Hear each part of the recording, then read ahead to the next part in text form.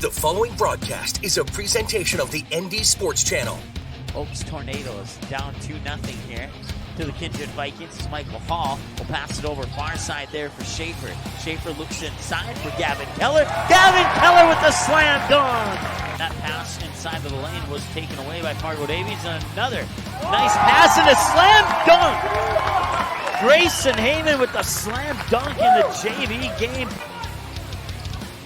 Mabor, a perfect 4 for 4, and a slam dunk from Harney. Henningsgaard tries to cut through the lane, outlet pass into the corner there for Heinen. Back over to Henningsgaard, wide open for 3, got it and one. Wow!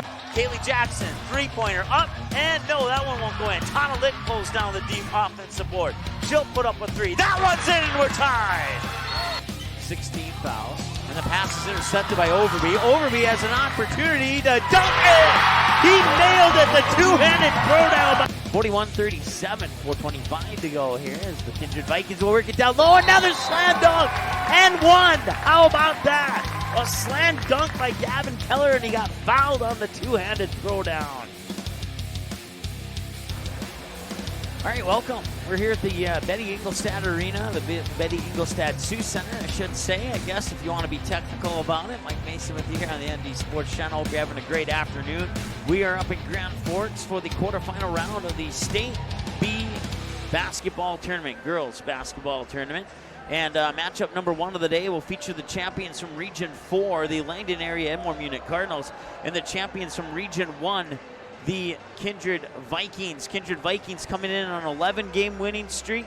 The Langdon area Edmore Munich Cardinals coming in on a 20-game win streak as the Cardinals come out onto the basketball floor. We are courtside just to the left of the midcourt stripe. We're about 5 minutes away from the opening tip-off and all that good stuff. The last time the Langdon area Edmore Munich Cardinals lost, you have to go all the way back to Saturday, December 8th. And they lost to another team that'll be in our second game of the state tournament, the Thompson Tommies, in double overtime, 48-44. That was the last time that the Langdon area Edmore Munich Cardinals lost. They come in with an overall record of 21 wins and 2 losses, along with a 5-0 record against their region opponents, Region 4 District 8 opponents, I should say. 10-0 in their last 10 games. They were 9-1 when playing on the road, and they were 6-1 when playing at home this year. For the Kindred Vikings, 20 wins, 3 losses overall, 13-0 undefeated against Region 1 opponents. And the last time that they lost, you'd have to go back to January 12th against, guess who? The Thompson Tommies. The Thompson Tommies have beaten both Langdon area Edmore Munich and the Kindred Vikings, and both of them were overtime games. The Langdon area Edmore Munich Cardinal game was a double overtime game loss to the Thompson Tommies. And the Kindred Vikings, well, it took 3 overtimes for the Thompson Tommies to knock out the Kindred Vikings. That was a 78-76 loss. And since that loss against Thompson, they've rattled off 11 in a row coming into the quarterfinal round of the State B basketball tournament. Once again, my name is Mike Mason here on the ND Sports Channel. We're about 3.5 minutes away from the opening announcements and all that good stuff. So we'll take, no, we will not take a timeout, actually. We'll keep it right here on our pregame show as the Kindred Vikings will be in their blue outfits with white numbers, and their opponents, the Langdon area Edmore Munich Cardinals, will be in their white jerseys with maroon-colored numbers outlined in white. The Langdon area Edmore Munich Cardinals are coached by head coach Rob Scher, and their leading scorers are Callie Ronigan, Caitlin Shear, and Morgan Freege. Caitlin averaging 18.2 points per game. Caitlin Shear, averaging just under 13 points a game.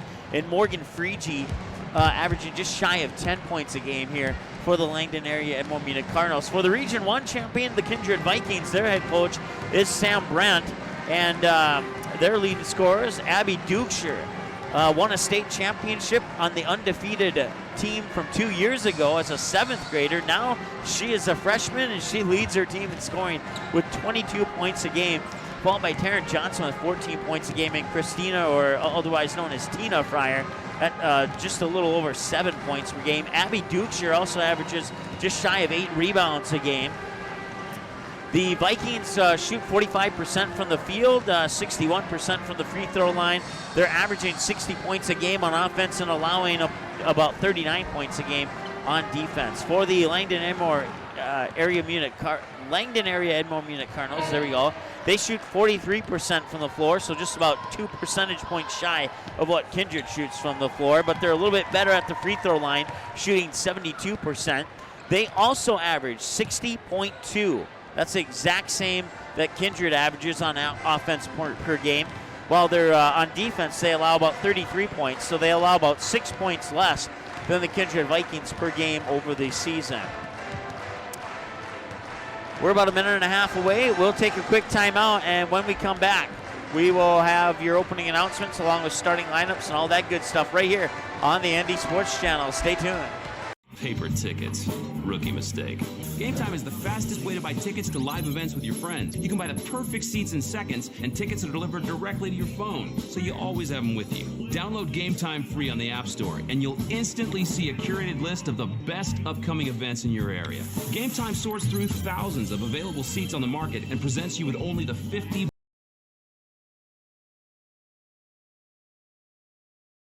values. One of the best things about Game Time is you can get tickets at last-minute prices even after the game starts. Download Game Time free on the App Store today.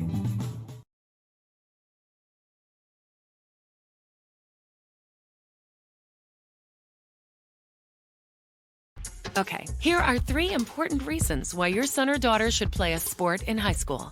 Number 1. High school sports teach valuable life lessons like self-discipline and time management skills. 2. Teens who play a high school sport have better grade point averages. And number 3.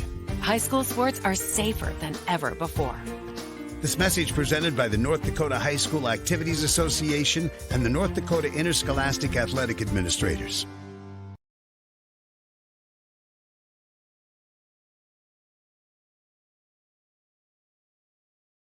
All right, welcome back. We'll join our PA announcer right now.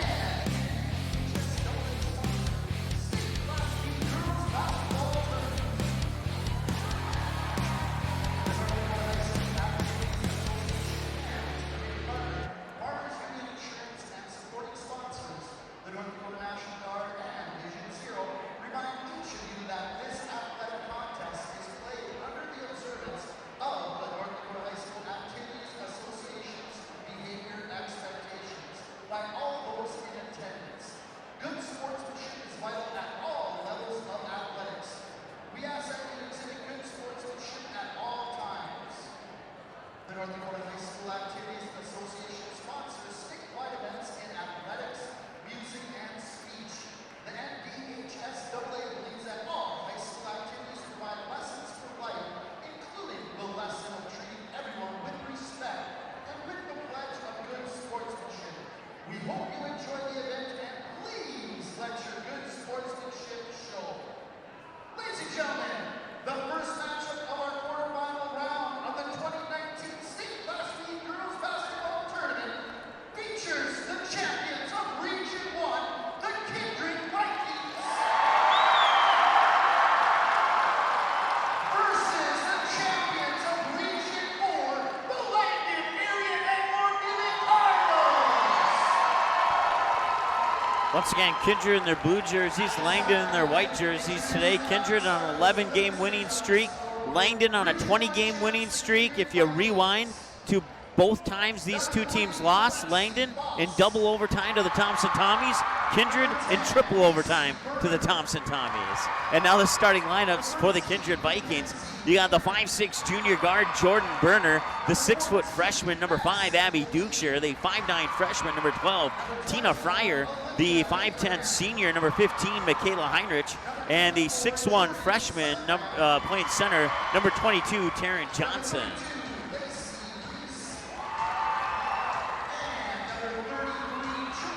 They're actually going through the non-starters for the Kindred Vikings. Those would be number 3, Lexi Foss, 5'7" junior, 5'7" 8th grader Casey Berner, 5'7" freshman Mackenzie Ammerman, a 5'7" junior Maddie Oline, a 5'3" junior, Olivia Abraham, a 5'11" freshman, Jordan Sunram, a 5'3" junior, Lacey Reese, and a 5'6" junior, Josie Lundquist. So they just introduced Abby Dukeshire, before that, Jordan Berner, and now the rest of your starters. Christina Fryer, a 5'9" freshman.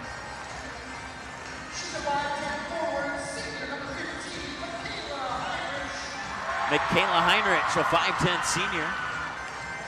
And in the middle, standing 6'1", freshman number 22, Taryn Johnson. And Taryn Johnson, the freshman, standing 6'1". She is officially the highest player, the tallest player on the roster, according to the numbers that I got in front of me here. So. And now the cheerleaders for the Langdon Area Emerald Munich Cardinals, along with their mascot, will be introduced.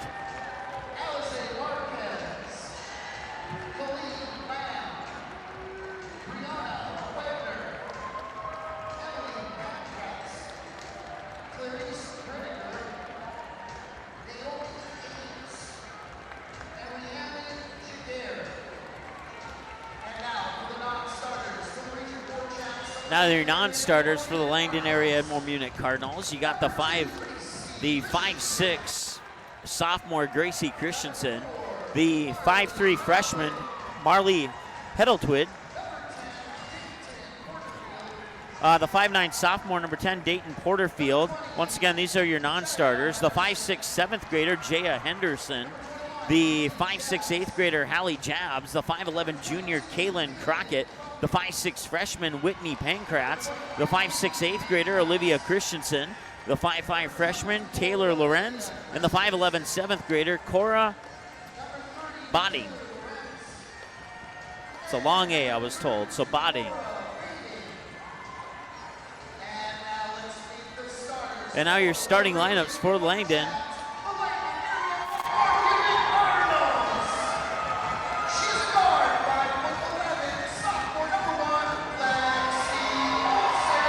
You got the 5'11" sophomore Lexi Olson.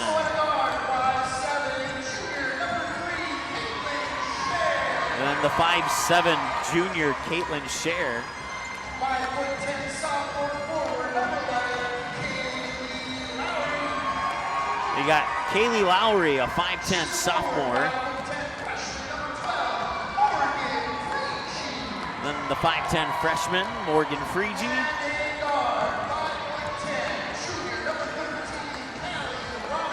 And the 5'10" junior, Callie Ronigan.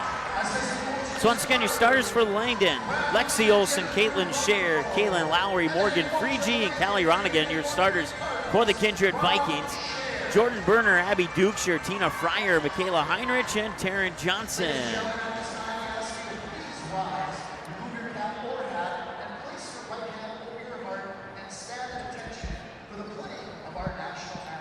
We will keep it right here for the national anthem, and then we'll have your opening tip-off next here on the ND Sports Channel. now be played by soloist John Maxwell from Grafton High School.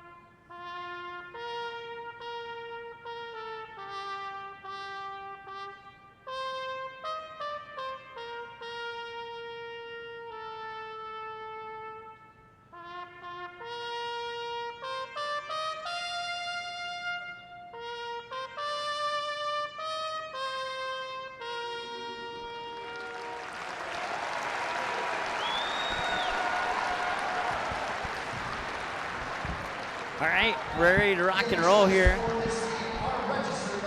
The Kindred Vikings in their blue jerseys with white letters and numerals will be going from right to left, as I see it here courtside. And the Langdon area Edmore Munich Cardinals in their white jerseys with maroon numbers outlined in white will be going from left to right, as I see it, sitting courtside just to the left side of the midcourt stripe.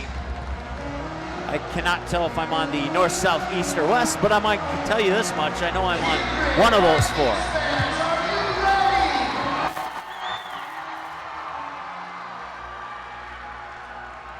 And if the background noise with the music and the fans didn't tell you already, this is indeed the state tournament. Kindred got knocked out by Langdon in the consolation round last year after they got knocked out in the quarterfinals by a buzzer beater by Alexis Bentz in the quarterfinal round as they were looking to defend their state championship from 2 years ago. Last time the Kindred won it, it was in Grand Forks just down the road here at the Alaris Center. And now we're up here a little bit north of that at the Betty Engelstad Sioux Center here on the campus of UND. And what a fantastic facility it is here as we are getting ready. Once again, your starters for Langdon: Lexi Olson, Caitlin Scher, Kaylee Lowry, Morgan Freege, and Callie Ronigan. Your starters for the Kindred Vikings: Jordan Berner, Abby Dukeshire, Tina Fryer, Michaela Heinrich, and Taryn Johnson. Taryn Johnson will line up in the middle there with Callie Ronigan. Junior versus freshman. Ronigan the junior, Johnson the freshman. Official from the near sideline will walk down the midcourt stripe, and he will enter in, and the crowd cheers. The tip is up in the air, and it's won by the Langdon Cardinals into the hands of Morgan Freege. Freege, loose ball, and it gets tipped around up top, picked up by Ronigan. Ronigan will fire it into the near wing here for Caitlin Scher. Up top now around the horn, far side, that's Lowry. Lowry looked inside, and a nice feed down low. That's Morgan Freege with the bucket, and it's 2-0 in favor of the Langdon Cardinals, who will be the home team on the scoreboard. And I need to hit a button here that I forgot to do earlier. And now that button is hit, and we're good to go. Taryn Johnson will tie it up underneath. Knotted up at 2-2. It's our first tie of the game. 0-0 does not count as a tie. Langdon with the ball at the top of the key. Lexi Olson now near wing. That is Kaylee Lowry. Lowry looks down low, and we have our first foul of the game. It comes at the 7:05 mark of the first quarter of play. Once again, I want to thank our sponsors, including Quality Home Restorations, Game Time, the Fargo South Booster Club, North Fargo Softball, and our viewers for the generous donations. Going to the free throw line is Tina Fryer. Or check that, wrong roster, Morgan Freege, and she'll miss that free throw.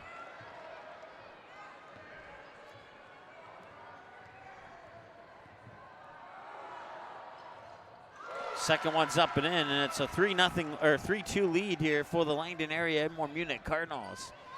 The foul was on Michaela Heinrich, her first, team's first. Back the other way quickly, far side. That ball is partially blocked out of the hands of Michaela Heinrich, out of bounds. It'll be a baseline inbounds pass for the Kindred Vikings. Triggering that inbounds pass will be Jordan Berner. She'll fire it into Johnson up top to Abby Dukeshire. Dukeshire back over to Berner. 4-3 off the front of the rim, won't go. Loose ball scooped up there by Abby Dukeshire. She comes back in high near side here. And now she'll fire it top of the key into the hands of Michaela Heinrich. Heinrich over to Jordan Berner. Berner has that pass intercepted. Now a loose ball on the floor, and it's picked up there by Callie Ronigan. Ronigan will get it up court there to Lexi Olson here on the near wing. Now they work it up top. That's Freege. Freege will give it up there to Lowry. Lowry will work it inside, and now back up top to Lexi Olson. Olson, high arcing pass over to the far wing into the hands of Caitlin Scher. Scher still with the basketball. She'll dribble up to the top of the key. Now fire it near wing. That's going to be Lowry. Lowry will fire it back up top, but it's tipped by Jordan Berner. Berner one-on-one. And into the lane and off the glass, and the Kindred Vikings take the lead at 4-3.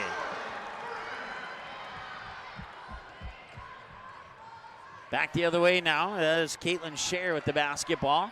Near wing, now they work it down, across the paint, a low block, a little too strong. Offensive rebound by Callie Ronigan, up and in.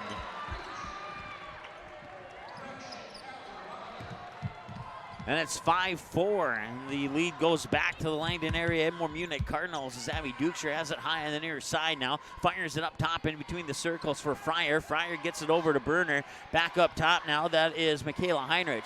Heinrich trying to look down low there for Taryn Johnson, but it was tipped out of bounds by one of two Cardinals. I believe it was Kaylee Lowry. He'll stay with the Kindred Vikings, and we'll have a timeout on the floor. It's 5-4. The Langdon area Edmore Munich Cardinals lead the Kindred Vikings with 5:27 to go here in the first quarter of play. We'll take a short timeout, be back in 30 seconds here on the ND Sports Channel. The Fargo North softball team is live for a second season on the ND Sports Channel. Live broadcast of every game, home and away, including every swing of the bat, every stolen base, every strikeout, and every home run for the Fargo North Spartans will be live on the ND Sports Channel. Video broadcasts of most regular season games, as well as radio broadcasts of the regional and state tournament. Get the most accurate and up-to-date Spartan softball broadcast schedule on our website at ndsportschannel.com/game schedule.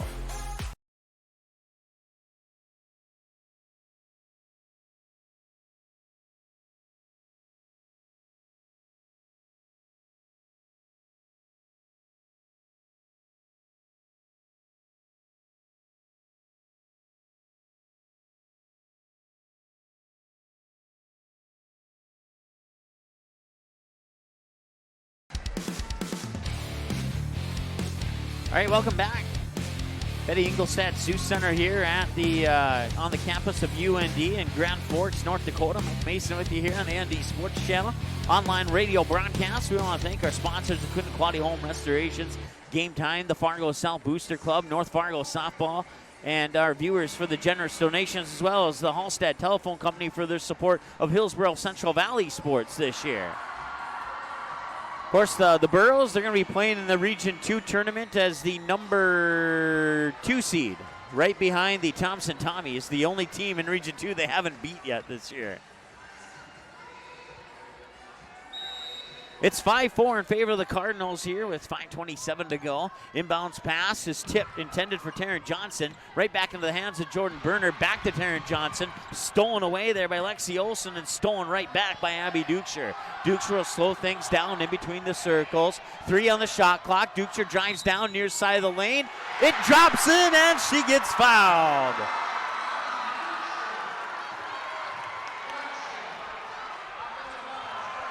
Oh, no, it's an offensive foul. Take the points off the board. It's an offensive foul on Abby Dukeshire. So the points will not go on the board. It's still 5-4.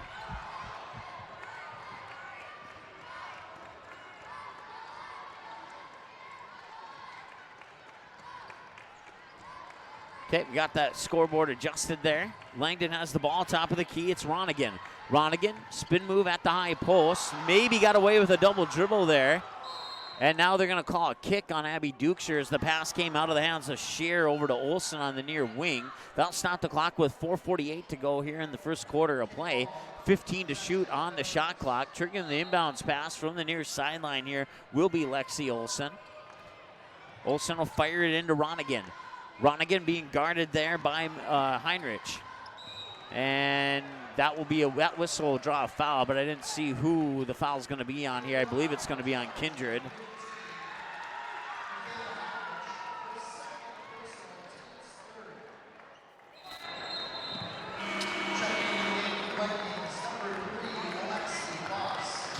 Lexi Foss, the 5'7" junior, will come in for Michaela Heinrich. Heinrich has 2 personal fouls now, and that inbounds pass draws an immediate whistle. And we'll give the ball back to the Kindred Vikings. Morgan Freege picks up her first, team's first. 5-4 in favor of the Kindred, or the Langdon area Edmore Munich Cardinals. That pass down the court over the head of Jordan Berner out of bounds, and it'll go back to the Langdon area Edmore Munich Cardinals, and that will be turnover number 3 now for the Kindred Vikings. Only 1 for the Langdon Cardinals. Langdon AEM. They'll be known as the Cardinals from here on out. Unless I have the energy to say all those towns, and I will certainly do that. Scheer with the basketball here for the Cardinals. Works into the free throw line for Freegee. Freegee looks down low, and there was some contact underneath between 3 different players.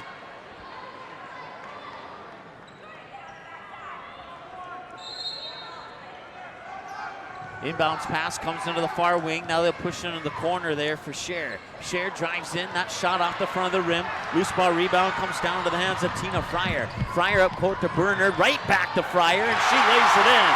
And the Vikings are up by 1 at 6-5.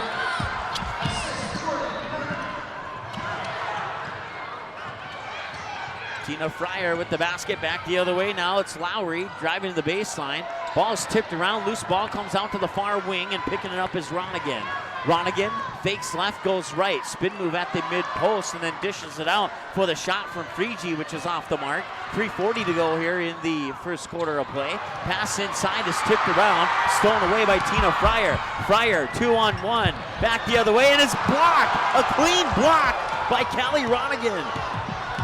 Jordan Burner and Fryer were passing it back and forth on that 2-on-1, and Ronigan swatted that shot, and it stayed in bounds, and Langdon picked up the loose basketball. Turnover number 4 for the Kindred Vikings.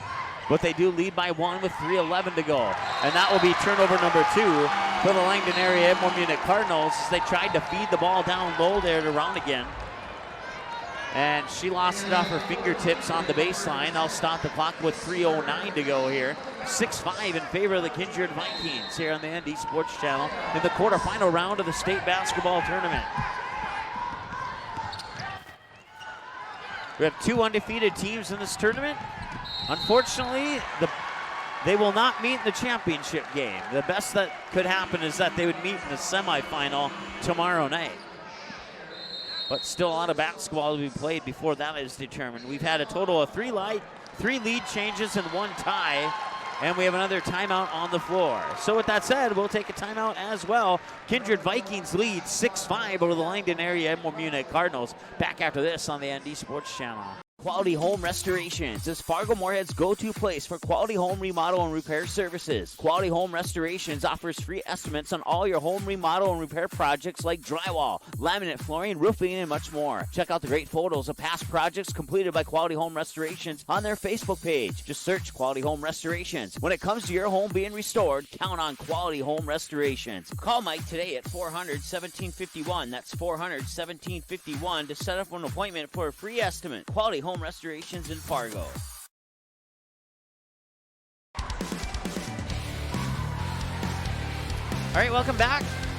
Betty Engelstad Sioux Center here on the campus of UND, home of the Fighting Hawks. And it's the State B Girls quarterfinal round tournament. Right now, the Kindred Vikings lead the Langdon area Edmore Munich Cardinals by the score of 6-5. Langdon took the lead first at 2-0. Kindred are tied up at 2-2, and then they would, let's see here. I think I forgot to write down a note in my scorebook here. Langdon would take the lead on a free throw at 3-2, and then so we've had 1, 2, 3, 4. We've had 4 lead changes instead of 3 in 1 tie. So to reset, Langdon took the 2-0 lead. Kindred tied it at 2. And we'll get the rest of that here at the next break in action. I need to sort that one out. Inbounds pass from right in front of us here by Tina Fryer. Tipped and scooped up over on the far sideline there by Morgan Freegee. Freegee pushes it in the corner, catch and shoot. I believe that's a long 2. It's off the front of the rim. Rebound comes down to Caitlin Scheer. Off the baseline, she puts it back up.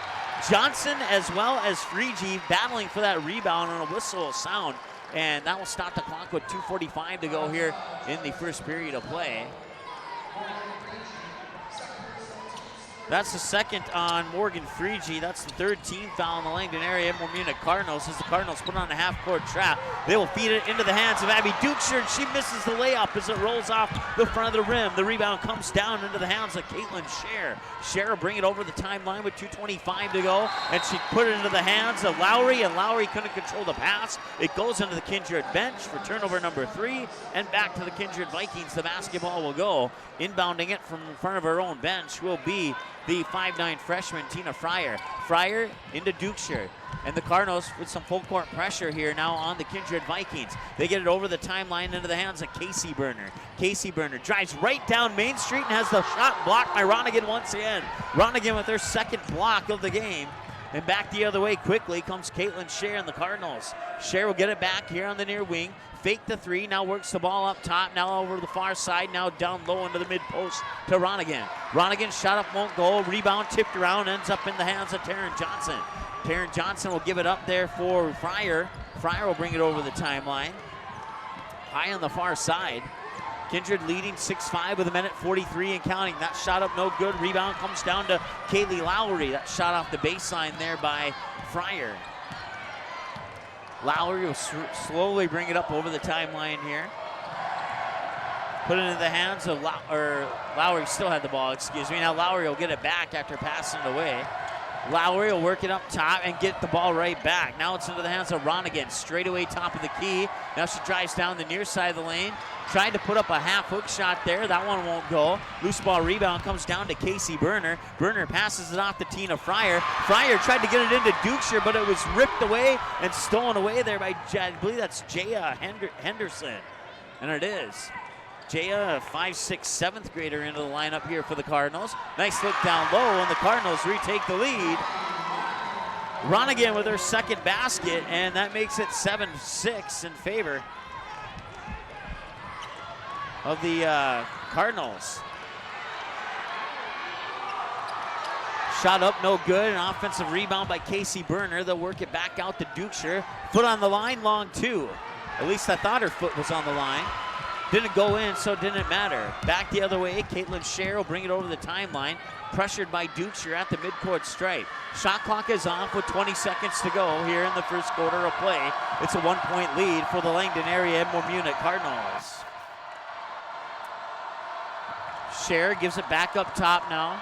10 seconds to go. Near wing, that's Henderson. Henderson being guarded by Lexi Foss. They'll get it to Ronigan. Ronigan pushes it into the corner there for Lowry. Top of the key. That shot was blocked by Abby Dukeshire. It was a three-point attempt, and that'll bring us to the end of the first quarter with your score. The Langdon area Edmore Munich Cardinals 7 and the Kindred Vikings 6. We'll take a timeout, be back in 60 seconds with the second quarter here on the ND Sports Channel. It's the kid in grade school who paints her face blue and white before every home game. It's the accountants and salesmen who give up their Friday evenings to referee. It's the cashier at the corner convenience store who wears school colors on every game day. What makes high school sports here in North Dakota so special? They do. You do. We all do. This message presented by the North Dakota High School Activities Association and the North Dakota Interscholastic Athletic Administrators Association.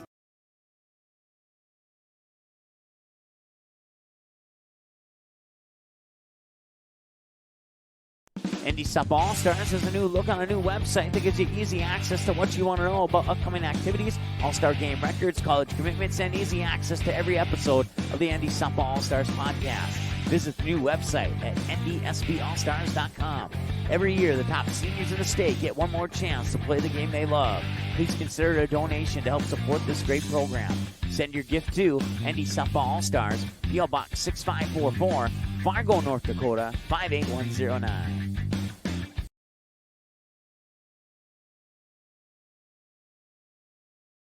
Quality Home Restorations is Fargo Moorhead's go-to place for quality home remodel and repair services. Quality Home Restorations offers free estimates on all your home remodel and repair projects like drywall, laminate flooring, roofing, and much more. Check out the great photos of past projects completed by Quality Home Restorations on their Facebook page. Just search Quality Home Restorations. When it comes to your home being restored, count on Quality Home Restorations. Call Mike today at 400-1751. That's 400-1751 to set up an appointment.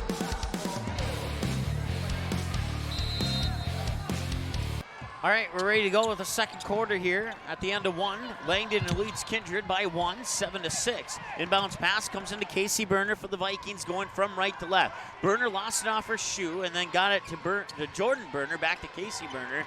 Now Abby Dukeshire up top. At the free throw line, spinning around there is Casey Burner. That shot's up no good. Rebound comes down to Ronigan for the Langdon Area Memorial Cardinals. He'll push it up court to Lexi Olson. Olson dribbles down to the baseline. Free throw line jumper up and in. That is Kaylee Lowry with the bucket. And it's 9-6. And back the other way, Jordan Berner will lay it in. Or Taryn Johnson, excuse me. That was my bad. I saw the jersey number and I just wrote it in the wrong box. So it's 9-8 now in favor of the Langdon Area Munich Cardinals. And a three from the top of the key, straightaway 19 off the front of the rim, but an offensive rebound right back into the hands of Cher. Cher into the rear wing now to Lexi Olson.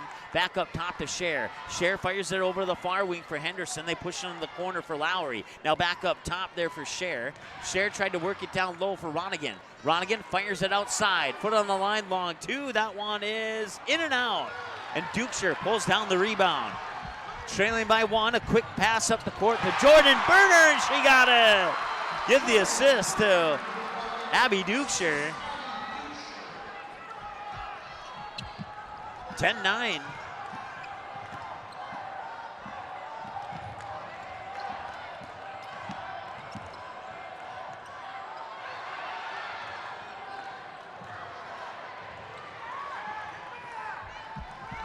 .6:13 to go here in the second quarter of play. That shot up no good. Back the other way now come the Kindred Vikings.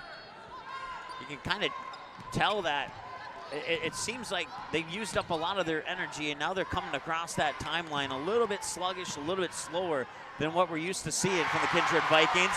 But one thing we're not used to not seeing is Abby Dukeshire scoring those easy buckets from 6, 7, 8 feet out. And she got one right there to give the Kindred Vikings a 12-9 lead.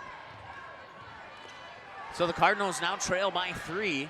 5:37 to go here, second quarter of play. With the ball is Henderson. Henderson, pass tipped and intercepted by Abby Dukeshire. That's another turnover here for the Langdon Area Munich Cardinals. Three is on the way, and that's in and out, won't go. That was out of the hands of Casey Berner from the near wing. Loose ball rebound will come down to Caitlin Scher. Cher will slowly cross the timeline. 5:15 to go here, second quarter of play. 12-9 in favor of the Kindred Vikings. On the near wing now, that is Henderson. Henderson drives into the free throw lane, and that one will not go. Off the glass and off the rim and into the hands of Abby Dukeshire. Dukeshire over the timeline now. 4:57 to go here, second quarter of play. 25 on the shot clock. Dukeshire dribbles over to the far side. Two substitutions on the way here. Nice pass from Dukeshire down low to Taryn Johnson.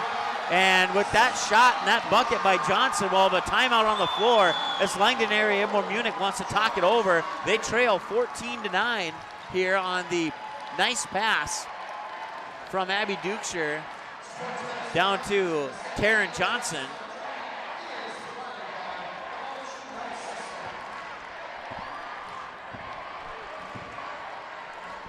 And we'll keep it right here during the timeout.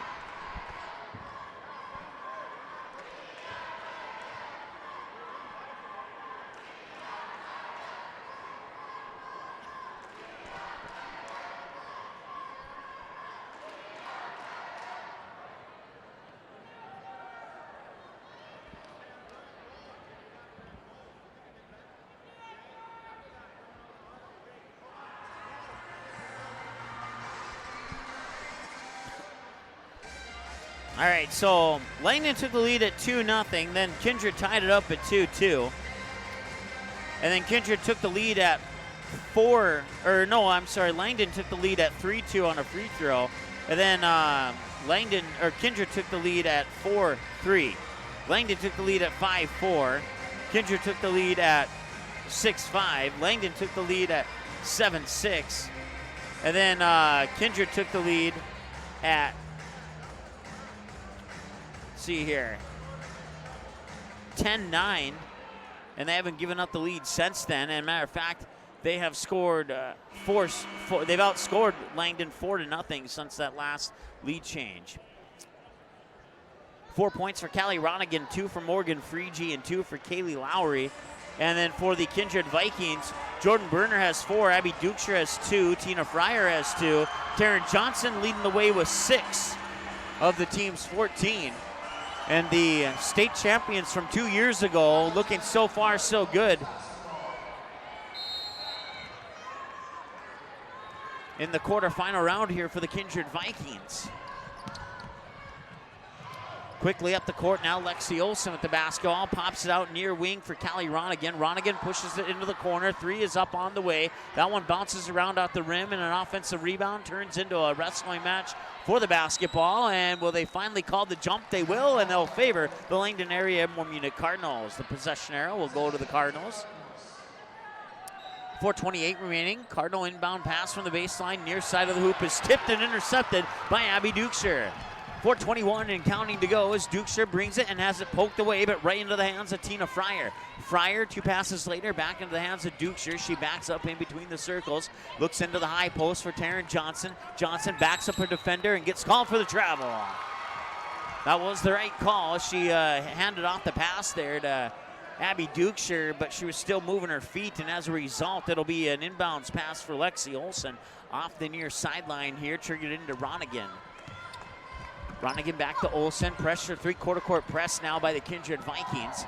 Ronigan will get it over the timeline, run into that half-court trap, and it's intercepted by Abby Dukeshire. Dukeshire up court there to Tina Fryer, and that shot won't go. Dukeshire pulls down the offensive rebound, and underneath, the official got in my vision here, so I'm not sure what happened, but I believe it's a foul in the Langdon area Munich Cardinals.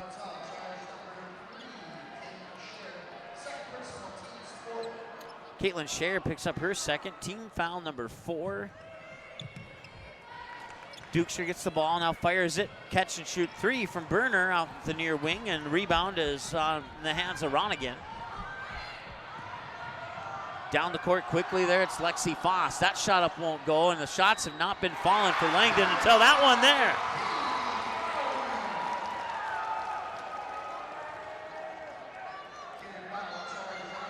Kaylee Lowry gets the bucket and will go to the free throw line for an and one opportunity. Kindred, no attempts from the free throw line in that first quarter of play. Langdon was 1 of 2 in that first quarter. This is their first trip here in quarter number 2. It comes with 3:37 to go here in the second quarter of play. It's 14-11 now. I forgot to add that last bucket on the scoreboard there. Free throw's no good. Taryn Johnson pulls down the rebound. Gives it to Abby Dukeshire in the backcourt. She'll cross the timeline. Near corner, that's Jordan Burner. Now up top, that is Fryer. Fryer will dribble over to the far wing, now come back to the top of the key. Runs into a double team, the ball swatted away. Caitlin Scher will pick it up. That's turnover number 10 now for the Kindred Vikings, but Langdon only doing one better at 9. 3:11 to go here, second quarter of play. Up top, it's Lexi Olsen, being guarded by Dukeshire. Olsen stutter steps to her right and then fires it off into the hands of Morgan Freegee. Freegee left, now goes right, gives it to Ronigan. Ronigan down low for Freegee. That shot won't go in. Loose ball rebound will eventually end up in the hands of Abby Dukeshire. Dukeshire over the timeline, gets it into Tina Fryer. Fryer works it down to the baseline for Heinrich, and Heinrich will have the ball poked away. He'll stay with the Kindred Vikings. Baseline inbounds pass on the far side of the hoop. We have a media timeout on the floor. That's a full timeout. We're back in 60 seconds here on the ND Sports Channel. Watch all the games on the ND Sports Channel on your home television screen. If your smart TV, Blu-ray, Xbox, PlayStation, 4K, or DVD player has access to the YouTube app, you can watch the ND Sports Channel on your big screen TV right at home, both live games and replays. Simply click on the YouTube app on your smart TV, and with the remote, move over to the search button, type in or highlight ND Sports Channel, and then select the live feed, or you can browse the game library and watch a previous game on demand anytime you would like. We invite you to subscribe to the YouTube channel, youtube.com/c/ND Sports Channel. You can also watch live games and replays of games on your mobile device using the YouTube app, which can be downloaded from your mobile device's app store if it's not already on your device. Thanks for watching the ND Sports Channel. It's ND Sports Online. All right, welcome back. Coming out of the media timeout on the floor here. 2:45 to go here in the second quarter of play. And the Kindred Vikings lead the Langdon area Munich Cardinals by 3 by the score of 14-11.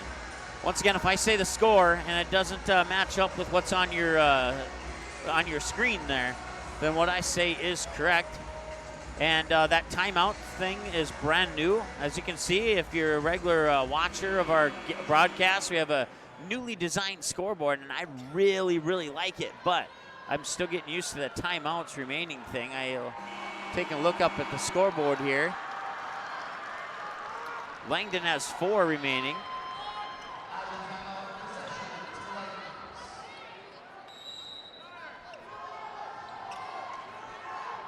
And Kindred has 3.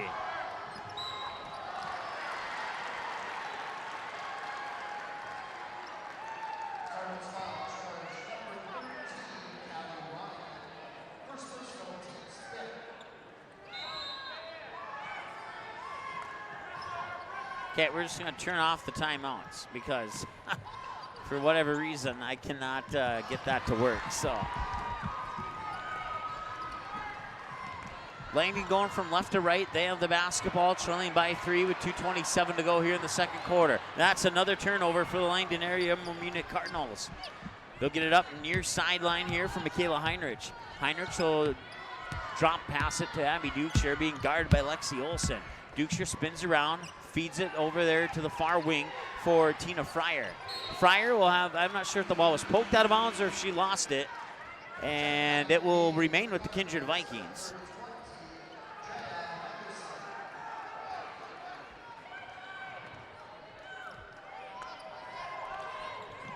Inbounds pass comes up to Abby Dukeshire. Dukeshire top of the key, feeds it in for Heinrich. Heinrich in the paint, can't get it to go. Ronigan, or check that, Lowry pulls down the rebound. They'll fire it out near side here for the 7th grader, Jaya Henderson. Henderson tried to feed it down to Ronigan. Ronigan had the ball tipped away. Dukeshire picks it up in the near corner, and then 2 passes later, ends up in the hands of Heinrich. Heinrich, Fryer, travel. Yep. Heinrich tried to fire it to Fryer as she was cutting in down on the far side of the lane. Fryer was out on the far wing, and Heinrich picked up her dribble, took a couple steps forward as she was firing the pass, and that's what drew the travel. Minute 39 to go. That's another turnover for the Langdon area Munich Cardinals. A baseball pass over the fingertips of Morgan Friege out of bounds. So inbounds pass will be triggered by Casey Berner, the 5'7", 8th grader for the Kindred Vikings. And a full court press here by the Langdon area Munich Cardinals with a minute 33 and counting to go. 30 on the shot clock. Berner in the backcourt brings it over the timeline. That's Casey Berner to be more specific. So to Jordan Berner, now Abby Dukeshire. High on the far side, 20 to shoot on the shot clock. There's exactly 60 seconds between game clock and shot clock. Near wing, it's Jordan Berner. Berner drives into the paint. That pass was partially blocked, and then the follow-up shot out of the hands of Heinrich did not hit anything. And now the 7th grader, Henderson, in the backcourt, gets it up court over the hands of Caitlin Scher out of bounds. And it'll go back to the Kindred Vikings. I'm running out of room in the turnover box here for both of these teams. I may have to just stop keeping track of that. Inbounds pass was swatted out of bounds by the Cardinals. It'll stay with the Kindred Vikings. 14-11 with a minute 1 to go here in the second quarter of play. Kindred with 3 timeouts, Cardinals with 4 timeouts. Inbounds pass is swatted into the hands of Callie Ronigan. The full court press is working here, and Ronigan puts it up and in. That's 6 points for Ronigan, and the Cardinals are within 1, and Sam Brandt wants a timeout. Kindred Vikings will talk it over as they have seen their opponent trim the lead to 1. 50.8 seconds remain. We're back in 30 on the ND Sports Channel. The Fargo North softball team is live for a second season on the ND Sports Channel. Live broadcast of every game, home and away, including every swing of the bat, every stolen base, every strikeout, and every home run for the Fargo North Spartans will be live on the ND Sports Channel. Video broadcasts of most regular season games, as well as radio broadcasts of the regional and state tournament. Get the most accurate and up-to-date Spartan softball broadcast schedule on our website at ndsportschannel.com/game schedule.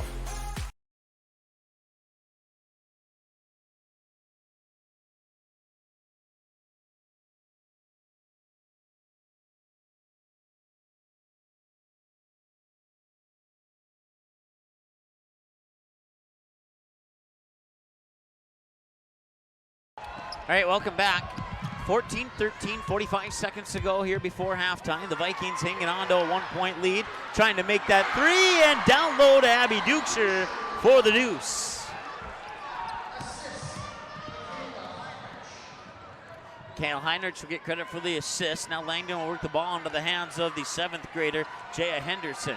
Henderson now to Lowry here on the near wing. Pass back over, tipped into the hands of Freegee. Freegee shot out the front of the rim, then it was punched out of bounds. I'm not even sure who punched that out of bounds. I could not see which arm that jersey, or which colored jersey the arm came out of. Let's put it that way. 16-13. And another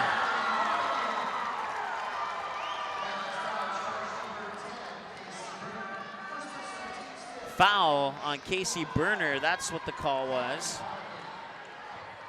And that puts Ronigan at the free throw line.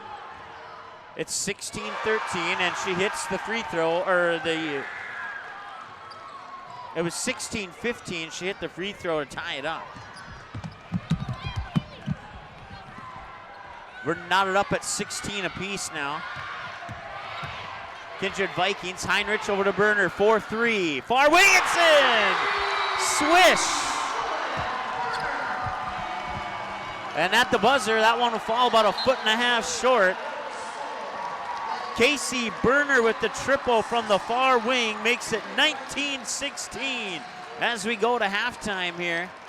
And we'll be back in a few minutes here after we add up some stats with your halftime numbers right here on the ND Sports Channel. Once again, your score, the Kindred Vikings 19, the Langdon area Enmore Munich Cardinals 16. It's game 1 of the quarterfinal round of the State Class B girls basketball tournament here from the Betty Engelstad Sioux Center on the ND Sports Channel. Back in a moment.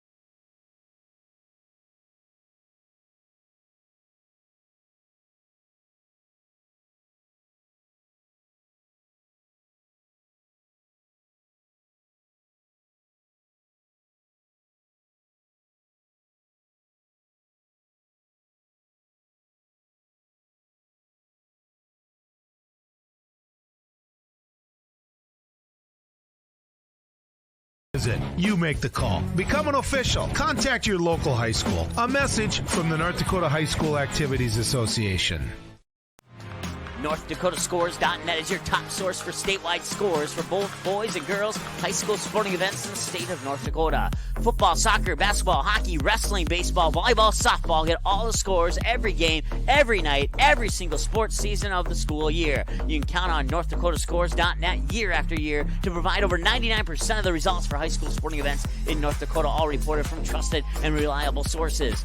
Follow North Dakota Scores on Twitter. Search @ND Scores to get the same scores on your mobile device every night. What do basketball, choir, drama club, and marching band all have in common? They're all high school activities that offer learning opportunities not necessarily found in the classroom. They take up just a fraction of a typical North Dakota high school's budget, and they go a long way to giving young people the tools they need to thrive. High school activities, they're more than extracurricular. They're extra important, too. This message presented by the North Dakota High School Activities Association and the North Dakota Interscholastic Athletic Administrators Association. In our first year and 4 months on the air, the ND Sports Channel brought you a total of 407 games, and 377 of those games were exclusive broadcasts of the ND Sports Channel. That's 377 games that would have had zero broadcast coverage if not for the sponsors who support our sports webcast. We ask that you please patronize and support the sponsors you hear about in this sports broadcast on the ND Sports Channel. Join us and put your business products and services in front of an average of 234 viewers per game. Let's team up. It's the kid in grade school who paints her face blue and white before every home game. It's the accountants and salesmen who give up their Friday evenings to referee. It's the cashier at the corner convenience store who wears school colors on every game day. What makes high school sports here in North Dakota so special? They do. You do. We all do. This message presented by the North Dakota High School Activities Association and the North Dakota Interscholastic Athletic Administrators Association. ND Softball All-Stars has a new look on a new website that gives you easy access to what you want to know about upcoming activities, All-Star game records, college commitments, and easy access to every episode of the ND Softball All-Stars podcast. Visit the new website at ndsballstars.com. Every year, the top seniors in the state get one more chance to play the game they love. Please consider a donation to help support this great program. Send your gift to ND Softball All-Stars, P.O. Box 6544, Fargo, North Dakota, 58109. This is what matters. This is beyond X's and O's. This is the difference mutual respect makes. This is what character looks like. This is what defines us in North Dakota. This is sportsmanship. School sports. It's not the outcome that matters most, but the way the games are played. This message presented by the North Dakota High School Activities Association and the North Dakota Interscholastic Athletic Administrators Association. Watch all the games on the ND Sports Channel on your home television screen. If your smart TV, Blu-ray, Xbox, PlayStation, 4K, or DVD player has access to the YouTube app, you can watch the ND Sports Channel on your big screen TV right at home, both live games and replays. Simply click on the YouTube app on your smart TV, and with the remote, move over to the search button, type in or highlight ND Sports Channel, and then select the live feed, or you can browse the game library and watch a previous game on demand anytime you would like. We invite you to subscribe to the YouTube channel, youtube.com/c/ND Sports Channel. You can also watch live games and replays of games on your mobile device using the YouTube app, which can be downloaded from your mobile device's app store if it's not already on your device. Thanks for watching the ND Sports Channel. It's ND Sports Online.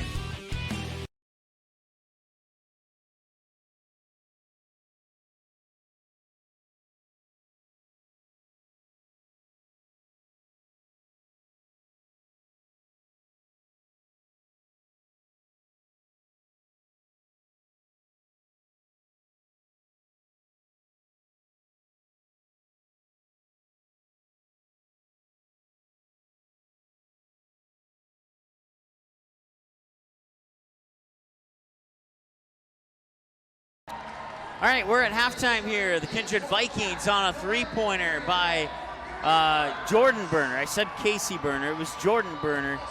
Gives the Vikings the lead at 19-16 after Langdon tied it up at 16-16. In that first half of play, we've had 7 7 lead changes and 2 ties. Let's see if that matches up with the official stat sheet, if they have that category on the official stat sheet. They do not, actually. So I guess that is officially unofficial. But in that first half of play, Kindred shot 36%, 9 of 25, 1 of 5 from behind the three-point arc for 20%, while Langdon shot 29%, 7 of 24, most of those inside the paint or right around the lane, too. They just couldn't get the shots to fall. 0 of 6 on three-pointer attempts, 2 of 4 from the free throw line for 50%.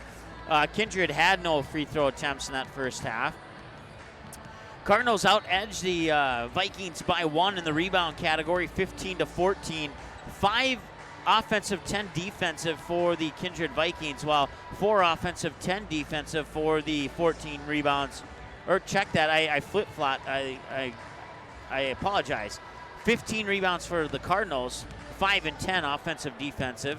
14 for the Vikings, 4 and 10 offensive, defensive. Assist, Kindred had 8. Langdon area Edmore Munich had 4. Steals, 7-6 in favor of Kindred. Blocks, 3-1 in favor of Langdon area Edmore Munich. And if I'm not mistaken, Callie Ronigan has all 3 of those blocks as I look at my individual score sheet, and that's exactly what I have down. Turnovers, 11-8.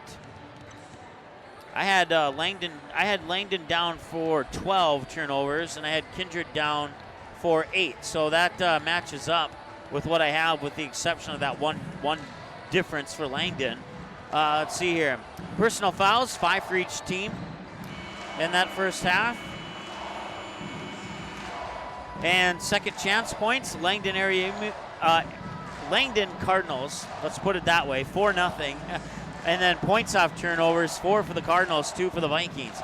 Individual scoring, Jordan Berner leads with 7, followed by Taryn Johnson with 6, Abby Dukesher with 4, and Tina Fryer with 2 for the Kindred Vikings. For the Langdon area Edmore Munich Cardinals, they're led by Callie Ronigan with 9, followed by Kaylee Lowry with 4 and Morgan Freegee with 3. A low-scoring first half, but a good first half for both of these teams, as both teams are now out of the locker room, huddling up here. So we're about 17 seconds away from the start of the third quarter here on the ND Sports Channel. Once again, the Kindred Vikings lead the Langdon area Edmore Munich Cardinals by the score of 19-6 off a three-pointer just before the halftime buzzer by Jordan Berner. And the three-quarter court shot by Langdon area Munich fell about 1.5 feet short. That would have potentially tied it up at halftime. Kindred basketball will start the third quarter of play. Jordan Berner will trigger the inbounds pass. Kindred in their blue jerseys with white letters and numerals going from left to right to start the second half of play. Once again, Langdon in their white jerseys going from right to left here in the second half. And we're underway with the third quarter of play as Berner will trigger the inbounds pass to Michaela Heinrich, and a body foul more than likely on Callie Ronigan as she tried to get in front of that pass.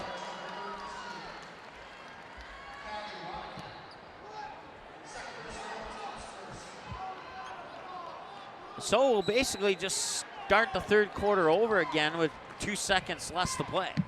7:58, inbounds pass this time goes into Tina Fryer. Fryer turns around, goes right to the hoop, and can't get it to go in. Offensive rebound for Heinrich, out to Dukesher, and she puts up the long 2. Yep, that was confirmed. It was 2. So she has 6 now, and the Vikings lead 21-16.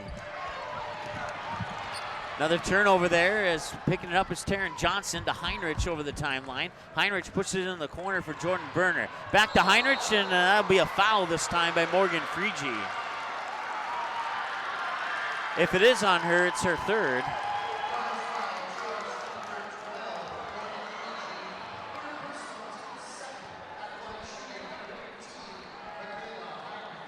So Michaela Heinrich will go to the free throw line. First trip for the game for the Kindred Vikings to the free throw line. And the first one will bounce off the right side of the rim to the left side of the hoop. And the Vikings 0 for 0 in the first, 0 for 0 in the second, 0 for 1, and 0 for 2 now. Here, and the follow-up, Abby Dukesher got the rebound off the missed free throw, and then she got fouled. So now Abby Dukeshire will go to the free throw line. Kaylee Lowry will pick up the personal foul. That's her first.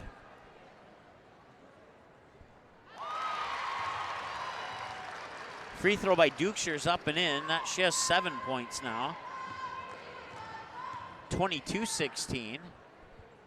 It's been all Kindred here in the second half. Second one's up and in, 23-16. 2 for 2 for Abby Dukeshire. She's the only player, with the exception of Callie Ronigan, to be perfect at the free throw line here in this game. Speaking of, Ronigan will bring it over the timeline, up to the top of the key, now dribble through defenders, put up the 12-foot shot just in front of the free throw line. She'll get an offensive rebound. That one's a little bit too strong, and the ball will go out of bounds, and it will stay with Langdon.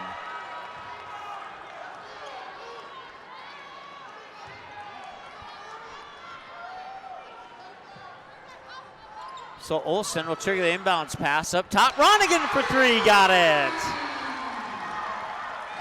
Callie Ronigan is the first to enter into the double-digit club with 12. Back the other way now, the Vikings have the ball. It's Tina Fryer. Hands it off to Abby Dukeshire, who backs up in between the circles, now high on the far side. 20 to shoot on the shot clock. Top of the key, Heinrich now near wing for Berner. Jordan Berner back up top for Fryer. Fryer fakes left, back out to Berner for 3, won't go. Loose ball rebound, heading out of bounds, and picked up there by Fryer. Fryer to Heinrich in the corner. Inlet, or the pass into the paint was deflected, but then the Cardinal fell down, and that allowed the loose ball to go back to Kindred. Now Dukeshire fighting off the offensive rebound, gets it up and in. With that bucket, Dukeshire enters the double-digit club with 10, and it's a 25-19 lead here with 6:03 to go in the third quarter of play. Ronigan gets the loose ball, puts it up and off the glass.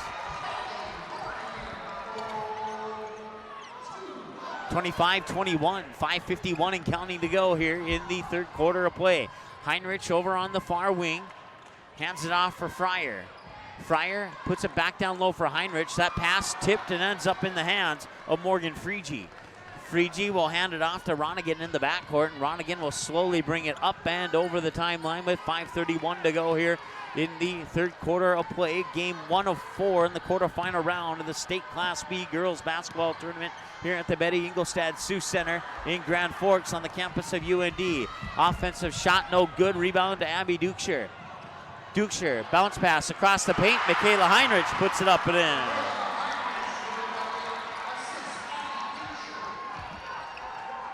(27-21) in favor of the Kindred Vikings. Free throw line gets the pass. It's Lowry up and off the glass. Lowry has 6, 27-23. It's a 4-point game.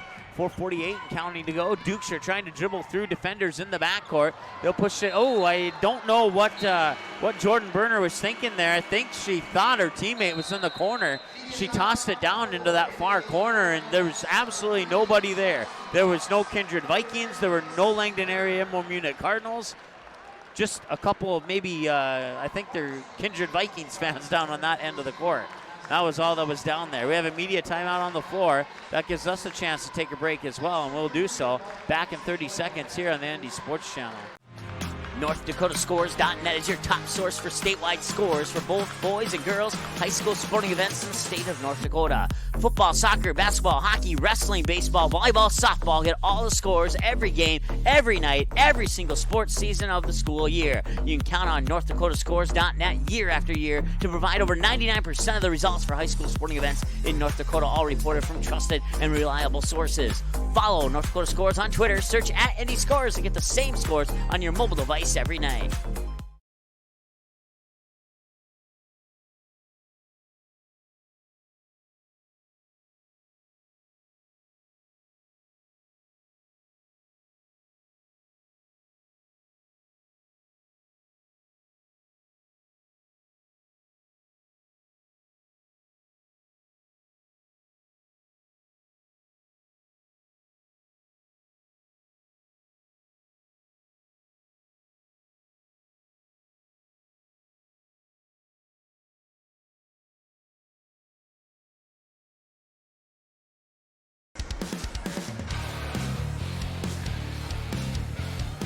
All right, welcome back.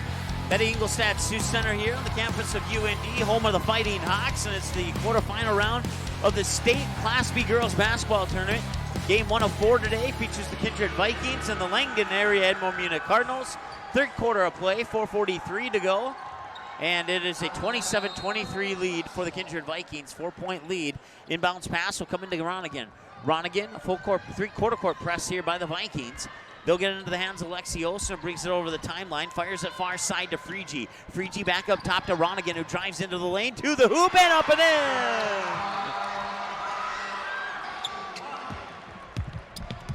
Ronigan with another bucket, pulls the Cardinals within 2.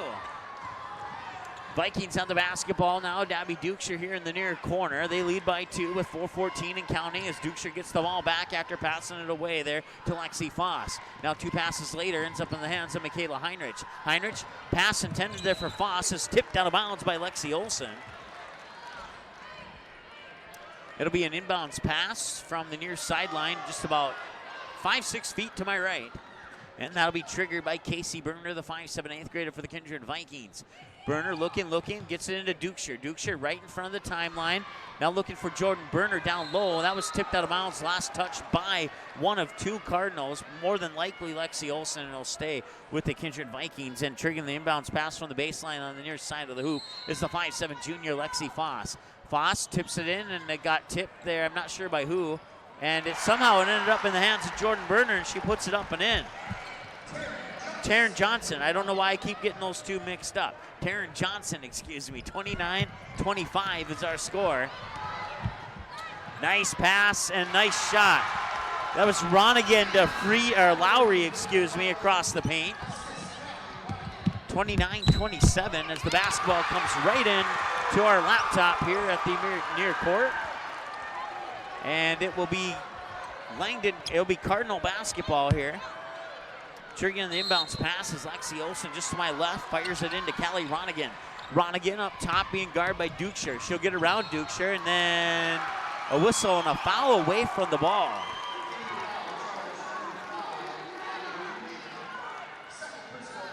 Abby Dukeshire picks up her second.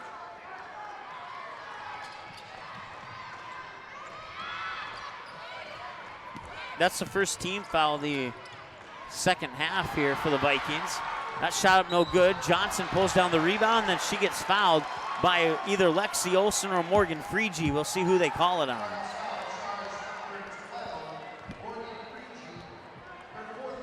She's gonna have to be careful. That's her 4th personal, and that's team foul number 4 of the second half here for the Cardinals. Freegee will get a breather on the bench with 4 fouls, and the 7th grader, Jaya Henderson, will check into the lineup in her absence. Vikings have the ball. It's Lexi Foss. Now works it up top into the hands there of Casey Berner. Berner feeds it down low. I think that was Abby Dukeshire, and it was. 31-27, back to a 4-point lead with 3 minutes to go. They'll get it down into the hands of Caitlin Scher. Scher will dribble back up top, high in the near side, runs into Abby Dukeshire, now comes to her left. Ronigan feeds it down low couldn't see who that was. The official is standing in my way, and now a loose ball in the paint, and they'll call it jump ball, and the possession arrow will favor the Langdon area Edmore Munich Cardinals.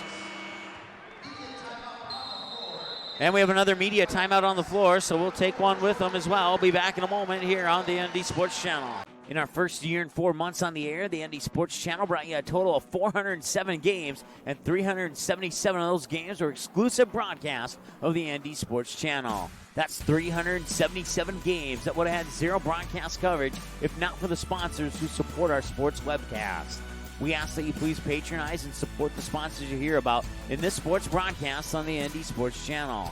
Join us and put your business products and services in front of an average of 234 viewers per game. Let's team up. This is what matters. This is beyond X's and O's. This is the difference mutual respect makes. This is what character looks like. This is what defines us in North Dakota. This is sportsmanship. School sports. It's not the outcome that matters most, but the way the games are played. This message presented by the North Dakota High School Activities Association and the North Dakota Interscholastic Athletic Administrators Association.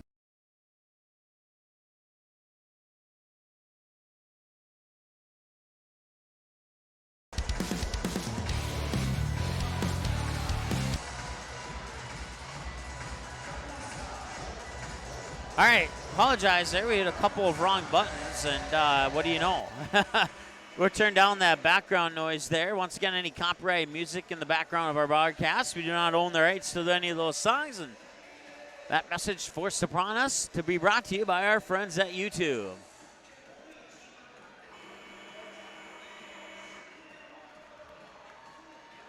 Langdon 21-2 on the year. Kindred 20-3. The last time both of these teams lost to the Thompson Tommies. Kindred by 2 in triple overtime. Langdon by 4 in double overtime.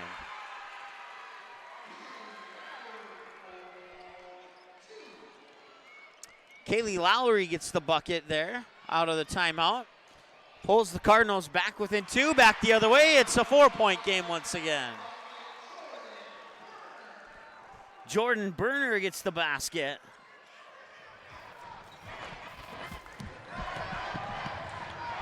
Back the other way, Ronigan has it. Ball gets tapped, picked up by the 7th grader Henderson. Henderson to Ronigan over on the far wing, back up top to Henderson. Henderson with a bounce pass that was nearly stolen away. Pushed into the backcourt there by Jordan Berner. No over and back calls. Lexi Olsen will chase it, fire it into the corner for Caitlin Scher. Scher runs into a double team, pivoting around on her left foot, and a timeout by Robert Scher. Rob Scher calls a timeout to save the possession here for the Langdon area Edmore Munich Cardinals. It's a 30-second timeout. We'll keep it right here and thank a few of our sponsors, including the Game Time and Quality Home Restorations, along with North Fargo Softball, Fargo South Booster Club, Hallstatt Telephone Company for their support of Hillsborough Central Valley sports, and our viewers who have sent in donations. Viewers / today listener, but either way, we certainly appreciate it. It's 33-29. Here with 1:57 to go in the third quarter of play. 18 on the shot clock coming out of the Langdon timeout, and it'll be Langdon basketball. They will inbound it from, let's see here, the baseline on the near side. Triggering that inbounds pass will be Jaya Henderson. Stands 5'6" tall and is a 7th grader for the Langdon area Edmore Munich Cardinals. Inbounds pass from Henderson is... official got in my way again, and I believe Abby Duksher swatted it, and then a few players died to the floor, and that will draw the whistle.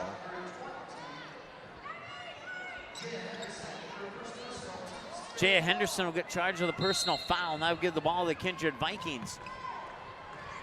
Full court press once again by the Langdon area Edmore Munich Cardinals as Taryn Johnson will bring it over the timeline here for the Kindred Vikings with 1:47 to go. Passing it around, 3-4 passes later, ends up top of the key there for Berner.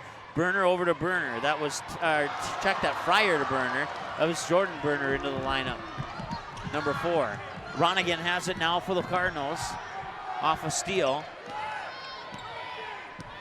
1:27 and counting to go here. 24 on the shot clock. Ronigan working her way down to the baseline on the near side. Spins around off the mid block. Can't get the shot to go. The ball will bounce out of bounds and it'll stay with the Langdon area Edmore Munich Cardinals. Baseline inbounds pass will be triggered by Jaya Henderson from the near side of the basket here with a full fresh shot clock. And a nice pass inside to Lexi Olsen. Lexi Olsen gets the bucket off the inbounds pass, and that pulls the Cardinals back within 2. 33-31. Here comes Taryn Johnson. That shot up and in out of the hands of Tina Fryer. Assist to Taryn Johnson. 35-31. Just under a minute to go, and now we have a foul down at the other end. Back and forth basketball here. And, I mean, if you're not paying attention, it takes like 1 second for these two teams to get down to the other end of the court.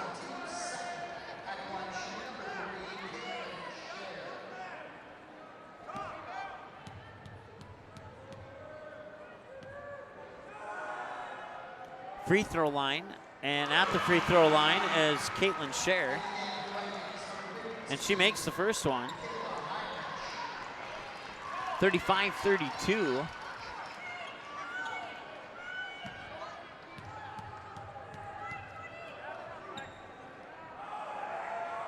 Second free throw is on its way, and it's in. 2 for 2 for Caitlin Scher. 35-33. And that's the closest the Langdon area Munich Cardinals have been able to come, is that 2-point deficit. Right now, Dukeshire has the basketball on the far side. Now she'll dribble up in between the circles with 24 to shoot on the shot clock. 40 on the game clock. Shot is up from Dukeshire. 15-footer from the free throw line extended on the far side.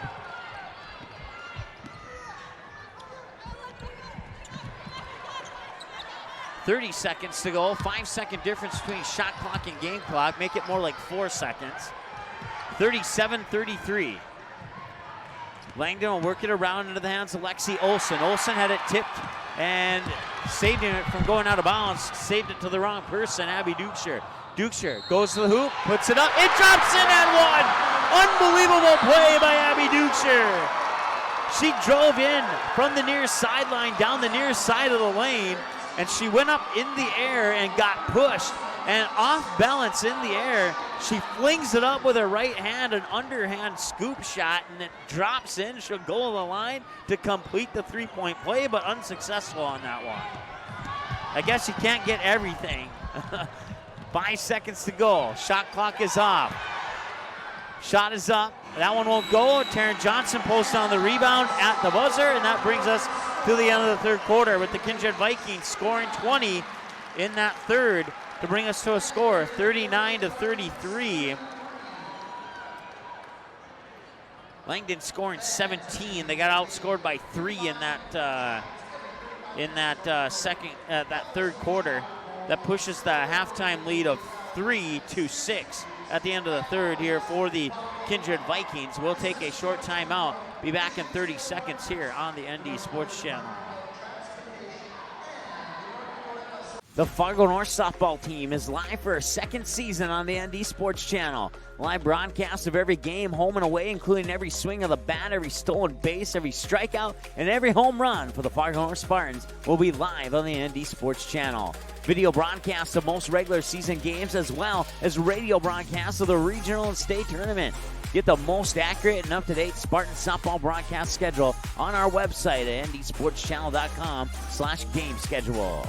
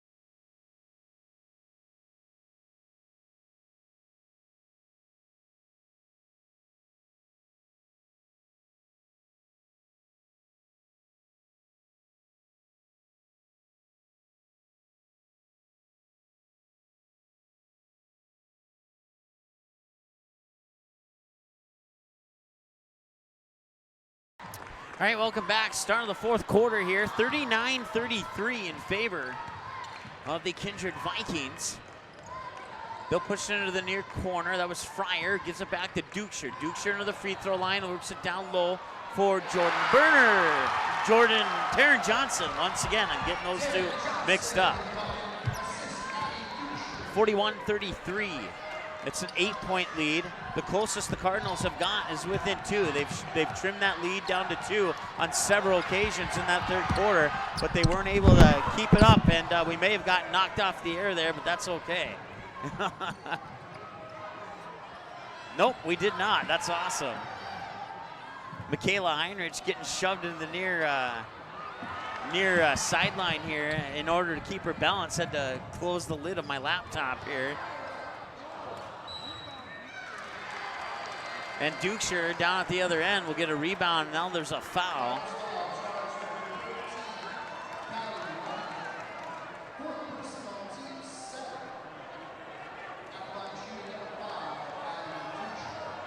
So Abby Dukeshire will go to the free throw line.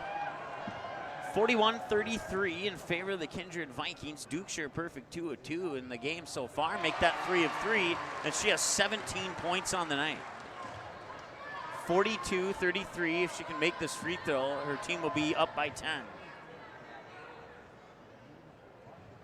That's a 10-point lead with 7 minutes to go here in the fourth quarter of play. Langdon area Edmore Munich in a little bit of trouble. They still got some time though, and that'll be a travel. That doesn't help causes at all. Another turnover here for the Langdon area Edmore Munich Cardinals.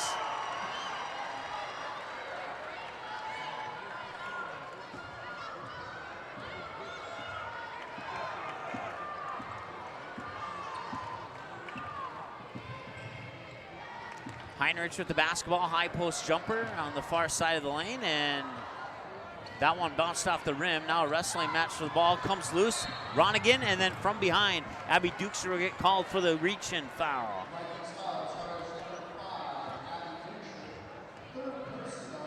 That's her third personal foul.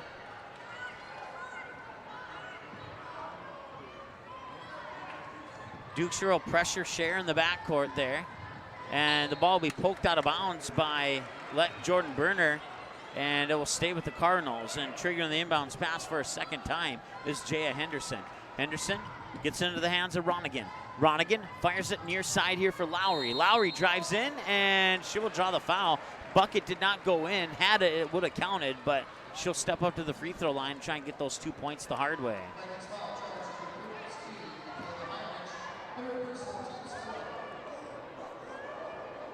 Free throws up in it by Kaylee Lowry. She has 11 now.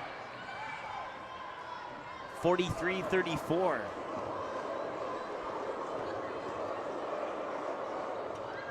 Second free throw will drop in. It's back to a single-digit lead at 8. 43-35, 6:25 to go. Vikings work it quickly down to the other end. Dukeshire to Jordan Berner, and I did not get that one mixed up this time. Jordan Berner enters the double-digit club with 11. 45-35, 6:13 to go. Ronigan in the paint, up and it won't go. It rolls off the backside of the rim, down into the hands of Michaela Heinrich, who fires it up court to Abby Dukeshire. Dukeshire across the paint, and that shot there by Berner off the front of the rim. Now they try and work it back down low, but it's turned over as Ronigan picks up the loose ball, and then they're gonna call a jump ball. So that possession arrow will favor the Langdon area Edmore Munich Cardinals. 5:55 to go here, 10-point game. Ronigan will bring it up over the timeline, being guarded by Dukeshire. Bounce pass there to Henderson. Henderson back to Ronigan. Ronigan looking down low, and it's intercepted by Michaela Heinrich. Heinrich back the other way, and that'll be a double dribble, I think.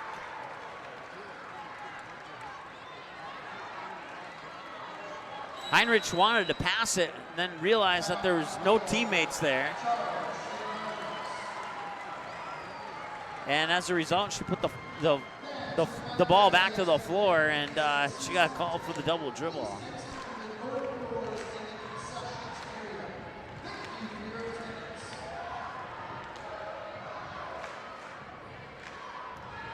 (45-35), timeout on the floor. 5:41 to go here in the fourth quarter of play. I want to thank our sponsors, including Quality Home Restorations, as well as Game Time, the Fargo South Booster Club, North Fargo Softball, Halstead Telephone Company for their support of Hillsborough Central Valley sports this year, and our viewers for their generous donations as well. Of those sponsors that I just mentioned, if you can donate to them and or patronize their businesses with their purchasing their products or services when the need presents it, we would certainly appreciate that. And that unofficially links you to us, and we thank you for your support of high school sports here on the ND Sports Channel.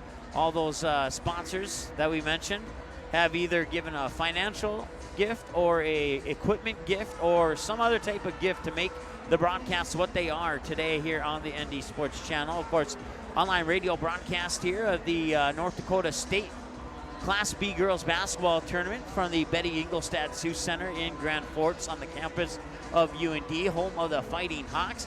Watch a handful of Fighting Hawks men's and girls games on TV, and it's the first time in 598 games or 597 games that I have had a chance to broadcast the game on either video or radio or audio here from this facility, and I absolutely love it. It's a great facility. Timeout on the floor has come to a conclusion. Langdon has the ball, trailing by 10 with 5:41 to go. 45-35 advantage Kindred. Half-court trap, and Heinrich will poke it away. 2-on-1 back the other way. Heinrich to Dukeshire. Dukeshire one dribble off the glass, up and in, and it's a 12-point lead for the Kindred Vikings as Dukeshire hits the 20-point mark in this basketball game. Another half-court trap, loose ball, struggle for it. Jump ball favors the Kindred Vikings.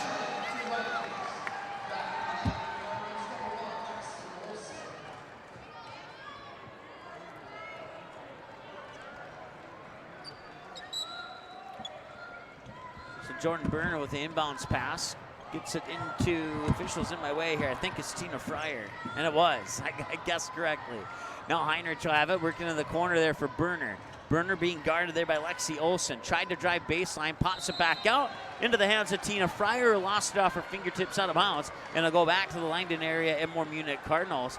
47-35. 5:04 to go. Still time here for the Cardinals, but they need to trim that lead quickly here. They need to get at least within 6 by the time we hit the 4-minute mark, if possible. Here's the three-pointer on the way, and it bounces in and out.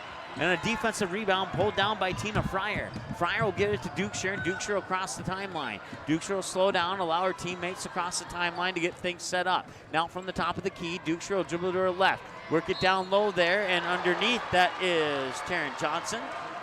Shot will not go, but she'll make a trip to the free throw line.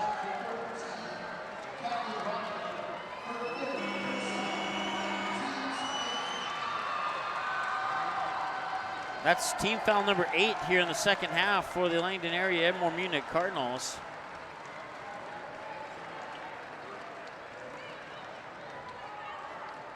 And Callie Ronigan will actually foul out of the game with 4:38 to go.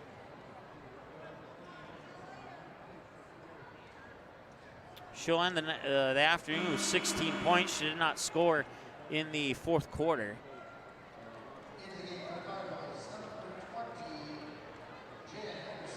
Jaya Henderson will come in as Ronigan fouls out with 16 points at the 4:38 mark of the ball game.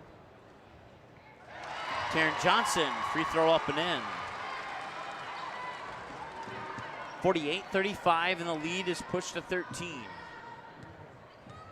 This free throw here, if the dagger hasn't already come, the dagger just came just now. 14-point lead with 4.5 to go.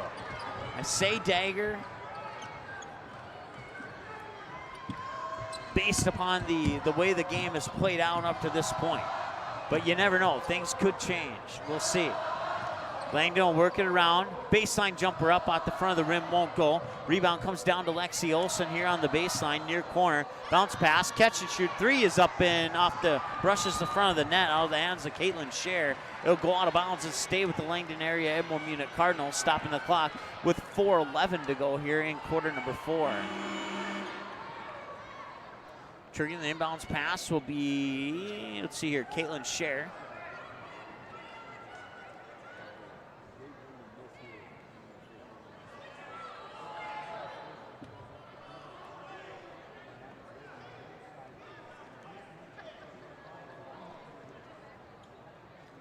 Still officials talking some things over here, and clock is stopped right now with 4:11 to go. Official talking with Kindred head coach Sam Brandt about something. I'm not exactly sure what. And now back to action here. Baseline inbounds pass for the Cardinals. Comes up and overshot, but luckily Henderson was there to pick up the loose ball. Now Scher on the near wing, works it up top, down low, poked away by Dukeshire into the hands of Henderson. Henderson tried to get it down low. The ball goes out of bounds. We have a whistle and I believe a foul. The two officials are going to get together to, and there no foul on the play, but it'll stay with Langdon. So they were discussing who touched it last. So two officials had opposite views of the play. They both agreed that the ball goes to Langdon. Up top now, that's Freegee. Freegee will hand it off here for Scher. Scher will dribble to the right side, over into the far corner onto the baseline, and I believe Jordan Berner might get called for a blocking foul here, as I don't think her feet were set.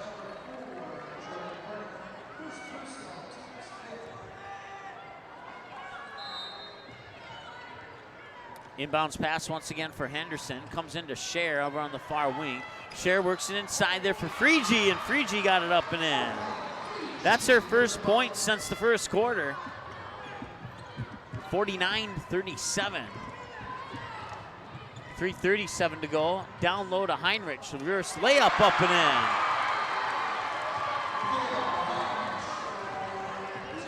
in. 51-37, 3:27 to go. And a timeout, I whistle. It's a foul, actually, not a timeout. Abby Dukeshire picks up her fourth. 3:23 to go. Dukeshire leading the way right now. I have her down for 20. They'll work the ball into the hands of Jordan Berner. Berner with a long two off the baseline, won't go. Ball is tipped out of bounds, should stay with Kindred. No, it does not. It goes back to Langdon. And you hear a roar from the Kindred fans there. They don't agree with that. And to be honest, I'm not sure if I do either. 3:09 to go, 51-37. Kindred will work the ball up top into the hands of Abby Dukeshire. Dukeshire will back up in between the circles over to Michaela Heinrich. Heinrich over to Fryer. Fryer on the far wing with 25 to shoot. Now she works it up top for Berner. Berner near side, Heinrich quickly inside there for Taryn Johnson. Spinning around on the low block. Shot up won't go. Rebound comes down to Morgan Freegee. Freegee will keep the ball and bring it up over the timeline with 2:45 to go. Freegee will take it all the way to the hoop. Freegee will miss it. Offensive board, up and in. That's Kaylee Lowry. 51-39. Work the ball into the hands there. Jordan Berner. Berner down low. Heinrich. And that will not drop in. And Heinrich got her own rebound. Fires it out to the corner. Fryer may have gotten away with a travel. They'll work it up top to Abby Dukeshire. Dukeshire being guarded by Scher. Dukeshire over to Heinrich now. Heinrich over to Berner. That's Jordan Berner up top to Tina Fryer. Fryer drives down near side of the lane. Dishes it down low for Johnson. That one won't go. And a whistle and a foul, possibly on Morgan Freegee. If it is, no, check that. It's not a Kindred foul. It's Michaela Heinrich's fourth. And we have a timeout on the floor. It's a media timeout. We'll take one with them. Be back in a moment here on the ND Sports Channel. ND Softball All-Stars has a new look on a new website that gives you easy access to what you want to know about upcoming activities, All-Star game records, college commitments, and easy access to every episode of the ND Softball All-Stars podcast. Visit the new website at ndsballstars.com. Every year, the top seniors in the state get one more chance to play the game they love. Please consider a donation to help support this great program. Send your gift to ND Softball All-Stars, P.O. Box 6544, Fargo, North Dakota, 58109.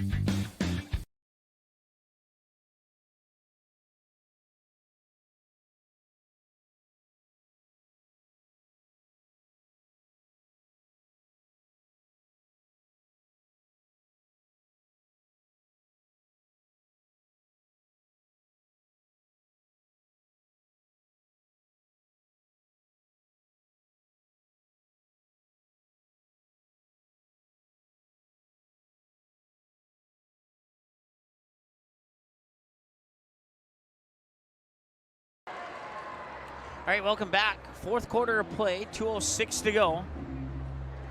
Adding up the numbers here. Let's see here, 11, 12, the Kindred Vikings have outscored the Langdon area Munich Cardinals 12-6 so far here in the fourth quarter, and the 20-game winning streak for the Cardinals is at high risk right now. Langdon needs to come up with a great game plan here for the final 2 minutes, 6 seconds of this one, to see if they can't cut down that deficit and make things interesting. They're without Callie Ronigan, who fouled out at the 4:38 mark. Morgan Freegee right now is playing with 4 fouls.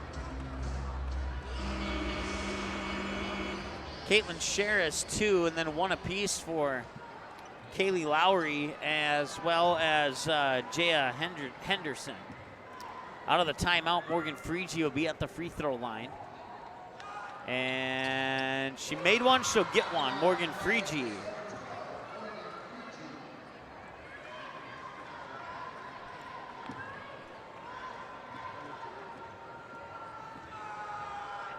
Frigie's second free throw's up and in. Points with the clock stopped is the best way to come back, and now the deficit is back to 10 with 2 minutes to go. If they can just hold the Kindred Vikings from scoring and get a couple baskets here, they'll be right back in this with time to spare. But it's an uphill climb, there's no doubt about that. Passing around the perimeter there. Jordan Berner has the basketball, tried to dribble through 2 Langdon defenders, one of them being Lexi Olsen. The other one, as she gets up, is Caitlin Scher. Then they'll charge the foul to Scher. That'll be her third.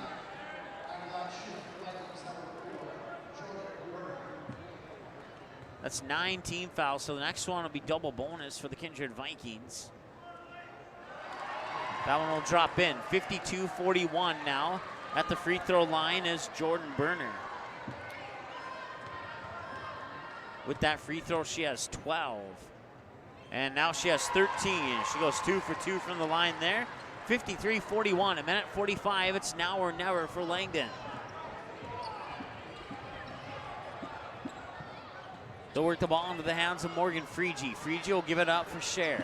Scher in between the circles, drives down near side of the lane, cuts through 2 defenders, and it will not drop in. She did not get the friendly roll, and that is unfortunate because that was a good move and a good look at the basket, but it just didn't drop in.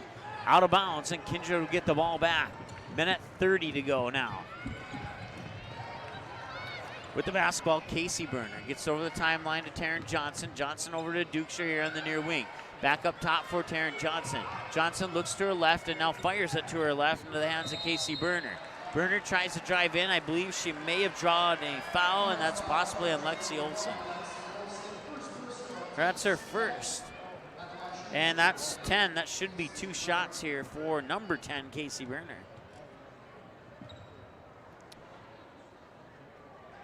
First one up and in. Casey Berner has her first points of the night.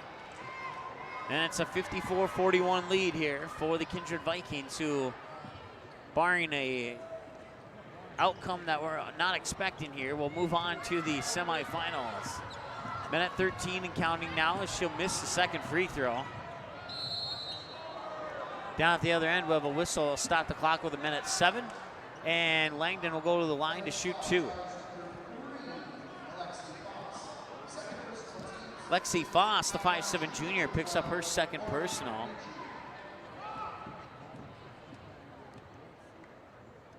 Frigie at the free throw line misses the first.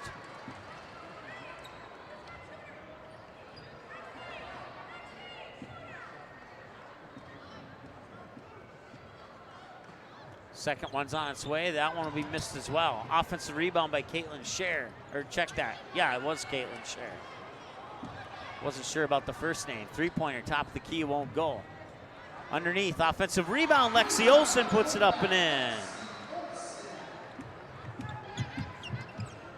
So Frigie misses both free throws, but after a couple second chances, Lexi Olsen will get the 2 points. And the Kindred Vikings are 37 seconds away from the semifinals. 3-pointer up. Jordan Berner won't go. Rebound Lexi Foss.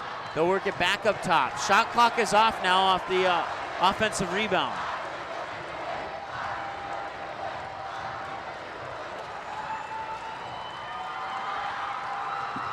Dukeshire, 15 seconds to go. Dukeshire gets pushed down there by Caitlin Scher. No whistle, no foul called. And now a whistle will stop the clock with 11 seconds. And Abby Dukeshire gets up holding her left thigh. Hopefully she'll be okay.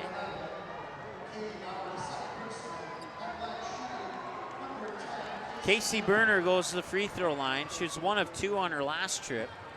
54-43, make it 55.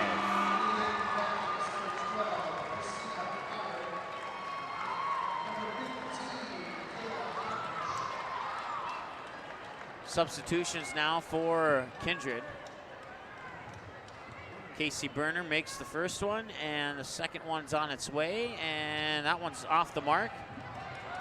Offensive rebound by Abby Dukeshire. 8 seconds to go. Dukeshire gets fouled by Lexi Olsen. That'll send Dukeshire to the free throw line. Stopping the clock with 7.9 seconds to go.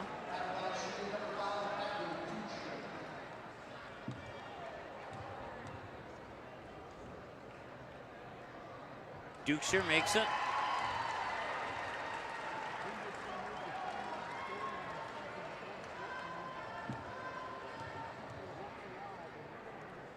.56, and that one's off the mark.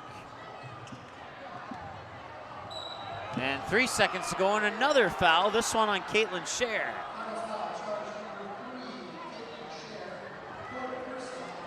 That's her fourth. And Abby Dukeshire will go right back to the free throw line with 3.5 seconds to go. 56-43. 57-43. Dukeshire 1 of 2 on her last trip at the line.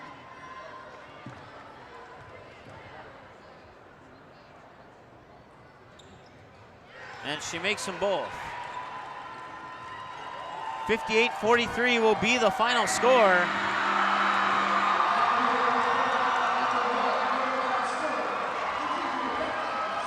Kindred Vikings will move on to the semifinals of the State B girls basketball tournament with a 58-43 victory over the Langdon Enmore Munich Cardinals. We'll add up some numbers and come back with a post-game show here in a little bit on the ND Sports Channel. Paper tickets. Rookie mistake. Game Time is the fastest way to buy tickets to live events with your friends. You can buy the perfect seats in seconds, and tickets are delivered directly to your phone, so you always have them with you. Download Game Time free on the App Store, and you'll instantly see a curated list of the best upcoming events in your area. Game Time sorts through thousands of available seats on the market and presents you with only the 50 best values. One of the best things about Game Time is you can get tickets at last-minute prices even after the game starts. Download Game Time free on the App Store today. Quality Home Restorations is Fargo Moorhead's go-to place for quality home remodel and repair services. Quality Home Restorations offers free estimates on all your home remodel and repair projects like drywall, laminate flooring, roofing, and much more. Check out the great photos of past projects completed by Quality Home Restorations on their Facebook page. Just search Quality Home Restorations. When it comes to your home being restored, count on Quality Home Restorations. Call Mike today at 400-1751. That's 400-1751 to set up an appointment for a free estimate. Quality Home Restorations in Fargo. Okay, here are 3 important reasons why your son or daughter should play a sport in high school. Number 1. High school sports teach valuable life lessons like self-discipline and time management skills. 2. Teens who play a high school sport have better grade point averages. And number 3. High school sports are safer than ever before. This message presented by the North Dakota High School Activities Association and the North Dakota Interscholastic Athletic Administrators.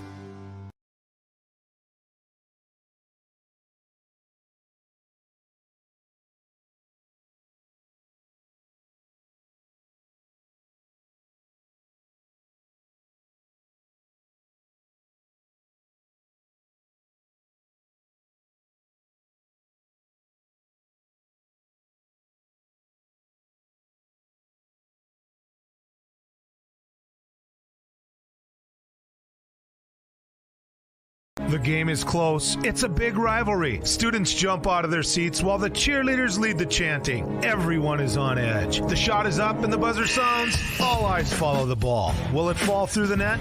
You can hear the hush of the crowd. With your whistle, you watch if his feet were inside the line or not. The crowd erupts. It's a game winner.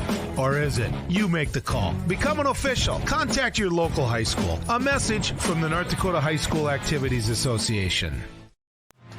NorthDakotaScores.net is your top source for statewide scores for both boys and girls high school sporting events in the state of North Dakota.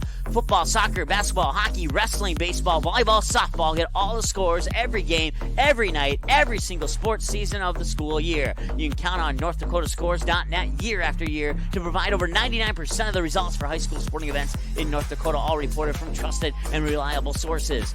Follow North Dakota Scores on Twitter. Search @NDScores to get the same scores on your mobile device release every night.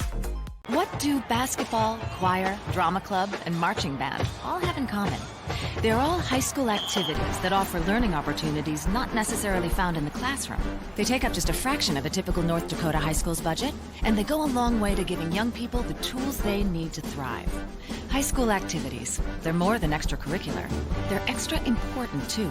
This message presented by the North Dakota High School Activities Association and the North Dakota Interscholastic Athletic Administrators Association. In our first year and 4 months on the air, the ND Sports Channel brought you a total of 407 games, and 377 of those games were exclusive broadcasts of the ND Sports Channel. That's 377 games that would have had zero broadcast coverage if not for the sponsors who support our sports webcast. We ask that you please patronize and support the sponsors you hear about in this sports broadcast on the ND Sports Channel. Join us and put your business products and services in front of an average of 234 viewers per game. Let's team up. It's the kid in grade school who paints her face blue and white before every home game. It's the accountants and salesmen who give up their Friday evenings to referee. It's the cashier at the corner convenience store who wears school colors on every game day. What makes high school sports here in North Dakota so special? They do. You do. We all do. This message presented by the North Dakota High School Activities Association and the North Dakota Interscholastic Athletic Administrators Association. ND Softball All-Stars has a new look on a new website that gives you easy access to what you want to know about upcoming activities, All-Star game records, college commitments, and easy access to every episode of the ND Softball All-Stars podcast. Visit the new website at ndsballstars.com. Every year, the top seniors in the state get one more chance to play the game they love. Please consider a donation to help support this great program. Send your gift to ND Softball All-Stars, P.O. Box 6544, Fargo, North Dakota, 58109. This is what matters. This is beyond X's and O's. This is the difference mutual respect makes. This is what character looks like. This is what defines us in North Dakota. This is sportsmanship. School sports, it's not the outcome that matters most, but the way the games are played. This message presented by the North Dakota High School Activities Association and the North Dakota Interscholastic Athletic Administrators Association. Watch all the games on the ND Sports Channel on your home television screen. All right, we'll come out of that break a little bit early. Here is your final numbers as the Kindred Vikings move on, and they will play the winner of our next matchup between Shiloh Christian and the Thompson Tommies. And more on that here in a little bit. But first, your numbers, it was 7-6 in favor of the Kindred Langdon area Edmore Munich Cardinals at the end of the first quarter. Kindred outscored the Cardinals 13-9 in the second to bring us a halftime score of 19-16. They would outscore the Cardinals once again in the third 20-17 to bring us to a third quarter score of 39-33. And then in the final quarter of play, they would outscore them 19-10 to bring us to our final score of 58-43. Kindred shot 42% from the floor, 14% from behind the three-point arc, and 68% from the free throw line. Had a total of 28 rebounds, 12 offensive, 16 defensive. 14 assists, 12 steals, 3 blocks, 16 turnovers, 13 personal fouls. Points off the bench, 2. Second chance points, 4. Points off turnovers, 4. For the Cardinals, 30% from the field, 10% from the beyond the arc, and 66% from the free throw line. 28 rebounds, 12 offensive, 16 defensive, 10 assists, 9 steals, 4 blocks, 3 of those by Callie Ronigan. 17 turnovers, 18 personal fouls, or team fouls. Points off the bench, 43. Is that right? Let's see here. That's incorrect. Because I'm not sure where they got that number from, but that is a misprint there because, let's see here, 1, 2, 3. Yeah, matter of fact, all 5 of their starters scored. So, okay, that actually is correct because nobody came in off the bench and scored points. All 43 points were scored by their 5 starters. So I guess they would consider that as the 5 starters coming off the bench at the start of the game. So I've never seen that happen before. So I'll have to ask a couple buddies of mine to get clarification on that. Second chance points, 15, and points off turnovers, 4. Individual scoring for the Kindred Vikings, they were led by Abby Dukeshire with 23, 14 for Taryn Johnson, 13 for Jordan Berner, 4 for Michaela Heinrich, 2 for Casey Berner, 2 for Christina Fryer. For the Langdon area Edmore Munich Cardinals, they were led by Callie Ronigan, who fouled out with 4:38 to go in the fourth quarter with 16 points. Played a total of 57 minutes in the game. Followed by Kaylee Lowry with 14, 7 for Morgan Freegee, and 4 for Lexi Olsen and 2 for Caitlin Scher. And that wraps up your numbers here for the Kindred Vikings, who move on to the semifinals with a 58-43 win over the Langdon area Edmore Munich Cardinals. Kindred will play the winner of Shiloh Christian and Thompson, and Langdon will play the loser of that same matchup, Shiloh Christian and Thompson. They're up next. We're going to go offline for about 5 minutes, get things set for that game, and tip off for that game's just under 17 minutes from now. We'll be back with your pregame show coming up soon here on the ND Sports Channel. Thanks so much for watching. Thanks for watching this presentation of the ND Sports Channel. Did you miss any of the game? Check out Game Rewind on our website at ndsportschannel.com.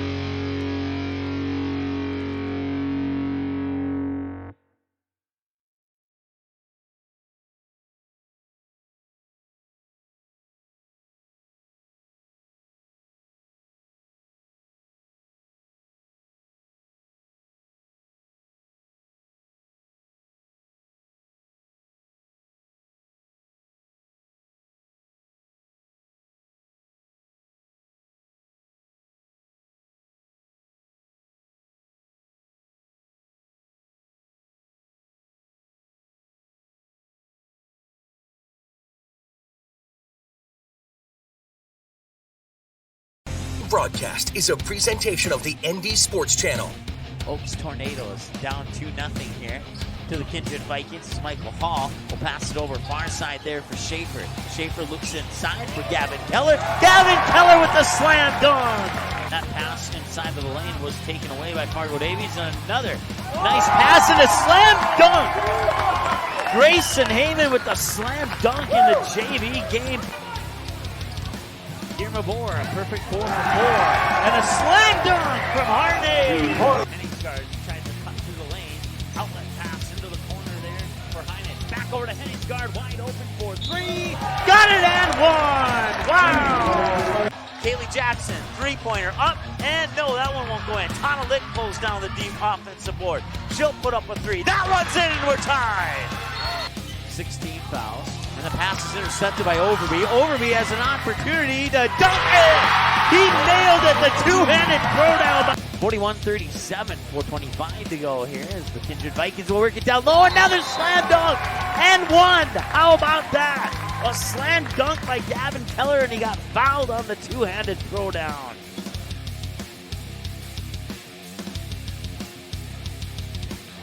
All right, welcome back. We're about a little over 4 minutes away from the start of our second quarterfinal game here at the State Class B Girls Basketball Tournament at the Billy Ingolstadt Sioux Center here on the campus of UND, home of the Fighting Hawks. And the Thompson Tommies will be in their white jerseys, warming up in their black warm-up jerseys, or shirts, I should say, over on the right-hand side of the floor. And the Shiloh Christian Skyhawks are warming up here on the near side of the court. In their dark, I guess you could say dark blue with light blue trim with white numbers. I don't think I've seen these jerseys before.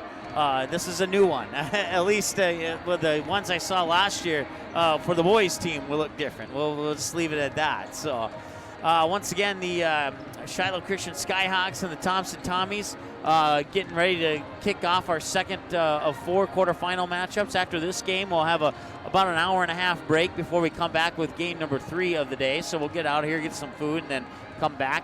Thompson Tommies 21-2 on the year.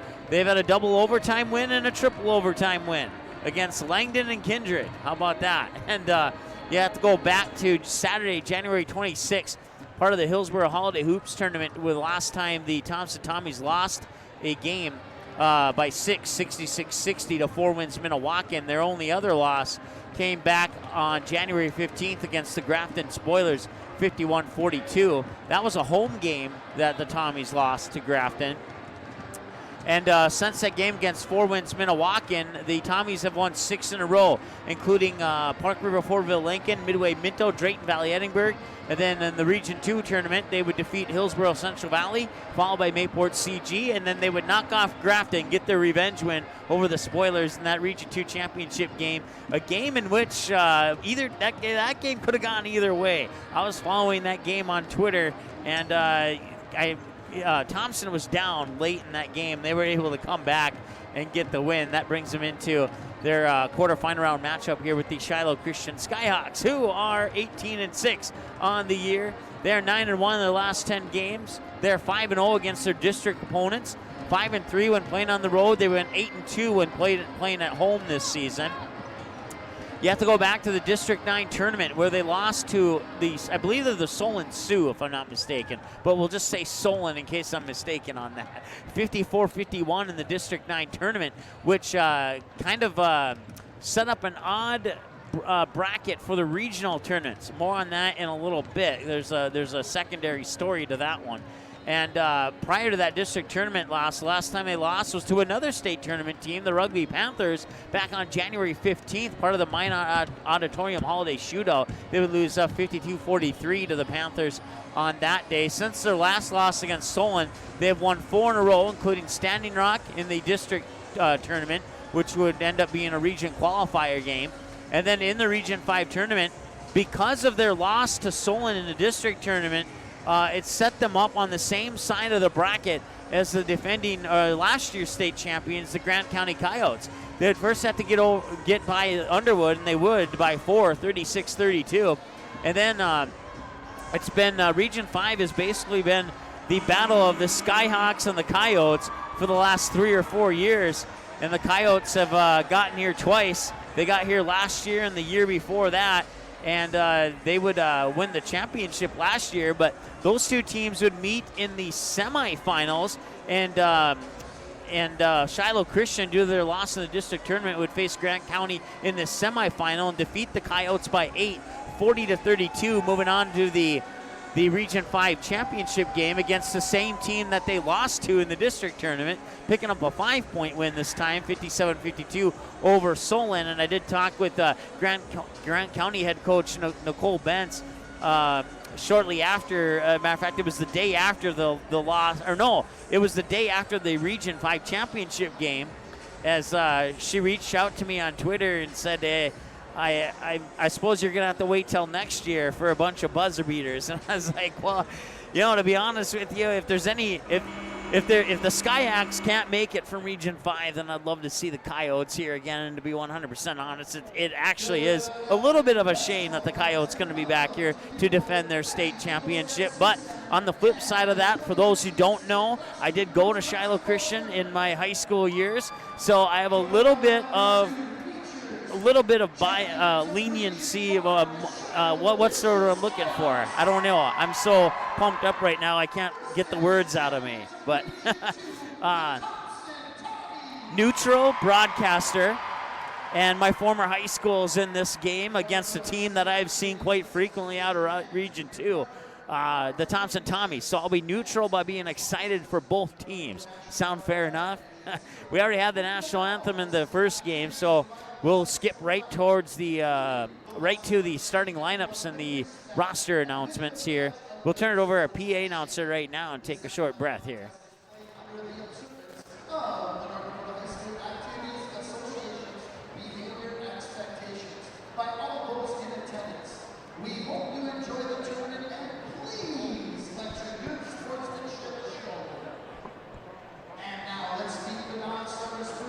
All right, now your non-starters. Starting with the Shiloh Christian Skyhawks.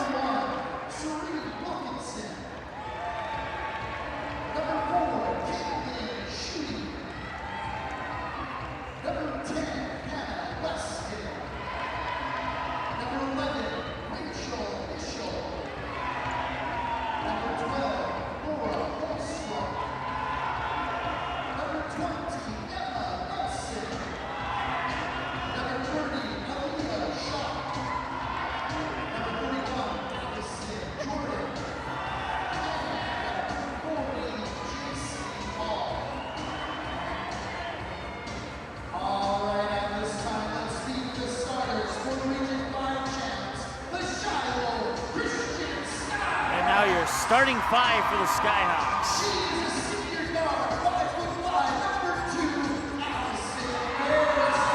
You got the 5'5" senior, Allison Bearstail.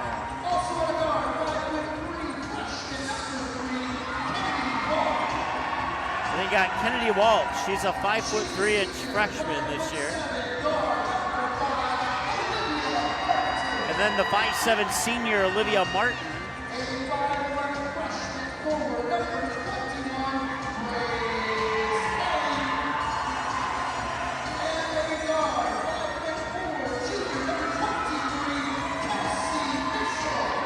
And then the 5'4" junior, Kelsey Mischel, number 23.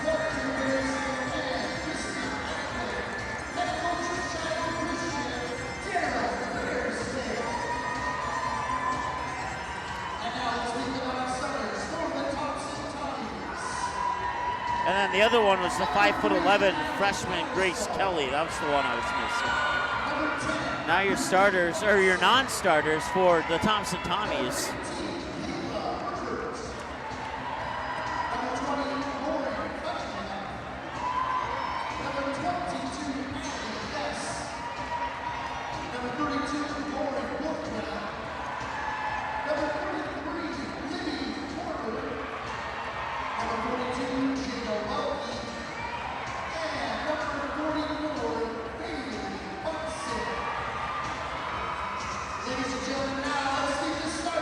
And now your starters for the Thompson Tommies.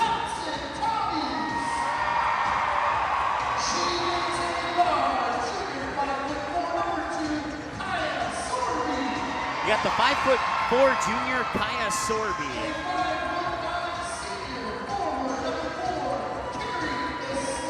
And then the 5'9" senior, Carrie Nisler.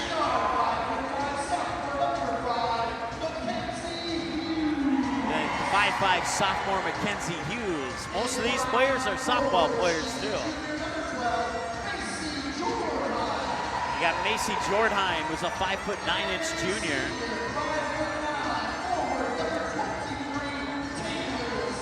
And then Taylor Zack, a 5'9" senior who had an outstanding state tournament last year when the girls played up in Minot.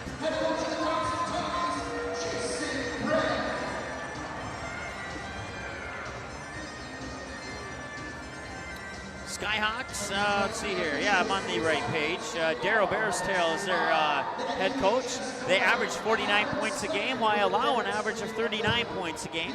Olivia Martin, Allison Bearstail, and Grace Kelly, your leading scorers, with 11, 8, and 6 points respectively for the Skyhawks. And let's see if I can flip the page here really quick.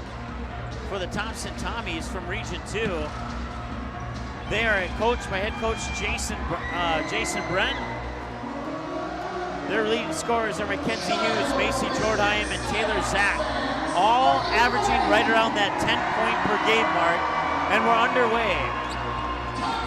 Thompson Tommies in their white jerseys with green numbers, they'll be going from left to right, if you can even hear me. I can barely hear myself in the headset right now. And then the Shiloh Christian Skyhawks in their dark blue jerseys with white numbers and light blue trim down the side and white numerals. And the Skyhawks win the opening tip. It's Allison Bearstail who feed it near wing now for Kelsey Mischel.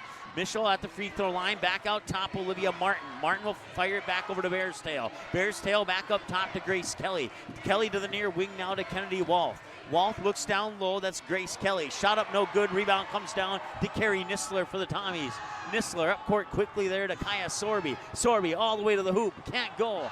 And the rebound comes down to the Skyhawks. It came down into the hands of Olivia Martin. Martin will fire it back up court. It'll reach the hands of Allison Bearstail. Martin now near wing to Mischel. Mischel works it back inside there for Olivia Martin. Martin works it back up top, now over to the far wing. Dribbles back up to the top of the key, that's Bearstail. Bearstail will give it up to Martin. Martin will give it up now to Kennedy Walsh. Walsh, a 5'3" freshman. Skyhawks working it around the perimeter, trying to get the ball inside, but the Tommies doing well. 2 on the shot clock, they have to put it up, and that'll be a shot clock violation, and the first turnover of the game goes to the Shiloh Christian Skyhawks as they'll turn it over on the shot clock violation. 6:52 to go here in the first quarter of play. Let's get that scoreboard up on the screen there for you. We apologize. Still 0-0, 6:43 to go here in the first quarter. Once again, your on-screen timeouts remaining. We will not keep track of that. That shot is up and no good. The rebound came down to Grace Kelly. Now wrestling match picked up by Kaya Sorby. Sorby puts it into the hands of Carrie Nisler as the Skyhawks turn it over for the second time. And now that whistle will stop the clock with 6:26 to go here in the first quarter of play.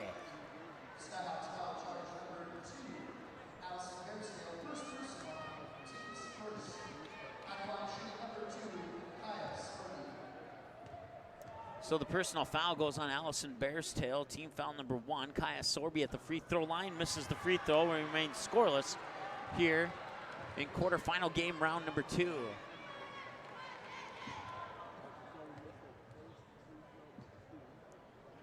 Sorby, second free throw is on the way, and that one will drop in, and it's a 1-0 lead for the Thompson Tommies.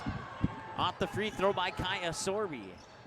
Back the other way, now it's Bearstail. Bearstail will fire it over far side there for Wolf. Wolf drives into the free throw line and then puts it into the hands of Grace Kelly. Kelly works it back up top and into the hands of Olivia Martin. Now near wing for Bearstail. She'll put up a 3. That's off the front iron, won't go. Rebound comes down to the hands of Taylor Zach. Zach will put it into the hands of Mackenzie Hughes. Hughes drives all the way to the hoop, puts it up, falls down. Loose ball, no foul called. And now the ball will roll out of bounds and it'll stay with the Thompson Tommies. I'll stop the clock with 5:56 to go here in the first quarter of play. I believe this game is on TV, but they don't have the video up on the board here in the Betty Engelstad Sioux Center. If you want to listen to the ND Sports Channel and watch it on TV, just rewind your DVR by 30 seconds. That shot is up and in, Mackenzie Hughes.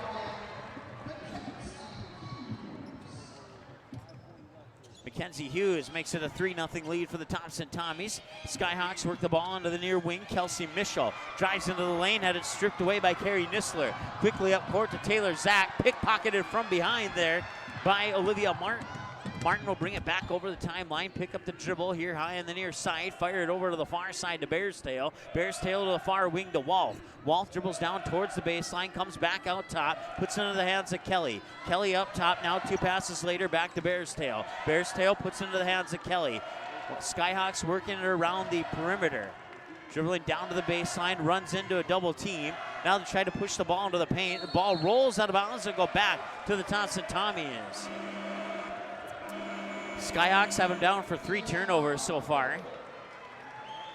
And we'll have a media timeout on the floor. It's 3-0 Thompson Tommies over the Shiloh Christian Skyhawks here with 5:01 to go in the first quarter of play. We'll take a timeout and be back in 30 seconds here on the ND Sports Channel. The Fargo North softball team is live for a second season on the ND Sports Channel. Live broadcast of every game, home and away, including every swing of the bat, every stolen base, every strikeout, and every home run for the Fargo North Spartans will be live on the ND Sports Channel. Video broadcasts of most regular season games as well as radio broadcasts of the regional and state tournament. Get the most accurate and up-to-date Spartan softball broadcast schedule on our website at ndsportschannel.com/game schedule. It's the kid in grade school who paints her face blue and white before every home game. It's the accountants and salesmen who give up their Friday evenings to referee. It's the cashier at the corner convenience store who wears school colors on every game day. What makes high school sports here in North Dakota so special? They do. You do. We all do. This message presented by the North Dakota High School Activities Association and the North Dakota Interscholastic Athletic Administrators Association.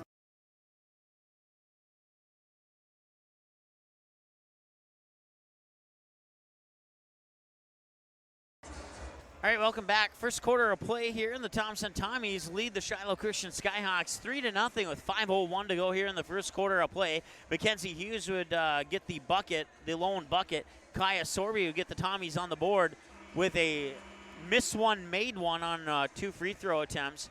And that's been the only scoring so far. I have the Skyhawks down for a total of 4 turnovers in this game so far. That's one thing they're going to want to clean up here. Thompson Tommies are too good of a team to keep turning the ball over with. Maybe just some state tournament rust to brush off here. But Keep this in mind, the last time Shiloh Christian played the state tournament was in Grand Forks, and they ended up winning that state title. So we'll see if they can do it again this year or not. Nice bounce pass there from Taylor Zach to Macy Jordheim, and then the offensive rebound by Carrie Nisler gets the bucket and puts the Tommies up 5-0. On the near wing now, it's Kelsey Mischel, the senior. Works it up top for Olivia Martin, the senior. Now over to the far wing to Bearstail, who's also a senior. Senior to senior. Work the ball inside. Martin with the baseline jumper off the backside of the rim. No good. Kaya Sorby pulls down the rebound here for the Thompson Tommies and brings it back quickly over the timeline down into the near corner with her team leading 5-0 with 4:11 and counting to go here in the first quarter of play. 22 to shoot on the shot clock. They'll work it near side here for Macy Jordheim. Jordheim looks it down low for Zach. Zach up top, 2 passes later, and a third pass that's intercepted. Ends up in the hands of Allison Bearstail, and that's the first turnover here for the Thompson Tommies, according to my numbers, as they work it far side there for Kelsey Mischel. Mischel gets inside to Martin. They'll work it back up top, now into the near corner. Catch and shoot 3 on the way off the mark, won't go. That was out of the hands of Kelsey Mischel. Rebound comes down to the Thompson Tommies. Bringing it back is Mackenzie Hughes. Hughes drives into the lane and will draw the offensive foul, or the defensive foul, excuse me.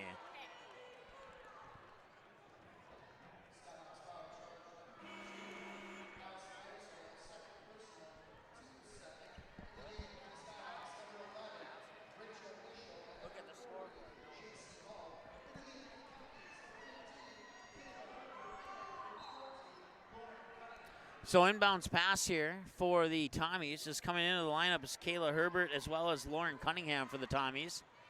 Taylor Zach at the high post, pushes out. Cunningham, catch and shoot 3 is up and in. Lauren Cunningham with the triple to make it 8-0 Thompson. Skyhawks looking for their first basket of the game here. Into the lineup is the 6'2 sophomore J.C. Hall wearing number 40 for Shiloh Christian. They'll work it up top here for Grace Kelly, the freshman. Kelly over to Martin. Martin up top now, and they'll put it into, that is Kenny Walth. Once an official got in my way here. Walth works it inside for Hall. Hall turnaround won't go. Rebound comes down to Macy Jordheim. Jordheim gives it up for Brittany Munson. Munson up court now, and Munson will get it back. Up top, no, that's Cunningham up top, excuse me. Now working into the corner, Jordheim puts it into the hands of Taylor Zach. Zach works it up top for Sorby. Sorby fakes to the left, now dribbles to her right. Being guarded there by Rachel Mischel, number 11 for the Skyhawks. And that ball will go out of bounds, stopping the clock with 2:29 to go. And the ball will go back to Shiloh Christian. But before they trigger that inbounds pass, it's another media timeout on the floor. 2:29 to go here in the first quarter of play, and the Thompson Tommies lead the Shiloh Christian Skyhawks 8-0. Back in a moment here on the ND Sports Channel. NorthDakotaScores.net is your top source for statewide scores for both boys and girls high school sporting events in the state of North Dakota.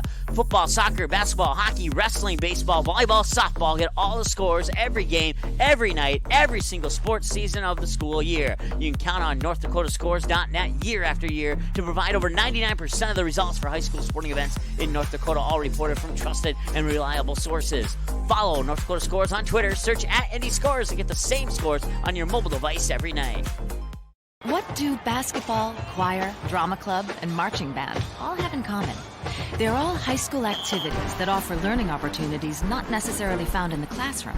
They take up just a fraction of a typical North Dakota high school's budget, and they go a long way to giving young people the tools they need to thrive. High school activities, they're more than extracurricular. They're extra important, too. This message presented by the North Dakota High School Activities Association and the North Dakota Interscholastic Athletic Administrators Association.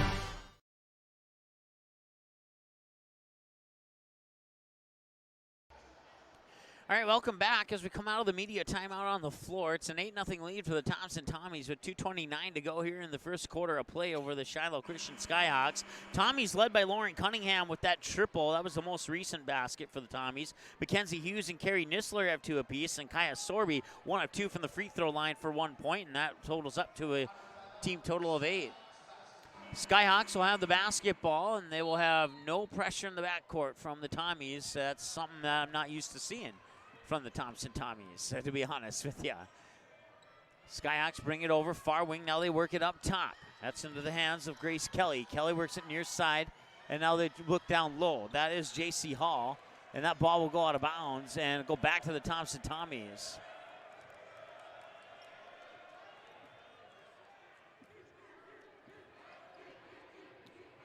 Kenzie Hughes will dribble it up over to the far sideline, bring it up over the timeline, being guarded there by Kennedy Wolf. Hughes puts it into the corner, and that is Cunningham. Now 2 passes later, Macy Jordheim on the far side, dribbles into the lane. A little underhand scoop layup is up and in. Macy Jordheim gets another bucket, and some pretty even scoring now. 1, 2, 3, 4, 5 different players have scored their baskets. Let's put it this way. Let's rewind and pretend I didn't say that. The 10 points by Thompson have been scored by 5 different players. That's what I'm trying to say. Olivia Martin will go to the free throw line here to try and put the Skyhawks on the board with 1:47. She'll miss that one off the front of the rim. No good. That last foul went on Kayla Herbert. And the Skyhawks are on the board as she gets 1 of 2. And it's 10 to 1 in favor of the Thompson Tommies. Bounce pass up top was nearly stolen away there by Kennedy Wolf, but the Tommies regain possession. They'll push it over far side there for Herbert. Herbert puts it into the hands of Mackenzie Hughes. Hughes drives into the paint and puts it up, won't go. Herbert pulls down the rebound. Follow-up shot won't go. Ball is tipped around. Cunningham comes away with it. Comes up to the top of the key. Puts it into the hands of Nisler. Nisler back up top to Cunningham with 29 to shoot on the shot clock, excuse me. Driving into the lane, that is Herbert. I'm going to have to remember that one. It's the one I haven't called too often this season. That ball will go out of bounds down at the other end, go back to the Thompson Tommies. So the 1:02 to go here, and Skyhawks will need to shake off this first quarter and see what they can do in the second quarter in the final minute of this one. Their only point so far coming out of the hands of Olivia Martin at the free throw line. 54 seconds to go. Quick passing, and that passing certainly going to help as Kayla Herbert gets the bucket. And that's 6 players for the Thompson Tommies to score now. Kaya Sorby has 1, Lauren Cunningham has 3, and the other 4 players have 2. And another defensive board for the Tommies. They'll work it in the hands of Nisler, who finds Cunningham down low, but it bounces off the front of the rim. Taylor Zack grabs the rebound, and that ball will get poked out of bounds. And I think we have a foul, too. And Taylor Zack will go to the free throw line.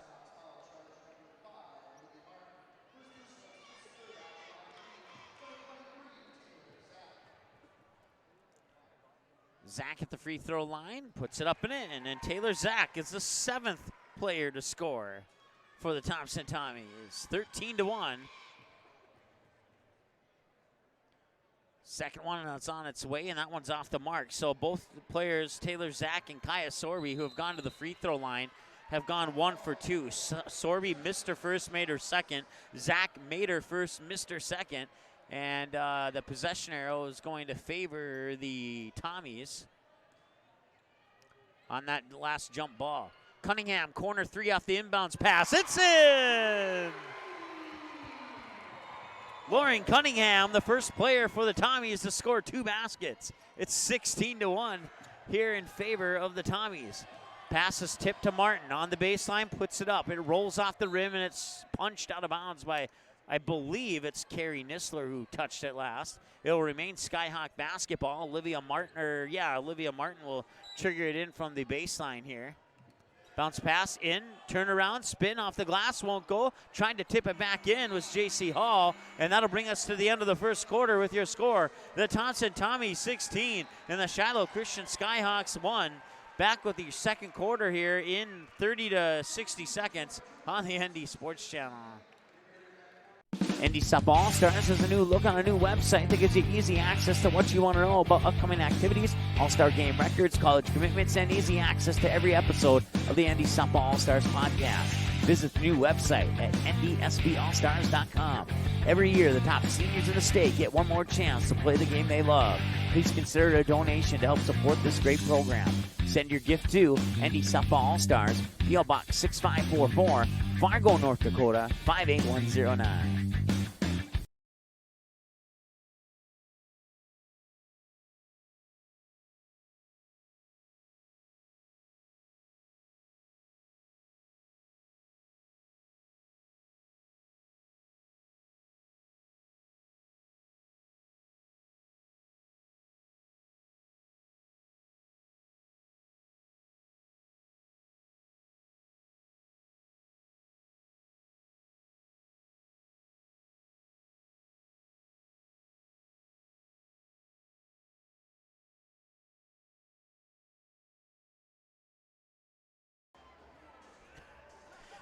All right, welcome back. We're at the Betty Engelstad Sioux Center here on the campus of UND, home of the Fighting Hawks. Game 2 of 4 of the quarterfinal round of the 2019 State Class B Girls Basketball Tournament. And at the end of one quarter, the Thompson Tommies lead the Shiloh Christian Skyhawks 16-1. The lone point scored by Olivia Martin, who's 1 of 2 from the free throw line for the Skyhawks. The Thompson Tommies, those 16 points can be spread around to 7 different players. They are led by Lauren Cunningham with 6 points off 2 3-pointers. 2 apiece for Kayla Herbert, Macy Jordheim, Mackenzie Hughes, Carrie Nisler, and 1 apiece for Kaya Sorby and Taylor Zach, who are both 1 of 2 from the free throw line. As we start the second quarter of play, we'll see how the Skyhawks respond after a rough first quarter here for Shiloh Christian. Down 15, 7:53 to go. Skyhawks have the ball. Martin up top, swings it over far side. That is Bear's Tail. Bear's Tail swings it near side now for Mischel. Mischel up top and back over to Mischel. Mischel being guarded there by Nisler. And that pass inside is intercepted by Mackenzie Hughes. Mackenzie Hughes, coast to coast. No, it will not go in. But the rebound came down to Nisler, and now there's going to be a foul. I believe it's on Kelsey Mischel. We'll find out for sure here in a moment. Nope, they're going to give it to Olivia Martin, so that'll be her second. Team foul number 4. Nisler at the free throw line, and it's up and in. Nisler with 3 points now. And Nisler's second free throw's in as well. 18-1, 7:30 to go here as Bear's Tail bring it up over the timeline. Bear's Tail, one-handed pass and in the near side here for check that, Mischel. Now they work it inside for Grace Kelly, and that one will not go on. The shots are just not dropping for Shiloh Christian. They have good looks at the basket down low, but they just do not get the friendly roll or the friendly bounce. No need for a roll or bounce there. Macy Jordine knocks down another triple for the Tommies. That's 3 triples now for Thompson, and they lead by 20, 21-1. 6:53 to go here in the second quarter of play. And that one off the baseline won't go, and the rebound comes down to Nisler. Nisler working into the hands of Hughes. Hughes will bring it over the timeline with 6:39 to go here in the second quarter of play. Now on the near wing, it's Macy Jordheim. Jordheim will feed it to Zach. Zach feeds it back into the paint for Jordheim, who goes up to the basket and draws the foul. Team foul number 5 on the Skyhawks. Kelsey Mischel picks up her first.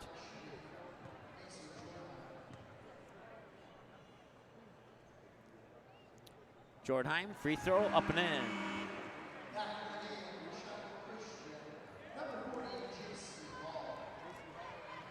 6'2" sophomore J.C. Hall checks back into the lineup here for Shiloh Christian. Now the video is up on the screen. I'm not sure what took so long, but free throws up and in. Macy Jordheim 2 for 2, Nisler 2 for 2, and the Tommies are 100% in the second quarter. And 6 of 8 in the game from the free throw line, and it's 23-1, and a timeout on the floor. Thompson Tommies in control of this one. We'll be back in 30 seconds on the ND Sports Channel.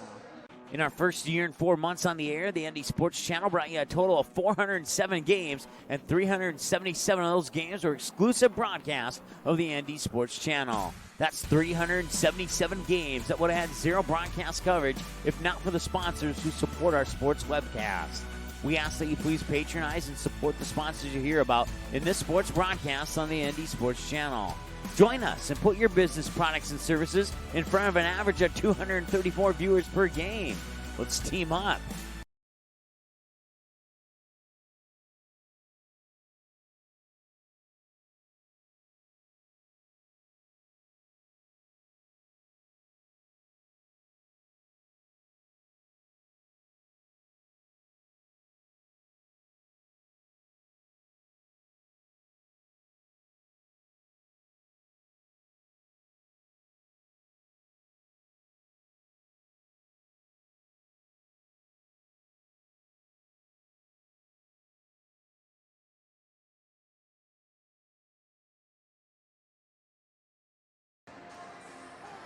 All right, welcome back. Thompson Tommies lead Shiloh Christian by the score at 23-1. Olivia Martin for the Skyhawks has the 1 point from the free throw line. And the Thompson Tommies, well, pick a player, and I'll tell you how many points they have. They have 1, 2, 3, 4, 5, 6, 7 players with points right now. They are led currently by Macy Jordheim with 7, Lauren Cunningham with 6. Are your two leading scorers here for the Thompson Tommies, as the Skyhawks will get the ball out of the timeout and they'll work it into the hands of Olivia Martin on the near wing. Now they work it down low to Hall. Hall back outside for Grace Kelly. Kelly to Hall, who punches it out to Bear's Tail. Long three, and that misses everything. That's from the 10-foot line in the if you know how the volleyball lines are. That was from the 10-foot line, and that's a good 6 feet beyond the 19-foot three-point arc. That was about a 25-foot three-pointer there for Bear's Tail. And that one was off the mark, and down at the other end, Kaya Sorby puts it up in. 25-1. I don't know if that was maybe a frustration shot there from Bear's Tail, hoping to maybe get something, saying, hey, nothing else is going in, let's try this. And that was another one that doesn't go in, and once again, there we go, we got our first bucket from the field there, J.C. Hall. 25-3 is our score. Work the ball into the hands of Mackenzie Hughes. Hughes up top there for Sorby. Sorby pushes it into the corner. That is Jordheim. Jordheim into the paint, up and in. She responds. 27-3 as Macy Jordheim gets another bucket, and she's starting to pull away with the leading scoring honors here for the Thompson Tommies. Hall with the pass, got tipped and intercepted by Taylor Zach.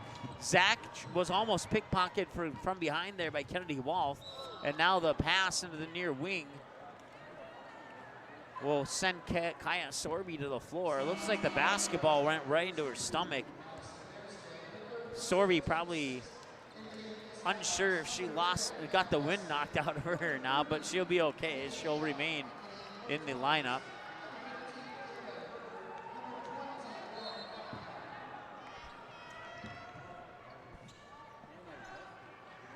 Taylor Zach at the free throw line, bounce pass, and 2 passes later, it comes out to Cunningham. She lost it off her fingertips, out of bounds, and the ball will go back to the Skyhawks. I have them down, according to my numbers, that's only the 3rd turnover for the Thompson Tommies in this game. Inbounds pass will come to Kennedy Walt, the 5'3" freshman for the Skyhawks. She'll dribble into the high post. Now a 3 from Martin, and that one looked good coming out of her hand, but it bounced off the back iron to the right side. Loose ball underneath. Cunningham picks it up, poked away, ends up in the hands of Olivia Martin. Martin then lost it right into the hands of Taylor Zach, and Zach fires it up court to, let's see here, looking at the right roster, it's Macy Jordheim. And Kaya Sorby now feeds it near wing for Herbert. Herbert, bounce pass out to Sorby. Sorby up top, Cunningham, catch and shoot 3, off the front of the rim, won't go. Rebound underneath by Sorby. Turnaround shot won't go. Cunningham was there with the rebound. That one will not go. Coming away with it is Macy Jordheim. Feeding Sorby underneath, and she got it up and in. 29-3. Now the Skyhawks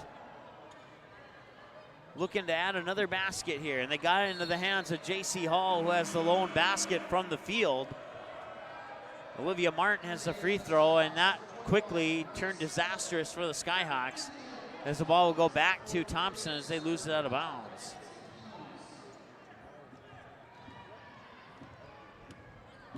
So Skyhawks put one person in the backcourt there to guard Mackenzie Hughes as she crosses the timeline.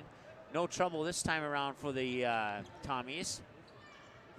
Nisler from the baseline and fakes left, now puts it up top for Jordheim. Down low, I couldn't see who that was. That was Herbert, who will get fouled underneath, and Herbert will go to the free throw line.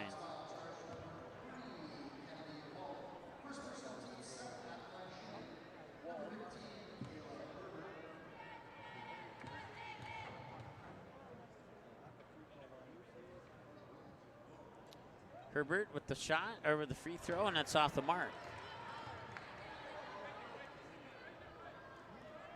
3:36 to go here in the second half, or second quarter, excuse me.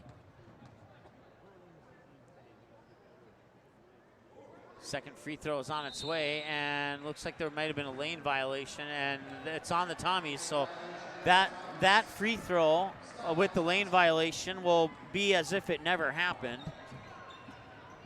And that will give the Skyhawks the ball back. And now a loose ball on the floor. Chased down and picked up by, that's Aaliyah Shock into the lineup here for the Skyhawks.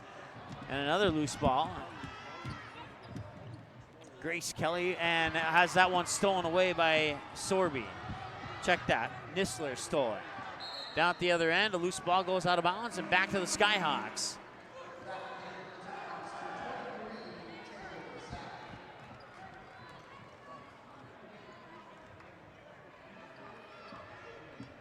Taylor Zach checks back into the lineup here for Thompson. Skyhawks work the ball up top there. That's Grace Kelly, who drives down the near side of the lane, and that one will not go. Kelly will get the ball swatted back to her off the rebound. And that was a long two out of the hands of Aaliyah Shock. I was told by a Skyhawk parent it was Shock. Aaliyah Shock, excuse me, I'll get it right. Bounce pass from Taylor Zach to Carrie Nisler. 31-5 now. Skyhawks work the ball up into the hands of Olivia Martin. Martin will give it up there for Shock. Driving baseline and the pass, and did she step out of bounds? Or she did. It'll go back to the Tommies. Another turnover here for Shiloh Christian. We have another media timeout on the floor, so we'll take a timeout as well. We'll be back in 60 seconds here on the ND Sports Channel. Watch all the games on the ND Sports Channel on your home television screen.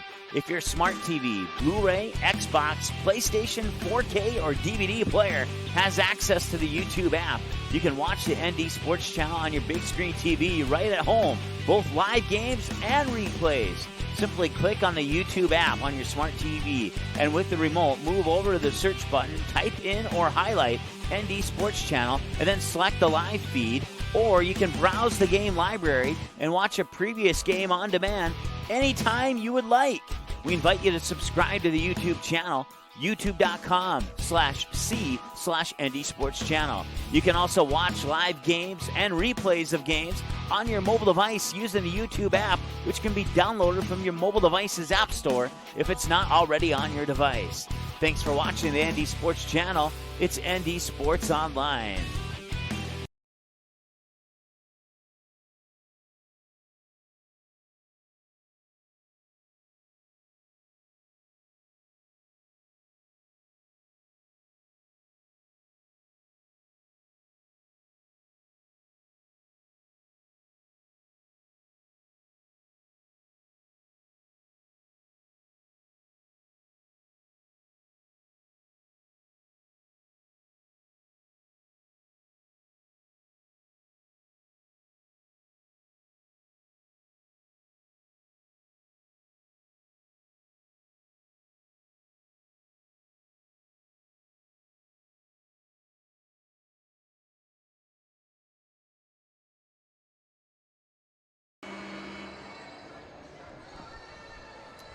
All right, welcome back.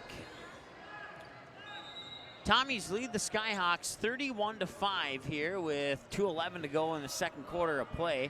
Taylor Zach with the basketball brings it over the timeline for Thompson. Bounces it into the free throw line there for Nistler. Nistler back up top for Sorby. Sorby looks right, goes left, one dribble, picks it up, needs some help. Handoff there for Mackenzie Hughes. Hughes, far side corner now, Macy Jordheim. Up top now, and 2 passes later, Taylor Zack puts it up and in. Maybe got away with the travel. Give the assist to Carrie Nistler. 33-5. And that pass goes to nobody, out of bounds, and back to the Tommies. Not sure who they thought was down there. The closest player was J.C. Hall. Back the other way now with 1.5 minutes to go here before halftime. Taylor Zack, bounce pass inside there for Nistler. Nistler kicks it out. Corner 3 is on its way, and it's in! Mackenzie Hughes with the triple. 36-5, and the lead continues to grow here for the Thompson Tommies. That shot will not go in. Offensive rebound up and in. I think that was Hall, and it was. J.C. Hall has, let's see here, 4 of the team's 7 points.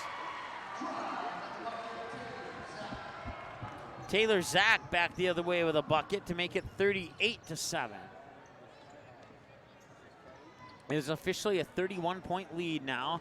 That shot by Hall off the side of the backboard, out of bounds, and I'll stop the clock with 46.4 seconds to go.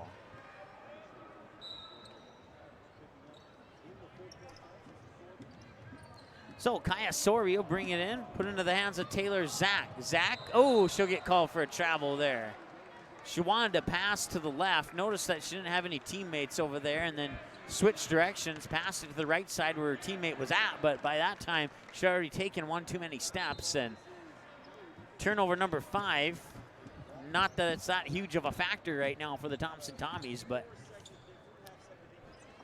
30 seconds to go here before halftime, and the Skyhawks will go into the locker room and try and brush off the first half and see if they can't put together a better second half here. As Grace Kelly put up a 3 off the front of the rim. Rebound comes down to Mackenzie Hughes. Hughes dribbles out to the corner, gets it to Taylor Zack. Zack, ball above her head, looks left, goes right. Feeds it down low for Sorby. Sorby turns around out the front of the rim, won't go. Grace Kelly will pull down the rebound for the Skyhawks. Kelly will give it up there to Wolf in the backcourt. Wolf with a long 3 at the buzzer, off the glass, won't go, and that brings us to halftime with your score, the Thompson Tommies 38 and the Shiloh Christian Skyhawks 7 at half. We'll be back here in a moment or two with some halftime numbers after this on the ND Sports Channel. Paper tickets. Rookie mistake.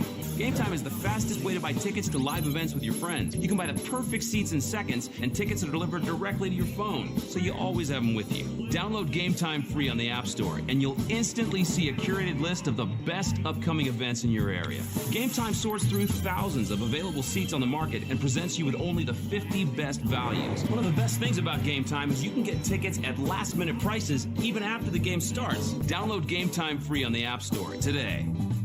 Quality Home Restorations is Fargo Moorhead's go-to place for quality home remodel and repair services. Quality Home Restorations offers free estimates on all your home remodel and repair projects like drywall, laminate flooring, roofing, and much more. Check out the great photos of past projects completed by Quality Home Restorations on their Facebook page. Just search Quality Home Restorations. When it comes to your home being restored, count on Quality Home Restorations. Call Mike today at 400-1751. That's 400-1751 to set up an appointment for a free estimate. Quality Home Restorations in Fargo. Okay, here are 3 important reasons why your son or daughter should play a sport in high school. Number 1. High school sports teach valuable life lessons like self-discipline and time management skills. 2. Teens who play a high school sport have better grade point averages. And number 3. High school sports are safer than ever before. This message presented by the North Dakota High School Activities Association and the North Dakota Interscholastic Athletic Administrators.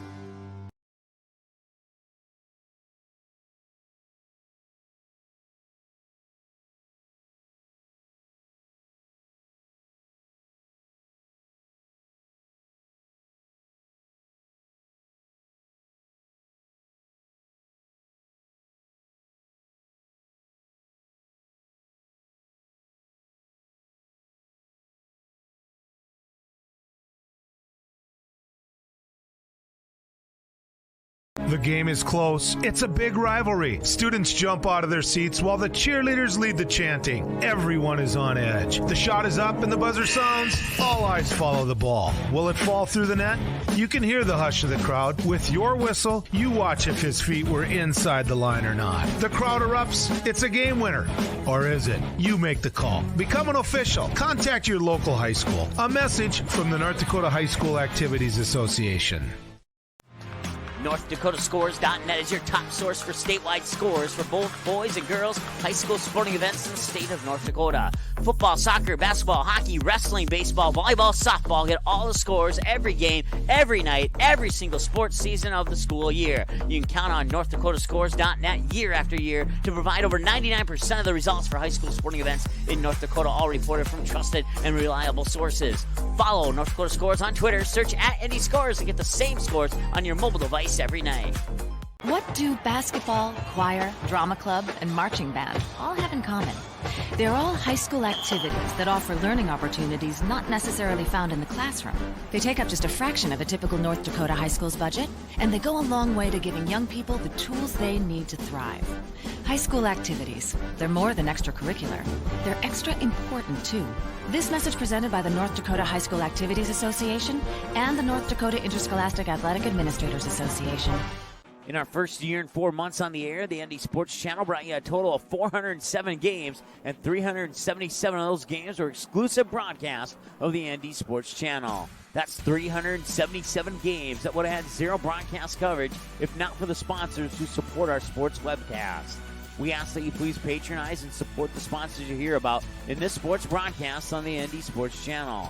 Join us and put your business products and services in front of an average of 234 viewers per game. Let's team up. It's the kid in grade school who paints her face blue and white before every home game. It's the accountants and salesmen who give up their Friday evenings to referee. It's the cashier at the corner convenience store who wears school colors on every game day. What makes high school sports here in North Dakota so special? They do. You do. We all do. This message presented by the North Dakota High School Activities Association and the North Dakota Interscholastic Athletic Administrators Association. ND Softball All-Stars has a new look on a new website that gives you easy access to what you want to know about upcoming activities, all-star game records, college commitments, and easy access to every episode of the ND Softball All-Stars podcast. Visit the new website at ndsballstars.com. Every year, the top seniors in the state get one more chance to play the game they love. Please consider a donation to help support this great program. Send your gift to ND Softball All-Stars, P.O. Box 6544, Fargo, North Dakota, 58109. This is what matters. This is beyond X's and O's. This is the difference mutual respect makes. This is what character looks like. This is what defines us in North Dakota. This is sportsmanship. School sports. It's not the outcome that matters most, but the way the games are played. This message presented by the North Dakota High School Activities Association and the North Dakota Interscholastic Athletic Administrators Association. Watch all the games on the ND Sports Channel on your home television screen. If your smart TV, Blu-ray, Xbox, PlayStation, 4K, or DVD player has access to the YouTube app, you can watch the ND Sports Channel on your big screen TV right at home, both live games and replays.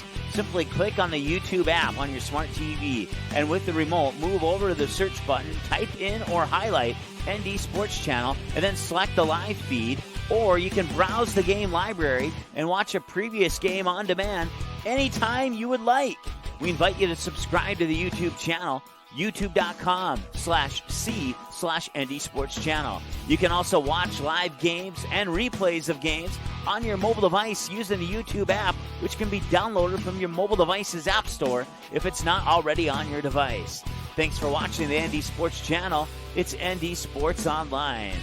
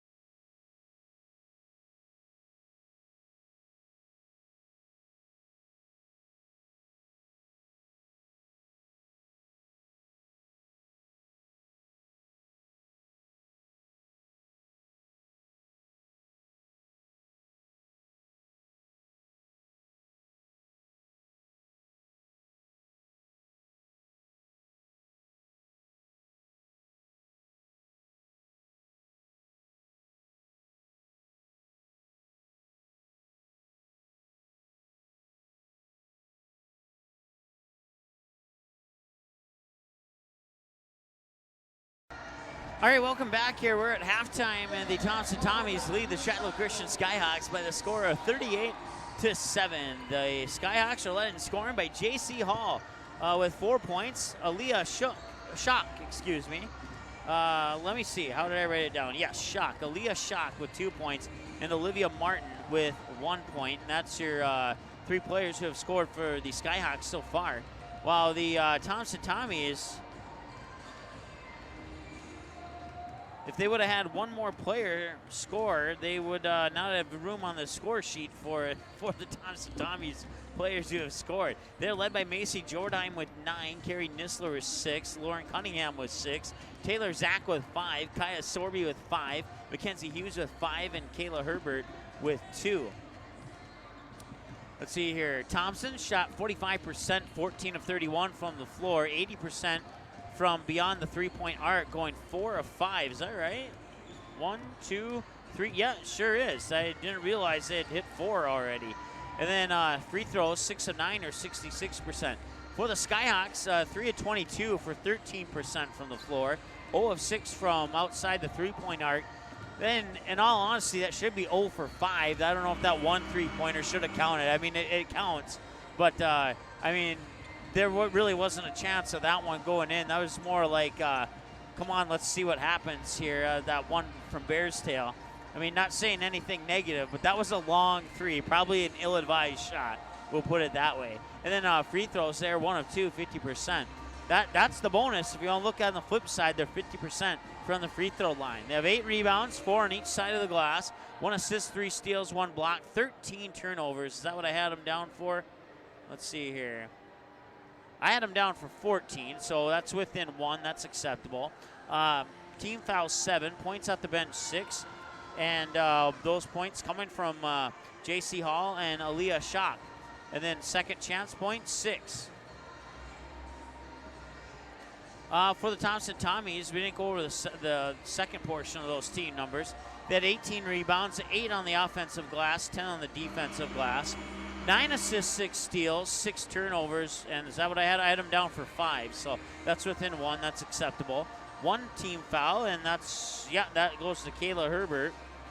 And 8 points off the bench, 8 second chance points, and 11 points off turnovers. That brings us to, let's see here, I forgot to add that up. Let's do the quick math on that here.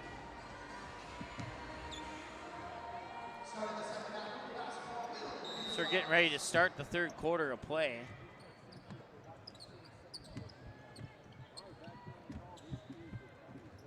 Tommies outscore the Skyhawks 22-6 in the second quarter, 16-1 in the first quarter of play. Tommies had the ball going from right to left, as I see it, in their white jerseys with green numbers and letters. That shot from Taylor Zach up and in. Free throw line extended on the far side. Taylor Zach has 7, and it increases the Tommy lead to 40-7.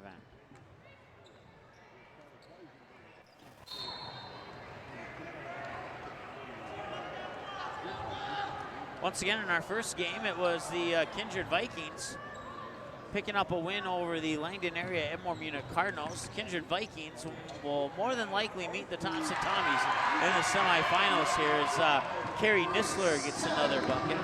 Oh wait, check that, wrong team. Let's take a look at the board here.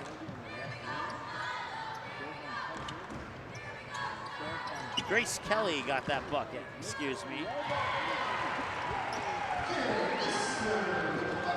Carrie Nisler will get the bucket, and it's 42-9.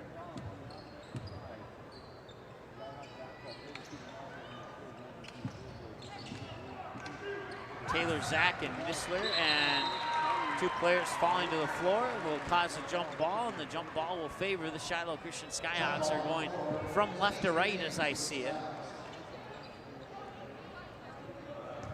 Shiloh in their dark blue jerseys with light blue trim and white numbers. Inbounds pass from the baseline on the near side of the hoop.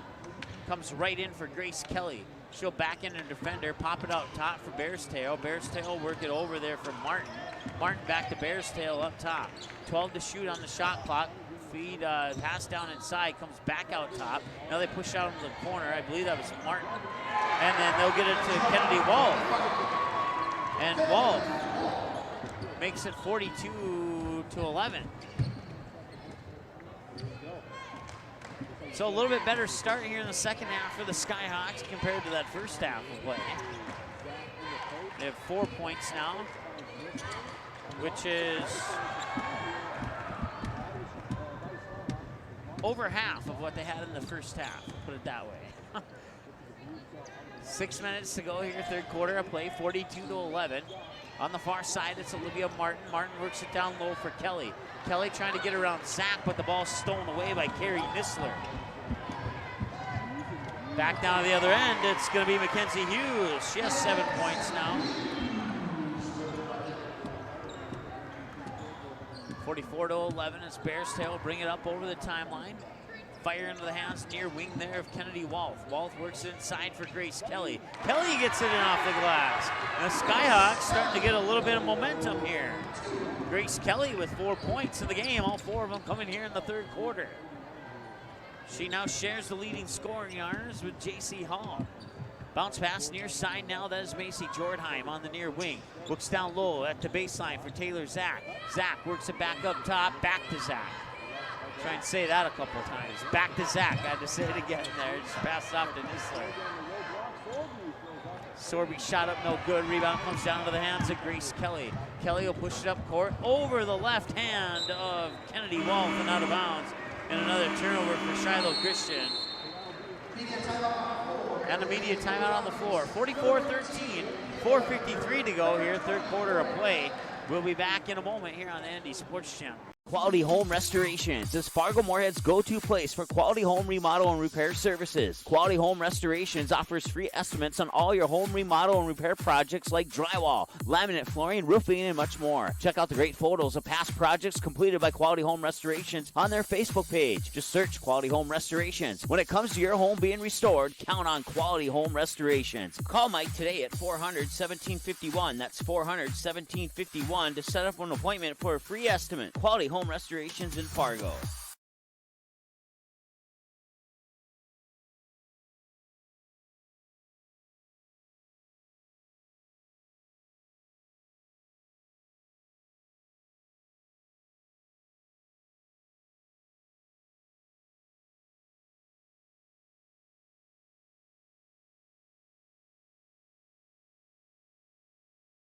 Okay, here are 3 important reasons why your son or daughter should play a sport in high school.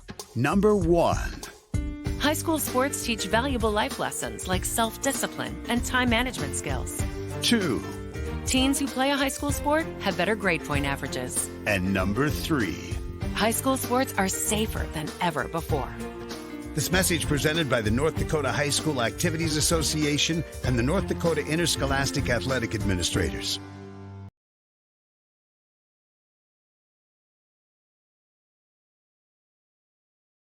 All right, welcome back. Here's an interesting fact.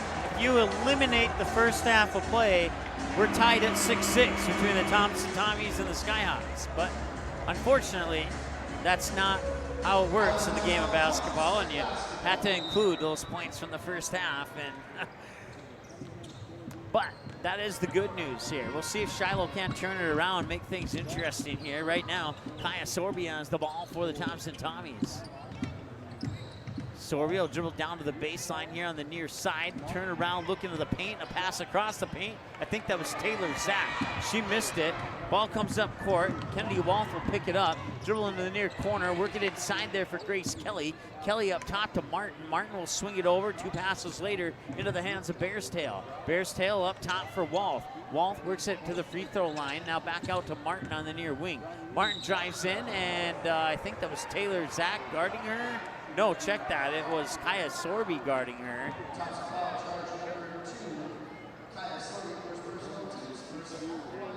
Kaya Sorby picks up her first, and team's first of the second half. And the free throw's in by Olivia Martin.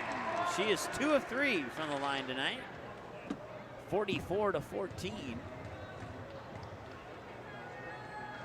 Second free throw will drop in as well. They wish they would have had this start in the first half here. It may have cost them a trip to the semifinals, but we're still in the third quarter with 4:06 to go. a lot could happen. We'll see. Thompson Tommy's a tough team to try and come back from a deficit that big, though. We'll see what happens. Cunningham with the basketball, works it down low to Taylor Zach. Zach pivoting around on that low block, can't get it to go. And then eventually their defensive rebound comes down to Grace Kelly, who's immediately double teamed. Grace Kelly will get it to Bearstail. Bearstail over the timeline. Substitutions for both teams pending at the next break in action, which will come right now. Checking in, Carrie Nisler as well as Mackenzie Hughes. And checking in for the Skyhawks will be the 5'3" senior, Rachel Mischel.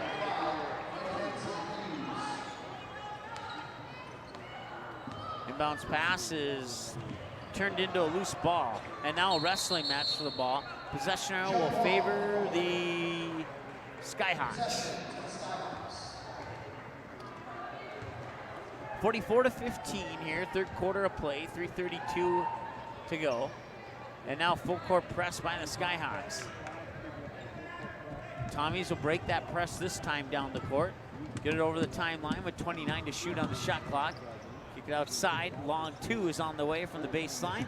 17-footer off the front rim, no good. Rebound comes down to Rachel Mischel. Mischel will work it up to Grace Kelly. Kelly had it stripped away there by, checked that by Carrie Nisler. Working in the far corner there from Mackenzie Hughes. The Shiloh fans behind me chanting defense. Mackenzie Hughes with the basketball, runs into double team, puts it into the hands of Herbert. Herbert, far side, now they work it back down low, outside up top. Cunningham for three, a high arcing three off the front rim, won't go. Grace Kelly will pull down the rebound here for the Skyhawks. And coming across the timeline there was Mischel, fires it into the corner, and they work it down low to Kelly. Kelly back out, maybe, now back inside to Kelly. Thought for a moment that they were gonna pull the three there. And Cunningham will reach in, strip the ball away, but before she can get credit for the steal, it'll be a jump ball. And we have another media timeout on the floor. Thompson Tommies lead the Shiloh Christian Skyhawks with 2.5 to go here in the third quarter. Your score, 44-15. Back in 30 seconds here on the ND Sports Channel. What do basketball, choir, drama club, and marching band all have in common? They're all high school activities that offer learning opportunities not necessarily found in the classroom. They take up just a fraction of a typical North Dakota high school's budget, and they go a long way to giving young people the tools they need to thrive. High school activities, they're more than extracurricular. They're extra important, too. This message presented by the North Dakota High School Activities Association and the North Dakota Interscholastic Athletic Administrators Association. In our first year and 4 months on the air, the ND Sports Channel brought you a total of 407 games, and 377 of those games were exclusive broadcasts of the ND Sports Channel. That's 377 games that would have had zero broadcast coverage if not for the sponsors who support our sports webcast. We ask that you please patronize and support the sponsors you hear about in this sports broadcast on the ND Sports Channel. Join us and put your business products and services in front of an average of 234 viewers per game. Let's team up.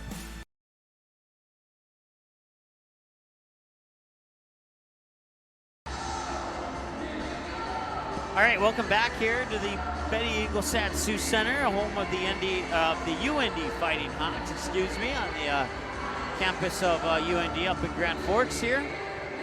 First time I've ever, well, this is actually the second game I broadcasted from here. In our first game earlier today, it was the Kindred Vikings advancing to the semifinals with a 58-43 win over the Langdon area Edmore Munich Cardinals. And right now, with 2.5 to go in the third quarter, the Shiloh Christian Skyhawks trail the Thompson Tommies by the score of 44-15. They scored 8 of those 15 here in the third quarter. Now scored more in the third quarter than they did in the entire first half, which is a good sign for the Skyhawks. So they'll look to rebound here in tomorrow's matchup. It won't be any easier of a matchup here for the Skyhawks. If the score remains as is currently, they'll face the Langdon area Edmore Munich Cardinals tomorrow. As Grace Kelly will knock in a free throw. She has 7 points and now leads the way for the Skyhawks. So check that, she has 5 points, my bad. But she still leads the way, and now she has 6, and there's no question that she leads the way now. 44-17 to 22 to go. Another full court press here by the Skyhawks. Tommies get over the timeline, working into the hands of Nistler. Nistler far side for Hughes. Hughes drives into the lane and puts it up off the glass. And talk about just, I mean, they could put up any shot they want and it would go in. That's, I mean, there's Grace Kelly with a three. Knocks down the triple. 3, 5, 7, 8, 9 for Grace Kelly all in this third quarter. And it's 46 to 20. All of a sudden that 31 plus point lead has been trickled down to 26. Tommies will work it near side, now down low, pass through the paint, up and in. That is Kayla Herbert. 48 to 20. Back the other way, the Skyhawks have the ball. They'll put it in the hands of Kelly. Kelly far side, that is Aaliyah Schock. Schock will get it into the hands of Rachel Mitchell, and that pass is intercepted by Kayla Herbert. Herbert will come back down the other way, pick up her dribble at the top of the key, wait for her teammates. Hand it off, Hughes will bury the triple. Hughes off the handoff assist there by Herbert. 51 to 20. Back to a 31-point lead. Once again, if the Tommies lead by 30 or more at the start of the fourth quarter, we'll have a running clock in the fourth quarter of play, as Hughes will get by Rachel Mitchell there and put it into Herbert. Herbert bounce pass into the corner there for Macy Jordheim. Jordheim picks up her dribble, runs into a little trouble, feeds in the corner for Hughes. Back to Jordheim, up top, Nistler. Nistler to Herbert. Herbert near side for Mackenzie Hughes. In the near corner. Hughes backing up her defender. Nice pass into the paint for Nistler. It was partially blocked by Olivia Martin. Comes out, and the shot at the shot clock buzzer is up and in for Macy Jordheim, who enters into the double-digit club with 11 now. And it's a 53 to 20 lead for the Thompson Tommies. 2, and that foul will start the clock with 2.4 seconds, and the Skyhawks will have a chance to score some points here with the clock stopped.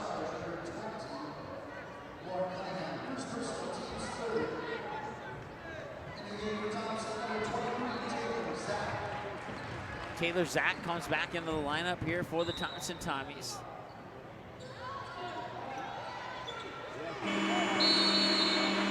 That shot would not have counted had it gone in, but it didn't.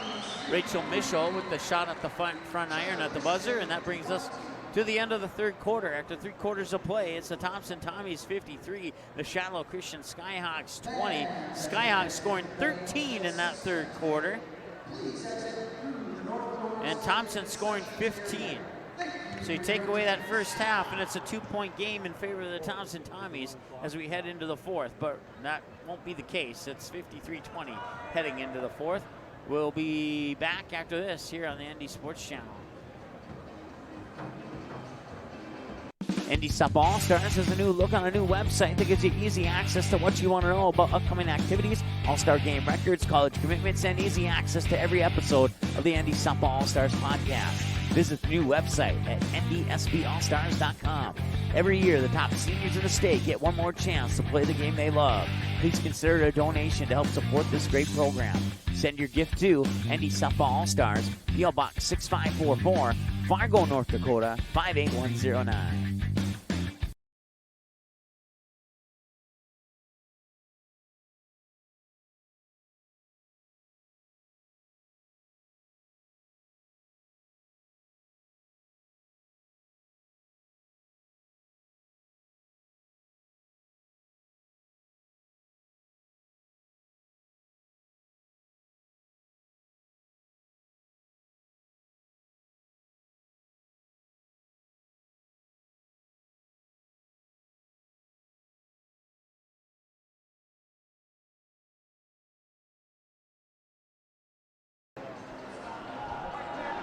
All right, welcome back. Fourth quarter of play is just about to start. The Tommies lead by 33 points, so we'll have a running clock here in the fourth quarter. This one will be over in 8 minutes. It'll stop for timeouts, injuries, and free throws only. Right now, it's Kaya Sorby with the basketball high on the near side. You might be able to hear the dribbling of the basketball on our crowd mic. They'll work it near side here from Macy Jordheim. Macy Jordheim passes away, gets it back, and that will be Sorby with the long two, and it's up and in. Kaya Sorby has 7 now for the Tommies. 55-20. Bears tail with it here on the near wing, works it to Grace Kelly. Kelly at the free throw line, out for catch and shoot 3 off the back iron out of the hands of Olivia Martin. That one will not go, and the rebound comes down to the Thompson Tommies. Back the other way, now Mackenzie Hughes will have the basketball, put it into the hands of Taylor Zach. Zach dribbles over into the far corner, and Zach will get the ball right back from Nisler, and then she'll feed it into the free throw line for Jordheim, who comes back out top and hands it off to Mackenzie Hughes. Hughes will fire it to the near wing here for Kaya Sorby. Sorby works it down low to Taylor Zach on the baseline. Zach tried to pass it into Nisler. It was poked away there by Olivia Martin, but then the Tommies regain possession. Turnaround 3 is up and in. Kaya Sorby with the triple. 58-20. Bears tail working into the hands of Schott. 4 passes later, he gets into the hands of, I believe that's Miller. No, Kelly, excuse me. There's no Miller on the team. It's Grace Kelly. I've called, there's a player for Fargo North named Grace Miller, and that's one just got stuck in my head there. So that's how I messed that one up. But Taylor Zach will have the ball now on the baseline here.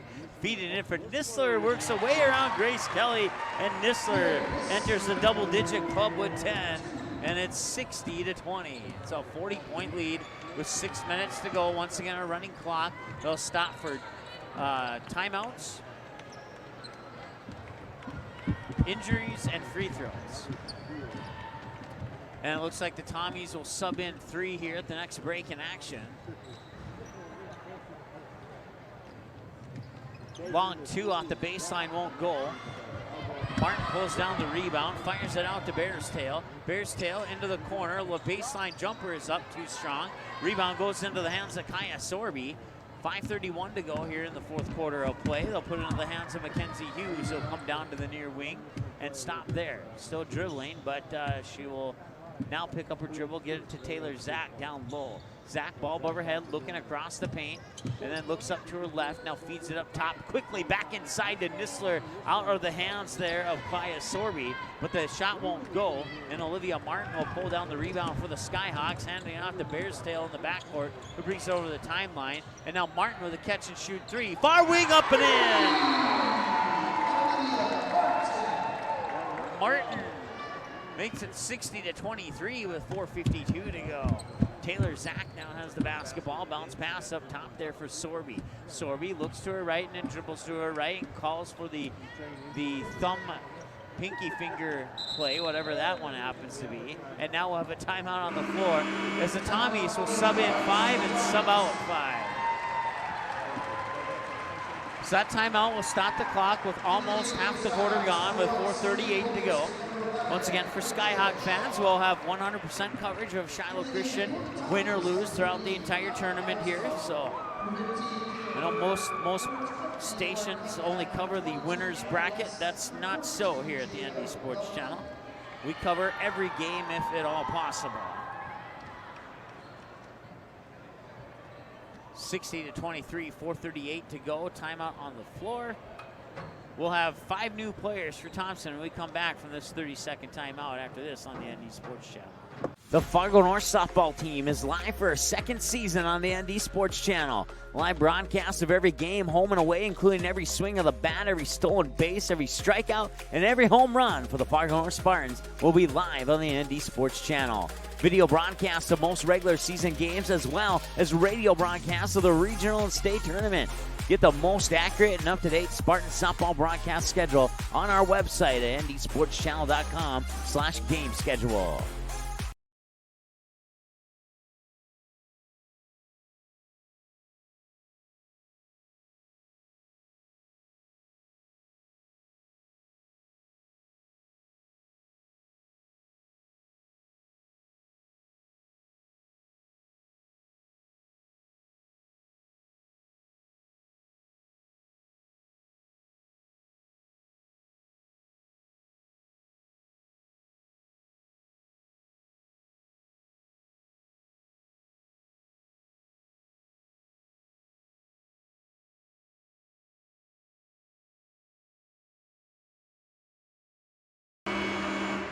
All right, welcome back. 5 new players in, including Ali Isdell, the 5'6" senior, Lauren Cunningham, the 5'3" junior. Let's see here. We'll get to the other players as they get the ball, including Ali Ness, a 5'8" junior, and also Jada Welke, a 5'7" sophomore. Kayla Herbert in the lineup too here for the Tommies. 4:20 to go here. It's a 60-23 advantage for the Thompson Tommies. Turnover Thompson, ball goes back. And now a 3 from the near corner is a little short. Tommies pull down the rebound. Quickly the other way, Kayla Herbert trying to get in front of the defenders, goes to the hoop, can't get it to go. Loose ball rebound was collected by the Skyhawks, Kennedy Wolf. Wolf will bring it back over the timeline. Bounce pass, that's that's Serene Wilkinson. And she's a 5'3" senior for the Skyhawks.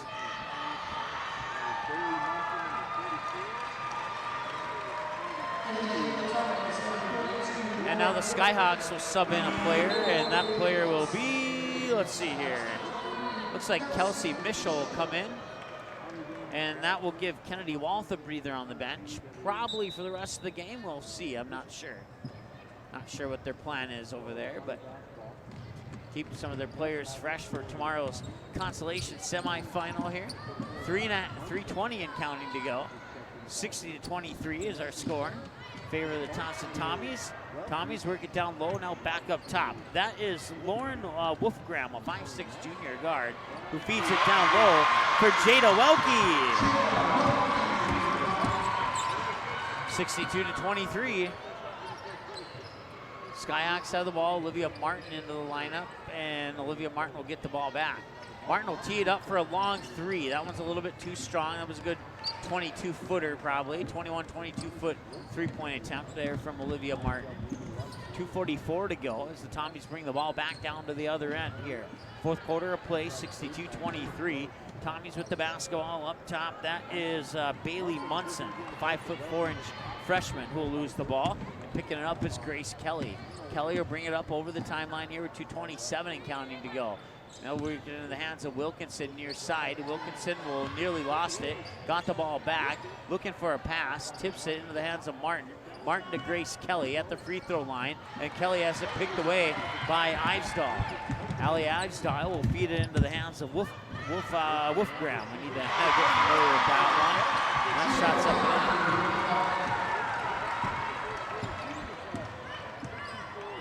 Jada Welke has 4 points now, and it's a 64-23 lead, and the clock stops with 1:56 on the timeout on the floor. We're back after this on the ND Sports Channel.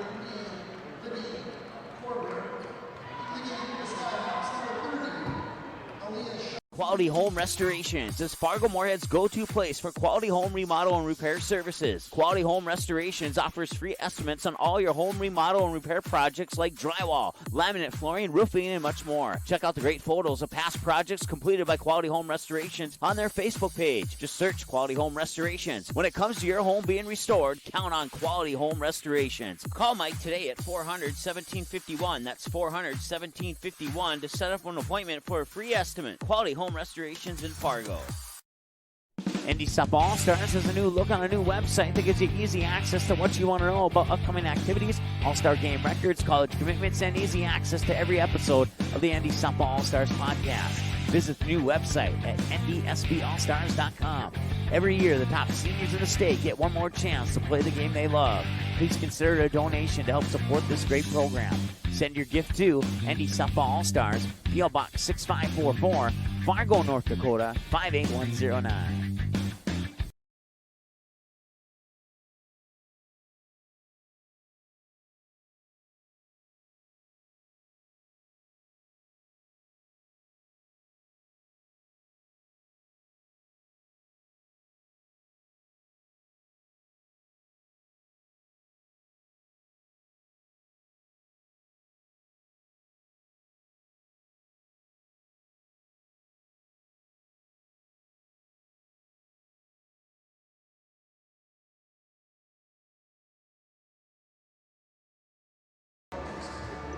All right, welcome back. Fourth quarter of play, 1:56 to go. Running clock will stop for timeouts. and injuries and free throws only. Skyhawks have the ball. They put up a three. Off the front iron, won't go. Rebound comes down to the hands of Ali Ness. Ness will bring it back up over the timeline here for the Tommies and put it into the hands of Lauren Wolfgram. Wolfgram to Ivesdal. That's what I'm trying to say. Ivesdal, or no, check that. That's Wolfgram with the three.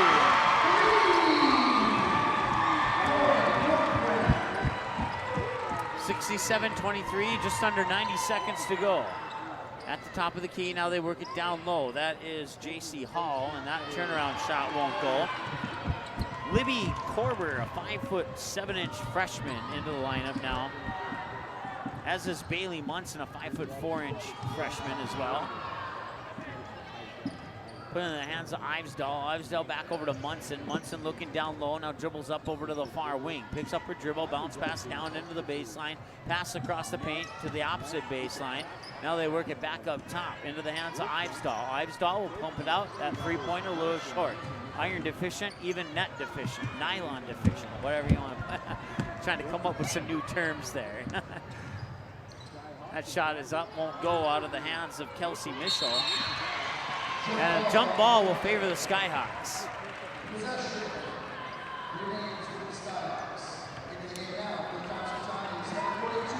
So the running clock continues. 22, 21, 20, inbounds pass from far side of the hoop off the baseline.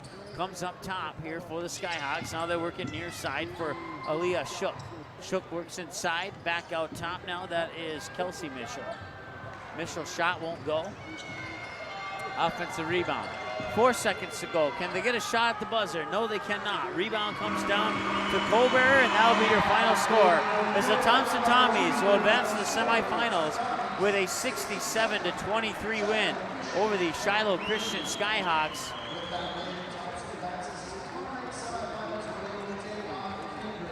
We'll take a timeout. Come back here with your full numbers after this here on the ND Sports Channel. Paper tickets. Rookie mistake. Game Time is the fastest way to buy tickets to live events with your friends. You can buy the perfect seats in seconds, and tickets are delivered directly to your phone, so you always have them with you. Download Game Time free on the App Store, and you'll instantly see a curated list of the best upcoming events in your area. Game Time sorts through thousands of available seats on the market and presents you with only the 50 best values. One of the best things about Game Time is you can get tickets at last-minute prices even after the game starts. Download Game Time free on the App Store today. Quality Home Restorations is Fargo Moorhead's go-to place for quality home remodel and repair services. Quality Home Restorations offers free estimates on all your home remodel and repair projects like drywall, laminate flooring, roofing, and much more. Check out the great photos of past projects completed by Quality Home Restorations on their Facebook page. Just search Quality Home Restorations. When it comes to your home being restored, count on Quality Home Restorations. Call Mike today at 400-1751. That's 400-1751 to set up an appointment for a free estimate. Quality Home Restorations in Fargo. Okay, here are 3 important reasons why your son or daughter should play a sport in high school. Number 1. High school sports teach valuable life lessons like self-discipline and time management skills. 2. Teens who play a high school sport have better grade point averages. And number 3. High school sports are safer than ever before. This message presented by the North Dakota High School Activities Association and the North Dakota Interscholastic Athletic Administrators.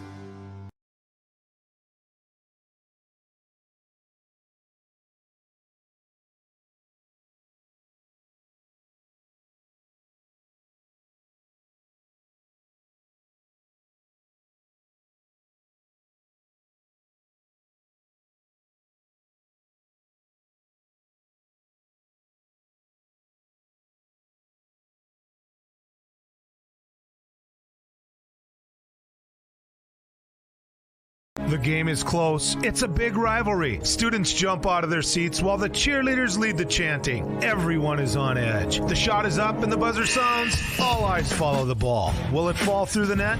You can hear the hush of the crowd. With your whistle, you watch if his feet were inside the line or not. The crowd erupts. It's a game winner. Or is it? You make the call. Become an official. Contact your local high school. A message from the North Dakota High School Activities Association. NorthDakotaScores.net is your top source for statewide scores for both boys and girls high school sporting events in the state of North Dakota. Football, soccer, basketball, hockey, wrestling, baseball, volleyball, softball. Get all the scores, every game, every night, every single sports season of the school year. You can count on NorthDakotaScores.net year after year to provide over 99% of the results for high school sporting events in North Dakota, all reported from trusted and reliable sources. Follow North Dakota Scores on Twitter, search @ND Scores, and get the same scores on your mobile device every night. What do basketball, choir, drama club, and marching band all have in common? They're all high school activities that offer learning opportunities not necessarily found in the classroom. They take up just a fraction of a typical North Dakota high school's budget, and they go a long way to giving young people the tools they need to thrive. High school activities, they're more than extracurricular. They're extra important, too. This message presented by the North Dakota High School Activities Association and the North Dakota Interscholastic Athletic Administrators Association. In our first year and 4 months on the air, the ND Sports Channel brought you a total of 407 games, and 377 of those games were exclusive broadcasts of the ND Sports Channel. That's 377 games that would have had zero broadcast coverage if not for the sponsors who support our sports webcast. We ask that you please patronize and support the sponsors you hear about in this sports broadcast on the ND Sports Channel. Join us and put your business products and services in front of an average of 234 viewers per game. Let's team up. It's the kid in grade school who paints her face blue and white before every home game. It's the accountants and salesmen who give up their Friday evenings to referee. It's the cashier at the corner convenience store who wears school colors on every game day. What makes high school sports here in North Dakota so special? They do. You do. We all do. This message presented by the North Dakota High School Activities Association and the North Dakota Interscholastic Athletic Administrators Association. ND Softball All-Stars has a new look on a new website that gives you easy access to what you want to know about upcoming activities, all-star game records, college commitments, and easy access to every episode of the ND Softball All-Stars podcast. Visit the new website at NDSBAllstars.com. Every year, the top seniors in the state get one more chance to play the game they love. Please consider a donation to help support this great program. Send your gift to ND Softball All-Stars, P.O. Box 6544, Fargo, North Dakota, 58109. This is what matters. This is beyond X's and O's. This is the difference mutual respect makes. This is what character looks like. This is what defines us in North Dakota. This is sportsmanship. School sports, it's not the outcome that matters most, but the way the games are played. This message presented by the North Dakota High School Activities Association and the North Dakota Interscholastic Athletic Administrators Association. Watch all the games on the ND Sports Channel on your home television screen. If your smart TV, Blu-ray, Xbox, PlayStation, 4K, or DVD player has access to the YouTube app, you can watch the ND Sports Channel on your big screen TV right at home, both live games and replays. Simply click on the YouTube app on your smart TV, and with the remote, move over to the search button, type in or highlight ND Sports Channel, and then select the live feed. Or you can browse the game library and watch a previous game on demand anytime you would like. We invite you to subscribe to the YouTube channel, youtube.com/C/ND Sports Channel. You can also watch live games and replays of games on your mobile device using the YouTube app, which can be downloaded from your mobile device's app store if it's not already on your device. Thanks for watching the ND Sports Channel. It's ND Sports Online.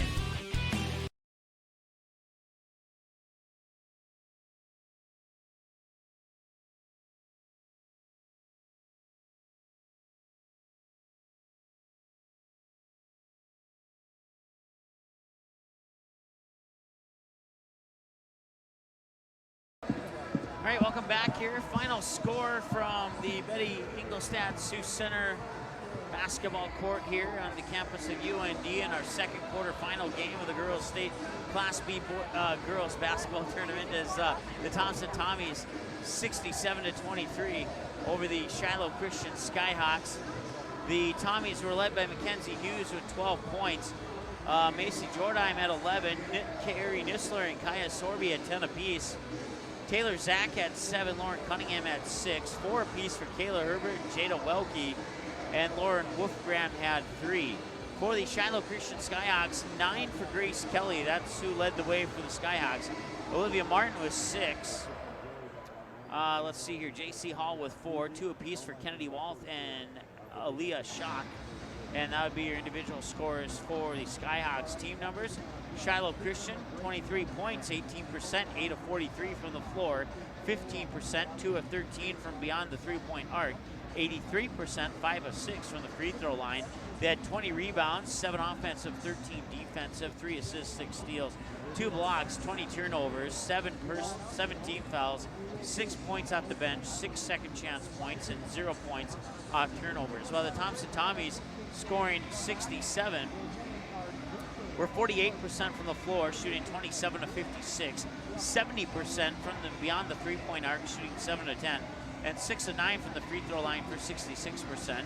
They had 29 rebounds, 11 offensive, 18 defensive, 20 assists, 10 steals, 1 block, 9 turnovers, 14 fouls, 17 points off the bench, 10 second chance points, and 18 points off turnovers. That wraps up our first half of our 2 of 4 games here on the ND Sports Channel from the quarterfinal round of the Girls State Class B Girls Basketball Tournament. I'll get it out of me eventually. That's a lot to say, but not really. And we'll take a break here. We'll be back on the air. Let's see here next. It's almost 5 o'clock now, so the next game I believe is set for 6:30 if I'm not mistaken. That means we'll be on the air right around 6:15 with your pregame show for game number 3 coming up later tonight here on the ND Sports Channel. Thanks so much for joining us. Once again, your final score in the second quarterfinal game. Thompson Tommies advanced to the semifinals to play the Kindred Vikings. And last time those two teams played, it went to triple overtime. So I might have to make sure I have enough graphics just in case that happens again. 67-23, Tommies over the Skyhawks. We'll talk to you later today on the ND Sports Channel. Have a good one. Thanks for watching this presentation of the ND Sports Channel. Did you miss any of the game? Check out Game Rewind on our website at ndsportschannel.com.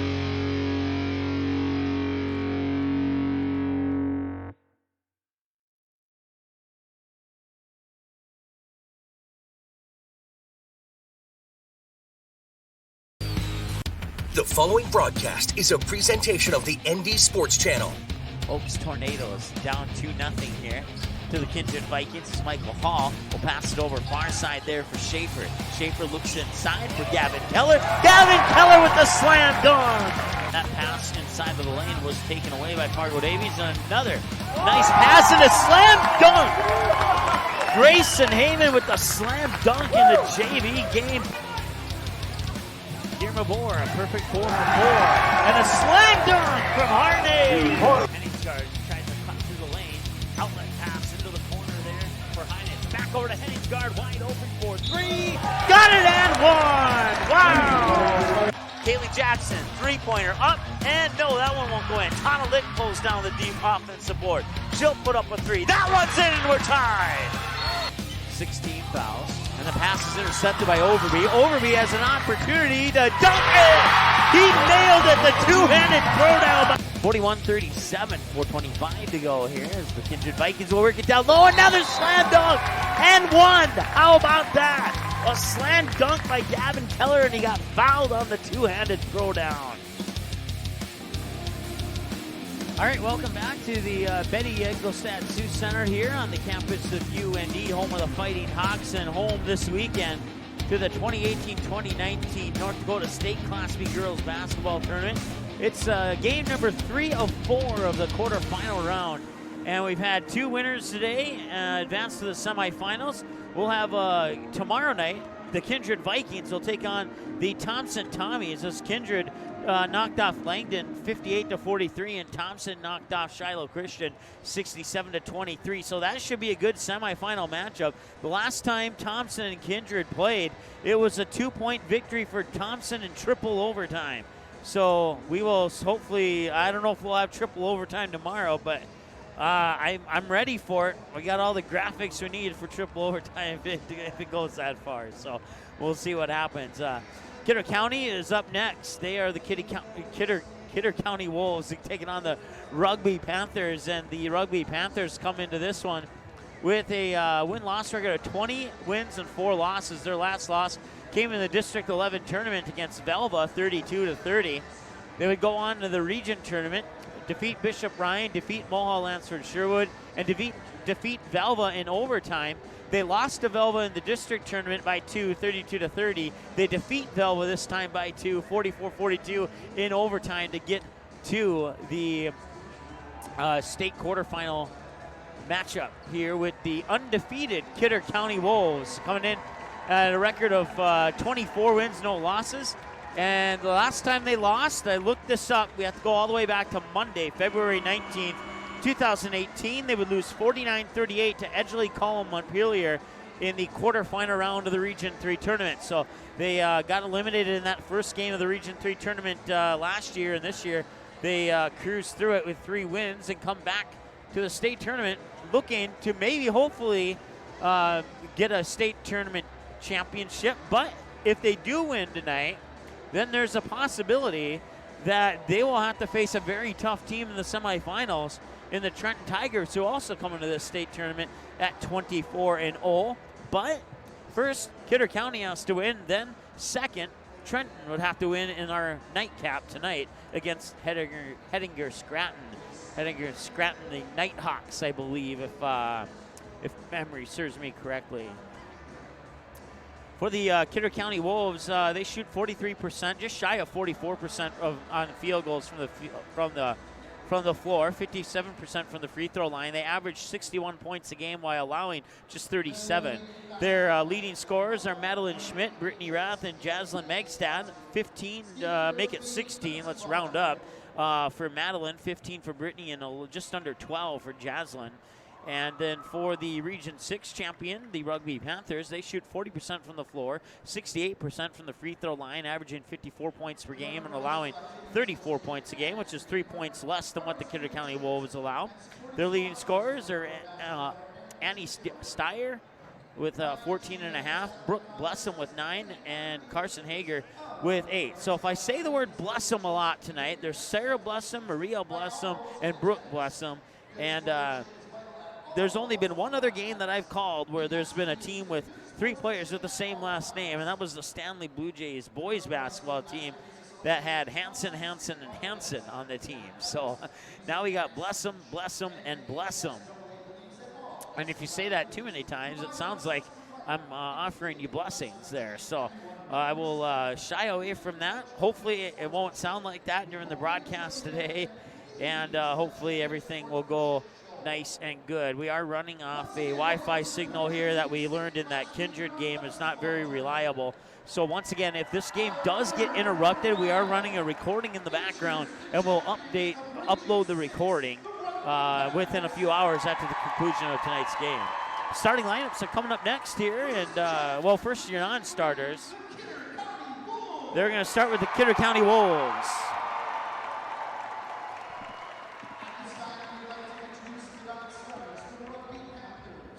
And it looks like we will have a national anthem because I see the color guard off to my right.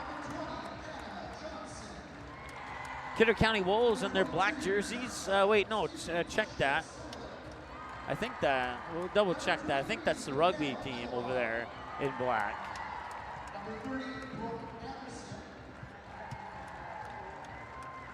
Yep, that is the rugby team. They'll be in black jerseys with black numbers outlined in orange, and I am so glad that I am courtside, because if I was up high in a press box, I would not be able to see those numbers. Kidder County will be in their white jerseys. I believe they're in white jerseys with black numbers outlined in white.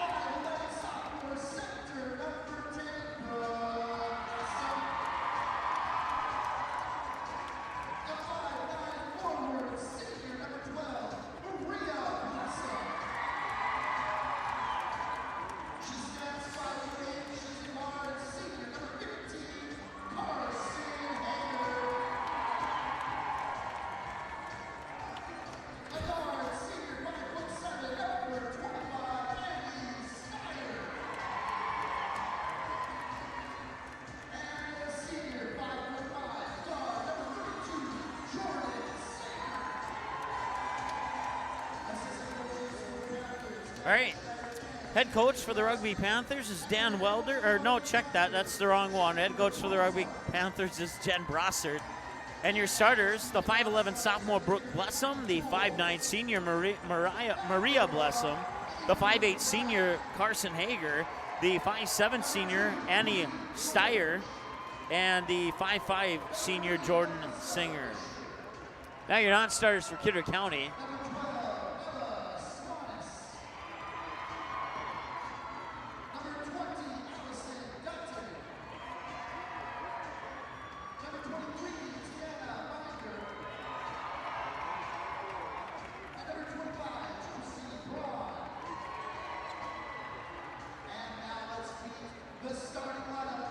And now your starters for the Kidder County Wolves out of Region 3.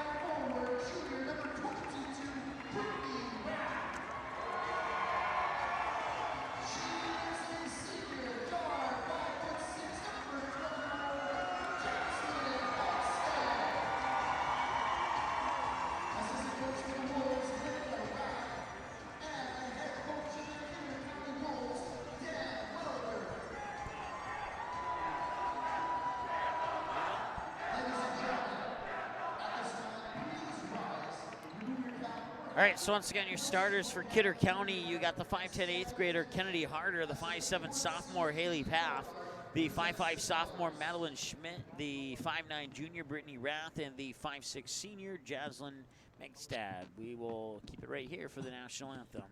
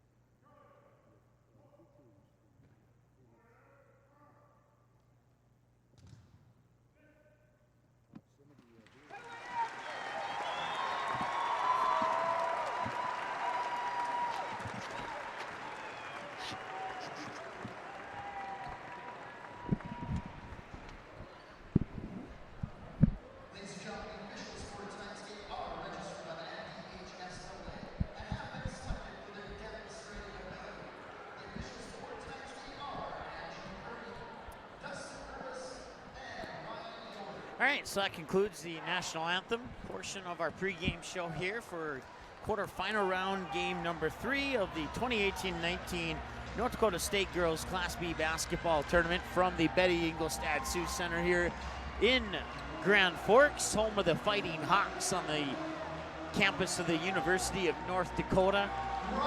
Grand Forks, always a fun place to come to for basketball tournaments. Rugby Panthers in their black jerseys with black numbers outlined in orange going from right to left. And the Kidder County Wolves in their white jerseys with black numbers outlined in white going from left to right as I see it here. Court side just to the left side of the midcourt stripe here at the Betty Engelstad Sioux Center in the campus of UND.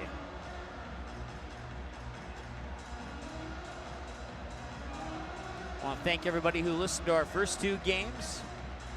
Last time I looked at the numbers, it was over 100 for that first game between Kindred and Langdon. And the numbers were nearing 100 for the Shiloh-Thompson game. Thompson-Kindred will meet in the semifinals, while Shiloh will meet Langdon in the semi-consolations. Tomorrow, we'll have that Shiloh-Langdon game for you here on the ND Sports Channel. More on that in a little bit. Tap is up in the air, and the Rugby Panthers win it. Going from right to left, 3-pointers up and in to start the game.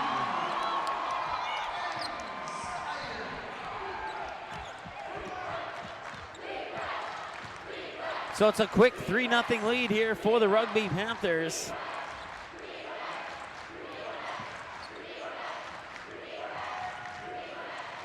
As soon as we fix our scoreboard there, we'll get you up to date on that, what's going on here. Apologize for that. The 3 was out of the hands of Annie Steer. That rebound will come down to the Panthers. They'll work it into the hands of Steer. Steer pushes into the corner there for Hager. Hager back up top for Steer. Steer will back up in between the circles. Near wing for Hager once again. Back over to Steer. Steer thought about the 3. Instead feeds it down to the baseline. Now back up top. And they'll flip it over to the far wing and then into the far corner. Into the hands of Mariah Blessum. And Blessum will get tied up there with Madeline Schmidt of the Kidder County Wolves. And jump ball will favor the Rugby Panthers.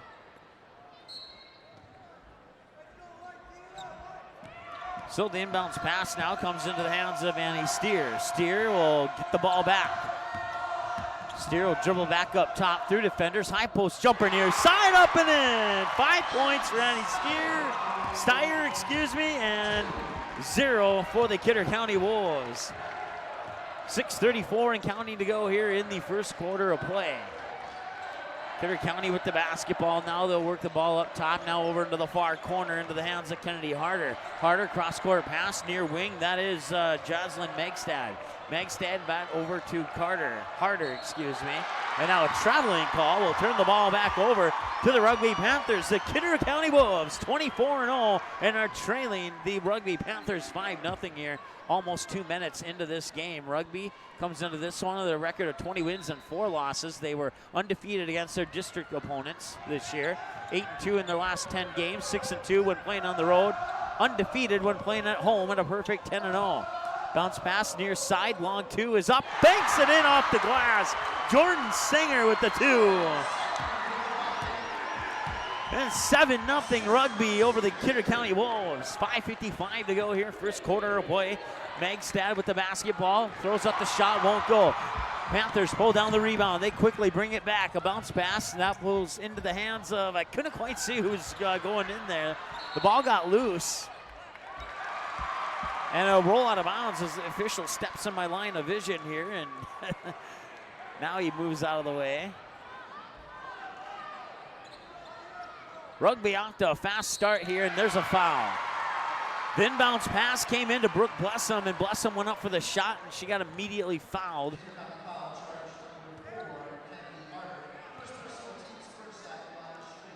Kennedy Harder gets the personal foul, and that will send the Rugby Panthers Brooke Blessum to the free throw line is the word I'm looking for here. She'll miss the first one. It'll remain 7-0.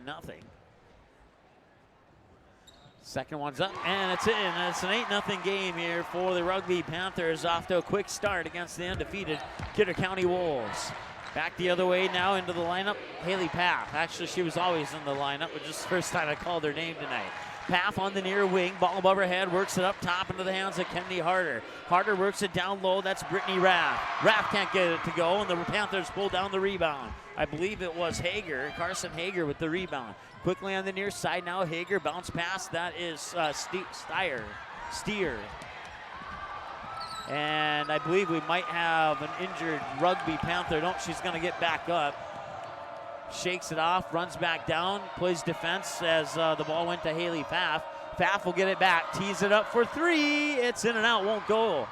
And some contact there on the rebound, and the ball will just go out of bounds. No foul called, and it will go back to the Rugby Panthers, leading 8-0 with 4:55 to go here. Almost half the quarter is gone, and the Kidder County Wolves have not scored yet.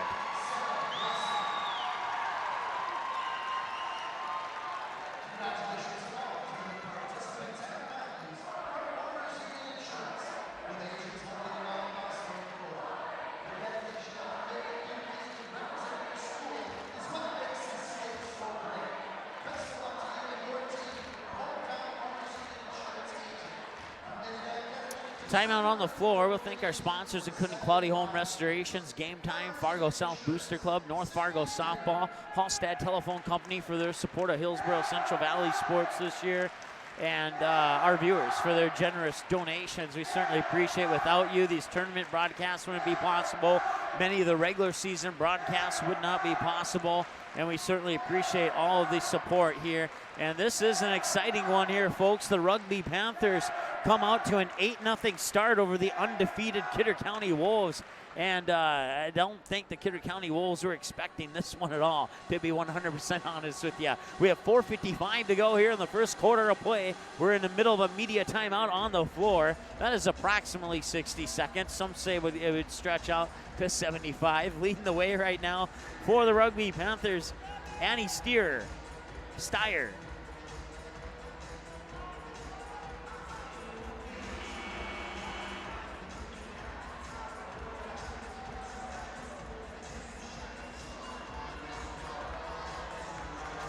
I am writing down how to say that, because apparently my first attempt at a phonetic spelling failed. Annie Steyer with 5 points, Jordan Singer with 2, Brooke Blessum with 1. As we come out of the media timeout, it's Rugby Panther ball, and now the Kidder County Wolves are putting on a full court press, but they'll get it into the hands there. Brooke Blessum over the timeline, and then some contact over on the far wing, and that's another foul, I believe, on the, no, it's going to go on the Rugby Panthers, actually.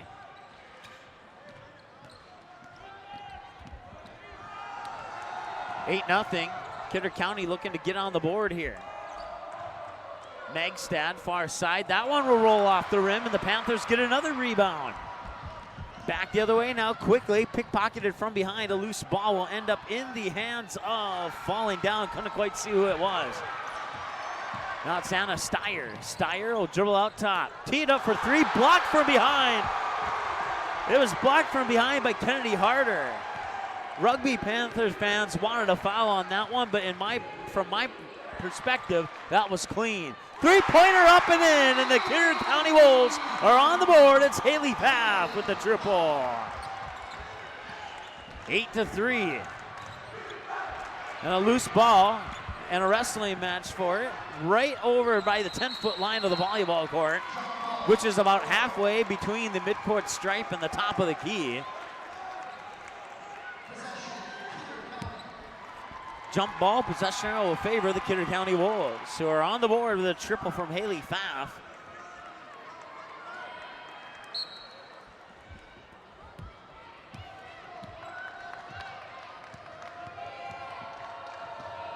Madeline Schmidt works her way into the paint. A little short on that one. Coming away with the rebound there is Mariah Blessum.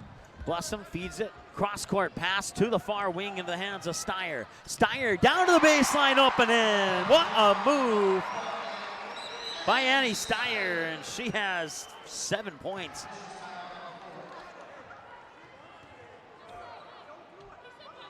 And now the officials going over to talk to the Kidder County coach. It looks like there's a substitution as apparently Jaslyn Megstad for Kidder County needs to come out.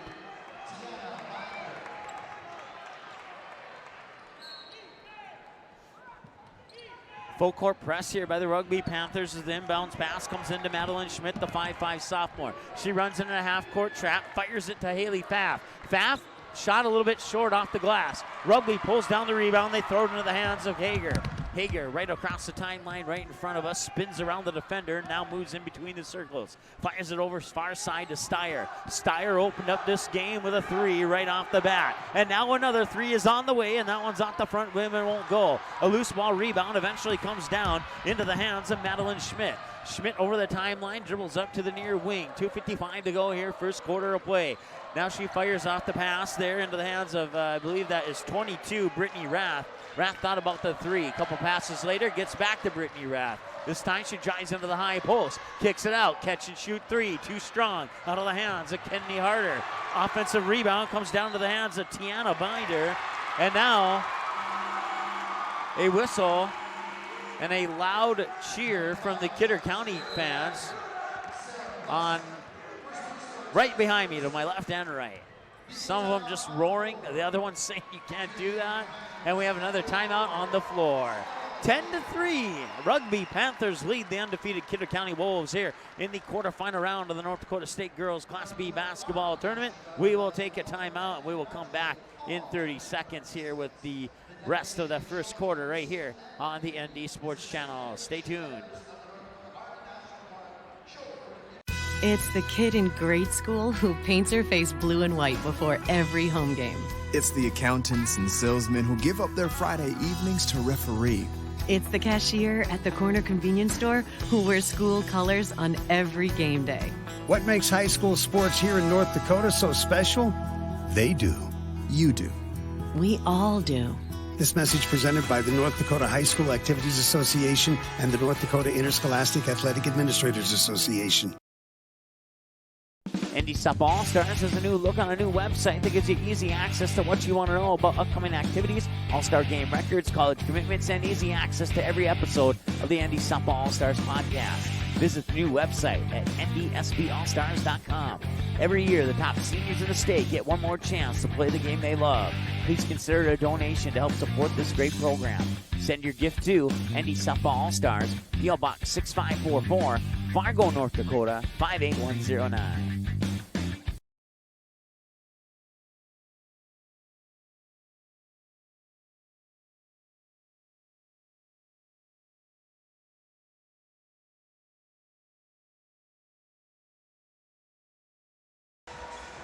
All right, welcome back.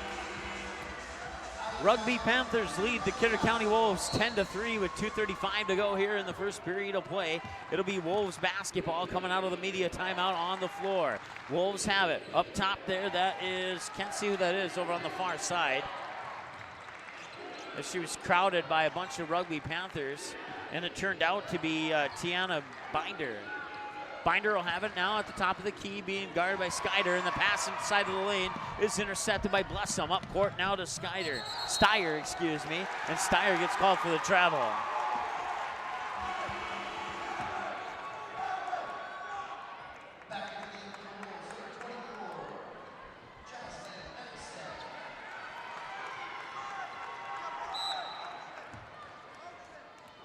Inbounds pass will be triggered to Madeline Schmidt. Schmidt being guarded in the backcourt there by Sarah Blessum. Schmidt around Blessum over the timeline. Pumps it into the near corner. That is Jaslyn Megstad. Megstad, ball above her head, fakes left, spins around, goes right, bounce pass, top of the key, thought about the 3, fires it over to the far corner into the hands of Kennedy Harder. Harder up top now to Schmidt. Schmidt back over to the far wing. Now they work it down low, back out into the near corner, back up to Schmidt. Quick passing here by the Kidder County Wolves. Drive into the lane, won't go. And Schmidt gets her own rebound. Comes back out, top of the key. Hands it off to Brittany Rath. Rath drives into the paint. That shot won't go. Panthers pull down the rebound. More specifically, it's Sarah Blessum. Blessum will put it into the hands of Blessum. That's Sarah to Mariah. Now Mariah gets it into Steyer's hand. Steyer in between the circles at the 10-foot line of the volleyball court. Bounce pass, top of the key now. That is Hager. Hager, near side. Steyer looking down low. Quick Back up top, and a catch and shoot three is on its way and in. Count it.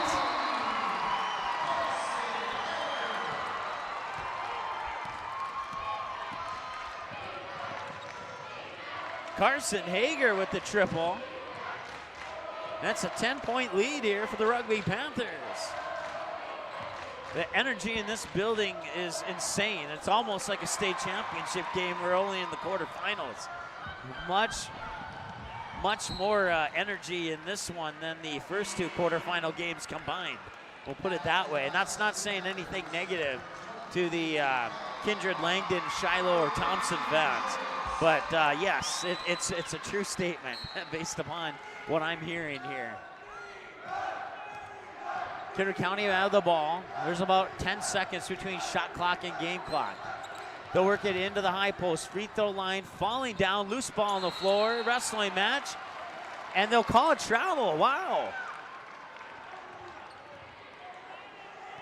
They called it travel, so the possessioner will stay with the Rugby Panthers, and the Rugby Panthers will get the winning side of that traveling call.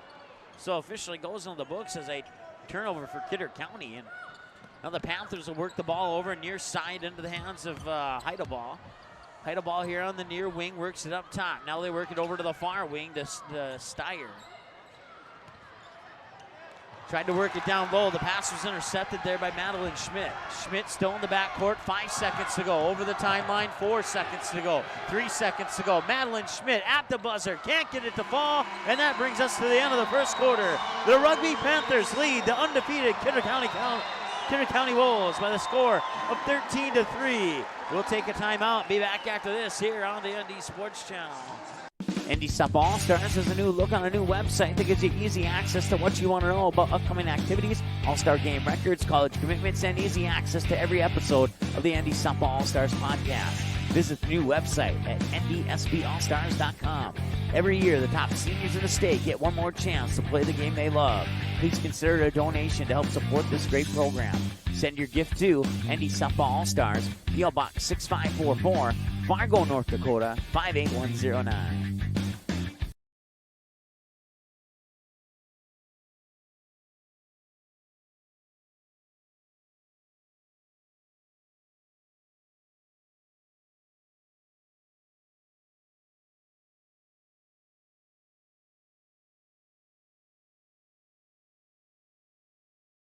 This is what matters. This is beyond X's and O's. This is the difference mutual respect makes. This is what character looks like. This is what defines us in North Dakota. This is sportsmanship. School sports, it's not the outcome that matters most, but the way the games are played. This message presented by the North Dakota High School Activities Association and the North Dakota Interscholastic Athletic Administrators Association.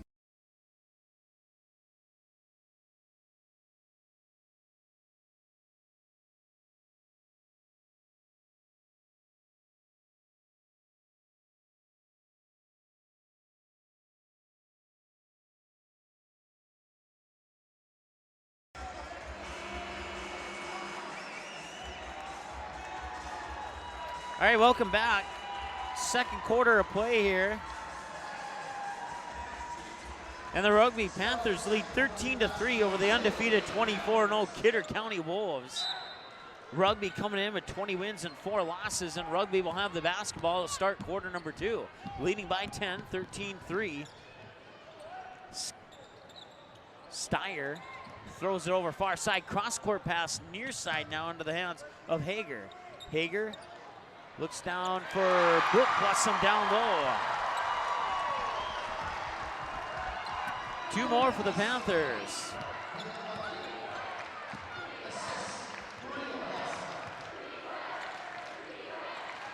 It'd be a lot easier if those 3 players had different last names. But we'll do the best we can here. I can't remember how I adjusted to that in last year's game with the 3 Hansons on there, but 15-3 here, second quarter of play, 7:23 to go. It's been a pretty clean game here. The Kidder County Wolves have 2 fouls. Rugby has 1.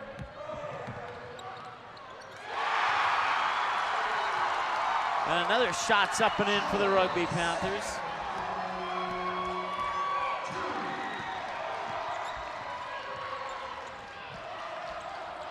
So back the other way now. Shots up and in. That was, I didn't see.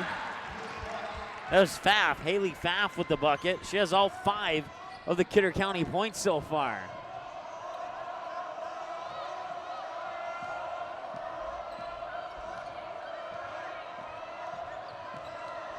Cross-court pass, wide open for 3, tees it up, in and out, offensive rebound underneath. That one will not go, and now a defensive board pulled down by Kidder County's Brittany Rath. Rath will hand it off there to Schmidt in the backcourt. Schmidt will bring it over the timeline with 6:17 to go here in the second quarter of play. Trailing 17-5 to the Rugby Panthers.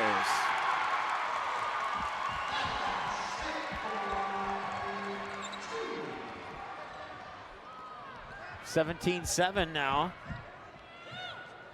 Madeline Schmidt got the bucket there. That bucket will not count. It's a traveling call on the Rugby Panthers. And now the Kidder County fans are getting into this one a little bit. Their team's down by 10, but things are starting to look positive here for Kidder County with a couple of mental errors by the Rugby Panthers. And that's going to be stolen away by Anna Steyer out of the hands of Megstad. And Steyer the hooping in on the steal. Steyer with 9 points. 19-7. 5.5 to go here, second quarter of play. They put it into the hands of Schmidt. Schmidt onto the far wing. Drives in, kicks it out to the corner. That is Pfaff, and Pfaff gets called for travel.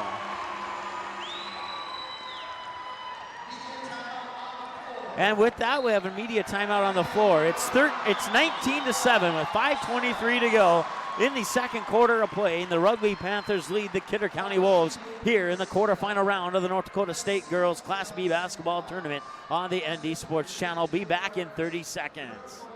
In our first year and 4 months on the air, the ND Sports Channel brought you a total of 407 games, and 377 of those games were exclusive broadcasts of the ND Sports Channel. That's 377 games that would have had zero broadcast coverage if not for the sponsors who support our sports webcast. We ask that you please patronize and support the sponsors you hear about in this sports broadcast on the ND Sports Channel. Join us and put your business products and services in front of an average of 234 viewers per game. Let's team up.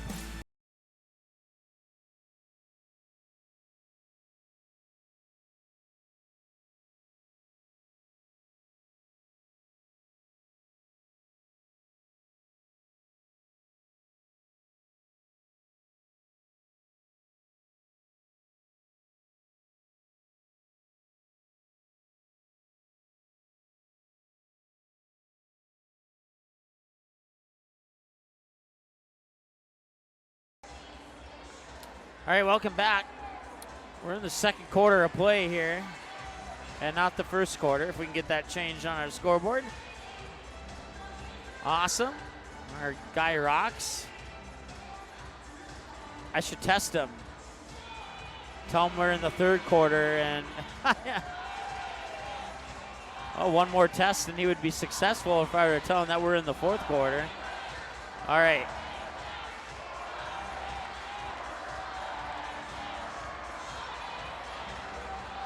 Second quarter of play. It's 19-7.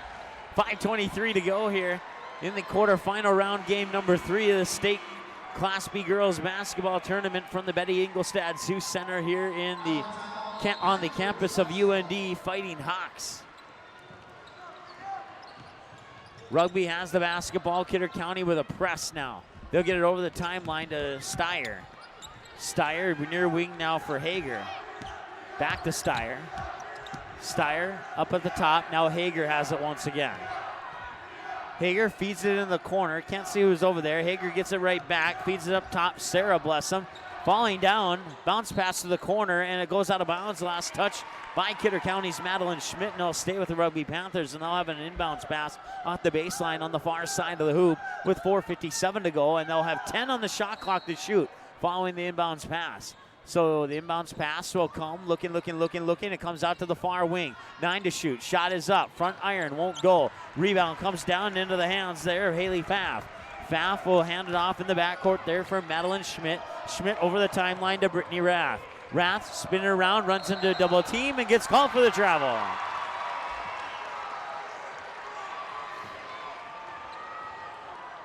I'll stop the clock with 4:43 to go here. Once again, 19-7 our score in favor of the Rugby Panthers.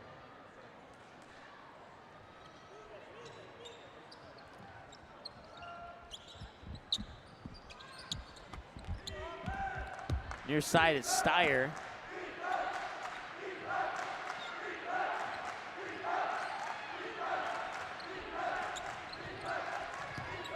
Blessum from the mid post, won't go. Gets her own rebound, kicks it back out top for Steyer. 4:17 and counting, and a fresh shot clock here for the Rugby Panthers. As Steyer fires it over far side to Hager. Hager works it down into the corner, now down on the baseline, and a pass into the paint.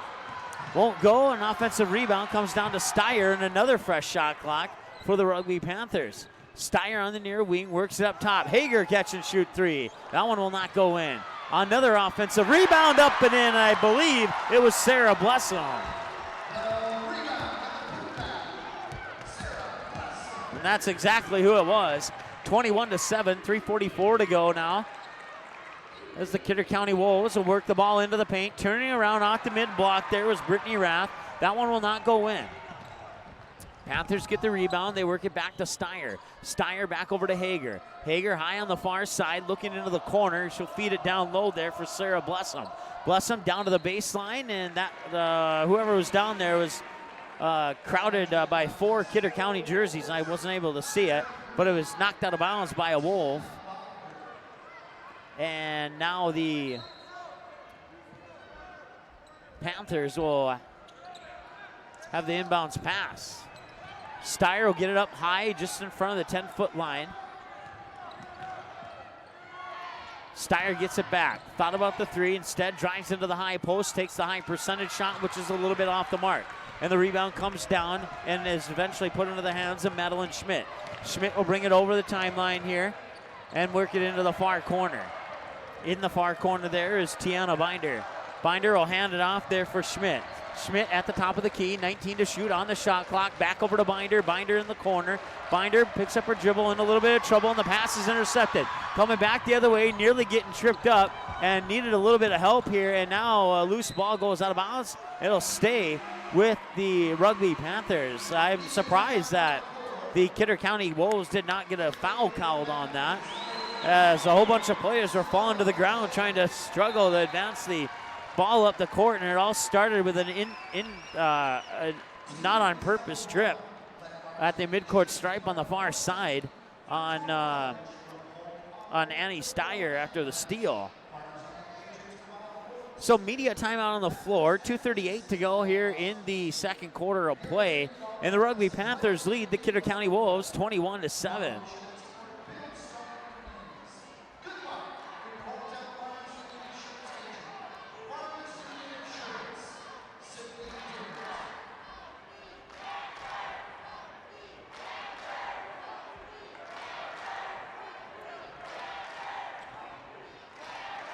We'll keep it here during the media timeout. So make some adjustments on our on-screen there. Quality Home Restorations game time. The Fargo South Booster Club, North Fargo Softball, Halstead Telephone Company for their support of Hillsborough Central Valley, and a handful of our viewers who have given a generous financial gift on our website. You can go there and donate yourself if you'd like to have us continue broadcasting games. It would certainly help out with broadcasting fees, travel costs, and all that other good stuff. You can donate any amount you want. Doesn't have to be a certain amount. You can go to ndsportschannel.com, click on the donate button, and you can send us a check through the mail, or you can donate right there on our website using a credit or debit card, and that is a secure transaction. So if that interests you, we would absolutely love it if you could help us out with a donation of any size. Make sure you use the decimal point, though, so we don't mistake $10 for $1,000. So just Keep that in mind. Use that decimal point, and we even have that notation on our website on that particular page. Coming out of the media timeout, 21-7 in favor of the Rugby Panthers. An inbounds pass from the near sideline comes into Steyer. Steyer dribbles up to the near wing, runs into a double team, bounce pass up top for Hager. Hager will dribble over to the far side, bounce pass, I believe that's Steyer again. Steyer runs into another double team, gets the pass off, that's Blessum. Blessum can't get that shot to go. Rebound comes down to Brittany Rath, and now the ball goes out of bounds and right back to the Rugby Panthers. And the Rugby Panthers are pretty pumped up about the way this game has gone for their team up to this point. It is so far so good for the Rugby Panthers. 21-7, Steyer will get it to Hager up in between the circles here as Hager dribbles to the left side looking for that high ball screen. Now she'll feed it into the high post. Back out Steyer, 4-3, it's on its way, missed everything, too strong. Went too far on that one, overshot the moon, you could say. 2 minutes to go here, second quarter of play. Press in the backcourt, Steyer with the steal. And Steyer to the hoop, and Steyer with the lay-in.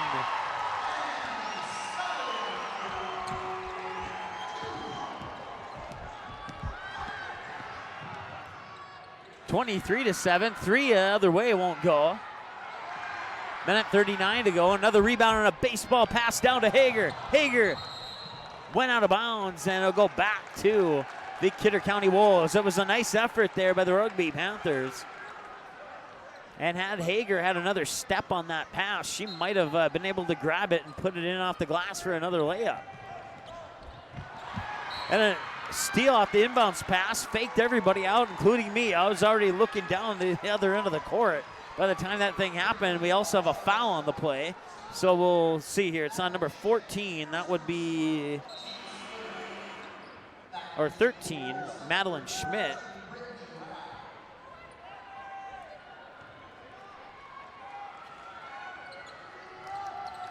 Madeline Schmidt picks up her first personal foul. And we have another turnover. Rugby in complete control of this basketball game here with 1:17 to go before halftime. Hager over a far side, bounce pass to Steyer, back to Hager. Hager looks inside, that's Blessum. Blessum one dribble, mid-post fade back, won't go. Rebound comes down into the hands of Megstad. Megstad hands it off in the backcourt there for Madeline Schmidt. Schmidt fires it up court there for Pfaff. Pfaff back to Schmidt. Schmidt back over to Pfaff on the far wing. 24 to shoot on the shot clock. Now they work it up top to Binder. Binder flips it into the hands of Brittany Rath. Drives down near side, baseline, shot up, won't go. Panthers hold down the rebound. Steyer over the timeline. Quickly over to Blessum. Blessum will tee it up for 3. And Blessum will see that one bounce in and out. Rebound comes down to Brittany Rath. Rath quickly back the other way. 30 seconds to go. Shot clock is off. Now we have a whistle that stops the clock with 29.4 seconds to go here in the second quarter of play. Substitutions here for the Rugby Panthers include Jordan Singer, a 5'5" senior who has 4 points on the night so far. And one other one too. I didn't see who snuck in there, but two Panthers snuck in. And we'll have a foul on Steyer here.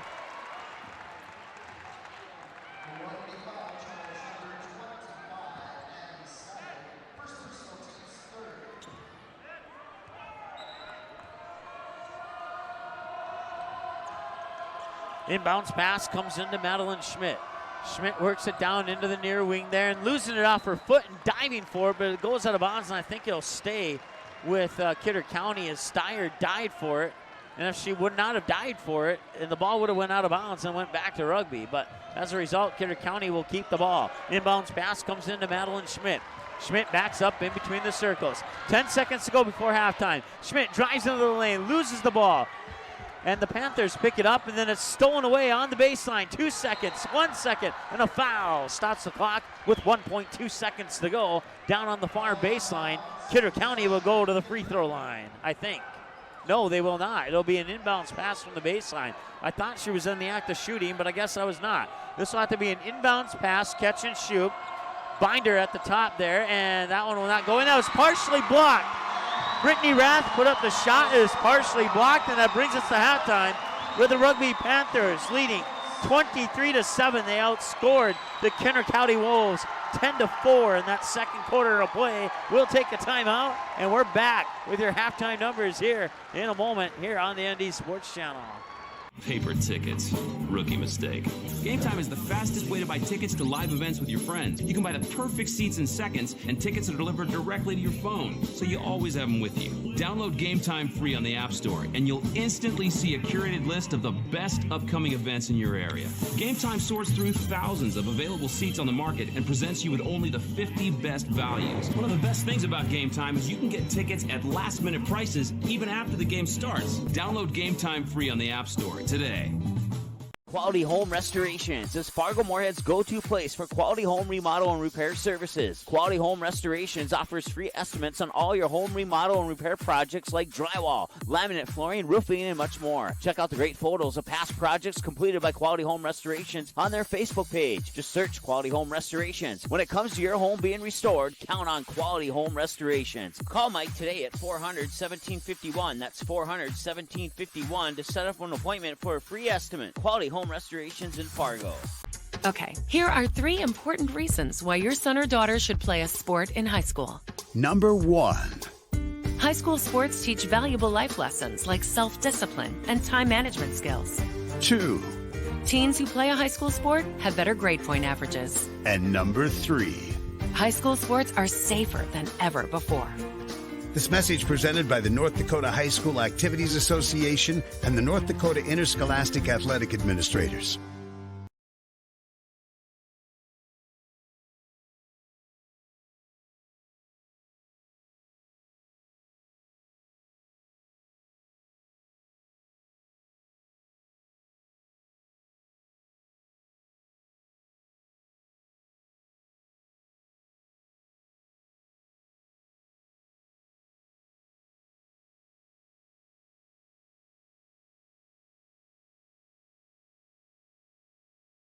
The game is close. It's a big rivalry. Students jump out of their seats while the cheerleaders lead the chanting. Everyone is on edge. The shot is up and the buzzer sounds. All eyes follow the ball. Will it fall through the net? You can hear the hush of the crowd. With your whistle, you watch if his feet were inside the line or not. The crowd erupts. It's a game winner. Or is it? You make the call. Become an official. Contact your local high school. A message from the North Dakota High School Activities Association. NorthDakotaScores.net is your top source for statewide scores for both boys and girls high school sporting events in the state of North Dakota. Football, soccer, basketball, hockey, wrestling, baseball, volleyball, softball. Get all the scores every game, every night, every single sports season of the school year. You can count on NorthDakotaScores.net year after year to provide over 99% of the results for high school sporting events in North Dakota, all reported from trusted and reliable sources. Follow North Dakota Scores on Twitter. Search @ND Scores to get the same scores on your mobile device every night. What do basketball, choir, drama club, and marching band all have in common? They're all high school activities that offer learning opportunities not necessarily found in the classroom. They take up just a fraction of a typical North Dakota high school's budget, and they go a long way to giving young people the tools they need to thrive. High school activities, they're more than extracurricular.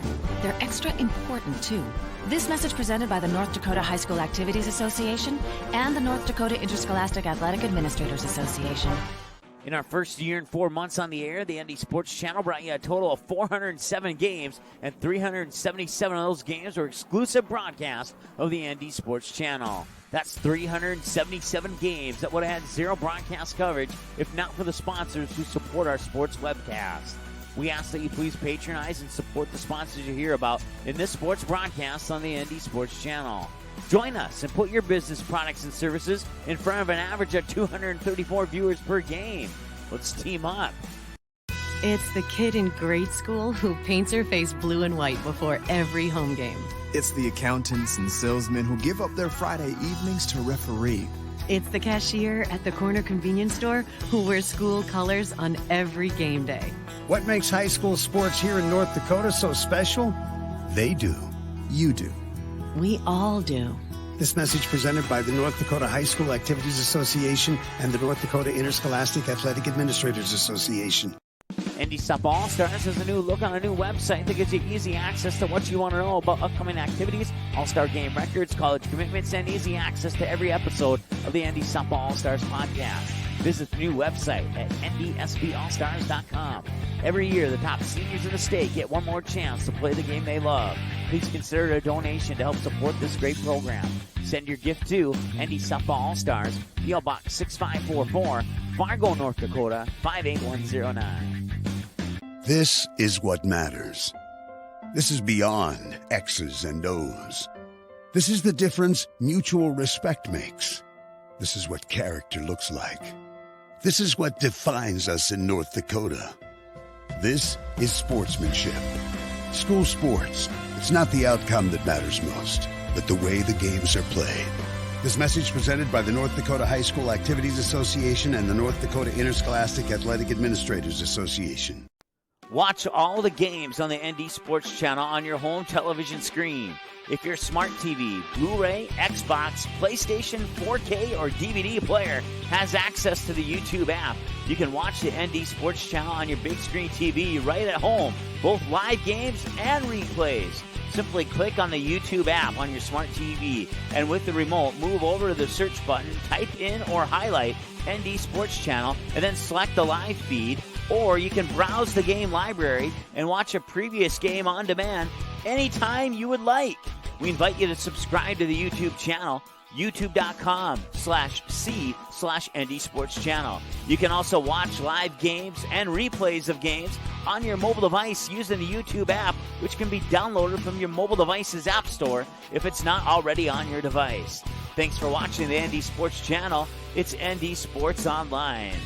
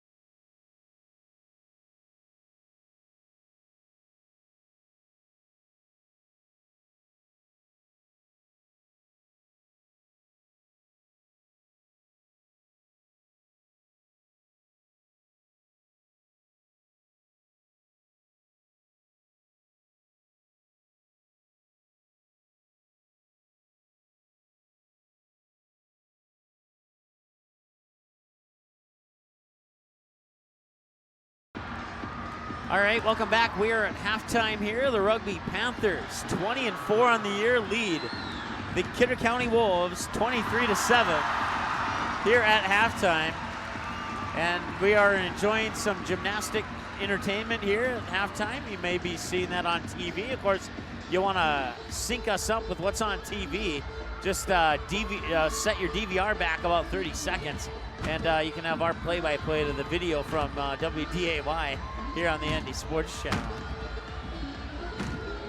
Let's take a look here. I had those official numbers and they disappeared on me. So, Rugby, 23 points, 10 of 24 from the field at 41%, 2 of 8 from behind the three-point arc for 25%, and 1 of 2 from the free throw line for 15%.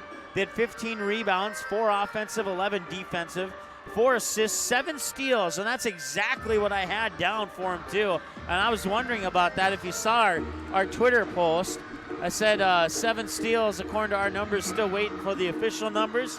7 steals is exactly what the official numbers have on it. 2 blocks, 10 turnovers, 3 team fouls, points off the bench 2, second chance points 4, points off turnovers 4 for the Rugby Panthers. For the Kidder County Wolves, 7 points, 3 of 21, 14% from the floor, 1 of 5 from beyond the three-point arc at 20%, no attempts from the free throw line. 10 rebounds, 2 offensive, 8 defensive, no assists, 3 steals, 1 block, 12 turnovers, 3 personal fouls, and then no points off the bench, second chance, or off turnovers for the undefeated Kidder County Wolves. Once again, it was 13-3 at the end of the first quarter, and the Rugby Panthers outscored the Wolves 10-4 in the second quarter to bring us to our halftime score of 23-7. For the Kidder County Wolves, they're led by Haley Pfaff with 3 points, 2 apiece for Brittany Rath and Madeline Schmidt. And then for the Rugby Panthers, Anna Steyer leads the way with 11, along with Jordan Singer with 4, 3 apiece for Carson Hager and Brooke Blessum, and then 2 for Sarah Blessum. And that wraps up your individual scoring for the Rugby Panthers. We will take one more timeout as we are approximately 4 minutes away here from the start of the third quarter of play, and we'll be right back after this here on the ND Sports Channel. Paper tickets. Rookie mistake. Game Time is the fastest way to buy tickets to live events with your friends. You can buy the perfect seats in seconds, and tickets are delivered directly to your phone, so you always have them with you. Download Game Time free on the App Store, and you'll instantly see a curated list of the best upcoming events in your area. Game Time sorts through thousands of available seats on the market and presents you with only the 50 best values. One of the best things about Game Time is you can get tickets at last-minute prices even after the game starts. Download Game Time free on the App Store today. Quality Home Restorations is Fargo Moorhead's go-to place for quality home remodel and repair services. Quality Home Restorations offers free estimates on all your home remodel and repair projects like drywall, laminate flooring, roofing, and much more. Check out the great photos of past projects completed by Quality Home Restorations on their Facebook page. Just search Quality Home Restorations. When it comes to your home being restored, count on Quality Home Restorations. Call Mike today at 400-1751. That's 400-1751 to set up an appointment for a free estimate. Quality Home Restorations in Fargo. Okay, here are 3 important reasons why your son or daughter should play a sport in high school. Number 1. High school sports teach valuable life lessons like self-discipline and time management skills. 2. Teens who play a high school sport have better grade point averages. And number 3. High school sports are safer than ever before. This message presented by the North Dakota High School Activities Association and the North Dakota Interscholastic Athletic Administrators.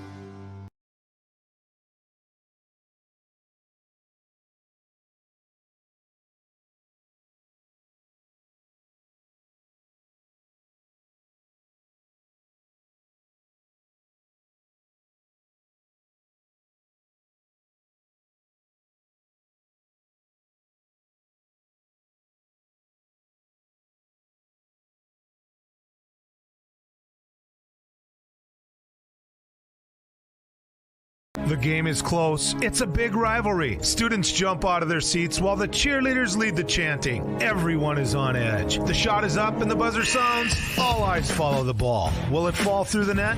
You can hear the hush of the crowd. With your whistle, you watch if his feet were inside the line or not. The crowd erupts. It's a game winner. Or is it? You make the call. Become an official. Contact your local high school. A message from the North Dakota High School Activities Association. NorthDakotaScores.net is your top source for statewide scores for both boys and girls high school sporting events in the state of North Dakota. Football, soccer, basketball, hockey, wrestling, baseball, volleyball, softball. Get all the scores every game, every night, every single sports season of the school year. You can count on NorthDakotaScores.net year after year to provide over 99% of the results for high school sporting events in North Dakota, all reported from trusted and reliable sources. Follow North Dakota Scores on Twitter, search @NDScores and get the same scores on your mobile device every night. What do basketball, choir, drama club, and marching band all have in common?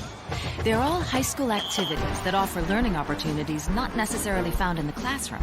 They take up just a fraction of a typical North Dakota high school's budget, and they go a long way to giving young people the tools they need to thrive. High school activities, they're more than extracurricular. They're extra important, too. This message presented by the North Dakota High School Activities Association and the North Dakota Interscholastic Athletic Administrators Association. In our first year and 4 months on the air, the ND Sports Channel brought you a total of 407 games, and 377 of those games were exclusive broadcasts of the ND Sports Channel. That's 377 games that would have had zero broadcast coverage if not for the sponsors who support our sports webcast. We ask that you please patronize and support the sponsors you hear about in this sports broadcast on the ND Sports Channel. Join us and put your business products and services in front of an average of 234 viewers per game. Let's team up. It's the kid in grade school who paints her face blue and white before every home game. It's the accountants and salesmen who give up their Friday evenings to referee.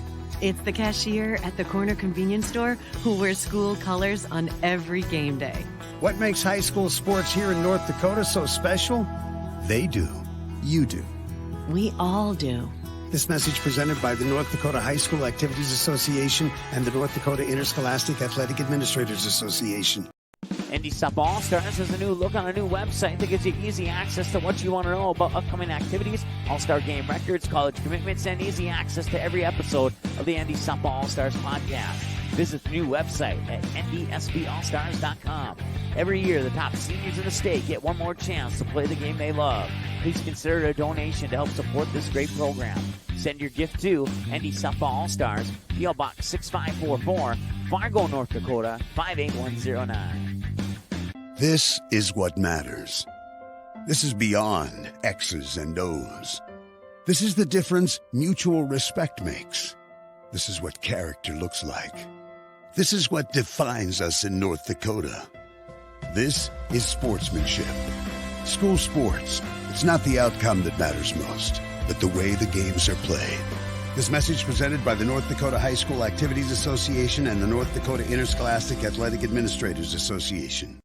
Watch all the games on the ND Sports Channel on your home television screen.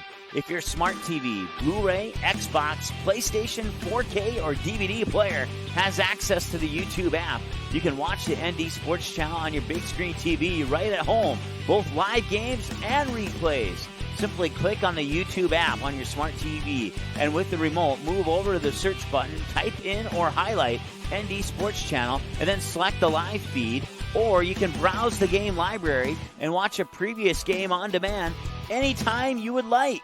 We invite you to subscribe to the YouTube channel, youtube.com/c/ND Sports Channel. You can also watch live games and replays of games on your mobile device using the YouTube app, which can be downloaded from your mobile device's app store if it's not already on your device. Thanks for watching the ND Sports Channel. It's ND Sports Online. All right, welcome back. As we get ready to start the third quarter of play, the Kidder County Wolves will have the basketball moving from right to left in their white jerseys, while the Rugby Panthers moving from left to right, as I see it, in their black jerseys. On the near wing now, that is Jaslyn Megstad. Megstad has no points so far, and she's going to try and change that. Brittany Rath actually was trying to change that. She only has 2 points. That three was a little bit off the mark. And back the other way, Steyer will toss it up court into the hands of Brooke Blessum. Blessum back up top to Steyer. 25 to shoot on the shot clock. 7.5 to go here, third period of play. That is Hager on the far side. Now they work into the corner, back up top, and that will be a foul on Kidder County. The foul's on Madeline Schmidt.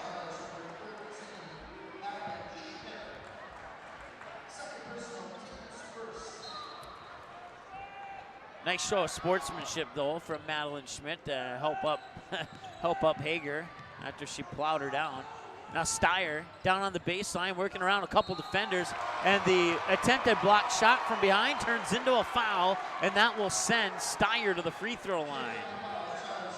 Steyer with 11 points leads the way right now for the Rugby Panthers, and this will be their first trip to the free throw line for Steyer tonight, and the first free throw is up, and it is in. She has 12.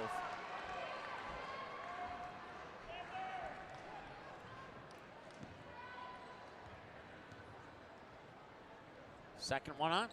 That one's in. Swish, nothing but net, 2 for 2. Annie Steyer makes it 25-7 with 7:07 and counting. Now Steyer pressuring in the backcourt, but the Wolves will get it over the timeline. That is to Megstad. Megstad kicks it up top there for Brittany Rath. Rath spinning around into the paint. Shot is up and in, but it will not count. The foul came before the shot. Annie Steyer picks up her second, team's first. In fact, according to me, they had 2 in the first half, 1 in the, and now travel. Another turnover here for the Kidder County Wolves, and that has been hurting Kidder County, no doubt about it, here in this basketball game so far. Hager will inbound it here for Steyer. Steyer and Hager look at each other, smile and laugh, and now the smirks go off, and they get back to business. Steyer over to Hager. Hager works it down low, and a whistle and a foul. Well, stop the clock with 6:44 to go here in the third quarter of play.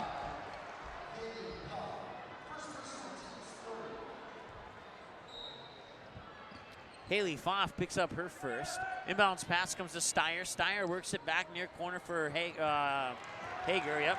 And that pass inside of the lane was tipped and put into the hands of Madeline Schmidt.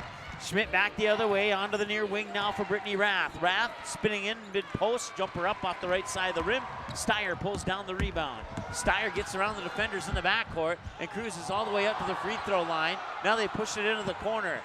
And losing the ball, she tried to drive into the paint there, was, let's see here, I need to double check the jersey number, 32, Jordan Singer. It looked like 35 from where I was looking at.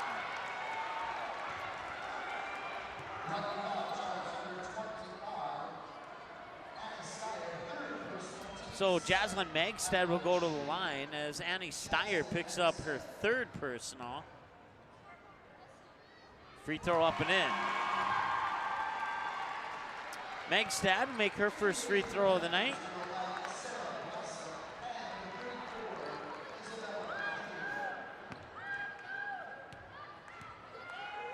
Second one is on its way, and that one's in as well. 2 for 2 for Megstad on that trip to the line. 25-9 in favor of the Rugby Panthers. There's 6 minutes to go here in the third. Now they work the ball up top. That's Hager. Hager now far near side for Blessum. That's Maria Blessum. Blessum cross court over to the other Blessum. And working it down into the corner. I couldn't quite see who that was. Thought she was going to tee it up for 3, and now she lobbed in a high pass that went off the fingertips of Brooke Blessum from Maria Blessum. And a full court press here from the Rugby Panthers.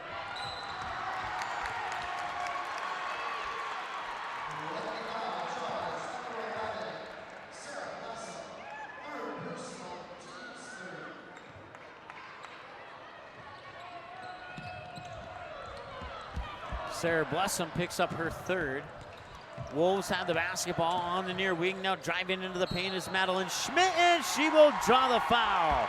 And Madeline Schmidt will go to the line as drawing the foul is Isabella McCabe, a 5'10 sophomore for the Rugby Panthers. That's team foul number 4 now. 5.5 to go here in the third quarter, 25-9. And with that free throw, or no, she made it. Madeline Schmidt with that free throw, the Wolves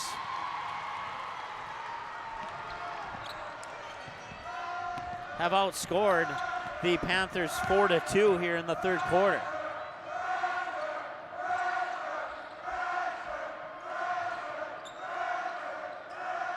Kidder County fans cheering pressure, pressure, pressure. 25-11, 5:09 and counting to go here.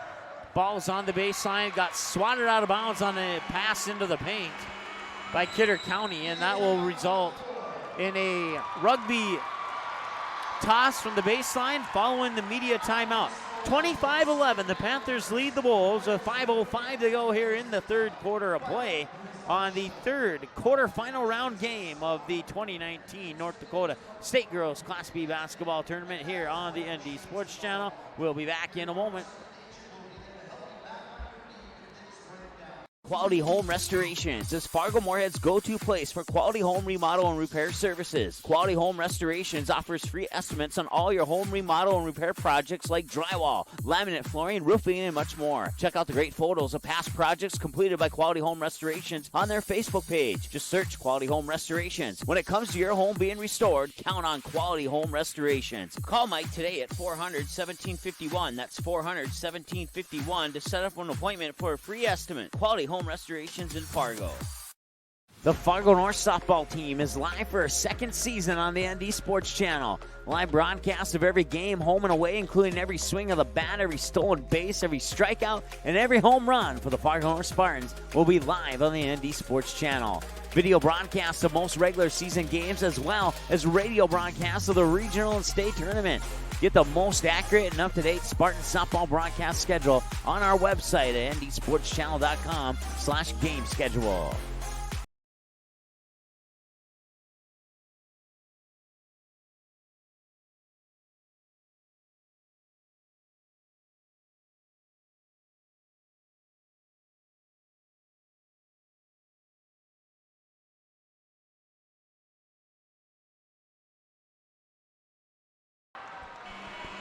All right, welcome back. 5:05 to go here in the third quarter of play. The Rugby Panthers lead the Kidder County Wolves 25-11. Inbounds pass finds its way into the hands of Brooke Blessum, and she will get the bucket and one. Brooke Blessum will get the bucket.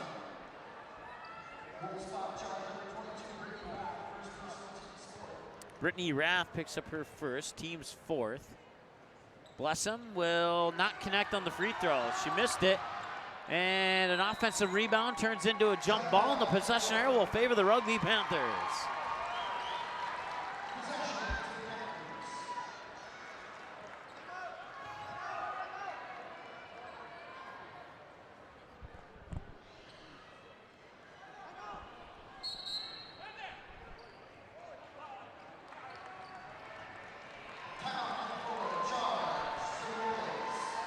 And Kidder County will take a timeout, so we'll take one more as well. Be back in 30 seconds. NDSUP All-Stars has a new look on a new website that gives you easy access to what you want to know about upcoming activities, All-Star game records, college commitments, and easy access to every episode of the NDSUP All-Stars podcast. Visit the new website at ndsballstars.com.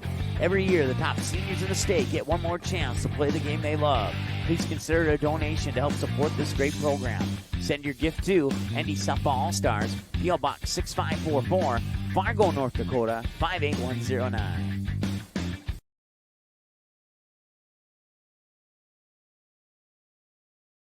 All right, welcome back. 27-11, 5:01 to go here, third quarter of play. Kidder County Wolves are trying to play catch-up here against the Rugby Panthers. And there's a steal, and it'll be stolen by, that is Madeline Schmidt. Schmidt near wing catch and shoot three. Megstad gets her own rebound off the miss. Now she works the ball down to the baseline, runs into a double team, fights through that double team, shot up, won't go. And the rebound nearly coming down as it travels. Two Panthers came down with the rebound at the same time. Hager to Maria Blessum. Back to Hager. Hager in between the circles. 25 to shoot on the shot clock. 4:25 to go here as they work it back to Hager. Don't check that Blessum back over to Hager now. And the inlet pass is batted out of bounds by Kennedy Harder.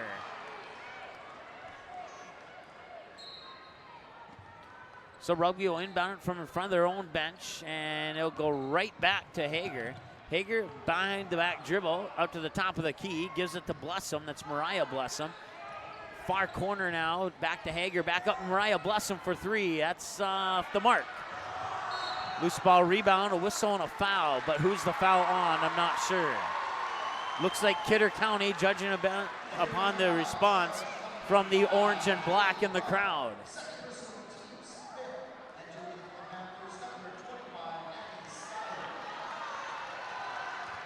Brittany Rath picks up her second.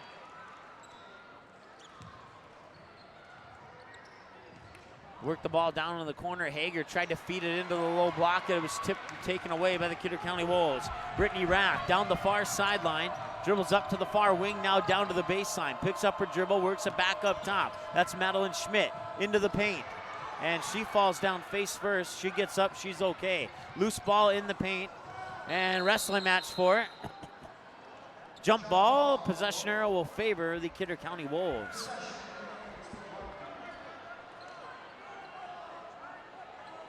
So inbounds pass for the Wolves on the baseline, comes out into the far corner into the hands there of Madeline Schmidt. Loose ball over the timeline, and that'll be over and back is the official call. That'll go into the books as a turnover for Kidder County. It remains 27-11, 3:33 to go now. Triggering the inbounds pass, the 5'9" senior Maria Blessum. Blessum triggers it into the backcourt there for Steyer. Steyer brings it back over the timeline, back to Blessum. Or no, check that, Hager, excuse me. Hager, top of the key, bounce pass to Blessum, back to Hager up top, now over to Steyer on the far wing. Dribbles down to the corner, then drives baseline, and it's gonna be a foul on Brittany Rath, and if it is, it's her third.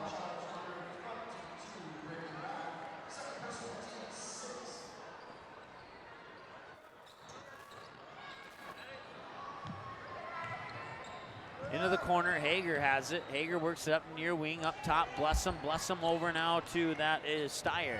Steyer back to Blessum, and was that a travel? I missed it. No, it's a foul.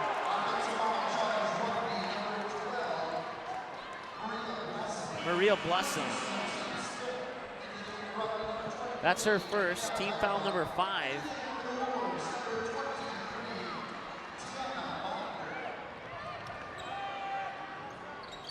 Inbounds pass will come in there to Magstad. Magstad over the timeline, being guarded closely there by Mikhail Hedelbaugh. Mikhail Hedelbaugh is a 5'9" 8th grader. Now the ball goes back to the Rugby Panthers. With another media timeout on the floor, that gives us a chance to break as well. Back after this on the ND Sports Channel. NDSUP All-Stars has a new look on a new website that gives you easy access to what you want to know about upcoming activities, All-Star game records, college commitments, and easy access to every episode of the NDSUP All-Stars podcast. Visit the new website at ndsballstars.com. Every year, the top seniors in the state get one more chance to play the game they love. Please consider a donation to help support this great program. Send your gift to NDSUP All-Stars, P.O. Box 6544, Fargo, North Dakota, 58109.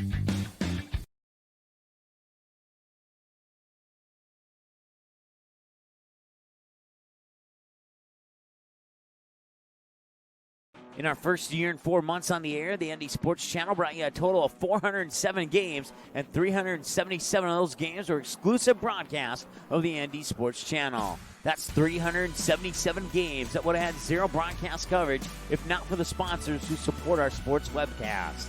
We ask that you please patronize and support the sponsors you hear about in this sports broadcast on the ND Sports Channel.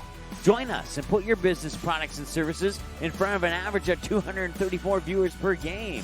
Let's team up.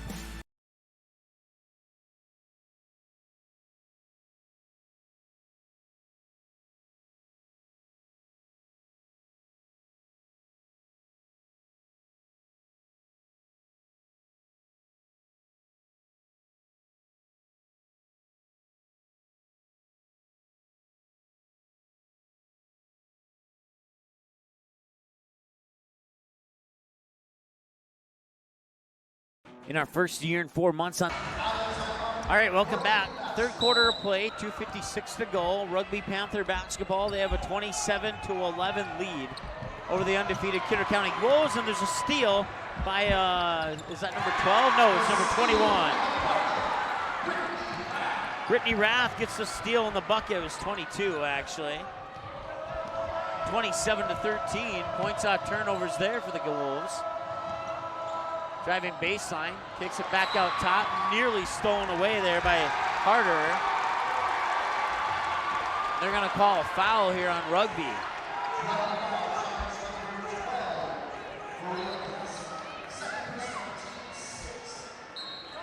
Maria Blessum picks up her second. Inbounds pass comes here to Schmidt. Schmidt dribbles down the near sideline right in front of us, now fires it back up top and then gets it right back. Catch and shoot three out the front of the iron. Offensive rebound. Comes back out to the corner, now up to the near wing. Circles up to the top of the key. Now fires it over far side there for Binder. Binder, 2 passes later, near side, that's Schmidt.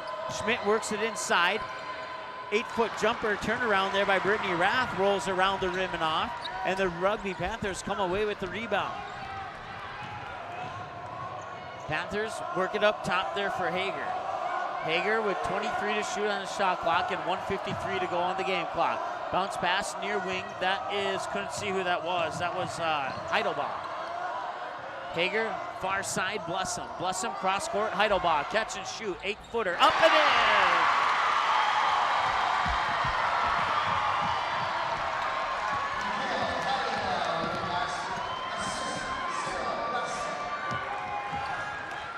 So Heidelbaugh gets her first 2 points of the game, and it puts the Panthers up 29-13. Three-pointer on the way, swish! That was Madeline Schmidt with the triple.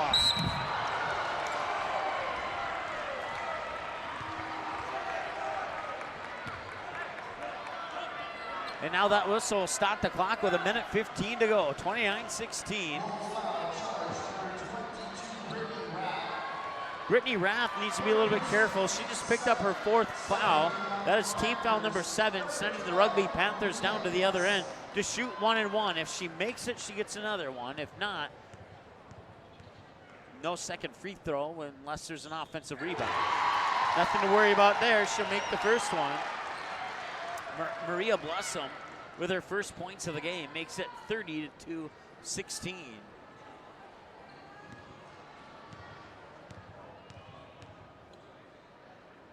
Blessum, second free throw off the back iron. Rebound comes down into the hands of Kennedy Harder.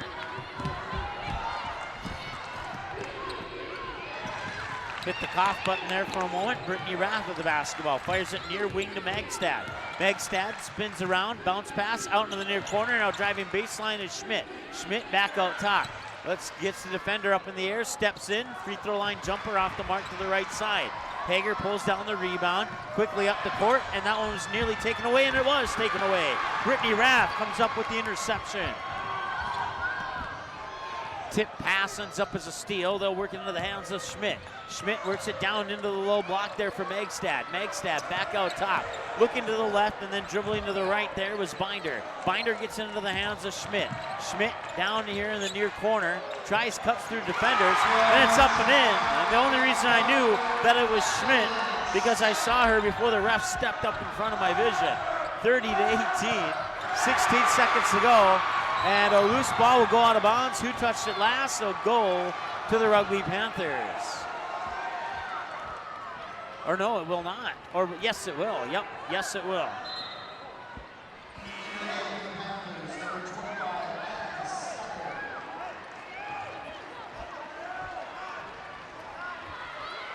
Kidder County's outscored Rugby 11-7 here in this third quarter, but it's not been enough to take the lead yet. They are still in a pretty big deficit here, and they have 10 seconds to go before the final quarter of this one. And we could be looking at a possible upset. That one will not count. It's a charging foul, and I believe it's on Steyer, and if it is, it's her fourth.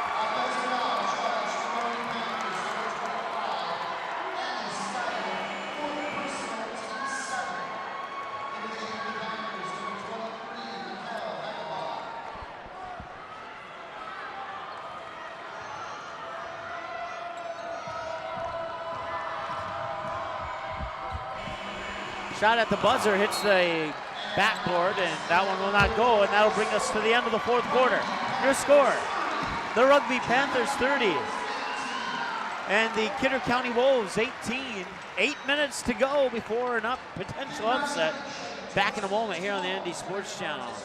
This is what matters. This is beyond X's and O's. This is the difference mutual respect makes. This is what character looks like. This is what defines us in North Dakota. This is sportsmanship. School sports, it's not the outcome that matters most, but the way the games are played. This message presented by the North Dakota High School Activities Association and the North Dakota Interscholastic Athletic Administrators Association.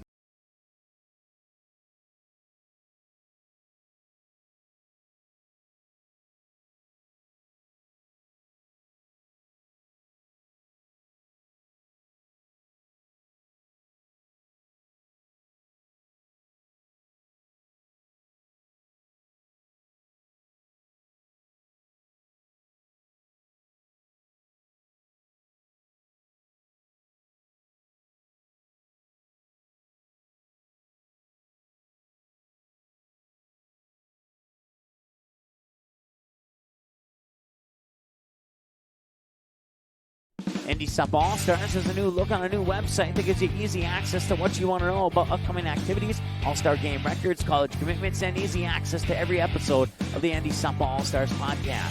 Visit the new website at ndsballstars.com. Every year, the top seniors in the state get one more chance to play the game they love. Please consider a donation to help support this great program. Send your gift to ND Softball All-Stars, P.O. Box 6544, Fargo, North Dakota, 58109.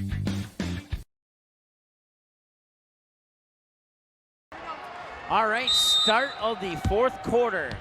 30-18, the Kidder County Wolves undefeated and looking at a possible trip to the consolation round if they cannot come up with a comeback plan here in the next 5 or so minutes. Traveling call, so far so good if you're a Kidder County fan, as that one goes on the Rugby Panthers.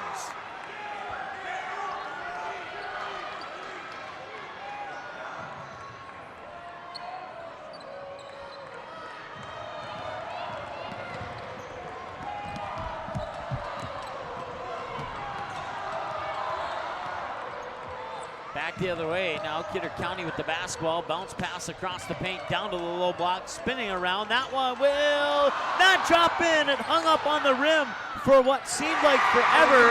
And now an offensive rebound. Brittany Raff gets the bucket. She also had that shot that just hung there forever.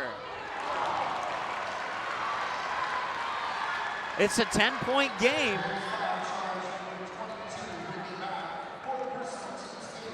Brittany Rath just picked up her 4th.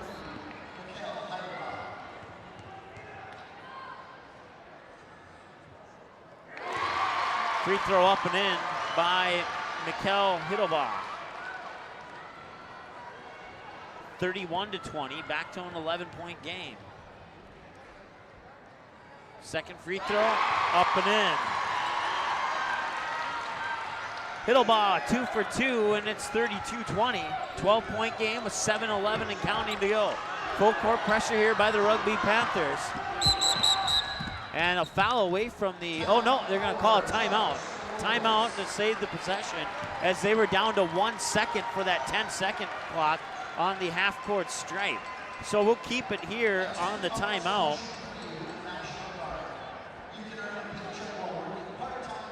Rugby Panthers came in with a random draw and now lead the number 1 seed by 12 with 7 minutes and 5 seconds remaining in regulation. The Kindred Vikings, the Shiloh Christian Skyhawks, and the Rugby Panthers all got the number 1, the random draws to face the 1, 2, and 3 squads. We've already had Kindred upset number 2. Number 3, Thompson, is in the semifinal against Kindred. And right now, Rugby's looking to join those other 2 teams in the semifinal. The winner of this one will play the winner of the Trenton Tigers and the Henniger Scranton Nighthawks. Trenton Tigers, if Kidder County loses this one, the Trenton Tigers will be the only undefeated team remaining in the tournament.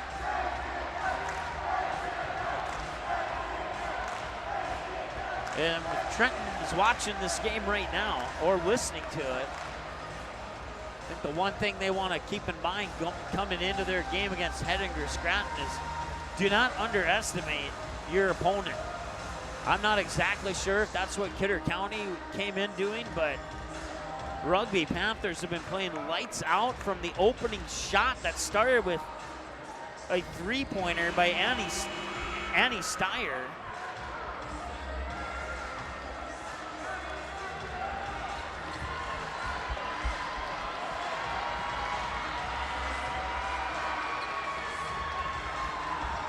And coming out of the timeout on the floor, 7:05 to go.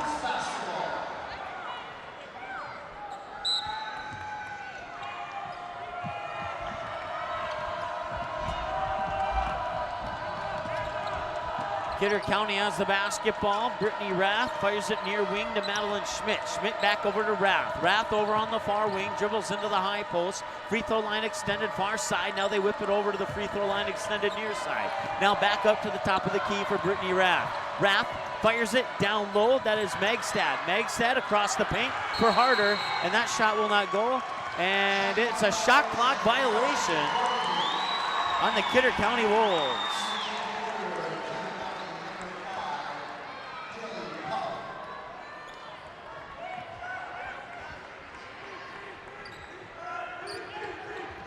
So three-quarter court press now here by the Kidder County Wolves. And the Panthers will break that. They'll get it over the timeline with 6.5 to go. Work it up top there, that's Sarah Blessum. Blessum will get it into the hands there of Hager. Hager back over to Sarah Blessum. Blessum back up to Hager. Hager looking right, now dribbles left, and gets the ball swatted out of her hands. And right at the midcourt stripe, it's a loose ball, and diving for it, out of bounds. I think it was Rugby who touched it last, but the officials are going to get together and discuss it to make the official call, and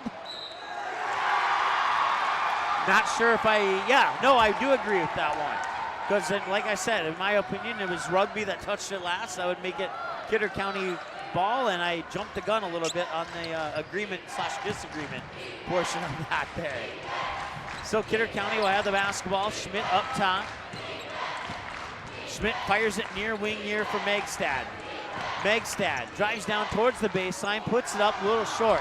Rugby comes down with the rebound and wants a timeout. I think she called for a timeout, bless him, and did she get it? She did.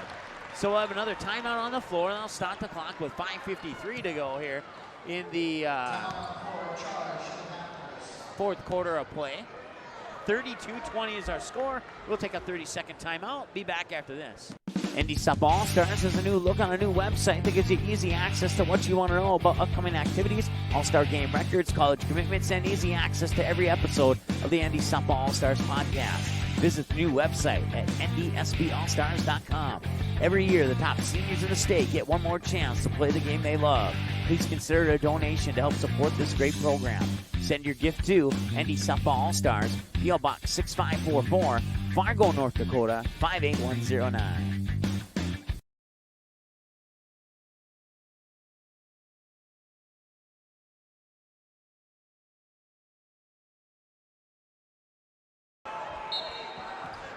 All right, rugby basketball out of the timeout. And that one's nearly poked away and off the baseline, out of bounds, back to rugby. Kidder County went in for the steal.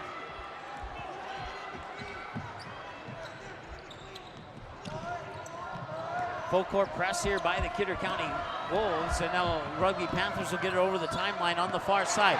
Loose ball into the backcourt. Falling down for it, and they're going to call a foul on, are they? No, I don't think so. I don't know if I agree with that one, to be 100% honest with you. Annie Steyer fouls out with 13 to go here. 13 points and 5:39 to go in the fourth. Annie Steyer picks up her fifth foul. I have to question that one. I have to respectfully question that one. I'm not sure if I agree with that. And even the coach is coming up to talk to the official now regarding that. And, well, the official will stand by his decision, and we will respectfully stand by that decision as well, even if we're not 100% in agreement with it.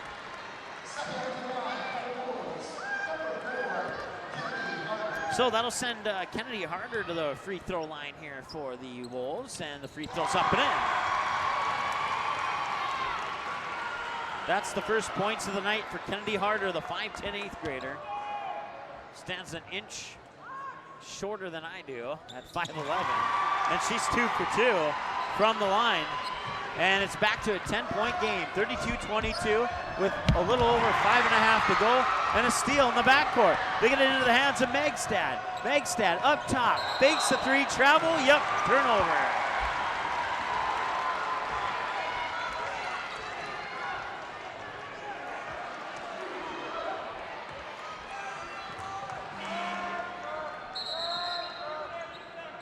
So substitution possibly on the way here for rugby. They're not going to allow it until the next break.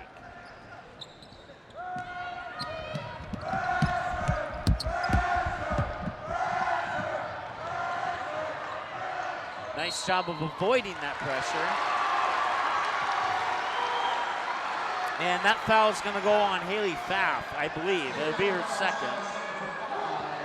Or no, her third, excuse me. That'll put Mikkel Heidebel.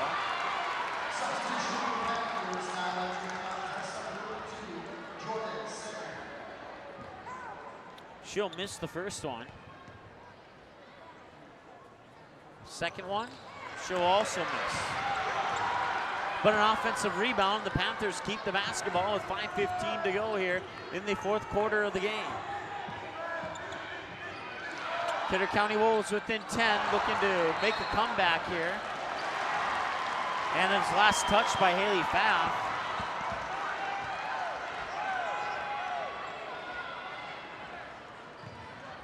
They'll work the ball up top now for Singer. Singer, ball is poked away out of bounds. They'll stay with the Rugby Panthers. 32-22.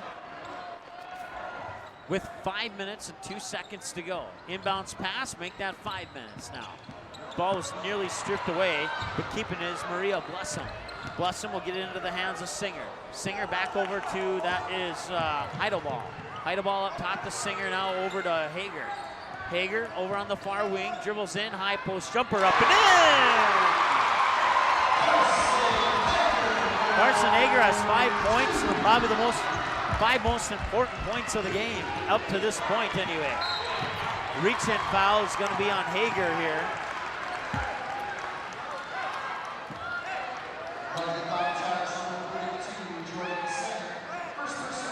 No, they're going to give it to Jordan Singer. I thought it was going to be on Hager for a reach-in foul because she was over there as well, but they're going to give it to Singer. And the free throw is up and in, so make one if she gets one, and that's Megstad. Okay, so they just made a correction, and it is indeed on Carson Hager and not on Jordan Singer. The second free throw is up and in. Megstad makes both. Ball out of bounds, back to Kidder County. It's still a 10-point game at 34-24.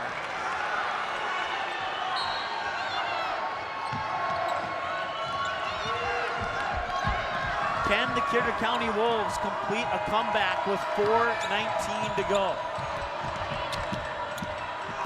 Schmidt with the basketball, pulls up for three. It's in and out, won't go. Panthers get the rebound and a foul. Stopping the clock with 4:09 to go, and we'll march all the way down to the other end of the court for a pair, or for at least one free throw. Let's see. Yep. No, that's 10. That's 10 now on the Kidder County Wolves, so it should be a pair of free throws, and it is. And that'll be for Maria Blessum. Blessum 1 for 2 from the line tonight. And she'll miss the first one.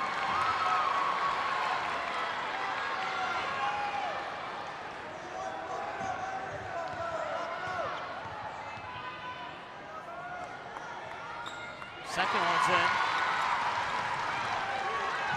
35-24. It's a 11-point game.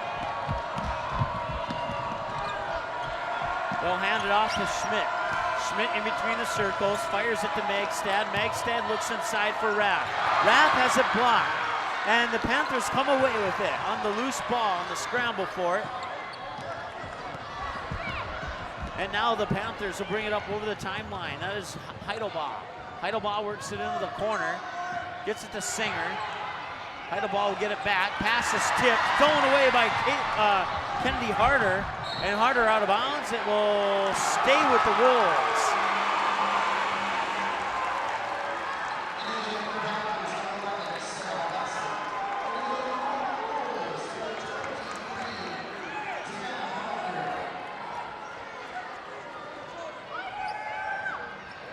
Kidder County works the ball from the inbounds pass, and that will be a foul on the Panthers. I'm not sure what happened. I missed that one. Both teams have 10 fouls now, so it's a double bonus for both teams for the remaining 3:31 of this ball game. 35-24, and Megstad at the free throw line makes it a 10-point game. 35-25, Megstad 5 for 5 from the line here tonight. Very important free throws. 6 for 6. It's a single-digit lead. 9 points for the Rugby Panthers.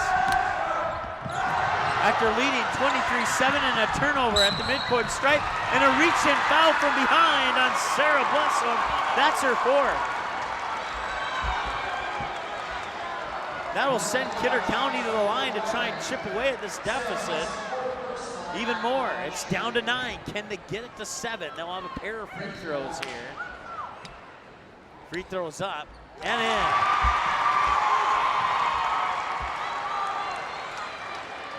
It's Brittany Rath at the free throw line. She makes the first. And not the second. Rebound by the Panthers. Full court press. Still in the backcourt here. They have 2 seconds, 1 second, and it's gonna be a 10, or no, they called the timeout right before the 10-second violation came as we had to protect our equipment there as the ball came right at my knees.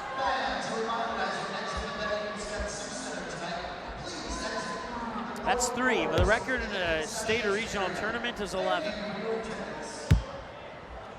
If you're just joining us, as I said that's how many basketballs I have caught sitting courtside in one single game. Still far off from that record. I believe that might have been a Region 1 championship game a couple years ago between the Kindred Vikings and the Tri-State Tigers, if I remember correctly. 35-27, it's an 8-point game.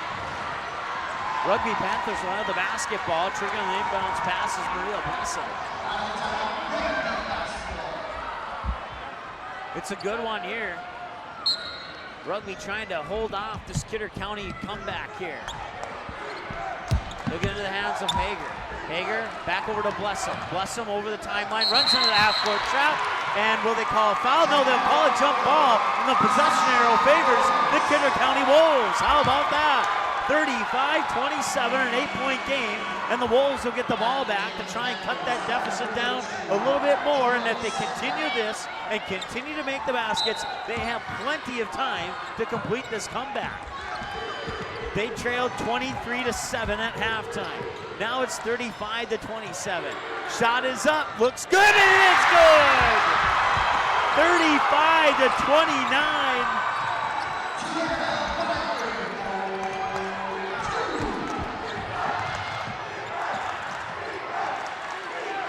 I think it was Madeline Schmidt with the basket, but I'm not sure. Tori Binder got it, actually.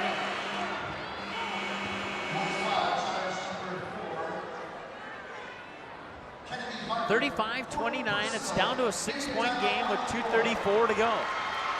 We'll keep it. No, we won't. It's a media timeout, so we'll take one with them. Back after this on the ND Sports Channel. In our first year and 4 months on the air, the ND Sports Channel brought you a total of 407 games, and 377 of those games were exclusive broadcasts of the ND Sports Channel. That's 377 games that would have had zero broadcast coverage if not for the sponsors who support our sports webcast.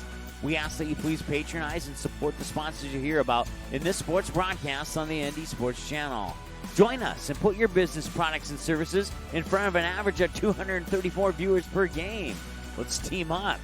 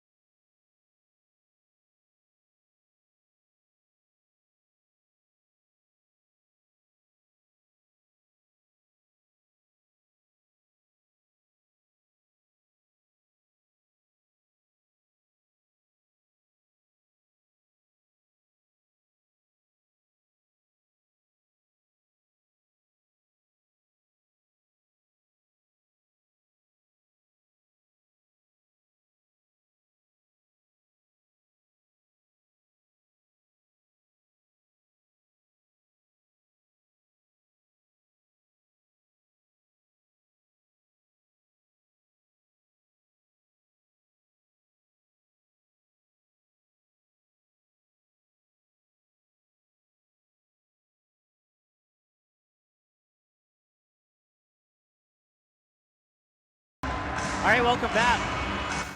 2:34 to go here in the fourth quarter of play. And after trailing 23-7 at halftime, the Kidder County Wolves have cut the Panther lead down to 6, but the Panthers are at the free throw line and the lead's back to 7. Carson Hager with the free throw makes it 36-29.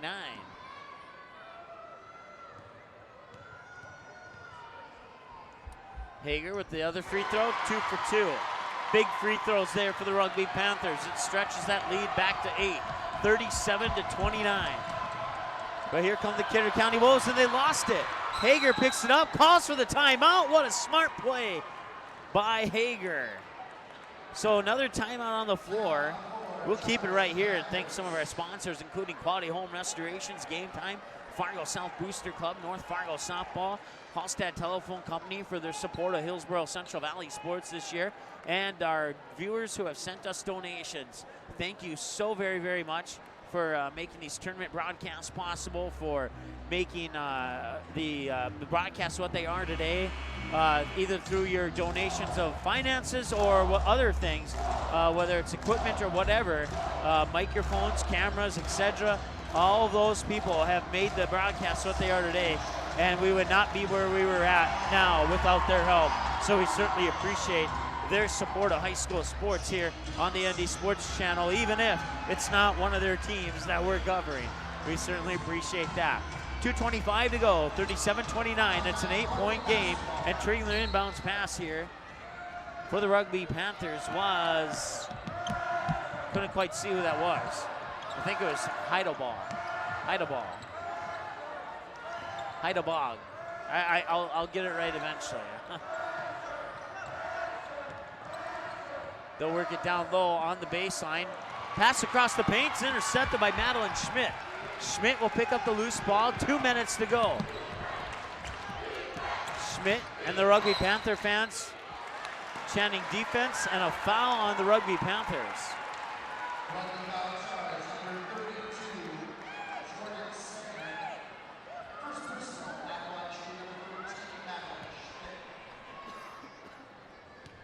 Madeline Schmidt, 2 of 2. Make it 3 of 3. Points with the clock stop are crucial here. 37-30. And that one will drop in as well, 31. And Schmidt's perfect, 4 for 4. Full court press here by the Kidder County Wolves. They get into the hands of Hager. Hager over the timeline, nearly avoids the half-court trap. They get it inside. That shot will not drop. Offensive rebound. They try and work it back out top, and now a whistle will sound. I believe we're going to have a foul, but I'm not sure on who.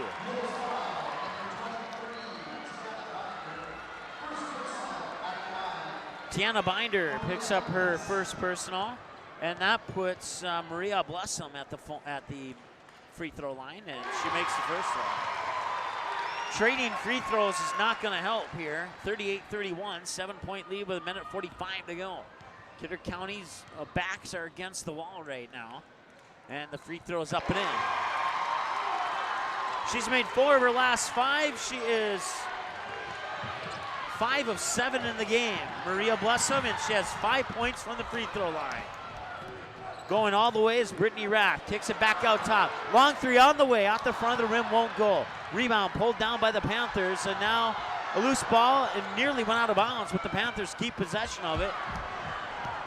2-on-1, back the other way. Blessum down low. That is Jordan Singer. 41-31. It's back to a 10-point game. It's now or never for the Kidder County Wolves. They trail by 10 with 1:08 to go. What a shot by Madeline Schmidt. And a timeout, Kidder County, to pull the lead down to 8. 41-33 is off balance. Madeline Schmidt was driving on the far side of the lane towards the baseline, and as she was falling forward, she put the shot up and in off the glass. And that is a desperately needed shot for the Kidder County Wolves. 1:05 remains, back in 30. It's the kid in grade school who paints her face blue and white before every home game. It's the accountants and salesmen who give up their Friday evenings to referee. It's the cashier at the corner convenience store who wears school colors on every game day. What makes high school sports here in North Dakota so special? They do. You do. We all do. All right, coming out of the timeout, the Rugby Panthers will have the basketball, leading by 8, 41-33. 1:03 to go. Full court press here. Hager gets it up over the timeline to Blessum. Blessum will fire it down to the paint. That shot's up and in. 50 seconds to go. And a steal by Singer. And she will get fouled.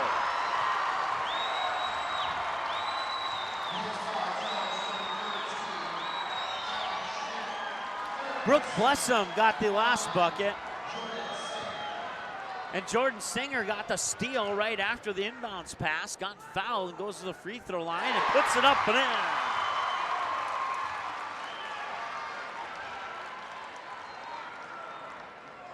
Jordan Singer with the free throw.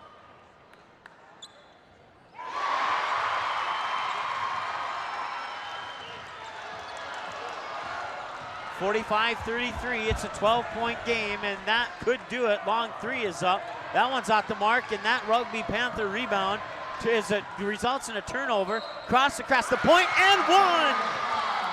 Tiana Binder, count it, and should go to the free throw line to try and get one more.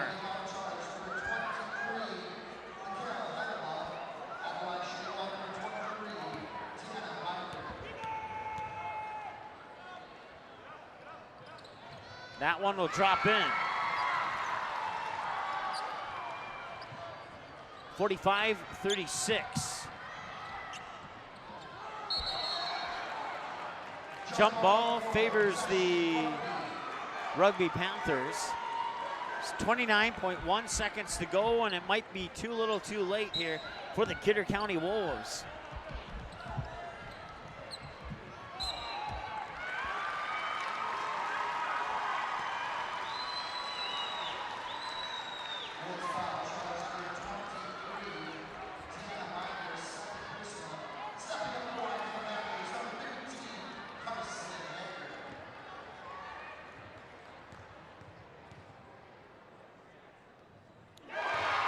Hager knocks down the free throw. 46-36, back to a 10-point game. Second one's good as well. It's an 11-point game.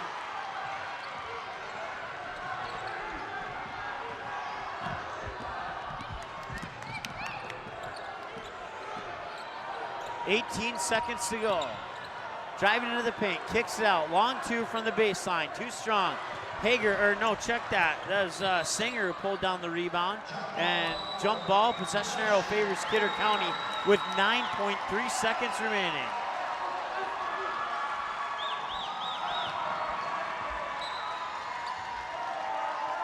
Inbounds pass, 8 seconds. They'll hand it off to Madeline Schmidt. Schmidt fires a three. It's in. And that will bring us to our final score. The random draw Rugby Panthers knock off the undefeated number 1 seed Kidder County Wolves. 47-39. We'll add up some numbers, come back with a post-game show here in a little bit on the ND Sports Channel. Paper tickets. Rookie mistake. Game Time is the fastest way to buy tickets to live events with your friends. You can buy the perfect seats in seconds, and tickets are delivered directly to your phone, so you always have them with you. Download Game Time free on the App Store, and you'll instantly see a curated list of the best upcoming events in your area. Game Time sorts through thousands of available seats on the market and presents you with only the 50 best values. One of the best things about Game Time is you can get tickets at last-minute prices even after the game starts. Download Game Time free on the App Store today. Quality Home Restorations is Fargo Moorhead's go-to place for quality home remodel and repair services. Quality Home Restorations offers free estimates on all your home remodel and repair projects like drywall, laminate flooring, roofing, and much more. Check out the great photos of past projects completed by Quality Home Restorations on their Facebook page. Just search Quality Home Restorations. When it comes to your home being restored, count on Quality Home Restorations. Call Mike today at 400-1751. That's 400-1751 to set up an appointment for a free estimate. Quality Home Restorations in Fargo. Okay, here are 3 important reasons why your son or daughter should play a sport in high school. Number 1. High school sports teach valuable life lessons like self-discipline and time management skills. 2. Teens who play a high school sport have better grade point averages. And number 3. High school sports are safer than ever before. This message presented by the North Dakota High School Activities Association and the North Dakota Interscholastic Athletic Administrators.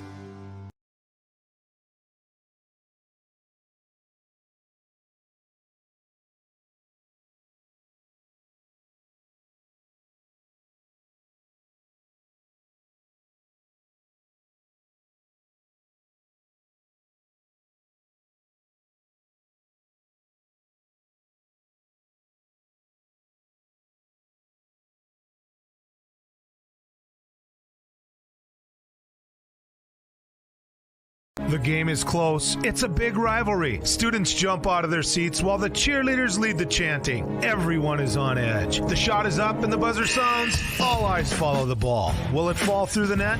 You can hear the hush of the crowd. With your whistle, you watch if his feet were inside the line or not. The crowd erupts. All right, we'll come out of that break early here.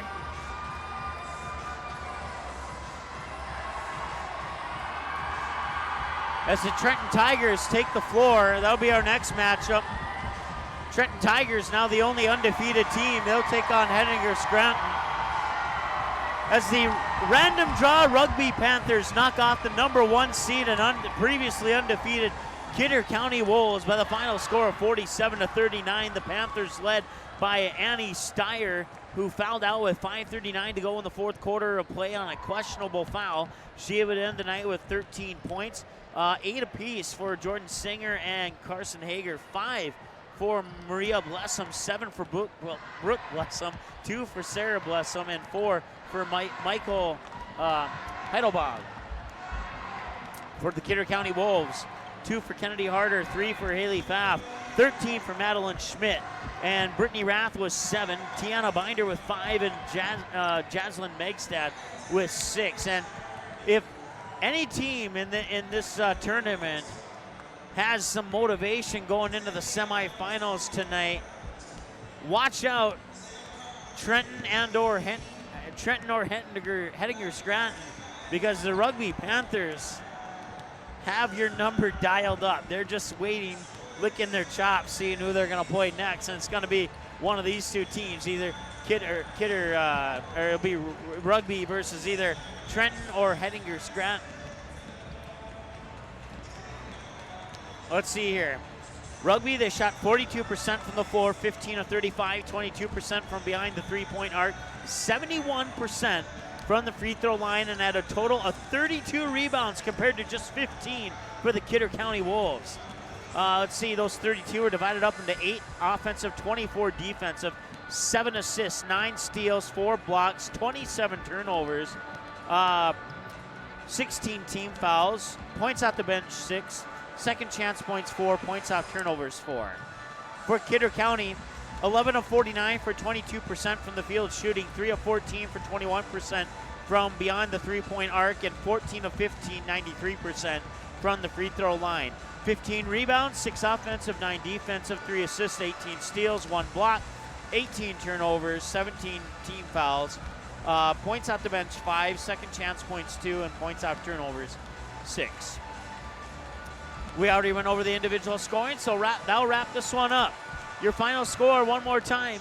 The Rugby Panthers knock off the number 1 seed and now 24-1 Kidder County Wolves by the score of 47-39. We had 0 lead changes and 0 ties in that game. Rugby got the first bucket off a three-pointer by Annie Steyer, and they never looked back. And they go on and defeat the Kidder County Wolves, handing them their first loss of the season. We'll take a timeout, get things set for our final matchup of the night, and that'll be up here in about 21 minutes from right now. We'll be back on the air in probably 10 or less with your pregame show for our 4th and final quarterfinal round game from the State Class B North Dakota Girls Basketball Tournament here on the ND Sports Channel.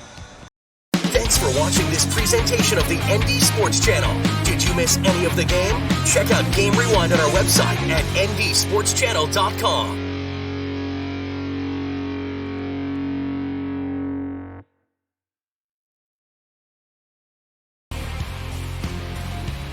The following broadcast is a presentation of the ND Sports Channel. Oaks Tornadoes down 2-0 here to the Kindred Vikings. It's Michael Hall will pass it over far side there for Schaefer. Schaefer looks inside for Gavin Keller. Gavin Keller with the slam dunk.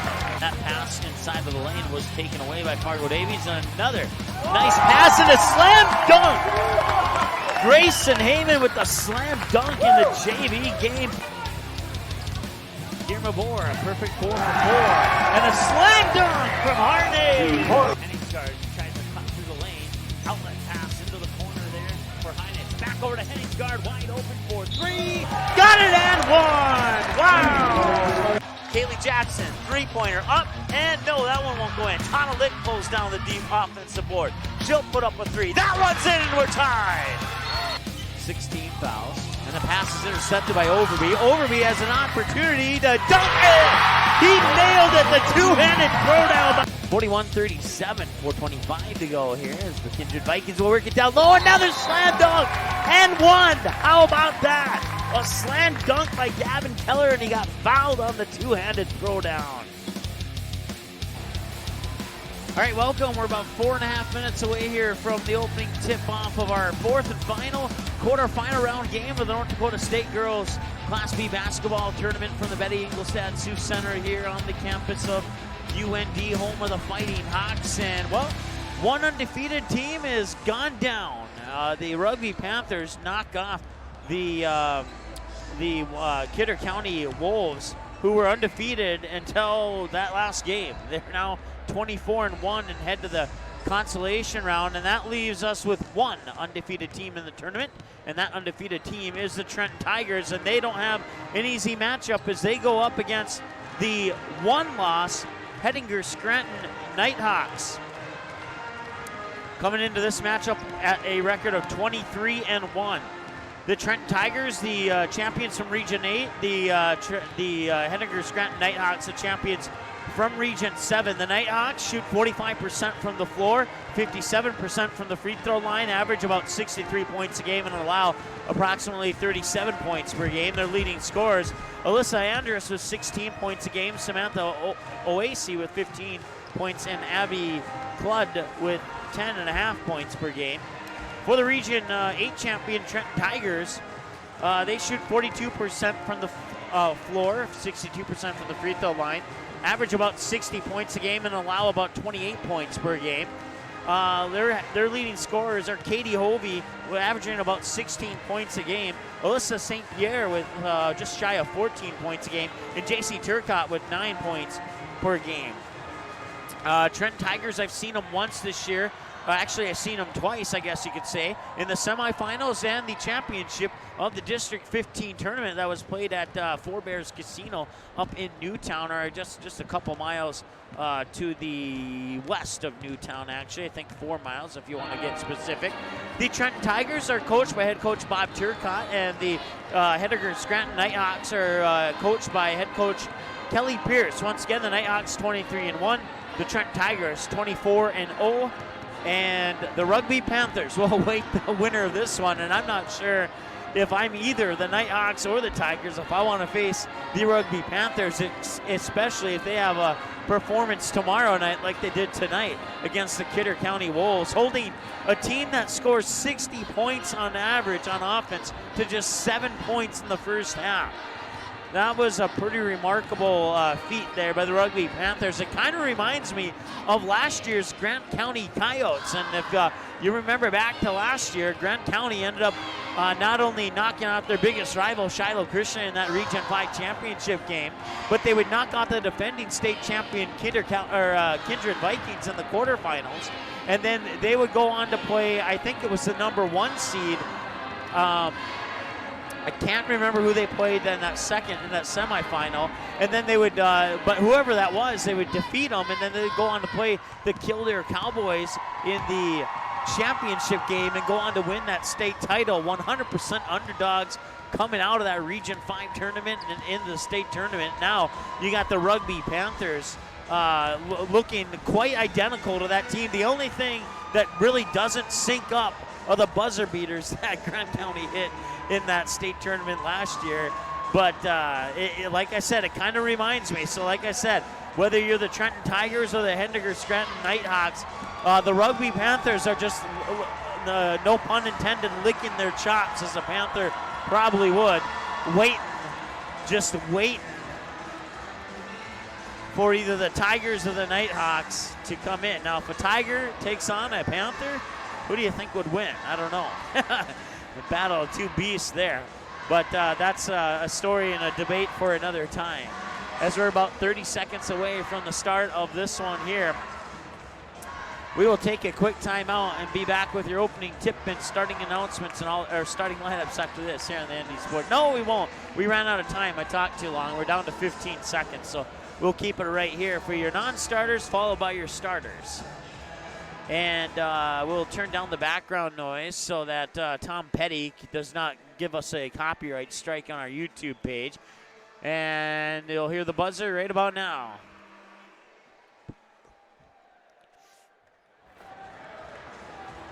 Good evening, basketball fans, and welcome to the beautiful Betty Ingolstadt Sioux Center and the 2019 Class D Girls Basketball Tournament.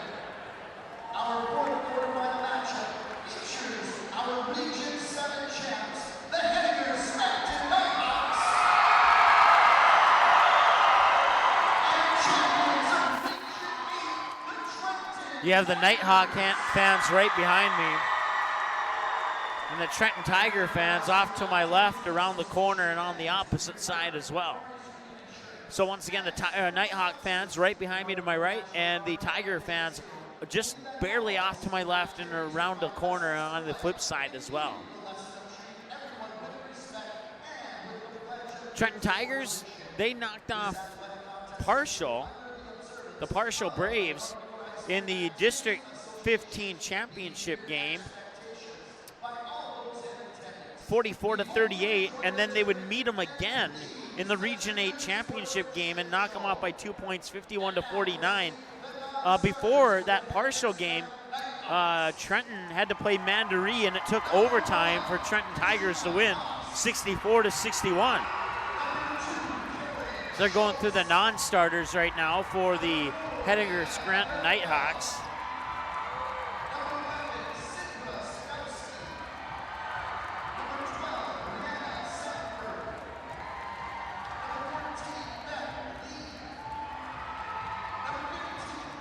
The Tigers would defeat Stanley 46-40 in the semifinals and 66-30 over Burke County in the quarterfinals of that Region 8 tournament.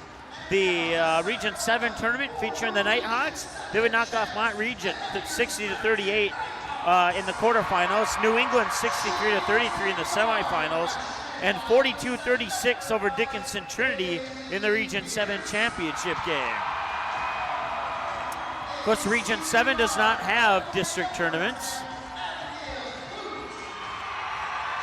Just like Region 1, Region 2, and Region 7, and I think there's one other region that doesn't have district tournaments as well.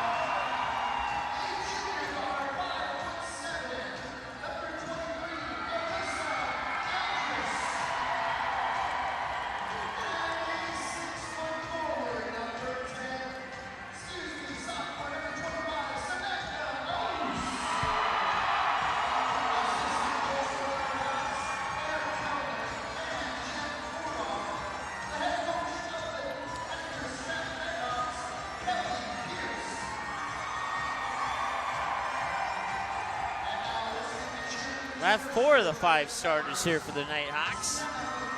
See if we can figure out who the 5th one is.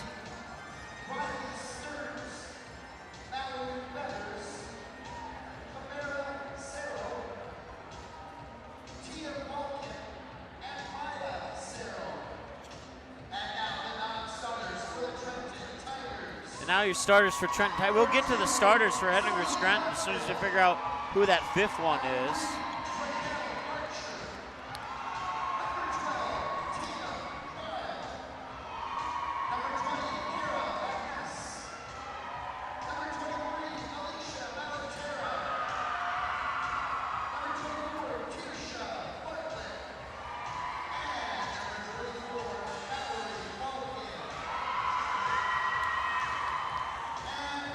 And now your starters for the Trenton Tigers. First appearance at the state tournament since I believe it's either 2000 or 2001, I can't recall. Caitlin Hovey, a 5'7" junior.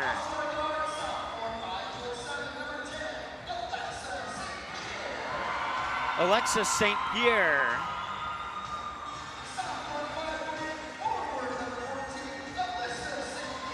And then her sister, Alyssa St. Pierre, both of them sophomores.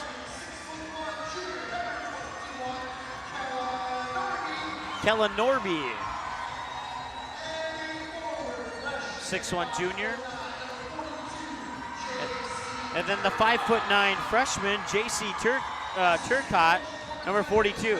So once again, Katie Hovey, Alexa, and Alyssa St. Pierre, Kellen Norby, and J.C. Turcotte, your starters for the Trenton Tigers. Bailey Pierce, Sidra Sadowski, Quinn Melmer, Samuel Ose, it's Ose, there we go, Ose.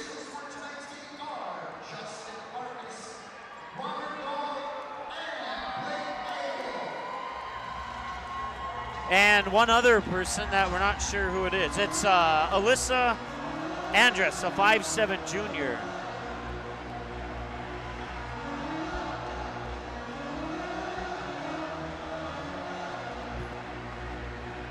One, two, three, four, five. Just counting up, make sure I had 5. Bailey Pierce, Sidra Sadowski, Quinn Melmer, Alyssa Andrus, and Sam Ose.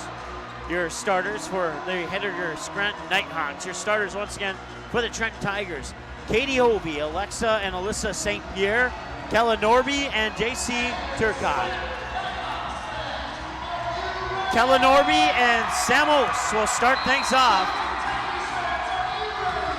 And we're underway with the first quarter of play and an immediate turnover as stepping out of bounds here for the Nighthawks was, see here, look at the roster. Abby Clutt is in starting, I guess. I'm not sure how she snuck in there. But that's Katie Hovey with the ball now high on the far side. Works into the hands near side here for Turcotte. Turcotte works inside for St. Pierre. St. Pierre out to the corner for 3. That one will not go. Off the back rim and into the hands of Bailey Pierce. Bailey Pierce brings it quickly, being guarded by Hovey. Pierce with the pass through the fingertips of Sam Ose. And it's Trenton Tiger basketball off the turnover. Still scoreless here. It says 4-0. Let's reset that. It's 0-0. Far corner there, that's Alexis St. Pierre. And now the ball goes into the backcourt. It's a race for it. And it's picked up here by Alyssa Andrus. And Andrus and one gets it up and in. It's 2-0 with a chance to make it 3 at the free throw line.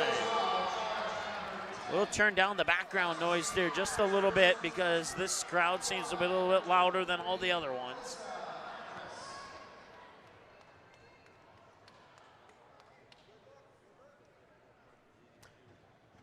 She'll miss the first free throw. The basket will not count. And she will miss the first free throw. So take the 2 off the board. It remains 0-0, 7:12 to go. Free throw up and free throw at the front of the rim. Rebound pulled down by Turcotte. It remains 0-0. She misses both. Turcotte will give it to Hovey. Hovey over the timeline, picks up her dribble, runs into a double team, passes it near side for Alexis St. Pierre. Pierre up now to Hovey once again. 20 to shoot on the shot clock, over to Turcotte. Turcotte pass to St. Pierre. Inside to the other St. Pierre. Loose ball picked up by Hovey right in front of the midcourt stripe. Hovey over to, that is Pierre, Alexa down to Alyssa, and that ball will be tipped out of bounds, last touched by the Nighthawks, I think anyway, and it'll stay with the Tigers, and it will be, that will indeed be the case. Alyssa St. Pierre will trigger the inbounds pass into Turcotte here in the near corner. Gets up to Hovey on the near wing, and now a foul away from the ball, and the ball will go back to the Nighthawks. We are knotted up at 0-0 here with 6:40 to go in the first period of play. First quarter, I should say.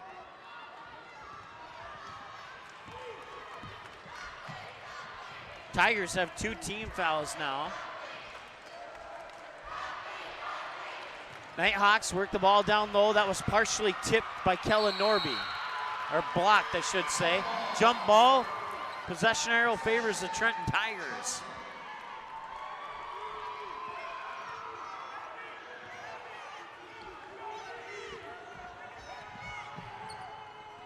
In the backcourt, Turcotte has it. Tipped at the midcourt stripe, taken away, turnover, and picking it up there is Alyssa Andrus. Andrus near side, thought about the 3, now pushes it into the corner, back up down to Cludd. Cludd far side, 3 is up, that's Alyssa Andrus, that one won't go. Rebound underneath by Cludd. Cludd won't get that reverse layup to go, and that rebound comes down to Katie Hovey. Hovey over the timeline here, and Hovey double dribble is the call. Turnover for the Trenton Tigers, it remains scoreless. 2 minutes, 3 seconds into the quarter, and it's 0-0 between the 24-0 Trenton Tigers and the 23-1 Hettinger Scranton Nighthawks. That pass is intercepted by Turcotte, and then the pass is intercepted by Andrus. Andrus will come back, feed it there to Ose. Ose drives down near side of the lane, lost it off her foot out of bounds. Last touch by a Trenton Tiger, I guess, and it'll stay with the Nighthawks. It'll be an inbounds pass from the baseline. And now they're changing their mind. It's going to go to the Trenton Tigers. And it'll still be an inbounds pass off the baseline, just going the other direction. Inside to St. Pierre, back to Turcotte in the backcourt. 5 seconds on the 10-second clock expired. Now they get it over the timeline. That is St. Pierre over on the far side, Alyssa. Now Katie Hovey here on the near wing. 5.5 to go, 20 on the shot clock. We remain scoreless. Turcotte, far side, one dribble, picks it up. Up top to Hovey, flings it over here. Norby with the shot. That's in and out, won't go. Rebound comes down to Sam Ose. Ose quickly up court there, and the shot's up, in, and one. Count it. It is Alyssa Andrus. 2-0 as Alyssa Andrus will get the foul. I believe it's going to go on Kella Norby, if I'm not mistaken.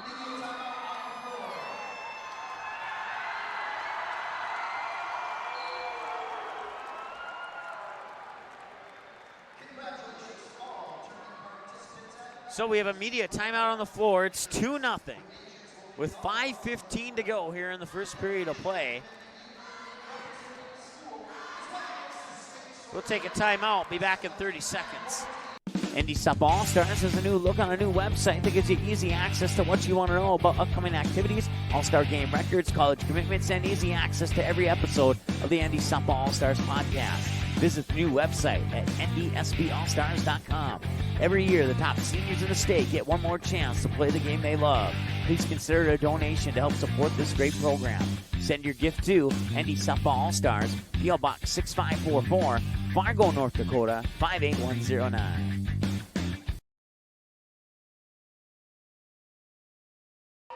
All right, coming out of the timeout, or the media timeout on the floor here, it's 2-0 in favor of the Hettinger Scranton Nighthawks over the Trenton Tigers. And once they finally come out of the timeout, it will be Alyssa Andrus, the 5'7" junior, at the free throw line to try to complete the three-point play opportunity. But just because Hettinger Scranton gets a lead, don't put your bets against Trenton just yet. Both times I've seen the Trenton Tigers this year, actually, yeah, 2 times. In the game against Mandaree that went to overtime, and the game against Parshall that was a single-digit win. And both of those games, Trenton at multiple points in the game trailed by as much as 6, 8, 10 points.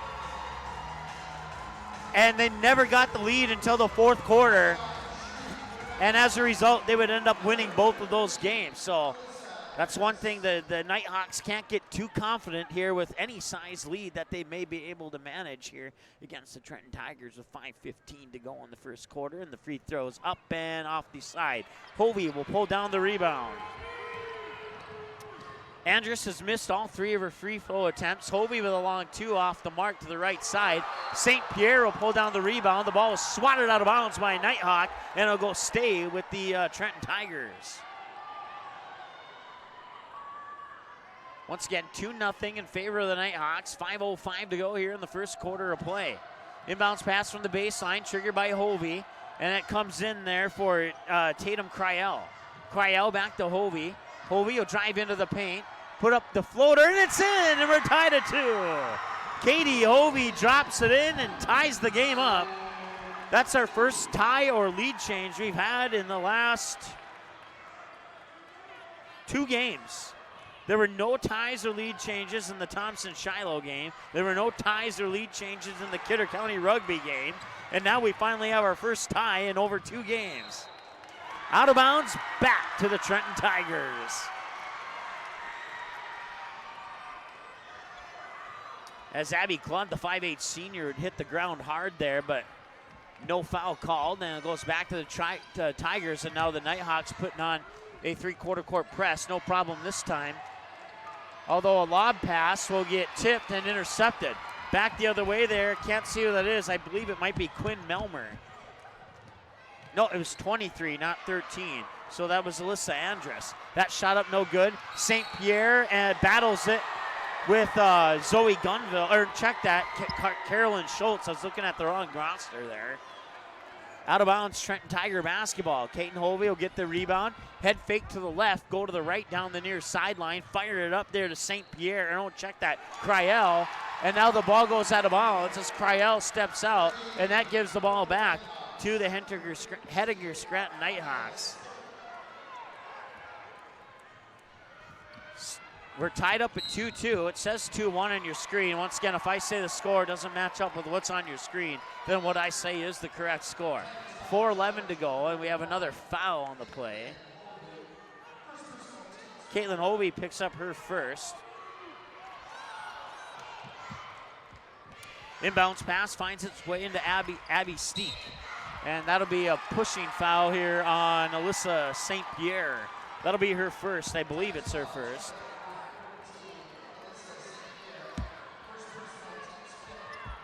Inbounds pass was triggered by Carolyn Schultz into the hands of Cludd. Cludd back to Schultz, now into the near corner. That is going to be Andrus. Andrus pulls in, long two, won't go. Rebound by Ose. Ose, I think she got it up and in.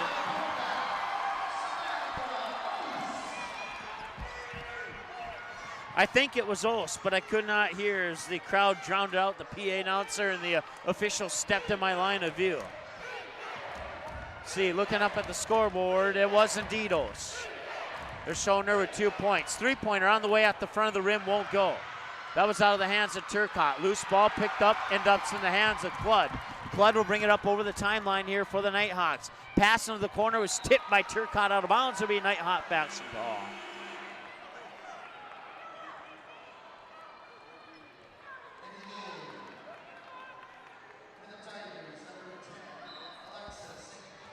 So 4-2. Nighthawks have the lead, actually.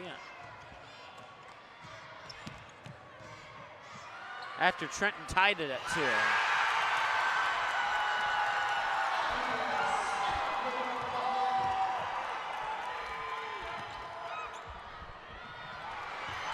Steele, I missed who got that basket. The crowd's a little bit too loud here for me, and I apologize. Looking up at the scoreboard, it appears that it was Abby Steek.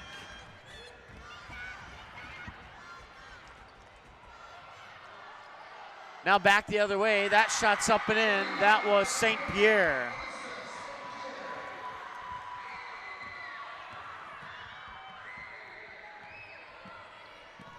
So now the score is 6-4 in favor of the Nighthawks. As we finally got all of our stats updated to match with the board here. And now that shot is up. That one's off the back end. Offensive rebound. That one will float around on the rim and not go in. And now a wrestling match for the ball. Jump ball possession arrow will favor the Nighthawks.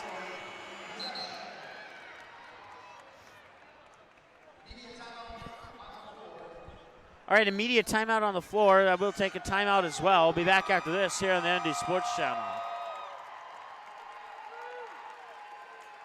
In our first year and 4 months on the air, the ND Sports Channel brought you a total of 407 games, and 377 of those games were exclusive broadcasts of the ND Sports Channel. That's 377 games that would have had zero broadcast coverage if not for the sponsors who support our sports webcast. We ask that you please patronize and support the sponsors you hear about in this sports broadcast on the ND Sports Channel. Join us and put your business products and services in front of an average of 234 viewers per game. Let's team up.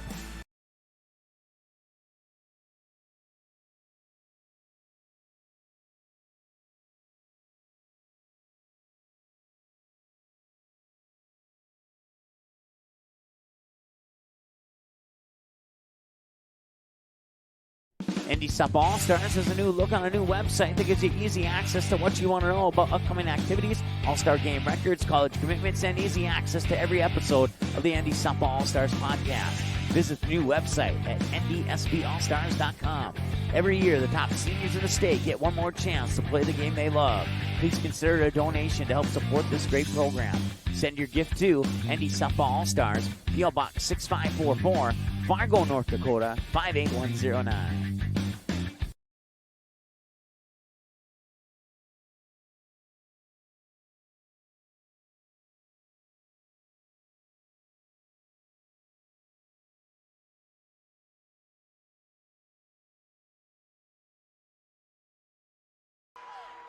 All right, first quarter of play, 6-4 in favor of the Hettinger-Scranton Nighthawks over the Trenton Tigers.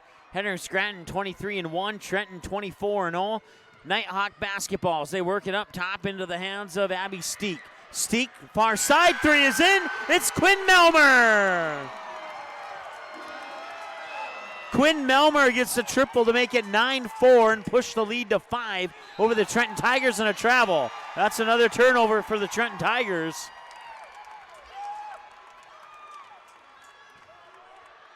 Well, I said it in the last game that the fans were louder than the first two games combined.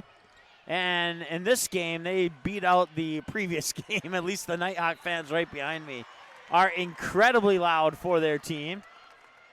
Every time they score a basket, I feel like I need earplugs even though I have headphones on. High post jumper is up. That one's a little bit off the mark. Rebound comes down to Turcotte. Turcotte will hand it off to Hovey. Hovey over the timeline, dribbles up top of the key, fires it off. St. Pierre back up top, and the long two is up on the way out of the hands of Kella Norby. That one won't go, and Klutt will pull down the rebound. Klutt over the timeline here with 1:27 to go. Bounce pass into the near corner. Officials in my way, cannot see the player. Now they'll work it back over to the far side into the hands of Abby Steek. Steek near side now, that is Quinn Melmer. Melmer looks it down for Klunt. That one won't go. Hovey pulls down the rebound. 9-4. Tigers trail by 5 with 1:04 to go here in the first quarter. Hovey with the basketball, ball above her head, and now a whistle and a foul away from the ball somewhere along the baseline there.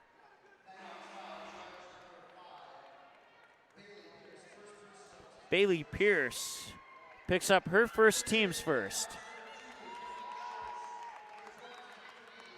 So Hovey will trigger the inbounds pass from the baseline on the far side of the hoop. It comes into Turcotte at the top of the key.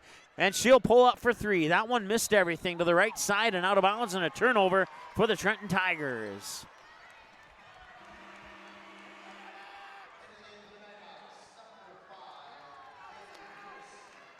So the Tigers will retreat down to the other end of the court, and the Nighthawks will get at least half the court to themselves. 48 seconds to go. There's a 16-second difference between shot clock and game clock. They'll work it into the near corner. Now back up top into the hands of Melmer. Melmer works it back over near corner here for Schultz. Schultz down low, and that shot is up and no good out of the hands of, that was, looking for the name here, Cludd. That shot no good. Hovey pulls down the rebound. Hovey up court there. That is Cryel. And Cryel puts it up and in. Tatum Cryel gets the Tigers back within 3 with 14 seconds to go. Shot clock off. The Nighthawks can hold for the final shot if they choose to do so. Quinn Melmer gets it up top now. That's Bailey Pierce. Pierce shot a little short. 3 seconds to go with the basketball. Alexis St. Pierre. Hovey with a heave. Oh, and I thought that was going in, but it just missed. It looked good coming out of her hands from a little bit beyond the half-court stripe. And that'll bring us to the end of the first quarter with your score. The Hettinger-Scranton Nighthawks 9, the Trenton Tigers 6. We're back after this here on the ND Sports Channel. Watch all the games on the ND Sports Channel on your home television screen. If your smart TV, Blu-ray, Xbox, PlayStation, 4K, or DVD player has access to the YouTube app, you can watch the ND Sports Channel on your big screen TV right at home, both live games and replays. Simply click on the YouTube app on your smart TV, and with the remote, move over to the search button, type in or highlight ND Sports Channel, and then select the live feed. Or you can browse the game library and watch a previous game on demand anytime you would like. We invite you to subscribe to the YouTube channel, youtube.com/C/ND Sports Channel. You can also watch live games and replays of games on your mobile device using the YouTube app, which can be downloaded from your mobile device's app store if it's not already on your device. Thanks for watching the ND Sports Channel. It's ND Sports Online.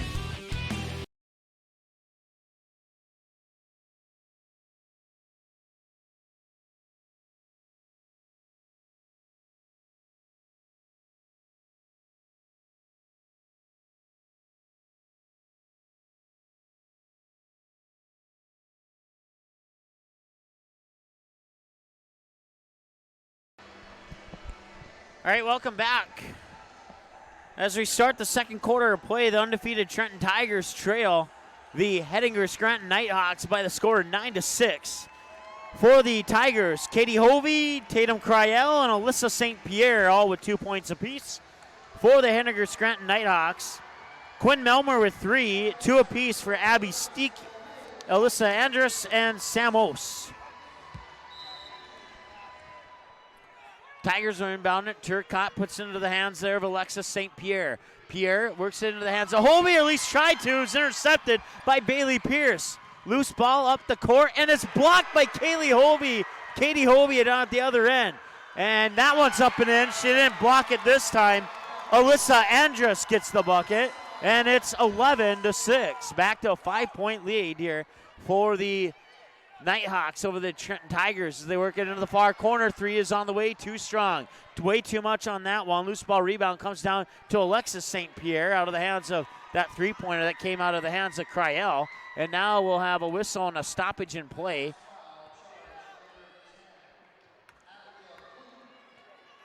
Abby Clute gets her first, team second. Inbounds pass comes to Hovey. Hovey has it tipped out of her hands. Now she's in a double team, needs some help. Gets into the hands there, Cryell. Cryell back to Hovey.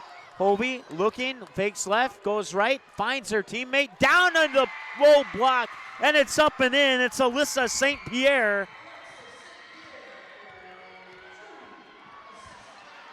And a loose ball picked up now by Cryell. Cryell gets it up to Hovey. Hovey lost it off her foot, chases it down, gets it before it goes out of bounds. Now Turcotte will have it. Turcotte back to Hovey. Hovey thought about the 3, fakes left, goes right on the baseline, dishes it off for St. Pierre. That one doesn't go in, and we have a whistle and a foul, and I believe the foul's going on Trenton, but I'm not sure who.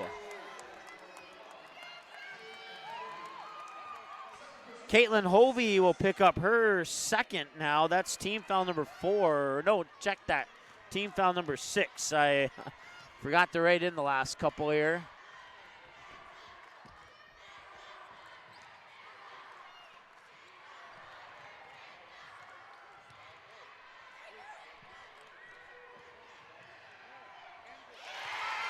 That shot's up and in as I was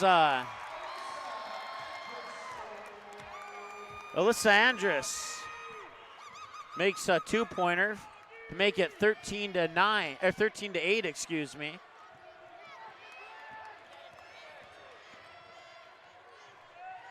Three-pointer from the corner, it's in! Alexa St. Pierre with the triple. And now it's a 2-point game, 13-11. They work it down low, 15-11. It's Samos. Samos got the bucket. 5:44 to go here. Hovey fires it down to St. Pierre off her fingertips, bats it out to the corner to Turcotte, back up top to Hovey. Hovey drives into the free throw line, tried to pass it to St. Pierre through the legs of Samos unsuccessfully. Back down at the other end, Hovey with a block shot, and now Hovey's going to pick up a foul and go into the line to shoot 2 will be Abby Cludd.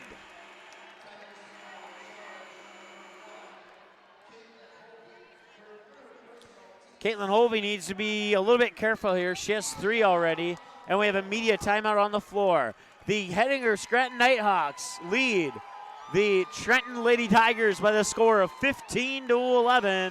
We'll be back in a moment here on the ND Sports Channel.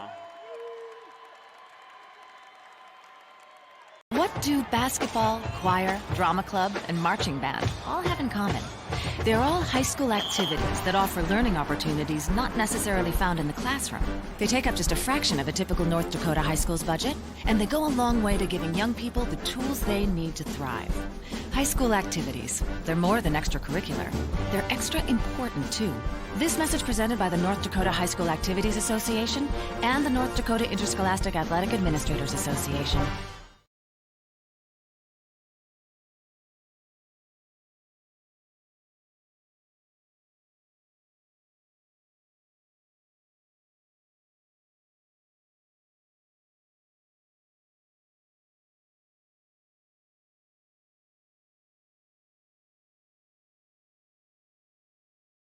It's the kid in grade school who paints her face blue and white before every home game.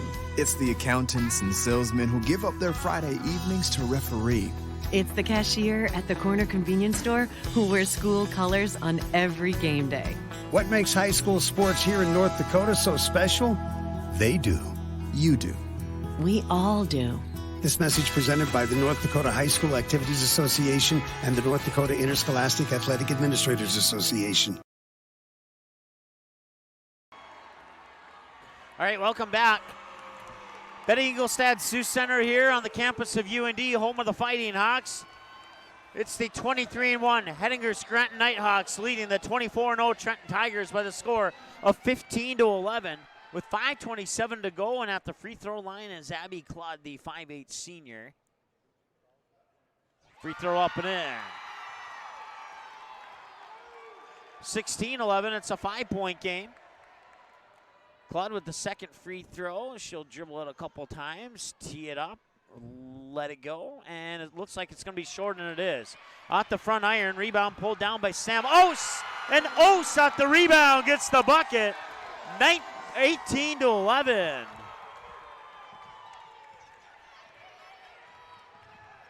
Far side, that's Turcotte. Turcotte dangerously close to the hands of Hovey right in front of the timeline. Three-pointer on its way, in and out, won't go. Rebound, I think that was Alyssa St. Pierre underneath. And it was, and she'll get fouled and go to the free throw line.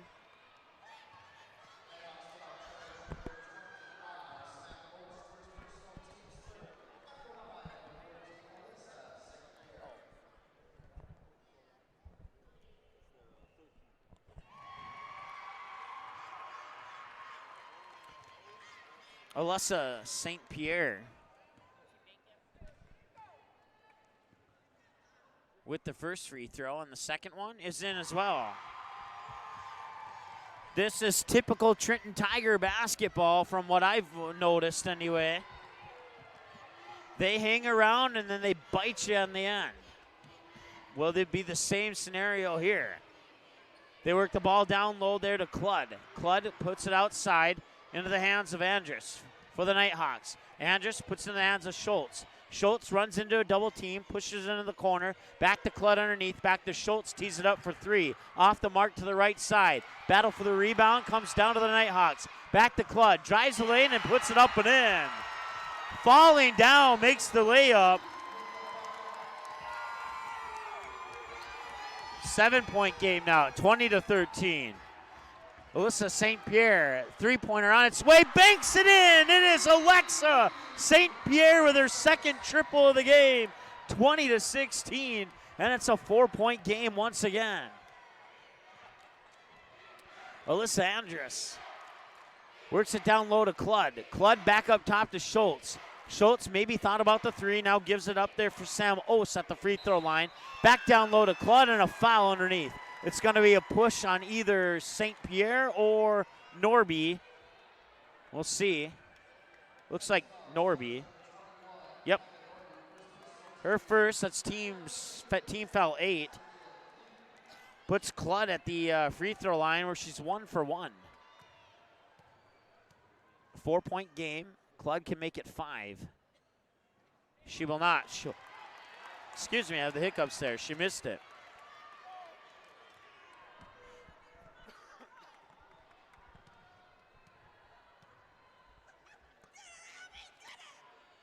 Cludd with the free throw. It's in. 21-16. 5-point basketball game. Hovey to Turcotte. Turcotte up court there to St. Pierre. St. Pierre kicks it out, and the long two is up by Kella Norby. 21-18. Three-pointer on the way. That one's out the back of iron, won't go. Loose ball out of bounds into the Trenton Tiger bench. Will stay with the Nighthawks.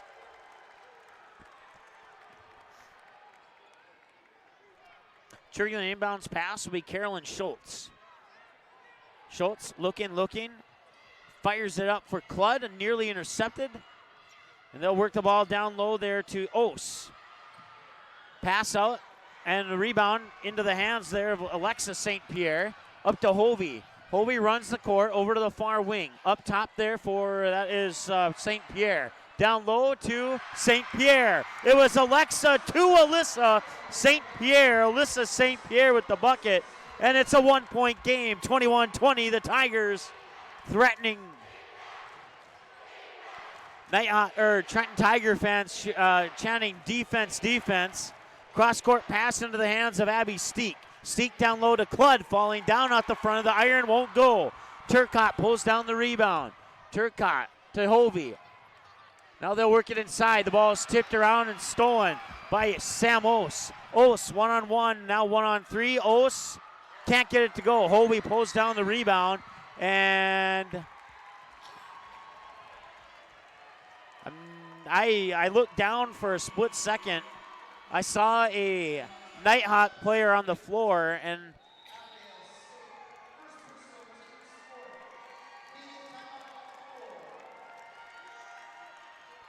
so we have a media timeout, and we'll take a timeout so we can figure out what happened there and give you the update when we come back here in a moment on the ND Sports Channel.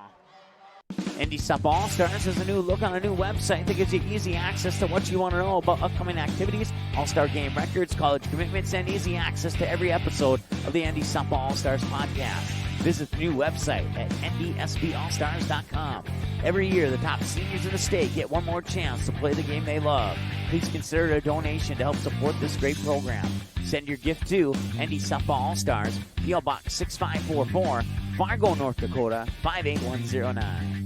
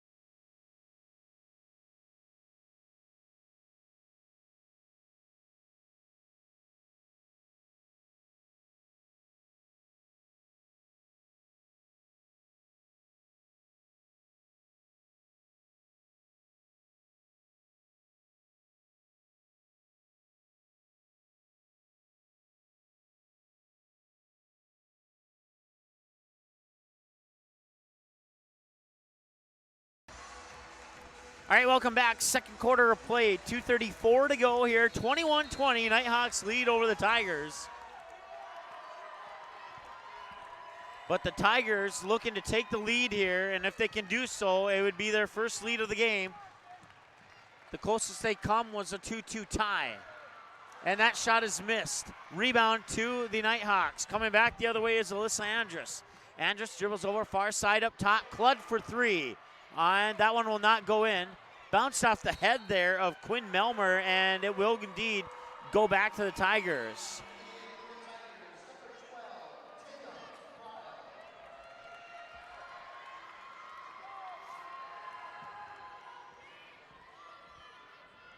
Tigers inbound pass comes to Caitlin Hovey. Hovey being guarded in the backcourt there by Andrus. Hovey over the timeline. Hovey bounce pass across the paint. Shot is up, too strong. Loose ball rebound comes down to St. Pierre. That one's up and in. It's Alyssa St. Pierre with the bucket. And the Trenton Tigers take the lead at 22-21.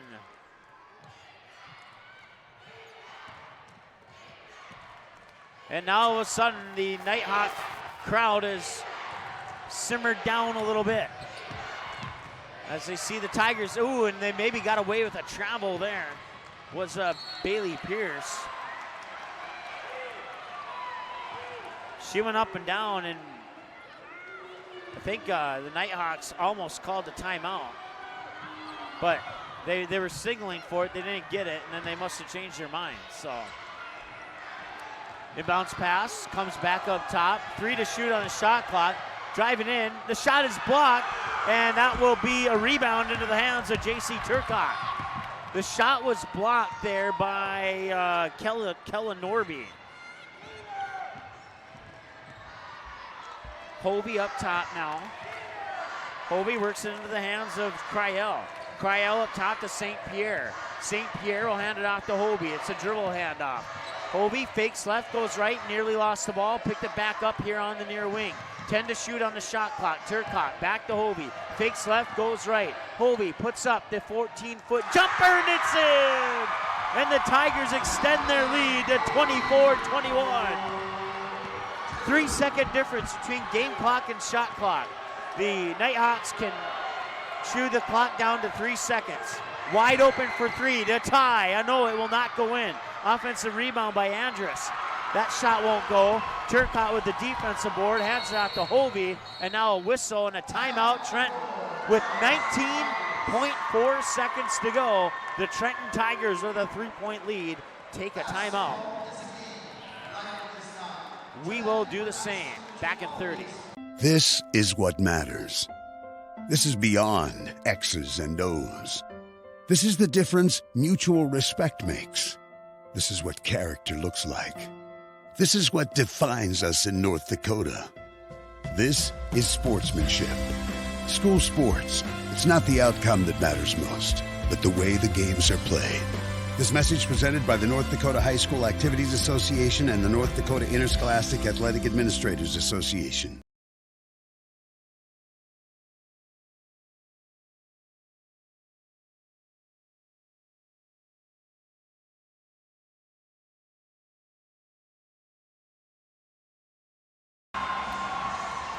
All right, welcome back. Trenton Tiger basketball out of the timeout. Hovey has to chase that one down into the backcourt. She'll pick it up. Shot clock off. Tigers can hold for the final shot. 13 seconds to go. St. Pierre up top. That is Norby. Norby sends it over to Hovey. Hovey drives the lane, and it's blocked by Samos. Back the other way quickly. Three-pointer up to tie, won't go. Loose ball rebound, comes down, and that brings us to halftime. The Trenton Tigers lead 24-21 over the Hettinger Scranton Nighthawks. We'll add up some numbers, come back with a halftime show in a little bit here on the ND Sports Channel. Paper tickets. Rookie mistake. Game Time is the fastest way to buy tickets to live events with your friends. You can buy the perfect seats in seconds, and tickets are delivered directly to your phone, so you always have them with you. Download Game Time free on the App Store, and you'll instantly see a curated list of the best upcoming events in your area. Game Time sorts through thousands of available seats on the market and presents you with only the 50 best values. One of the best things about Game Time is you can get tickets at last-minute prices even after the game starts. Download Game Time free on the App Store today. Quality Home Restorations is Fargo Moorhead's go-to place for quality home remodel and repair services. Quality Home Restorations offers free estimates on all your home remodel and repair projects like drywall, laminate flooring, roofing, and much more. Check out the great photos of past projects completed by Quality Home Restorations on their Facebook page. Just search Quality Home Restorations. When it comes to your home being restored, count on Quality Home Restorations. Call Mike today at 400-1751. That's 400-1751 to set up an appointment for a free estimate. Quality Home Restorations in Fargo. Okay, here are 3 important reasons why your son or daughter should play a sport in high school. Number 1. High school sports teach valuable life lessons like self-discipline and time management skills. 2. Teens who play a high school sport have better grade point averages. And number 3. High school sports are safer than ever before. This message presented by the North Dakota High School Activities Association and the North Dakota Interscholastic Athletic Administrators.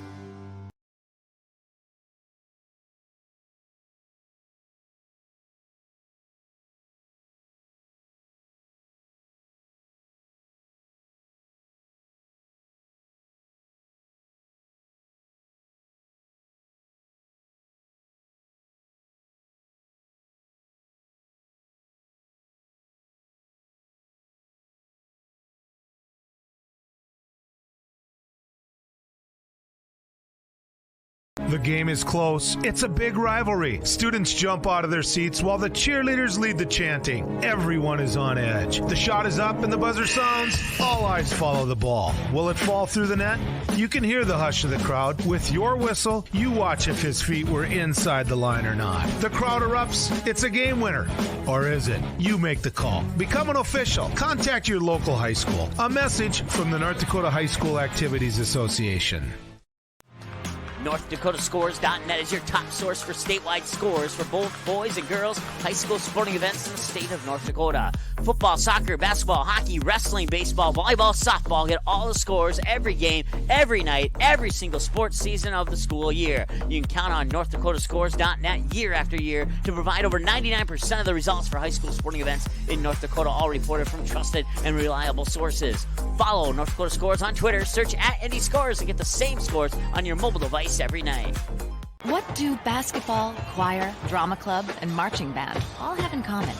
They're all high school activities that offer learning opportunities not necessarily found in the classroom. They take up just a fraction of a typical North Dakota high school's budget, and they go a long way to giving young people the tools they need to thrive. High school activities, they're more than extracurricular. They're extra important, too. This message presented by the North Dakota High School Activities Association and the North Dakota Interscholastic Athletic Administrators Association.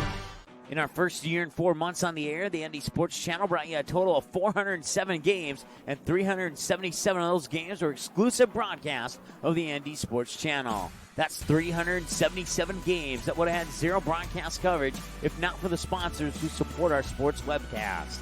We ask that you please patronize and support the sponsors you hear about in this sports broadcast on the ND Sports Channel. Join us and put your business products and services in front of an average of 234 viewers per game. Let's team up. It's the kid in grade school who paints her face blue and white before every home game. It's the accountants and salesmen who give up their Friday evenings to referee. It's the cashier at the corner convenience store who wears school colors on every game day. What makes high school sports here in North Dakota so special? They do. You do. We all do. This message presented by the North Dakota High School Activities Association and the North Dakota Interscholastic Athletic Administrators Association. ND Softball All-Stars has a new look on a new website that gives you easy access to what you want to know about upcoming activities, All-Star game records, college commitments, and easy access to every episode of the ND Softball All-Stars podcast. Visit the new website at ndsballstars.com. Every year, the top seniors in the state get one more chance to play the game they love. Please consider a donation to help support this great program. Send your gift to ND Softball All-Stars, P.O. Box 6544, Fargo, North Dakota, 58109. This is what matters. This is beyond X's and O's. This is the difference mutual respect makes. This is what character looks like. This is what defines us in North Dakota. This is sportsmanship.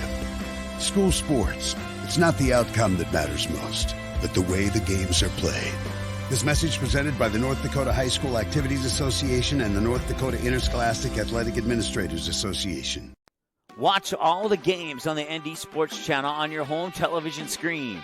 If your smart TV, Blu-ray, Xbox, PlayStation, 4K, or DVD player has access to the YouTube app, you can watch the ND Sports Channel on your big screen TV right at home, both live games and replays.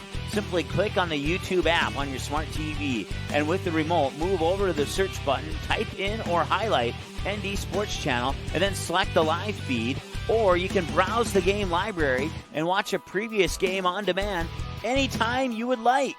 We invite you to subscribe to the YouTube channel, youtube.com/c/ND Sports Channel. You can also watch live games and replays of games on your mobile device using the YouTube app, which can be downloaded from your mobile device's app store if it's not already on your device. Thanks for watching the ND Sports Channel. It's ND Sports Online.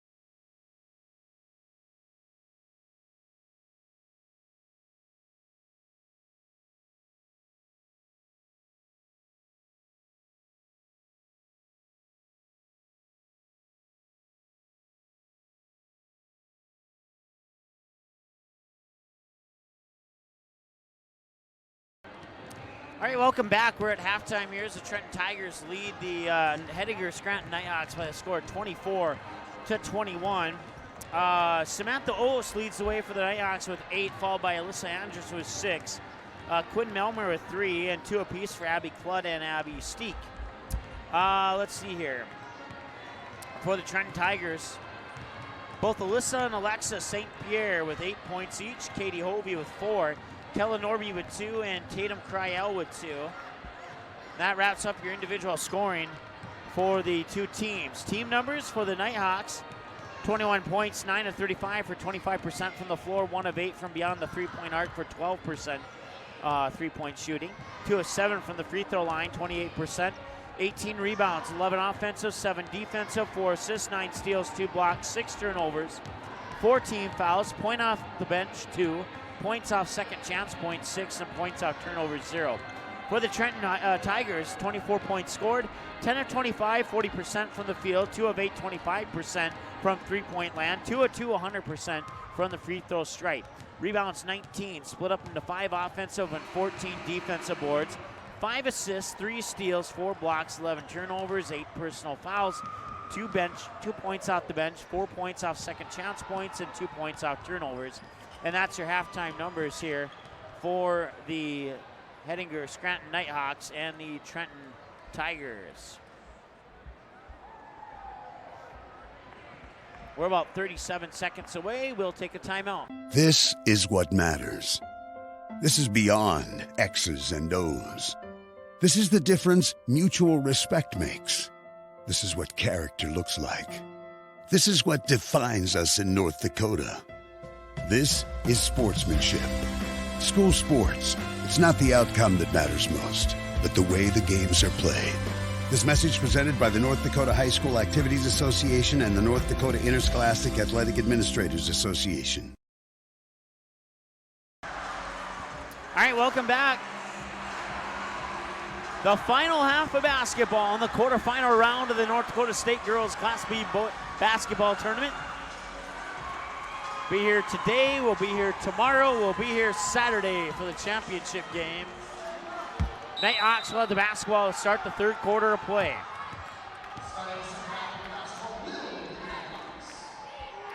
Nighthawks will work the ball around the perimeter, now back up top into the hands of Bailey Pierce. Pierce fires it over near side here for Alyssa Andrus. Andrus looks down low, that shot's up and in, it's Sam Oos.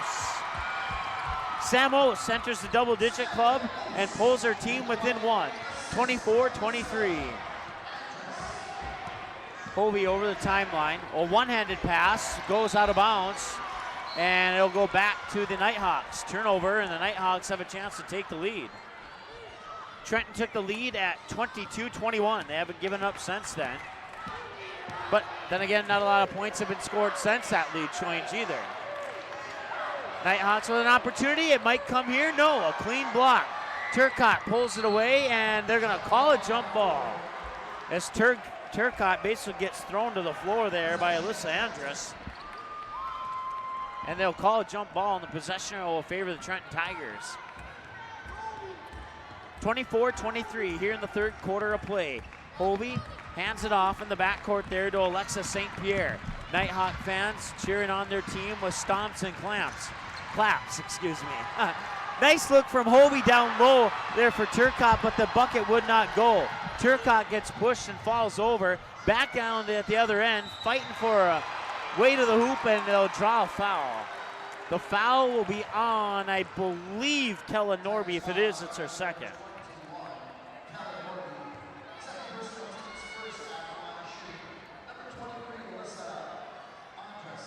Alyssa Andrus with 6 points with a chance to tie and possibly take the lead here, shooting 2.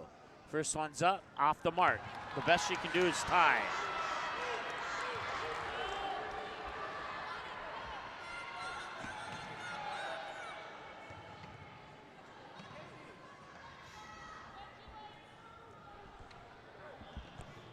We're tied.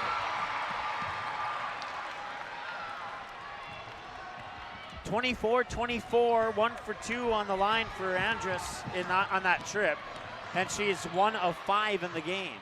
That shot up no good. Rebound comes down to the Nighthawks. Bailey Pierce will bring it up over the timeline. Pierce pushes it into the corner. Cross-court pass, that's Cludd. Cludd stutter steps, fires it back into the near corner. Now they look down low and Katie Holy stole it. Katie Holy jumped in and stole that one away, and she brings it back down the floor, teeing it up for three, a little bit too strong out of the hands of Alexa St. Pierre, and back the other way, Bailey Pierce with the basketball for the Nighthawks. Pushes it into the corner, now driving baseline, there's Quinn Milmer. Back to Pierce, up to Cludd. Cludd drives into the lane, puts up a shot that goes a little bit off to the right. Follow-up shot out the rebound, it's Sam Ose.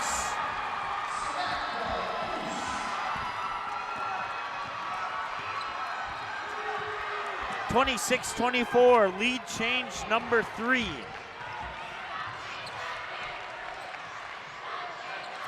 Alyssa St. Pierre, by the way, Tigers going from right to left as I see it. St. Pierre, top of the key three, is in!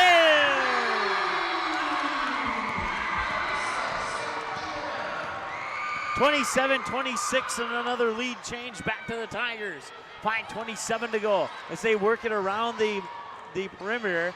Tried to work it inside, and the pass was stolen by Kellen Norby. Norby will hand it off to Hovey here in the backcourt.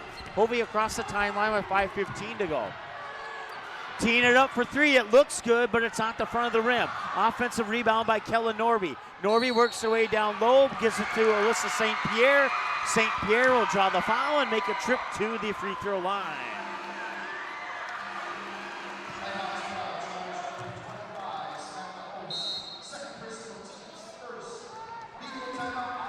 And we have another media timeout as Sam Ose picks up her second personal foul. 5:07 to go, third quarter of play. It's a 1-point lead for the Trenton Tigers, 27-26. We're back in 30 here on the ND Sports Channel. The Fargo North softball team is live for a second season on the ND Sports Channel. Live broadcast of every game, home and away, including every swing of the bat, every stolen base, every strikeout, and every home run for the Fargo North Spartans will be live on the ND Sports Channel. Video broadcasts of most regular season games, as well as radio broadcasts of the regional and state tournament. Get the most accurate and up-to-date Spartan softball broadcast schedule on our website at ndsportschannel.com/game schedule.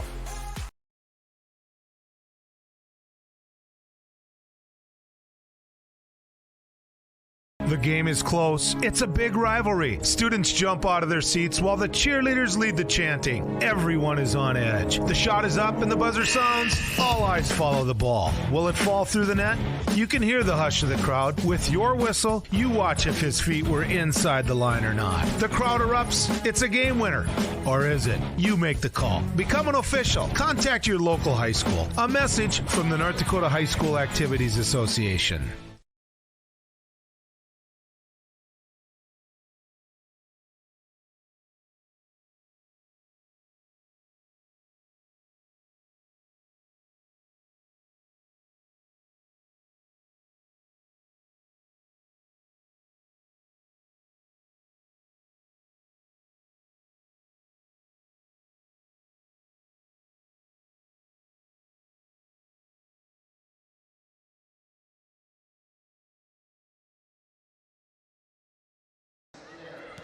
Alyssa St. Pierre at the line here to shoot a pair for the Tigers, and the first one's off the front of the rim, no good.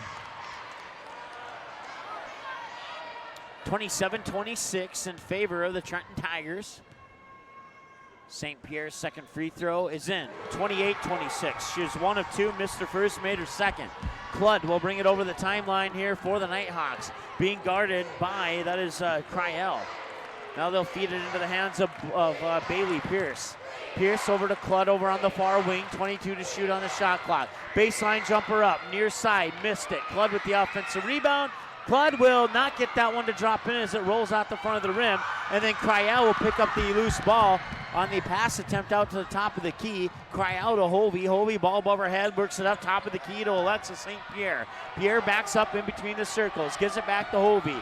Hovey with 20 to shoot on the shot clock, 4.5 to go here, third quarter of play, 28-26, 2-point lead. Hovey thought about it, dishes it off, three-pointer on the way out of the hands of Cryell. That one will not go. Cludd pulls down the rebound, back the other way now. Cludd all the way to the hoop with the basketball. Shot is up and in. And we're tied at 28. That is the second tie of the game. We're tied at 2-2, and we're tied at 28. Hovey can't get that one to go. Cludd will pull down the rebound. Cludd with a pass up that's intercepted by Alexis St. Pierre. St. Pierre will bring it back over the timeline and give it to Hovey. Hovey with 3:43 to go will call for play number 2. She'll fire it over to St. Pierre over on the high post. St. Pierre hands it off. Hovey with the shot and one. Hovey gets the handoff from St. Pierre. And from the high post, floats it in and goes to the line to try and make it a 3-point play. 30-28.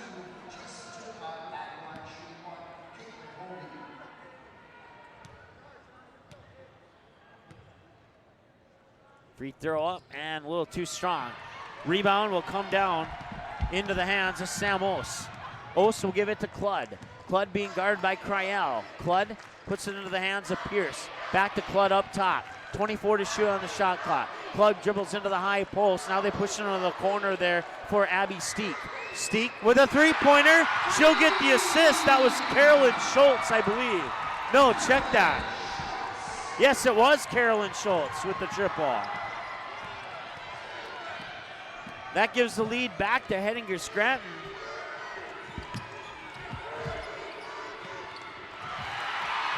And now a turnover, and Cludd comes back the other way. 31-30 in favor of the Nighthawks, and now a whistle and a foul, and I believe the foul is going to go on Alexis St. Pierre. Nope, J.C. Turcotte will get the foul. That is her second, and another media timeout on the floor. I don't know, maybe I've done a lot of state tournaments with media timeouts, but it sure seems like they're taking a lot of them. But I don't work in that aspect of the media, so we'll go with it. Back in 30 seconds here on the ND Sports Channel. NorthDakotaScores.net is your top source for statewide scores for both boys and girls high school sporting events in the state of North Dakota. Football, soccer, basketball, hockey, wrestling, baseball, volleyball, softball. Get all the scores every game, every night, every single sports season of the school year. You can count on NorthDakotaScores.net year after year to provide over 99% of the results for high school sporting events in North Dakota, all reported from trusted and reliable sources. Follow North Dakota Scores on Twitter, search @NDScores and get the same scores on your mobile device every night. In our first year and 4 months on the air, the ND Sports Channel brought you a total of 407 games, and 377 of those games were exclusive broadcasts of the ND Sports Channel. That's 377 games that would have had zero broadcast coverage if not for the sponsors who support our sports webcast. We ask that you please patronize and support the sponsors you hear about in this sports broadcast on the ND Sports Channel. Join us and put your business products and services in front of an average of 234 viewers per game. Let's team up.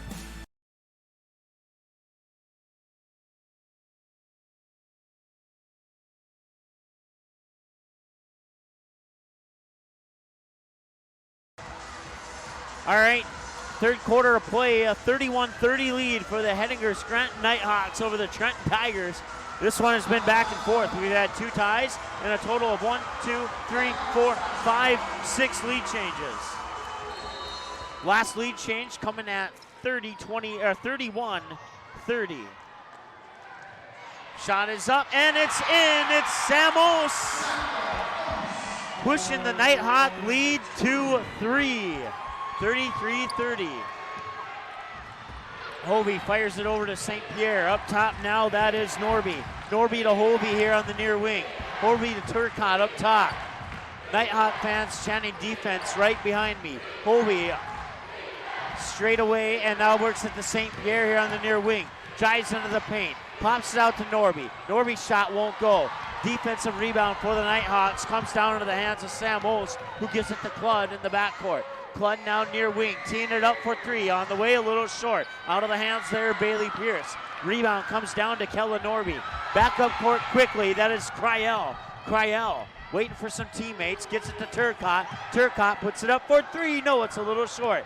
Rebound, though, comes down into the hands of Alyssa St. Pierre. St. Pierre dribbles it out to the corner, gives it in to Hobie. Hobie layup won't go. Flood pulls down the rebound. Back the other way come the Nighthawks with a 3-point lead and a minute 37 to go here in the third quarter of play. It's 33-30. Flood fires it near side. That's Bailey Pierce. Pierce looks down low. Back up top. Wide open for three. It's on its way. Off the back iron, no good. That was Schultz with the 3-point attempt. Back the other way now comes Turcotte, and now she'll hand it off to Alyssa St. Pierre in the backcourt, brings it over the timeline with a minute 14 to go. Once again, it's a 3-point lead. St. Pierre still with the basketball, down low, looking for the reverse layup, won't go. Sam Olds pulls down the rebound, gets it to Cludd. Cludd brings it over the timeline. Cludd steps up just in front of the 3-point arc and then fires out the pass to Bailey Pierce. Outside, wide open for three. Out the front iron, won't go. Pulling down the rebound is Kellen Norby. Norby gives it to Hobie in the backcourt. Hobie across the timeline here with 43 seconds to go. 27 on the shot clock. Hobie fakes left, goes right, kicks it out. Corner three, Turcotte up and in and out, won't go. Rebound pulled down by Cludd. Cludd brings it up quickly, 2-on-1, bounce pass through the paint, up won't go. Loose ball rebound, goes out of bounds and back to the Trenton Tigers. Holy smokes, that was a lot of action to call.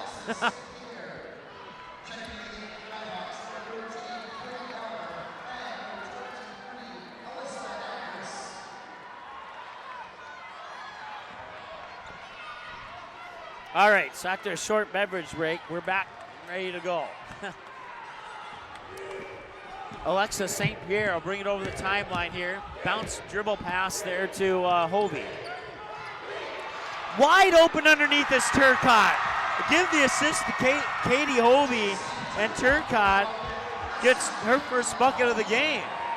3 seconds. At the buzzer, won't go. Oh, did she draw the foul? She did. That'll stop the clock with 0.2.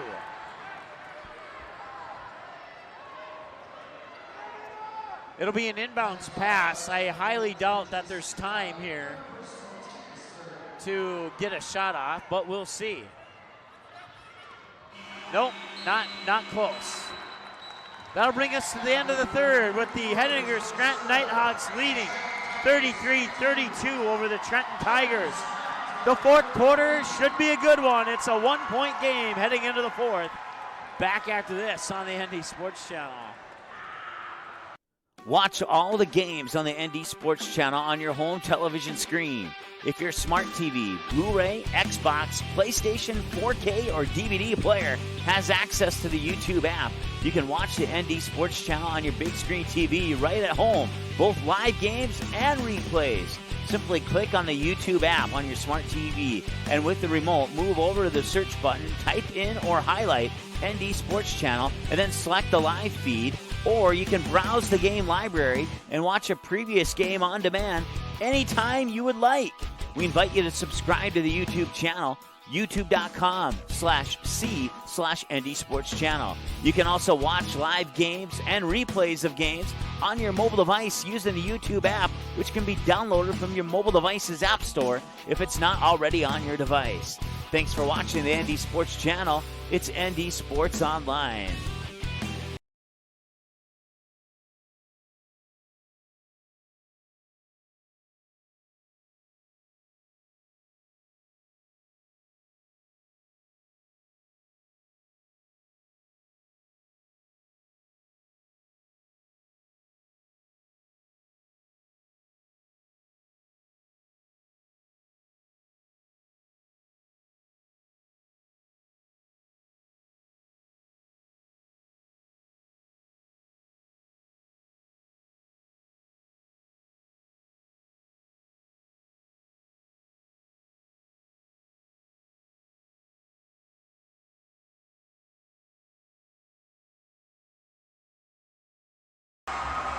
All right, fourth quarter of play. It's Nighthawk basketball with a 1-point lead, 33-32.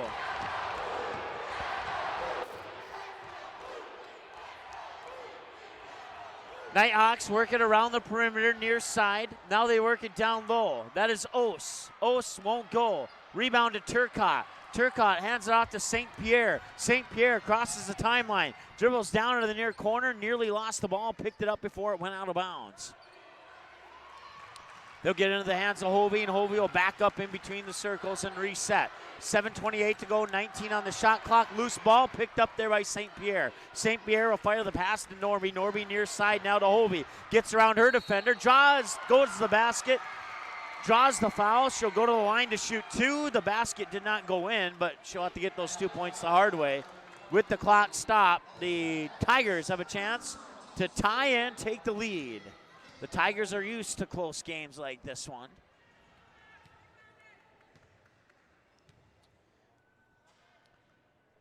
Hovey makes her first free throw of the game. Prior to that, she was 0-1. Now she's 1 for 2.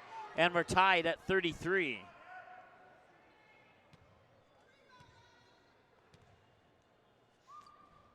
And they'll take the lead at 34.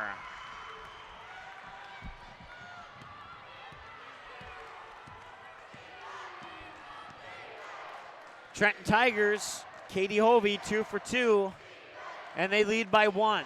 7:07 to go. Fires the pass near side here for Andrus. Andrus drives into the lane. It was blocked by Norby, and the ball is picked up by Turcotte. Turcotte advances it up the court there into the hands of St. Pierre. It's Alexa. Now back into the hands of Turcotte. Turcotte gives it to Hovey. Hovey in between the circles. She'll set up the play with 22 to shoot on the shot clock. Gets the high ball screen here. Now comes to the near wing. Picks up her dribble, gets it to Turcotte. Turcotte looking to her right, and hands it off there to Alexa St. Pierre. Gives it back to Hovey. Hovey back up top. 8 to shoot on the shot clock. Hovey drives in. High post. Jumper up. Off the front of the rim. Won't go. Cludd pulls down the rebound. Cludd with a quick pass up the court to Andrus. Andrus gives the lead back. She has 9 points, and it's 35-34.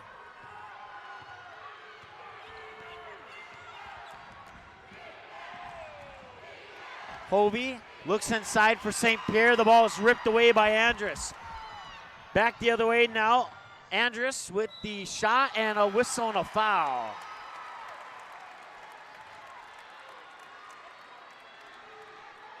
So Alyssa Andrus will go to the free throw line. The steal was actually by Sam Ose, who passed it up to Andrus. So the Nighthawks lead by 1 with a chance to extend that lead here with just shy of 6 minutes to go, and the free throws off the front of the rim, no good.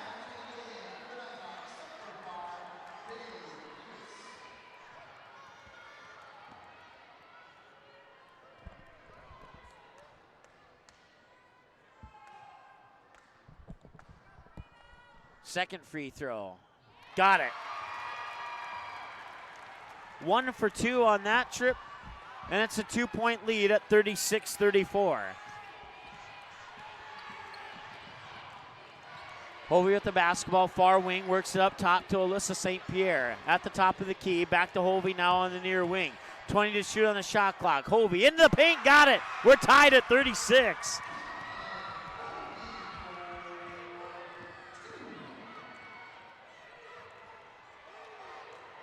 Cross-court pass. That was far side into the hands of Caitlin Schultz. Schultz will get it back, tee it up for 3. Bounces off the front of the rim. Turcotte with the rebound. Up court now, that is Alexa St. Pierre. St. Pierre to the hoop, won't go. Cludd with the rebound, comes back the other way. 5:14 to go. Cludd still with the basketball, works her way to the hoop. Can't get it to go in. And now she'll rip it away off the rebound by Norby. Cludd ripped it away from Norby. As a result, an elbow went into the gut of Turcotte. Turcotte possibly had the wind knocked out of her. Looks like she'll be okay. 5:08 to go here, fourth quarter of play. The possession arrow currently favors the Trenton Tigers. FYI, Alyssa St. Pierre will trigger the inbounds pass to Hovey. Hovey being guarded in the backcourt there by Quinn Melmer. Hovey gets it up there to Alexa St. Pierre. St. Pierre crosses the timeline, hands it back over to Hovey. Hovey dribbles up top of the key. Looks down low, Turcotte, reverse layup, up and in! Turcotte breaks the tie, 38-36. Nighthawks bounce pass up top, now over to the far wing. They tried to look down low. It was tipped by Alyssa St. Pierre, and that shot's no good as somehow the ball came into the hands of Abby Cludd, and falling forward, she'd put the shot up. And now we have another media timeout on the floor. Trenton Tigers 38, Hettinger Scranton Nighthawks 36. 4:28 to go, fourth quarter of play.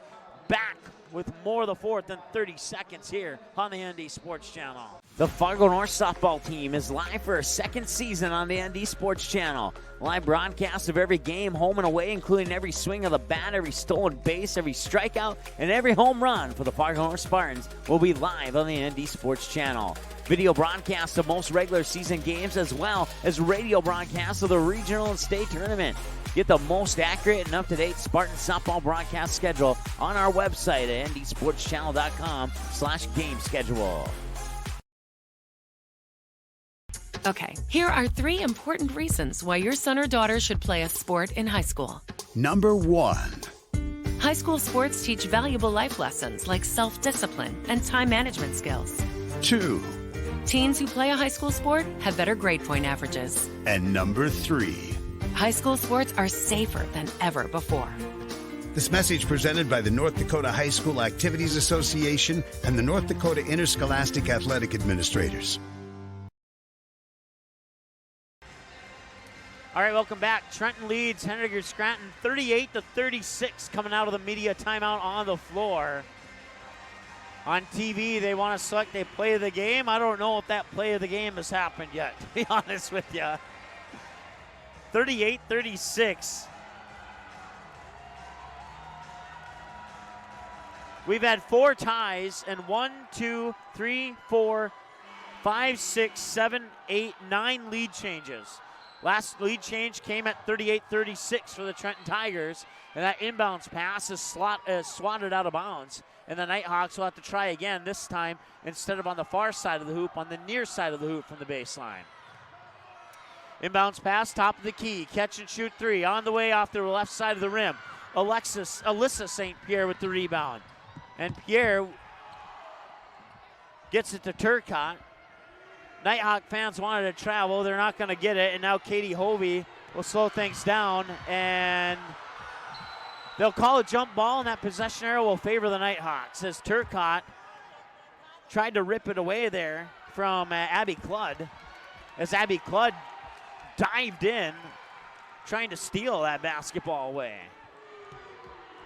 So they'll fire it into Bailey Pierce. He'll cross the timeline, put it on the near wing now into the hands of Andrus. Cross-court pass over to Quinn Melmer. Melmer looks down low, passes tip, goes out of bounds. And which way will it go? It'll go to the Nighthawks.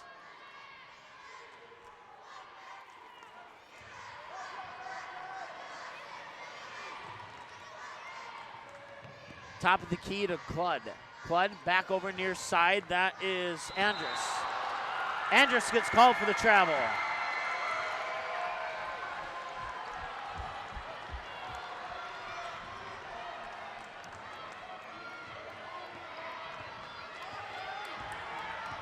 Katie Hovey with the basketball. Crosses the timeline with 3:44 to go in the fourth. And that ball will go out of bounds and back to the Nighthawks. Looking to tie or maybe take the lead with a 3, and another timeout on the floor. We'll take a timeout with them. We'll be right back here after this on the ND Sports Channel. Maybe. Can't get the buttons to work. Tell you what, we'll keep it right here. We'll thank a few of our sponsors, including Quality Home Restorations, Game Time, Fargo South Booster Club, North Fargo Softball, Halstead Telephone Company for their support of Hillsborough Central Valley Sports, as well as our viewers who have given us their financial donations through our website and or mailing in a donation to us.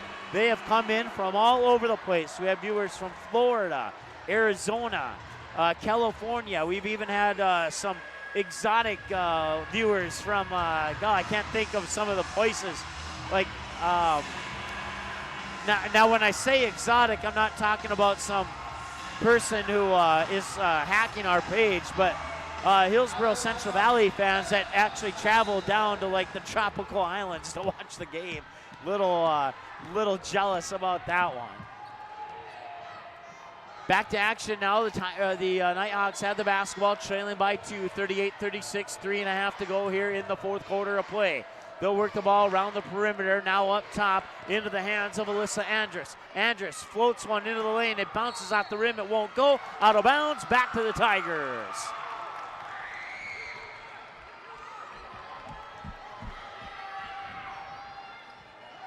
Nighthawks put on a couple people. I'd say it's more like a three-quarter court press. Alyssa St. Pierre back up top to Hovey in between the circles. Works it down and low to Kellen Norby. Out for a three. Alexis St. Pierre, it's in! Alexis St. Pierre with the triple. 41-36, 2:57 to go. Nighthawks with the basketball, working into the near wing here. That is Alyssa Andrus. Andrus with a pass down low. It goes out of bounds. It'll stay with the Nighthawks. As diving for it there was, I believe, one of the St. Pierre's. It was Alyssa. And now we have a media timeout on the floor. So we'll take another timeout with them. It's 41-36. The Trenton Tigers, 2:50 away from a date in the semifinals with the Rugby Panthers, but don't count the Nighthawks out just yet. We still got a little bit of basketball to play, and this one could go either way. Back in a moment here on the ND Sports Channel. The game is close. It's a big rivalry. Students jump out of their seats while the cheerleaders lead the chanting. Everyone is on edge. The shot is up and the buzzer sounds. All eyes follow the ball. Will it fall through the net? You can hear the hush of the crowd. With your whistle, you watch if his feet were inside the line or not. The crowd erupts. It's a game winner. Or is it? You make the call. Become an official. Contact your local high school. A message from the North Dakota High School Activities Association.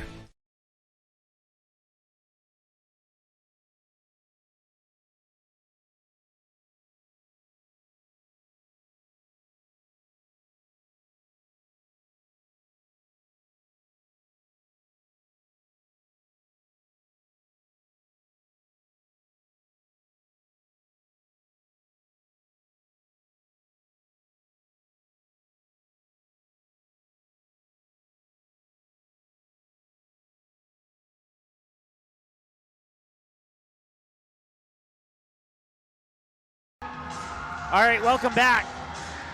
Betty Ingolstadt Sioux Center here on the campus of UND, home of the Fighting Hawks. And we have a good one here in the quarterfinals. 41-36, Trenton Tigers lead the Hettinger Scranton Nighthawks with 2:50 to go in the fourth quarter of play. Last lead change came at 38-36. The Nighthawks have not scored since that lead change. They're looking to change that. They'll fire it over near side now, work it down low to Cludd. Cludd works his way through defenders and puts it up and in. Clute, I guess is how you say it. 41-38. Hovey gets it to St. Pierre. St. Pierre hands it off to Hovey. Hovey with a mid-post jumper that will bounce off the back iron, won't go. Clute will pull down the rebound. Clute will bring it over the timeline. 2:20 to go. Clute passes it off. Two passes later into the corner for Melmer. Melmer works it down low. Cross-court pass. Now they work it back down low to Clute. Up top, that was Pierce. And some quick passing here from the Nighthawks. Teeing it up for three. Far side off the back rim, won't go.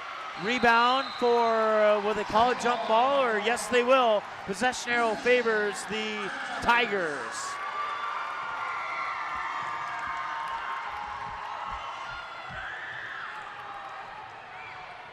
Two minutes to go. 41-38. A three-pointer would tie this one up if the Nighthawks can get the ball back. And they do!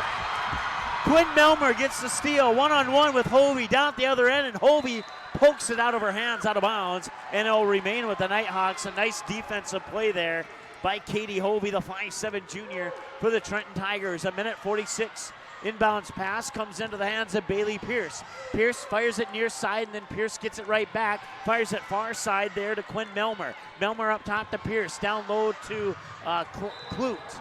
And Clute will hit the floor, and it will be Trenton Tiger basketball.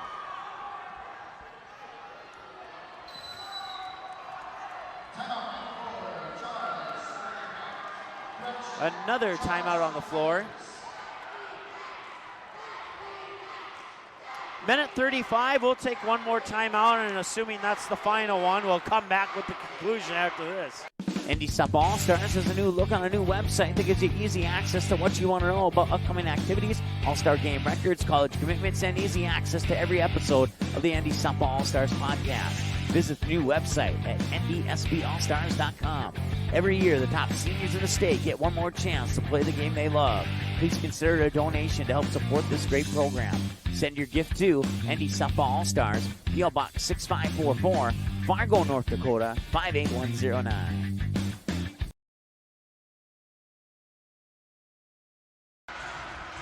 All right, welcome back. 41-38, the Trenton Tigers lead, and they have the basketball. Full court press by the Nighthawks. Long inbounds pass, finds its way into the hands of Katie Hovey, and she gets fouled from behind by Quinn Melmer, I believe. Either that or it was Bailey Pierce. It was Bailey Pierce. Bailey Pierce picks up her second, team foul number 4 here for the Nighthawks. Alexis St. Pierre, the shot's blocked by Samos. Into the hands of Clute. Clute to the basket. And Clute, it will circle around and drop in. How about that? A 1-point game as Clute gets the bucket. 41-40 and another timeout on the floor. We'll keep it right here. I don't know if I have much to say though. Mainly because I need a rest. 1:21 to go in the fourth quarter. 41-40. The last lead change went to the Trenton Tigers at 38-36. The Tigers haven't given up the lead since then, but the Nighthawks are definitely sticking around. A minute 21 to go, 41-40. Well, like I said earlier, the Tigers are used to these type of games, but usually it's been like a 3 or 4 point exchange. They've always had like a 3 or 4 point lead. Right now, they're lucky to have a 1 point lead.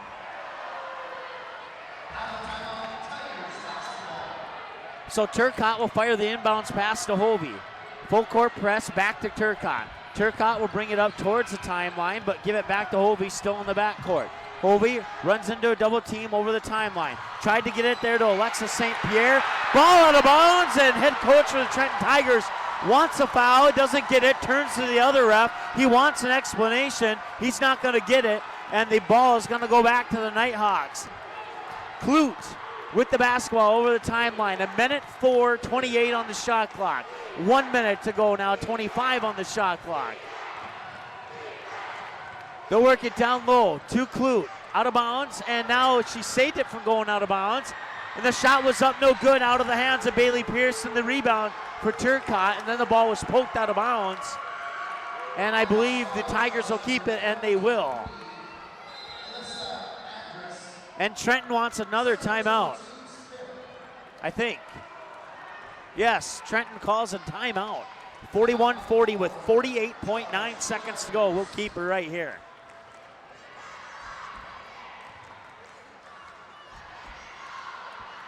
Right now, Alexa St. Pierre leads with 11, followed by Katie Hovey and Alyssa St. Pierre with 10 for the Trenton Tigers.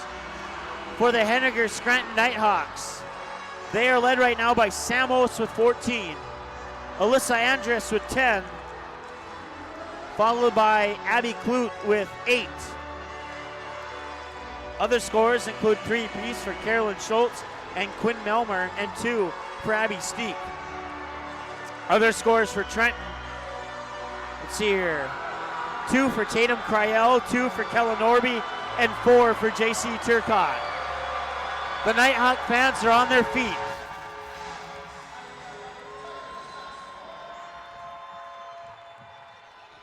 Inbounds pass is turned over. Samos. There is a 12-second difference between shot clock and game clock. And after the turnover, another timeout on the floor. We'll keep it here once again. It'll be Nighthawk basketball coming out of the timeout. If they want, they can chew the clock down to as far as 12.6 seconds. That is plenty of time for Trenton to get the ball back should the Nighthawks take the lead. But if the Nighthawks take a shot and miss, that could be bad news for the Nighthawks, depending on who gets that rebound. 43.6 seconds, 31 on the shot clock. So the Nighthawks will almost have a full shot clock, just 4 seconds shy. Triggering the inbounds pass will be Quinn Melmer from the near sideline. About 10 feet to the right of the midcourt stripe. Inbounds pass comes to Clute.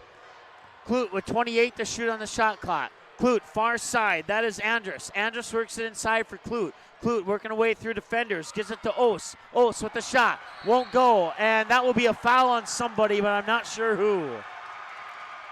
It'll be a foul on Samos.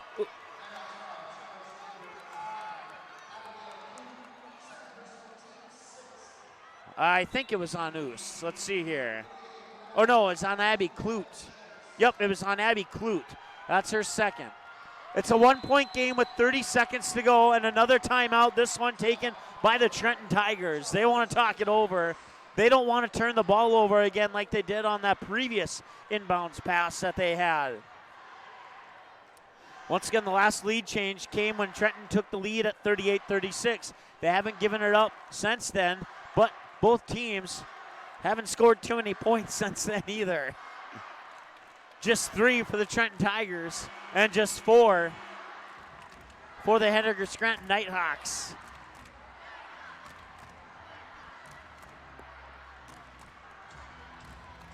We'll keep it right here for the conclusion. We won't take any more breaks. We want to thank our sponsors again. Quality Home Restorations, Game Time, Fargo South Booster Club, the North Fargo Softball Club, as well as our viewers who have sent in donations either via email or via our website. We certainly appreciate your support to make these tournament broadcasts possible. No regrets here, 41-40. Long pass will come into the hands of Alexis St. Pierre. She'll grab it, she gets fouled by Clute. Clute with showing some good sportsmanship there, helping Alexis St. Pierre up. And Alexis St. Pierre will go to the line to shoot 1-1.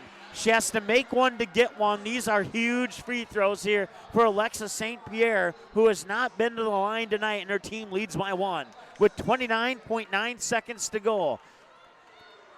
If she makes both, it would be a 3-point game. First one is on its way, and it's in, and she'll get another one. But before she takes that, we'll have a whistle, and now the official's going over the scores table to discuss something. We believe it's 42-40.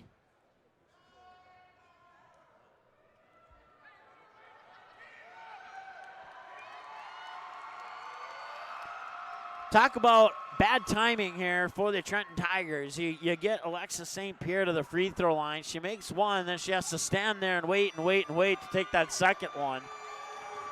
It's almost like icing a kicker in football. We'll see if St. Pierre is iced, and she was. It's a 1-point game as she misses that free throw. Back the other way, and Turcotte comes away with the steal, a whistle, and Turcotte looks like she will get up. Looks like she's kind of hobbling a little bit, but it looks that she'll be okay. We'll have a foul here on the Nighthawks. That'll march us down to the other end to shoot free throws. 23.9 seconds to go, 42-40. So J.C. Turcotte will make her first trip to the line tonight, and it comes with 23.9 seconds to go in the basketball game. If she makes one, it's a 3-point game. If she makes two, it is a 2-possession game. Free throw one is up, and it will not drop in. Turcotte misses it. Nighthawks come back the other way. Clute with the basketball. She'll get fouled by Caitlin Hovey. I think a technical foul has just been assessed.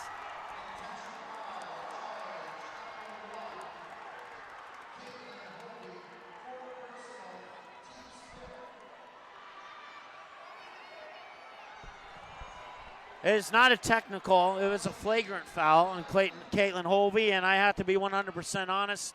I don't see that at all. It was a technical foul, actually. Clute is at the line alone. She makes the first free throw. It's a 1-point game. She can tie it with this one, and then they will get the ball back if she makes it. It's up. We're tied. We're tied at 42. And the Nighthawks will get the ball back due to the technical foul by Katie Hovey, which in my humble opinion was a very questionable technical foul. 14 seconds to go. Shot clock is off. The worst thing Trenton can do here is foul. They'll work the ball around. Down to the baseline, up top. The ball is tipped over the timeline. They can catch it. And we're going to overtime. Tied at 42.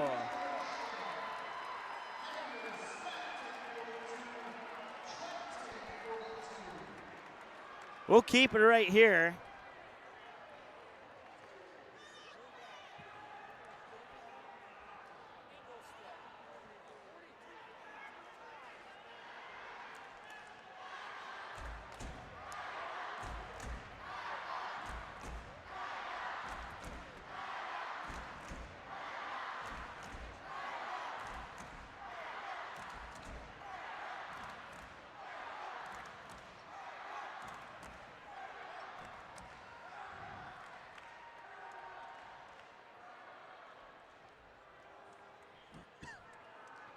All right, we are going to overtime, friends. Tied up at 42 between Trenton Tigers and the Heidegger Scranton Nighthawks on a questionable technical foul that put Clute at the free throw line. She made 2 to tie it.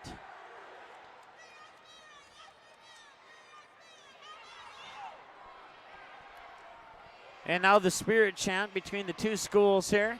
It'll be a 4-minute overtime.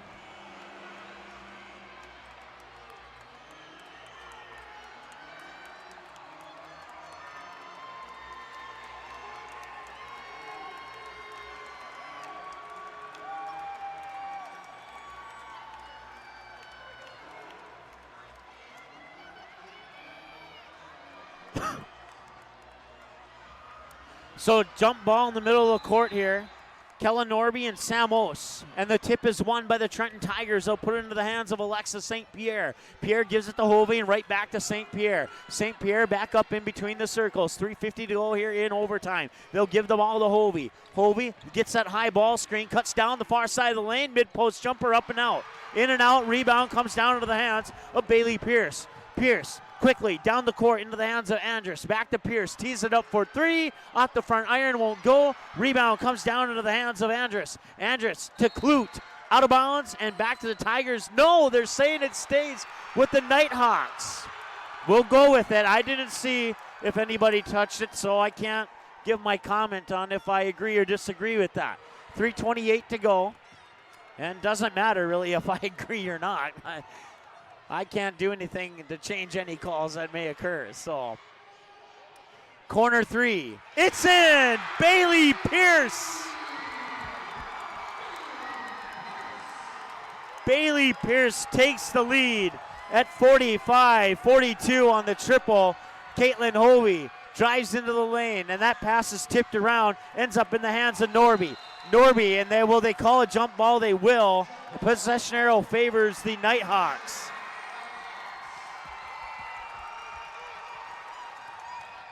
(45-42), 2:58 to go here in the overtime period. Bailey Pierce will trigger the inbounds pass, and she'll get it right back, being guarded by Hovey in the backcourt. Bailey Pierce passes it to Andrus. Andrus with the shot, won't go. Rebound comes down to, I believe that was Alyssa St. Pierre, excuse me. And now Turcotte tees it up for 3. Off the rim, won't go. Rebound comes down to Andrus. Nighthawks have the basketball, leading by 3. Turcotte steals it away. A clean strip of the ball. And Turcotte will wait for Hovey to come over the timeline and hand it off. Hovey fires it over there to Alyssa St. Pierre. Up top now to Norby. Norby now to Hovey here on the near wing. Back up top. Turcotte, 4-3. Off the front of the rim, won't go. Clute will pull down the rebound. 45-42. Only one bucket has been scored here in the overtime period, and that was out of the hands of Bailey Pierce. A three-pointer that made the score what it is right now. 45-42, and Pierce has the basketball in her hands right now. 2 passes later, they work it down low. Hovey steals it, and that's going to be a foul on the Nighthawks, giving the ball back to the Trenton Tigers.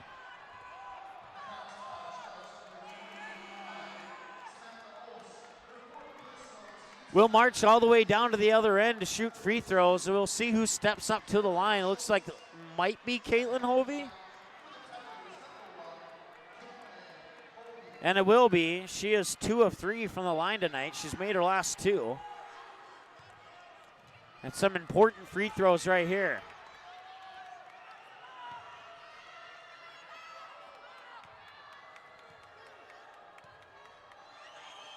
Free throw is up, in and out, won't go. Clute pulls down the rebound. Big missed free throw here for the Trenton Tigers. They'll put it into the hands of Schultz. Nearly stolen away by Hovey, and she will chase down the loose ball, go to the hoop, and it's up and in. Caitlin Hovey makes it a 1-point game, 45-44. Back the other way, the Nighthawks have the basketball. It's Alyssa Andrus up top now. Now they work it into Clute at the high post. Her shot goes out the bottom of the backboard. Rebound to Turcotte to Alyssa St. Pierre. St. Pierre dribbles up, puts up the shot, it won't go. And Clute is down at the other end. The last that I saw, she drove in down the far side of the lane there, and she was falling forward as the shot went off the bottom of the backboard, and then the action came back down to the other end. I didn't even notice that she didn't get back up. And now she's getting up 99% on her own will. She will walk off as the fans actually kind of caught the officials' attention there. That stops the clock with 1:17 to go here in the overtime period. And the Heidegger Scranton Nighthawks lead the Trenton Tigers 45-44 here in the overtime period. And they will have the basketball. Triggering the inbounds pass is Quinn Melmer. Melmer will feed it into Bailey Pierce, being guarded by Hovey in the backcourt as Pierce crosses the timeline with 1:13 to go. Pierce still with the basketball, works it up top. Now they're looking around the perimeter. They get it back into the hands of Pierce. Into the corner, trying to work it down low. Ost gets it up and in. 47-44, under a minute to go. Bounce pass into the hands of Alyssa St. Pierre. Gives it now to Alexis St. Pierre, now to Hovey. Hovey will dribble over to the far wing. Into the corner for Alexis St. Pierre, and a whistle and a timeout, Trenton. 47-44 with 44 seconds to go here in overtime. We'll keep it right here. We said earlier no more timeouts, but we will take a beverage break.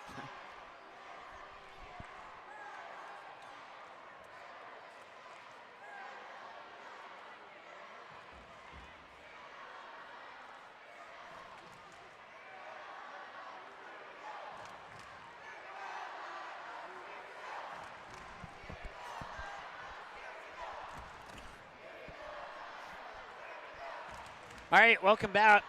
47-44, the Nighthawks have the lead over the Tigers with 44 seconds to go here in overtime.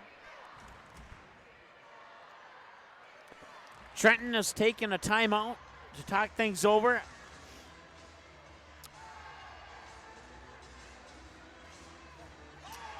Katie Hovey missed a free throw earlier in the overtime period. She would get a 2-point basket off a turnover to pull the Trenton Tigers within 1 at 45-44. And then right after that, it'd be Sam Ost getting the feed down low and gets the 2-point bucket to put the Nighthawks back up 47-44. Bailey Pierce kicked off the overtime period to make it 45-42 with a three-pointer. That's her only points of the game. Inbounds pass comes to Turcotte. Poked away, and it's a turnover. 38 seconds to go. There's a 4-second difference between shot clock and game clock. Turcotte pokes it away. Goes over the timeline. Back into the hands of Clute. Clute back over to Pierce. Pierce works it down low there for Melmer. Melmer to Clute, now near side into the hands of Andrus. Andrus up to Clute. 15 seconds on the game clock. 17 on the check that. 10 on the shot clock, 13 on the game clock. They'll work it around in a foul, and this one will be charged to Alexa St. Pierre. That'll be her third. Team foul number 6. They still have a foul to give before free throws come. 12.2. Trenton Tigers need to create a turnover here. Clute will get it. They can hold for the final shot, and they'll have another foul here, stopping the clock at 8.5 seconds. That'll be team foul number 7. That one charged to J.C. Turcotte. And our other undefeated team is on the verge here of being sent to the consolation round with the other undefeated team. Alyssa Andrus with the biggest free throw of the game. It's up and it is in. That is huge because it makes it a 2-possession game. And a timeout, Nighthawks. 8.5 seconds to go. 48-44. The Hettinger Scranton Nighthawks lead the Trenton Tigers 48-44 with 8 seconds to go. It's not impossible, but everything has to go just right for the Trenton Tigers to tie this thing up. We'll keep it right here.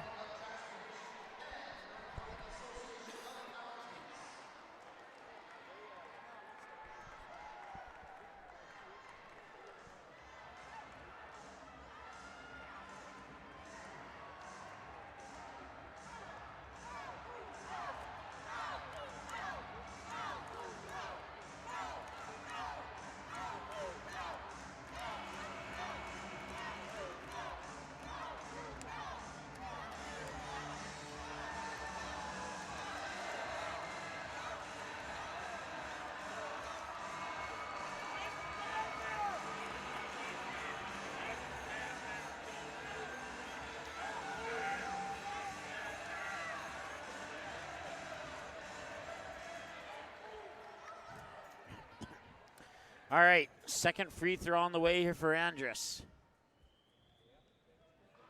She missed it. Katie Hovey comes by, puts up a 3, off the mark, won't go, out of bounds, stopping the clock with 1.1 second. Nighthawks get the ball back, and the Nighthawks will be joining the Rugby Panthers in the semifinals. The Trenton Tigers suffer their first loss of the year, and a crushing one it is. Your final score, 48-44 in overtime. The best game of the night.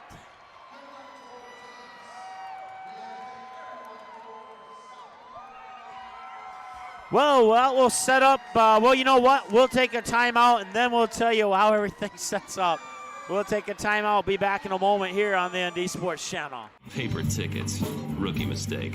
Game Time is the fastest way to buy tickets to live events with your friends. You can buy the perfect seats in seconds, and tickets are delivered directly to your phone, so you always have them with you. Download Game Time free on the App Store, and you'll instantly see a curated list of the best upcoming events in your area. Game Time sorts through thousands of available seats on the market and presents you with only the 50 best values. One of the best things about Game Time is you can get tickets at last-minute prices even after the game starts. Download Game Time free on the App Store today.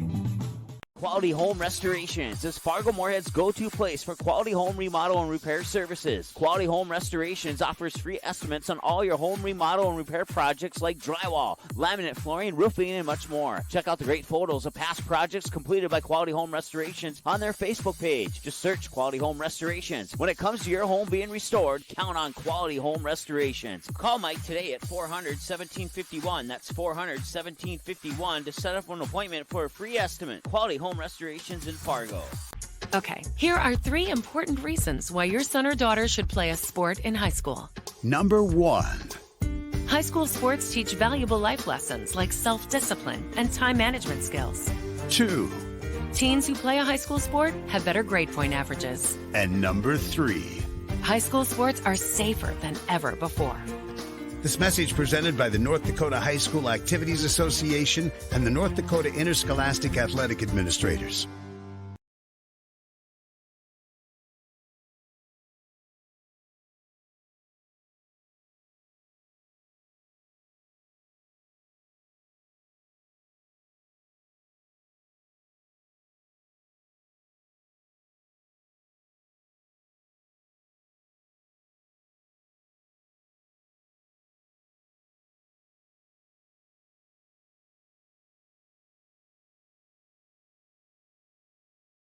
The game is close. It's a big rivalry. Students jump out of their seats while the cheerleaders lead the chanting. Everyone is on edge. The shot is up and the buzzer sounds. All eyes follow the ball. Will it fall through the net?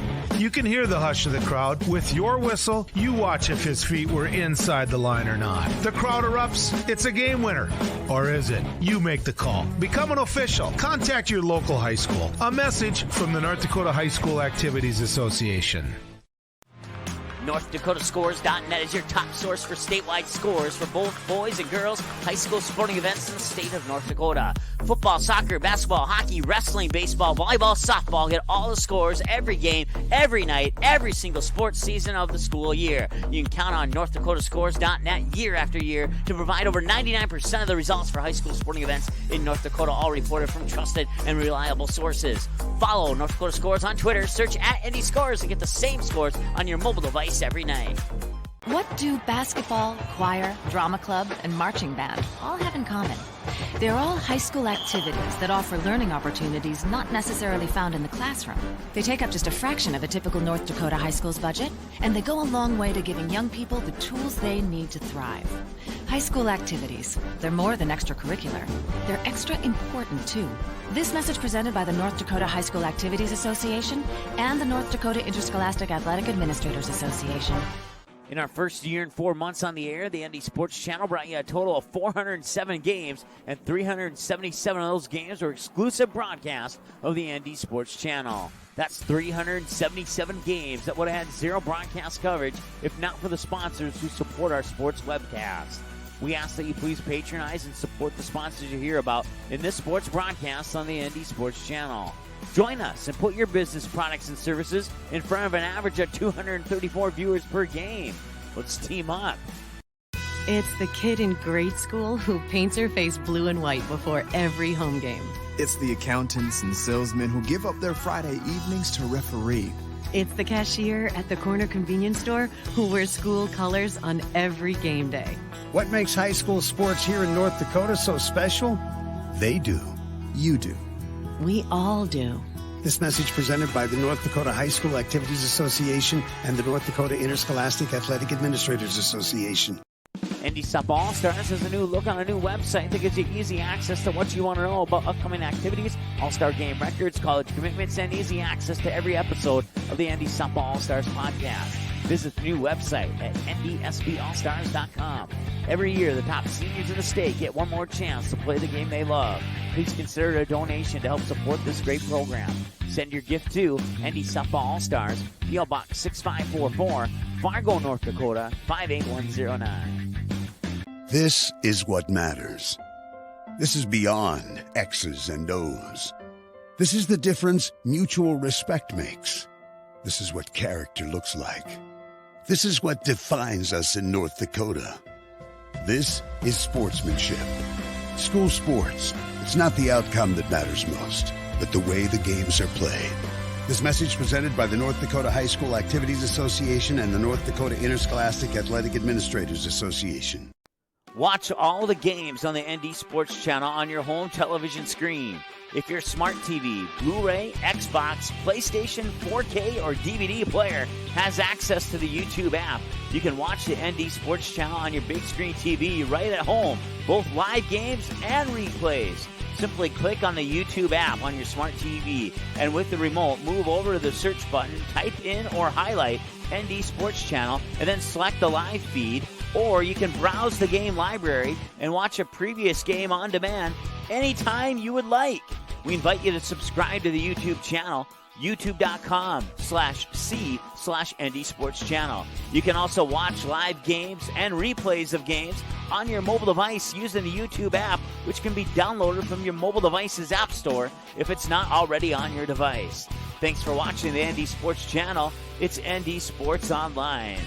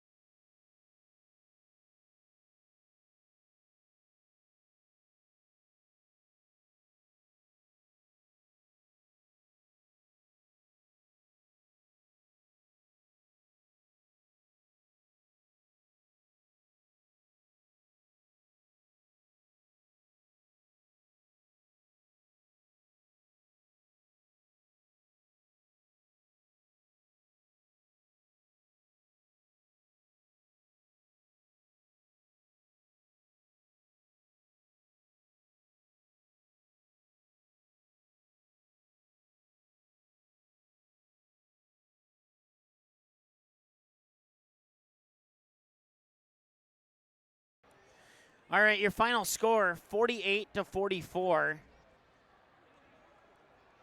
As the Nighthawks outscored the Tigers 6-2 in that overtime period.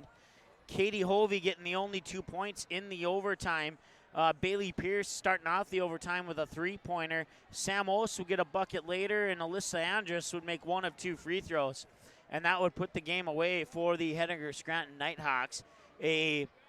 I've gotten a lot of feedback on Facebook and Twitter already, plus some mumbling in the crowd and stuff, and a questionable intentional foul called on Katie Hovey late in the fourth quarter there. You know, who knows what would have happened if that would have gone the other way. We'll just leave it at that.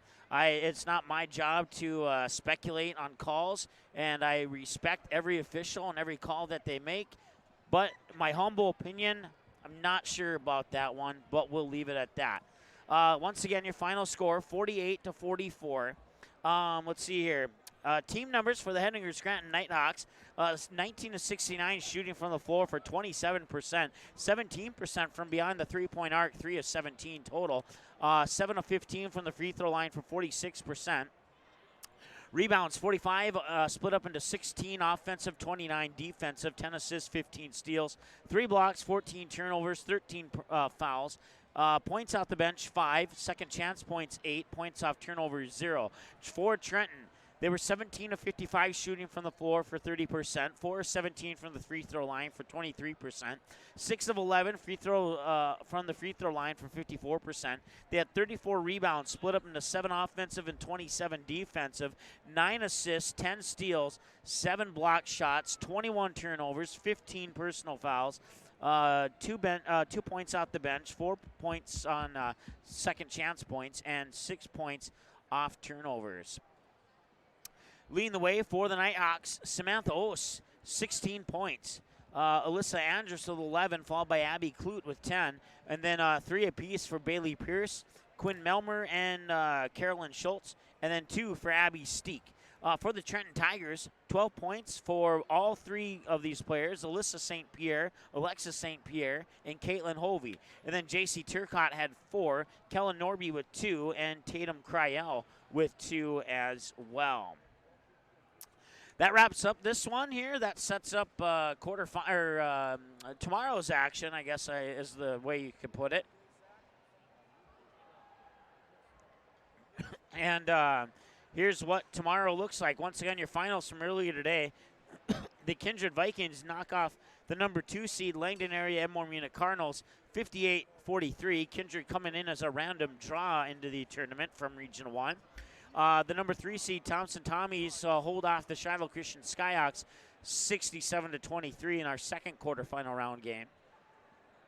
Kidder County, the number 1 seed, previously undefeated, falls to the Rugby Panthers, who basically played lights out from the start of that game. An impressive performance for the Rugby Panthers with a 47-39 victory over the Kidder County Wolves. And then in the nightcap, the Henniker-Scranton Nighthawks in overtime, knock off the previously undefeated Trenton Tigers by the score of 48-41.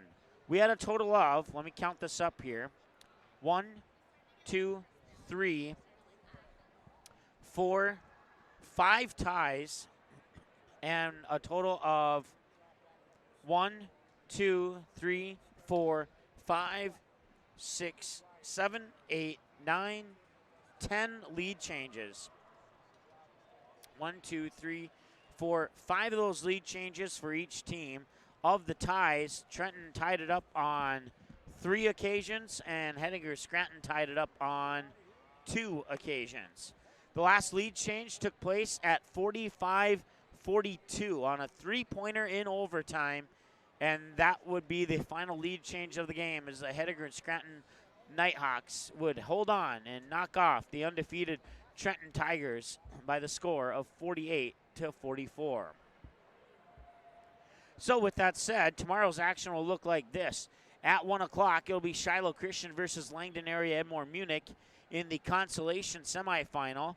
And then we'll follow that up at approximately 2:45 with our 2 previously undefeated teams, which I'm sure a lot of us thought would meet in one of the semifinals instead of the consolation semifinal.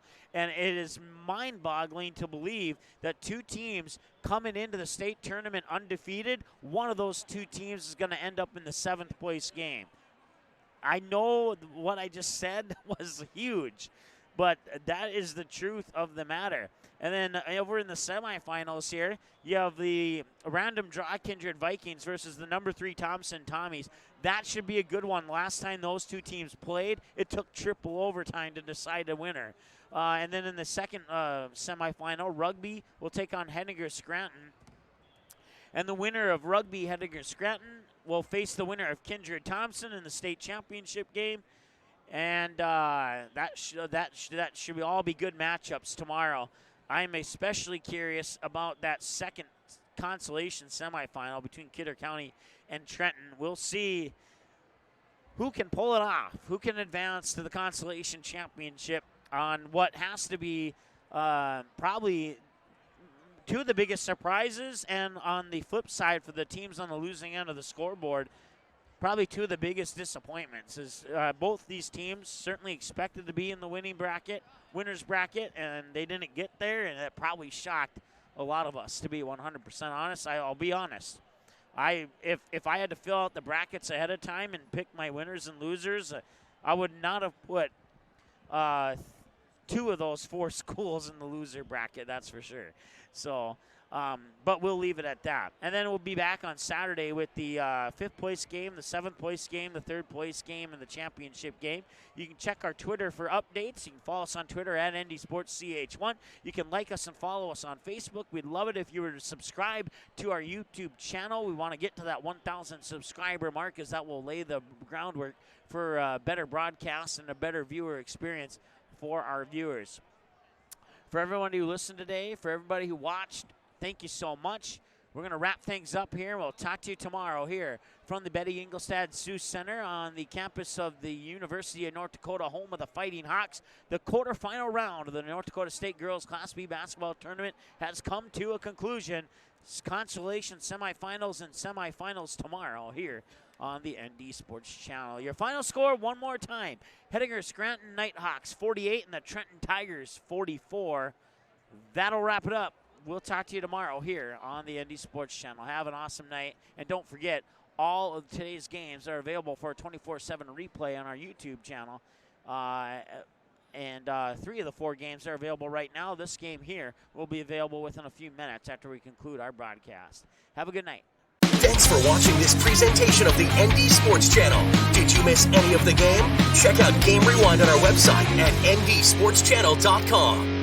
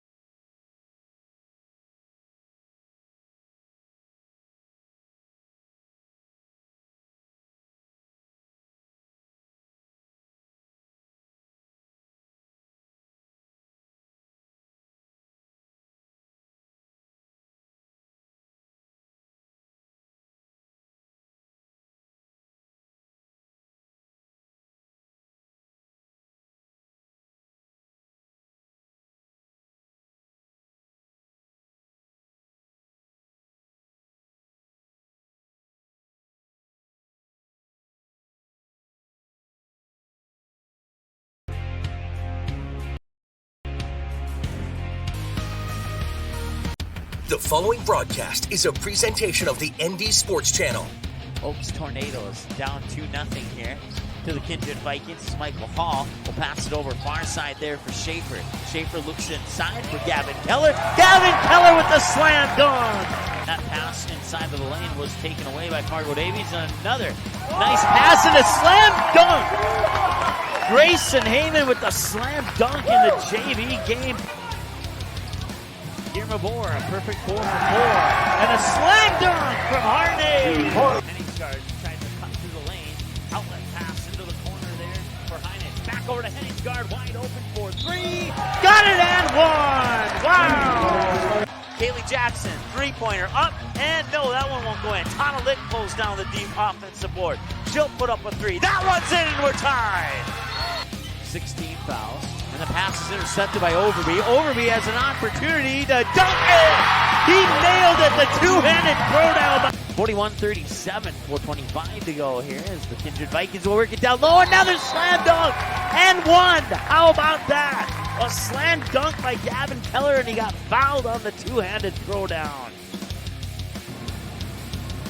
All right, welcome. We're back at the Betty Engelstad Sioux Center here in Grand Forks, home of the UND Fighting Hawks on the campus of the University of North Dakota. Mike Mason with you here on the ND Sports Channel as we get ready for the consolation round of the State Class B North Dakota Girls Basketball Tournament.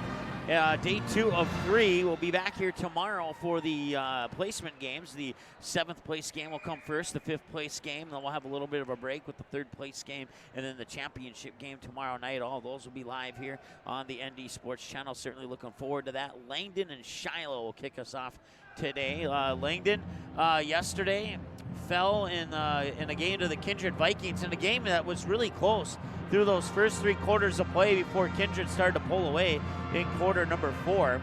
And the Vikings would eventually winning that game 58-43 was the final score. For the Shiloh Christian Skyhawks, they come in with a record of 18-7 after falling yesterday to a Thompson Tommies team that came out quick and came out strong and never relented. But on the flip side of that, Shiloh Christian never gave up either. They kept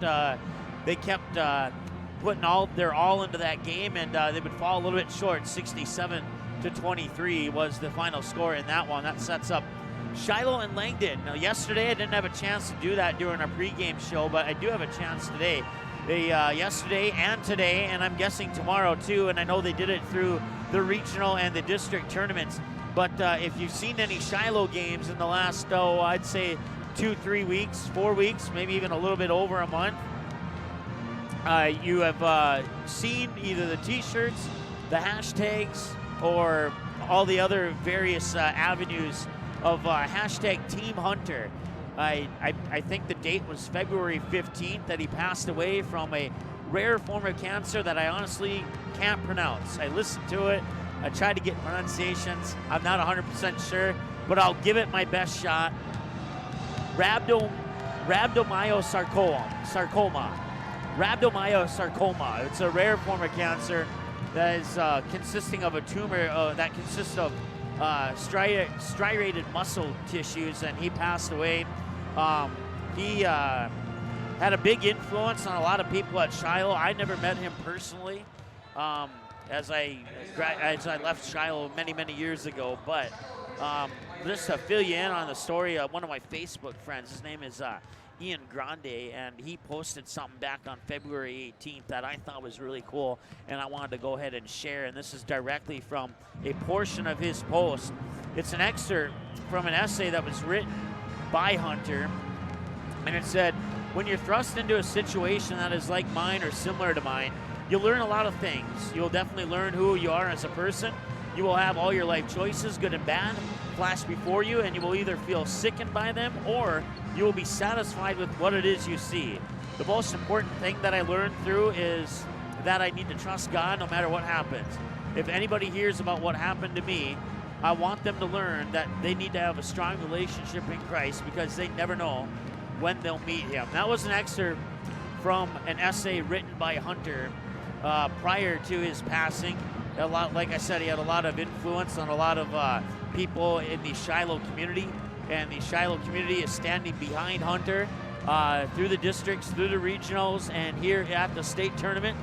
They're looking to maybe win one here for Hunter, but once again, all their warm-up T-shirts, they've taken those off now, but the warm-up T-shirts prior to the warm-ups they're doing now, all had the hashtag Team Hunter across the T-shirt. So we want to send our prayers and good wishes to the family and close friends of Hunter, as well as everybody at Shiloh, from the students to the staff to the principal, the athletic director, the teams, the coaches, everybody who had a connection to Hunter. We send our prayers and our wishes from the ND Sports Channel to you back in Bismarck. And with that, we'll move on with the remainder of our pregame show. But I just wanted to bring that up because, well, as a former Shiloh student, even though I never met Hunter, Shiloh did a lot in my life too. As I'll be honest, I kind of struggled going through high school. Had a couple of hurdles I had to jump over and finally graduate. But you know, it's an awesome school. And if you're ever wondering, you know, should I consider sending my child to Shiloh from kindergarten all the way through high school, they have the options. And there are many different opportunities for you at Shiloh. If that interests you, I encourage it. If I had to do it over again, I would go to Shiloh again as well. Not that I think that came out wrong, but you know what I meant to say. So if I had another chance to go to high school, I would definitely take that opportunity to go to Shiloh once again. It is an awesome school. And it's probably one of the things I miss the most about living in Bismarck. I moved away about 7-8 years ago. So, but absolutely awesome to see him up here. I wasn't broadcasting, but I saw him back in 2016 when the girls snagged the state title. And well, they won't have a state title this year, but we'll see what they can do here in the consolation round. They'll have a couple of tough opponents. One of them will be Langdon, and then the other one will be either the Trent Tigers or the Kidder County Wolves, depending on who wins and loses in this game and who wins and loses in the next game. It's going to be a tough road here for Shiloh, and we'll see what they can do moving forward. Once again, the Skyhawks 18-7, as well as the Langdon area Edmore Munich Cardinals 21-3 on the year. The Cardinals, besides yesterday's loss to Kindred, their other two losses were a double overtime loss, 48-44 to the Thompson Tommies back on December 8th, and a 38-35 loss to Stephen Argyle on December 4th. So they won their first game of the season, and then they lost back-to-back games on the games 2 and 3 of the season, and then they won every game after that until the game against Kindred yesterday in that 58-43 loss. For the Skyhawks, their only losses this year came back on December 7th, 73-55 to 4 wins Minnewacan. December 18th to Linton, Hazelton, Moffett, Broddick, 45-34. Oak Grove, 46-39, and Langdon, Edmore Munich, 50-27 as part of the Shiloh Christian Invitational in the early part of 2019. They would win 3 in a row after that before falling to the Rugby Panthers, 52-43. And then they would fall to Solon in the district. I believe that might have been the first game of the district tournament, 54-51. And then they would meet Solon again in the Region 5 championship game.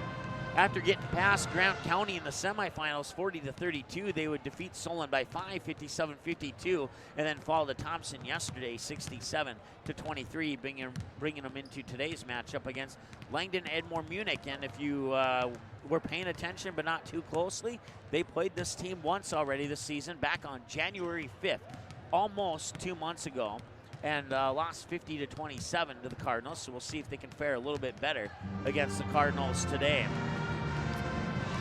Cardinal head coach is Rob Scher. The Shiloh head coach is Daryl Bearstail. Once again, my name is Mike Mason. We'll take a timeout as we're about 4 minutes away. It says countdown to game time 0, but we were I was having a conversation with one of the other radio broadcasters here. I was looking at the clock, and I was like, is that right? Because it's set for a 1 p.m. tip-off, and the clock would expire at about 12:50, which was about a minute ago. And he's like, I'm not 100% sure. I'm like, well, if it's not, then we'll have an extended pregame show. So with that said, we'll come back, take a break, come back, and give you an extended pregame show right after this here on the ND Sports Channel.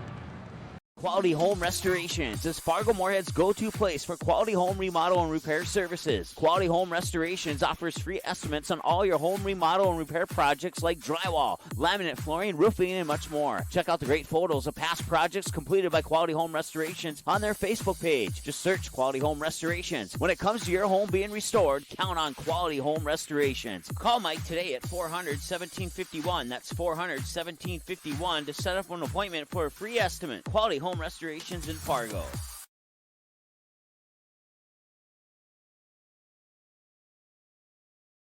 Paper tickets. Rookie mistake. Game Time is the fastest way to buy tickets to live events with your friends. You can buy the perfect seats in seconds, and tickets are delivered directly to your phone, so you always have them with you. Download Game Time free on the App Store, and you'll instantly see a curated list of the best upcoming events in your area. Game Time sorts through thousands of available seats on the market and presents you with only the 50 best values. One of the best things about Game Time is you can get tickets at last-minute prices even after the game starts. Download Game Time free on the App Store today. Okay, here are 3 important reasons why your son or daughter should play a sport in high school. Number 1. High school sports teach valuable life lessons like self-discipline and time management skills. 2. Teens who play a high school sport have better grade point averages. And number 3. High school sports are safer than ever before. This message presented by the North Dakota High School Activities Association and the North Dakota Interscholastic Athletic Administrators. The Fargo North softball team is live for a second season on the ND Sports Channel. Live broadcasts of every game, home and away, including every swing of the bat, every stolen base, every strikeout, and every home run for the Fargo North Spartans will be live on the ND Sports Channel. Video broadcasts of most regular season games as well as radio broadcasts of the regional and state tournament. Get the most accurate and up-to-date Spartan softball broadcast schedule on our website at ndsportschannel.com/game schedule. The game is close. It's a big rivalry. Students jump out of their seats while the cheerleaders lead the chanting. Everyone is on edge. The shot is up and the buzzer sounds. All eyes follow the ball. Will it fall through the net? You can hear the hush of the crowd. With your whistle, you watch if his feet were inside the line or not. The crowd erupts. It's a game winner. Or is it? You make the call. Become an official. Contact your local high school. A message from the North Dakota High School Activities Association. ND Softball All-Stars has a new look on a new website that gives you easy access to what you want to know about upcoming activities, All-Star game records, college commitments, and easy access to every episode of the ND Softball All-Stars podcast. Visit the new website at ndsballstars.com. Every year, the top seniors in the state get one more chance to play the game they love. Please consider a donation to help support this great program. Send your gift to ND Softball All-Stars, P.O. Box 6544, Fargo, North Dakota, 58109.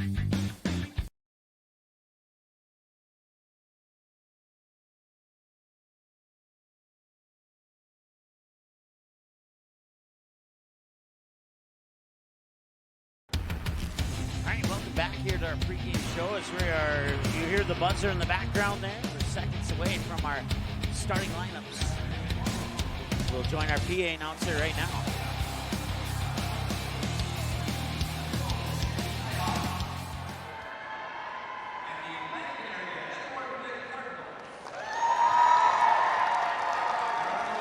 The Cardinal fans are directly behind me to my left and right. There are some over to the far side left. And the Shiloh Christian fans are, let's see, looking around here. I think they are off to my right. Yep, there they are. Yep. They're behind me directly off to the far right for the Shiloh Christian Skyhawk fans. Projected starters, Allison Bearstail, Kennedy Wolf, Olivia Martin, Grace Kelly, and Kelsey Mischel. For the Skyhawks, and for the Cardinals, the projected starters are Lexi Olson, Caitlin Scher, Kaylee Lowry, Morgan Freege, and Callie Ronigan. And now we'll get the official starting lineups right now. Starting with the Skyhawks. Starting with our 6'5" and a senior, number 2, Allison Bearstail. 1 for 1, the 5'5" senior, Allison Bearstail for the Skyhawks.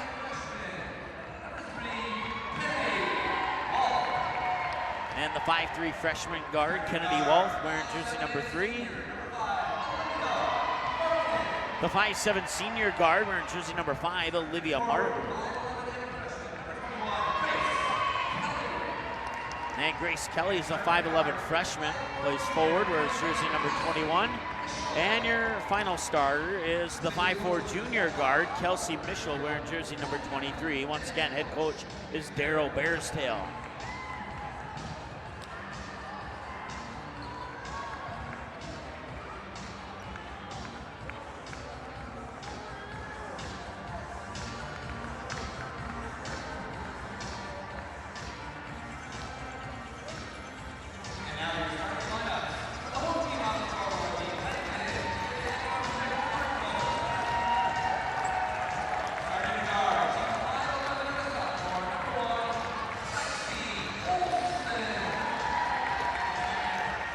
Sophomore Lexi Olsen for starters now for the Langdon area Edmore Munich Cardinals.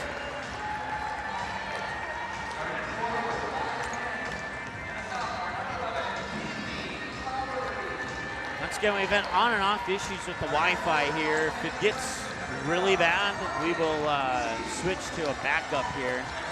I've tried switching in the past, mid pregame, and that hasn't really resulted in the best results here. But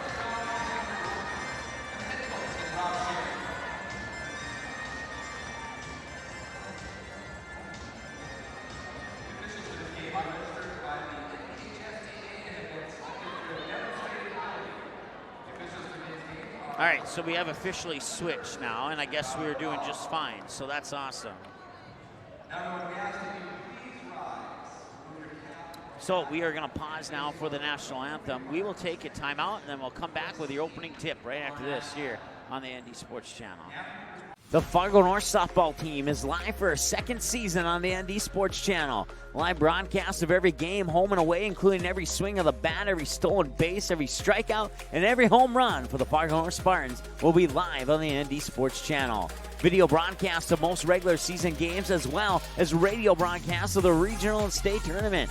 Get the most accurate and up-to-date Spartan softball broadcast schedule on our website at ndsportschannel.com/game schedule.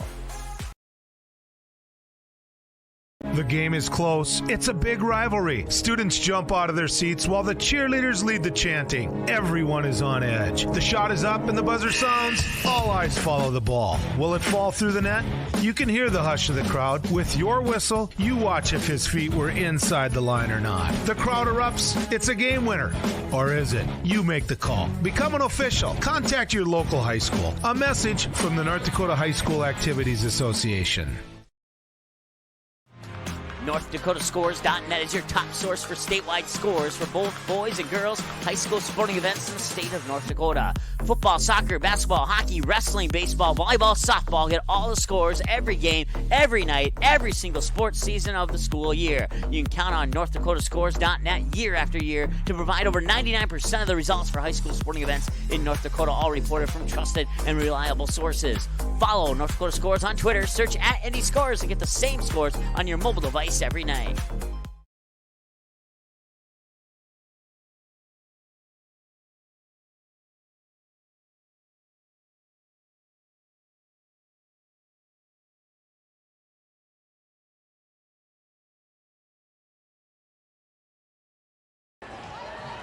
All right, welcome back. We get ready for the opening tip here between the Shiloh Christian Skyhawks, who will be the visitors on the scoreboard this afternoon, and the Langdon area Edmore Munich Cardinals will be represented as the home team on the scoreboard here this afternoon.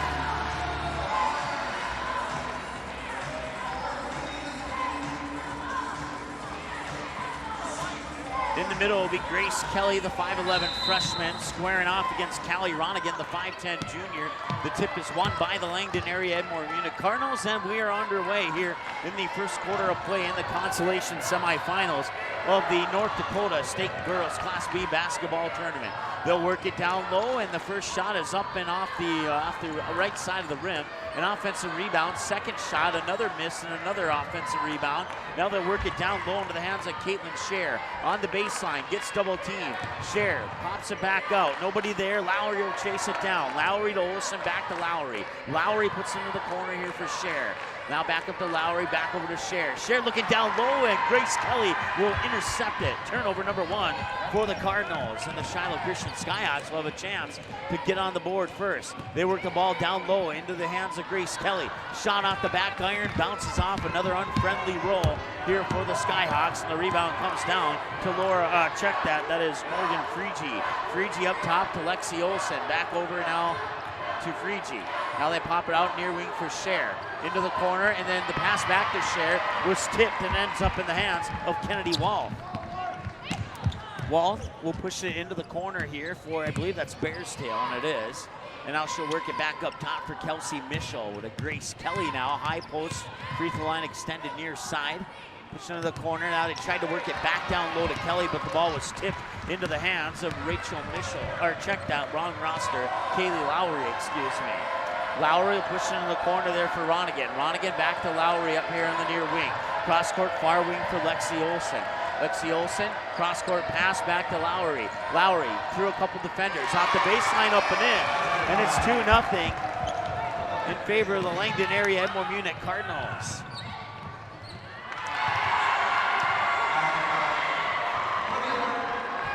So Olivia Martin comes back and responds and ties the game up at 2-2. And there's another steal, this one by Kelsey Mischel. And that one will be poked out of her hands, out of bounds, and which way will it go? They're saying it's gonna go to Langdon.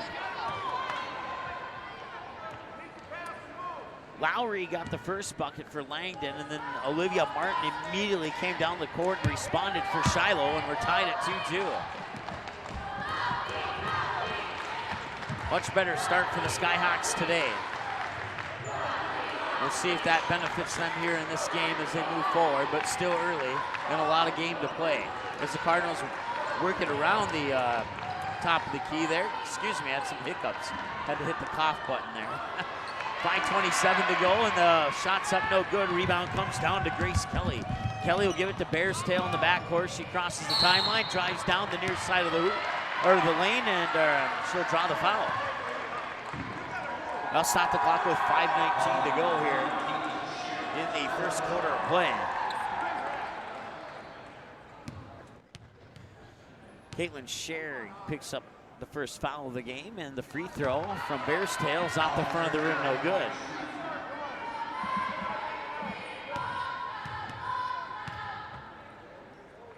Second one from Bears Tail is also off the front of the rim, no good. But an offensive rebound by Grace Kelly. Kelly tried to feed it inside. They got batted right back into the hands of Kelly by Kaylee Lowry. And then I couldn't quite see what happened after that as the ball went out of bounds, and it appears that'll be Skyhawk basketball. They'll inbound it from right in front of the Cardinal bench. Triggering that inbounds pass is Olivia Martin. Martin gets it in there for Wolf.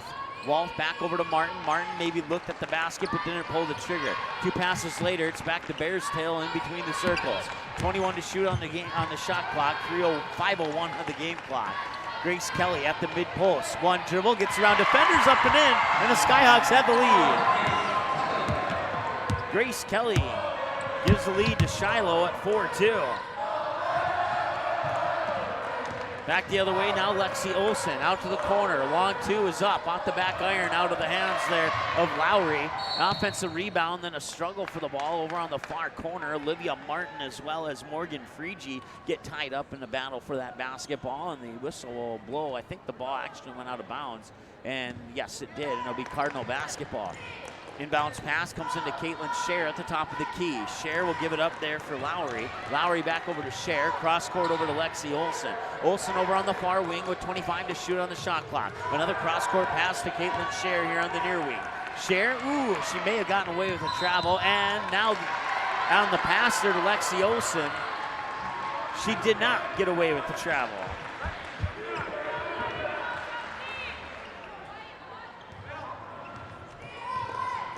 Full court press now by the Langdon area Edmore Munich Cardinals. And that pass to Grace Kelly's intercepted by Katie Lowry. Lowry feed it to Caitlin Scher.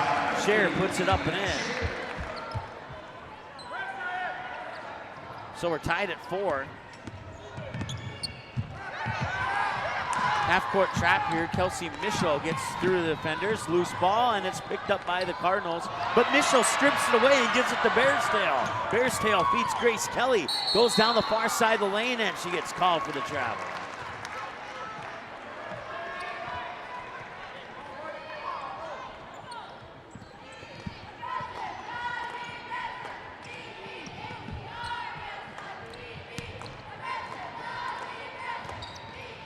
So it's 4-4. Scoreboard said 4-3 there for a moment. We apologize for that. Shot out of the hands of Ronigan is off the mark. Rebound for the Skyhawks. They'll put it into the hands of Bearstail. Bring it up the near sideline over the timeline. And a travel. Bearstail had a little bit too much momentum there, and that caused the extra foot to take the extra step. And as a result, another turnover, and that gives the ball back to the Langdon area Edmore Munich Cardinals, all tied up at 4-4. Shiloh took the lead at 4-2. And then Langdon tied it up, and we've had one lead change and one tie, and that's it so far. Tied up at 4 as Ronigan pushes it into the corner there for, that's Lexi Olsen as the official was standing in my way. Cross-court pass over to Scher. Scher tried to feed it down low, and then the ball came back out, and it's blocked by Grace Kelly. And now a whistle, and maybe they're going to call a foul on Kelly instead. No, Caitlin Scher will get called for the foul. Ronigan went up for the shot. Grace Kelly blocked it. And then Caitlin Scher was right in the mix and must have done something to draw the foul. A quick pass down the court and a loose ball off the left shoe of Elia Schock, excuse me. Or it is Elia, okay. Just got confirmation on that. 5'7", 8th grader. Olivia Martin will inbound the ball from the baseline on the near side of the hoop. Martin with a up top of the key there for Bearstail. Bearstail, stutter step, thought about the three, kicks out to the corner. Now the three ball's on the way, off the front of the rim, won't go. Rebound comes down to Ronigan. Ronigan will give it into the hands there of Freegee. Freegee over the timeline. Official almost ran into the back of Freegee as she stopped right in the corner there. Official had to make a hop out of bounds and to get by her. And now the ball will get tipped. I believe it was last touched by Kennedy Wolf. It was a good defensive play there. Nothing that she did wrong. The ball will stay with the Langdon area Edmore Munich Cardinals, and triggering the inbounds pass from the near sideline will be Caitlin Scher. 2.5 to go here in the first quarter of play, and we're tied up at 4-4. Ball goes out far side for Ronigan. Ronigan pushes into the corner. The three is off the side of the backboard. Bearstail gets the rebound and gets out in front of all the other defenders. Cross court near wing pass now to Aaliyah Shook. Looks inside for Grace Kelly, and the shot is blocked out of bounds by Ronigan, and it'll stay Skyhawk basketball. An inbounds pass from the baseline on the near side of the basket with 2:13 to go here in the first quarter of play. 26 on the shot clock. Grace Kelly feeds it up top here for Wolf. Now Bearstail, top of the key, feeds it over to the far corner there to Olivia Martin. Martin's pass to Bearstail is intercepted by Lexi Olsen. Olsen brings it back down the far sideline, now gets around Bearstail on the baseline, kicks it back out top of the key, free throw line, and now they push it to Ronigan here, drives baseline. Ronigan will feed it inside for Morgan Freegee. The bucket will count, and she'll go to the line to shoot one. 6-4 as the lead goes back to the Cardinals.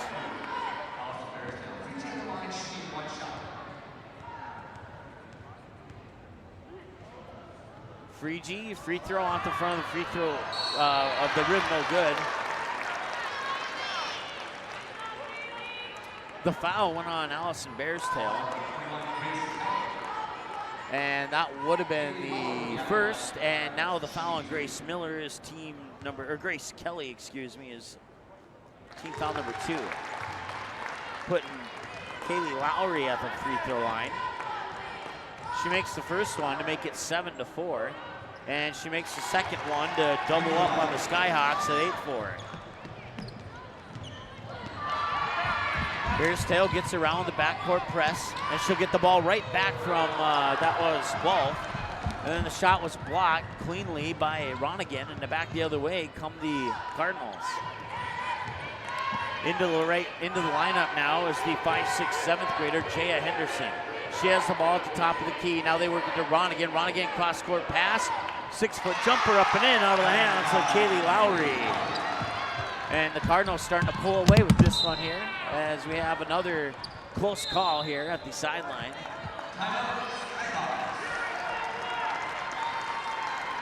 And now we have a timeout on the floor. It's 10-4. Timeout on the floor. We'll take one with them. Back in a moment. In our first year and 4 months on the air, the ND Sports Channel brought you a total of 407 games, and 377 of those games were exclusive broadcasts of the ND Sports Channel. That's 377 games that would have had zero broadcast coverage if not for the sponsors who support our sports webcast. We ask that you please patronize and support the sponsors you hear about in this sports broadcast on the ND Sports Channel. Join us and put your business products and services in front of an average of 234 viewers per game. Let's team up. All right, welcome back. Inbounds pass from right in front of our broadcast station here will be triggered by Olivia Martin. Martin will get it into Grace Kelly, and it's tipped out of bounds. Right back, nearly knocked over a bottle of water just to my right as it bounced off the front table. And now we'll have another inbounds pass from right in front of our broadcast station, this time by the 7th grader, Jaya Henderson, for the Langdon Area Edmore Munich Cardinals. Once again, we are nearing the end of the first quarter here with 1:07 to go. And it's 10-4 in favor of the Langdon Area Edmore Munich Cardinals. Shot is up, no good. Olivia Martin with the rebound. And they'll get into the hands of Bearstail. Bearstail caught in the backcourt, though. Gets it past to the near sideline to Schott. Schott gets it over the timeline into the hands of Olivia Martin. Martin looks inside for Grace Kelly, and that one will be lost out of bounds, and it'll go back to the Langdon Area Edmore Munich Cardinals. Grace Kelly tried to feed it across the paint there to, I believe it was Kennedy Wall. Or no, it was either 3 or 23. It was 3. No, it was 23. It was Kelsey Mischel, and well, the pass didn't quite get to where it was intended to go, and it went out of bounds, causing another turnover here for the Skyhawks.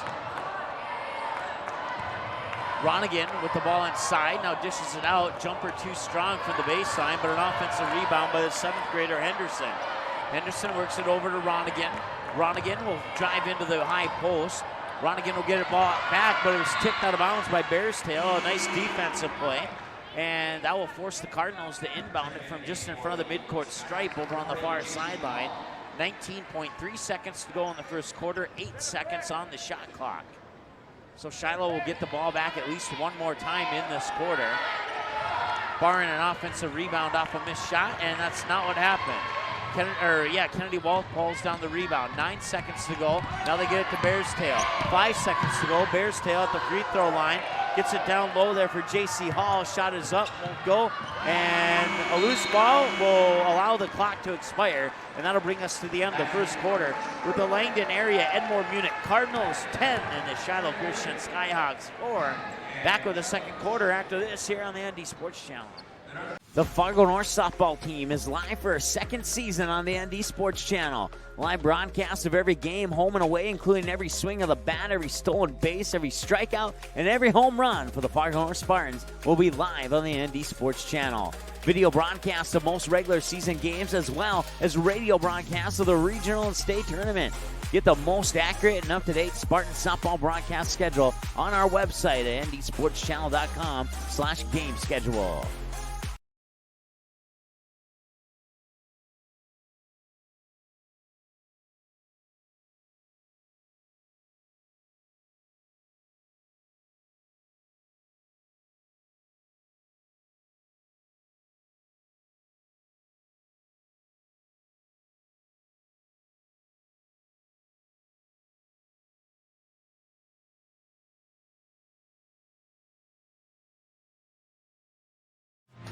NorthDakotaScores.net is your top source for statewide scores for both boys and girls high school sporting events in the state of North Dakota.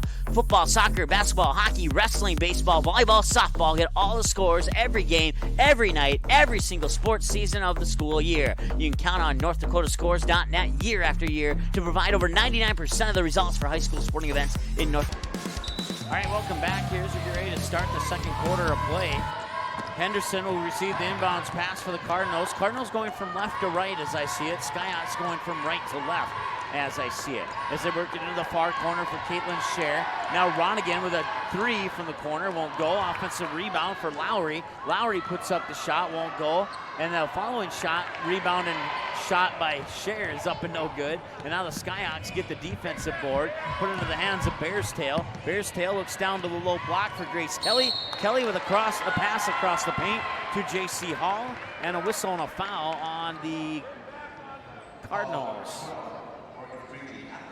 Morgan Freege picks up the foul, and that puts J.C. Hall at the free throw line with the team trailing 10-4, and she slices the lead in half, 10-5.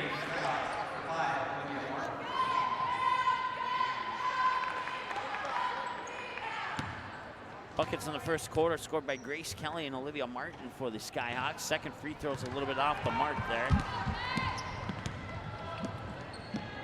Kaylee Lowry led the way in the first quarter with 6, 2 apiece for Caitlin Scher and Callie Ronigan. No points so far here in the second quarter for the Langdon area Edmond Munich Cardinals. Ronigan works up top. Henderson now teed up along 2 off the back iron, no good, out of the hands of Lowry. Offensive rebound. Ronigan was there, and we have a push underneath. I believe it's on the Skyhawks, and that will send Ronigan to the free throw line. Grace Kelly picks up her second. Team foul number 3. The other one goes to Bearstail. So Kelly with 2, Bearstail with 1 for the 3 team fouls. And the free throw by Callie Ronigan is up and in. Extends the lead back to 6, 11-5 with 7:02 to go here in the second quarter of play. Second free throw's up and in. Had to rattle that one in, but either way, it's a good free throw, and they're saying that Bearstail was on the line. Bearstail turned to the ref and gave a hint that saying, hey, it was off my foot, but she touched it last. Well, the ref was in a bad position to see that, if that was indeed the case, and Bearstail didn't try too hard, just made it known that she humbly disagrees. So 6:52 to go. They work it back up top. Is that a travel or, oh, it's a 3-second violation in the lane for Langdon. That'll give the ball back to the Skyhawks. Full court pressure here by the Cardinals once again. Bearstail and Hall playing catch in the backcourt, and another close call here. So the ball will get deflected out of bounds, and it'll be Cardinal basketball, and inbounding it once again from in front of our broadcast station is the 7th grader, Jaya Henderson. Triggers inbounds pass to Ronigan. 2 passes later, they get it down low. Now back up top to Ronigan from Lowry. Bounce pass now over to the far side. Catch and shoot 3 from Schultz misses everything. And that pass to the top of the key was intercepted by Olivia Martin. Martin will hand it off to Bearstail. Bearstail fires it up there for Mischel. Mischel looks to her left, now looks to her right, puts the ball on the floor, dribbles up to the near wing, fires it back out to Bearstail in between the circle, being guarded by Caitlin Scher. Bearstail with 1 dribble gives it back to Mischel here on the near wing. 15 to shoot on the shot clock, 6:05 on the game clock. Loose ball on the floor, Mischel picks it up, needs a little bit of help. Tried to get it to Martin, but the ball was poked away, end up in the hands of Morgan Freege. Freege will fire it up into the hands of Kaylee Lowry over the timeline. Now they'll work it in the corner for a 3-pointer, and it's up and in! Caitlin Scher with 5 points. It's a 10-point lead now for the Cardinals at 15-5 off the triple by Caitlin Scher, as Olivia Martin will bring it back the other way here for the Shiloh Christian Skyhawks. Put it into the hands of Allison Bearstail over on the far side. Now Mischel fakes left, drives in, high post shot up off the back iron, won't go. Rebound comes down to Caitlin Scher for the Cardinals. She'll bring it up the far sideline, push it up court. Now they'll work it into the paint. Opposite part of the lane here, a pass across the paint to Kaylee Lowry. And she will not get the bucket to go in, but she will step up to the free throw line to shoot 2.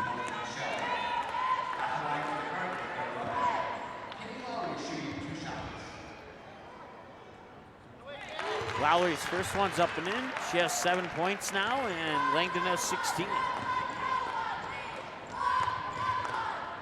Second free throw is off the back iron, no good. That's her first miss. She's now 3 of 4 in the game. 5:15 to go here, 31 seconds on the shot clock. Pass down to Mischel here on the near wing.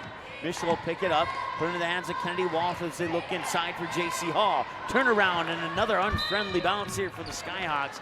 They, into yesterday's game and today's game, they have taken good shots inside the paint. They just can't seem to get the rolls and the bounces that they need to get it to drop in. They've not been ill-advised shots at all. At least 90% of them have not been ill-advised. They just have not dropped, and that is unfortunate for the Skyhawks. 5 minutes to go here in the second quarter of play. 16-5 once again is our score. Favor of the Langdon area Edmore Munich Cardinals. Ball out of bounds. Just stepping on the line was Lexi Olsen. They'll give the ball back to the Skyhawks. So inbounds pass comes to Bears Tail. She'll be guarded by Scher in the backcourt. Bears Tail gets it over the timeline to Mischel. Mischel looks inside for Olivia Martin. Back to Mischel on the near wing. Now they work it up top for Bears Tail. Bears Tail will get the screen. Nothing much develops from that. Bears Tail to Martin for the three off the back iron. J.C. Hall with the offensive rebound. Then the ball stripped away. Wrestling match for it on the floor. They call a jump ball? They will. And the possession arrow will favor the Skyhawks. 4:32 to go here, 16-5. 14 fouls here for Shiloh Christian, 3 for Langdon, area Edmore Munich. So the loose ball comes out here to Bears Tail. Bears Tail with the ball above her head, tried to get it to Mischel. It will go out of bounds, it's off her fingertips. The officials confer, and they will give it back to Langdon. Another turnover here for Shiloh Christian. 4:21 to go here in the second quarter of play. A 16-5 game in favor of the Langdon area Edmore Munich Cardinals. Cross-court pass ends up in the hands there. Ronigan. Ronigan back cross to Scher. Back to Ronigan. Ronigan with a couple of dribbles. Back over to Scher. These are cross-court passes from the far corner to the near corner. Now they work the ball up to the top of the key. That's a different look. And a whistle will sound as we have a push away from the ball. And I'll stop the clock with 3:56 to go and 11 on the shot clock.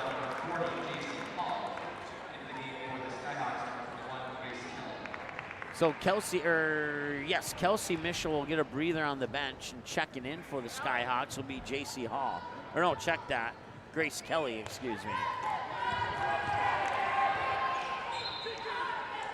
Ball was poked out of bounds. I believe it stays with Langdon if I saw the direction of the official's arm correctly. 3:51 to go here. It's a baseline inbounds pass that comes up to Ronigan at the top of the key. Ronigan fires it near side for Scher. Gets back to Ronigan, top of the key. 3 off the back iron won't go. And do we have a foul or jump? We have a foul. And it's on Langdon. Callie Ronigan picks up her first, team foul number 4. Skyhawks pressure in the backcourt here. Bears Tail fires it over. The ball is tipped and loose ball. Nobody has it. Chasing it down finally is Morgan Freegee, and that's possibly a foul on Olivia Martin. We'll see. It's a foul on the Skyhawks. I know that much for sure. I believe it's going on Olivia Martin.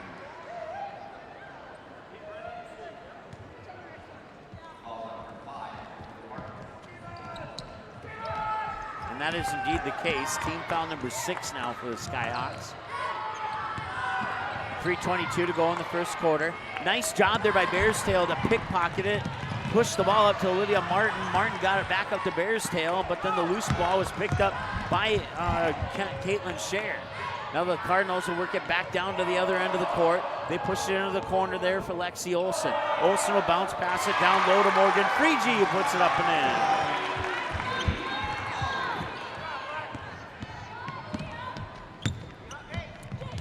Let's see here, yeah. Oh no, they gave that bucket to Kaylee Lowry, I guess. So we'll take that one out of Morgan Freegee's scorebook. So it's 18-5 with 2:45 to go here in the second quarter of play.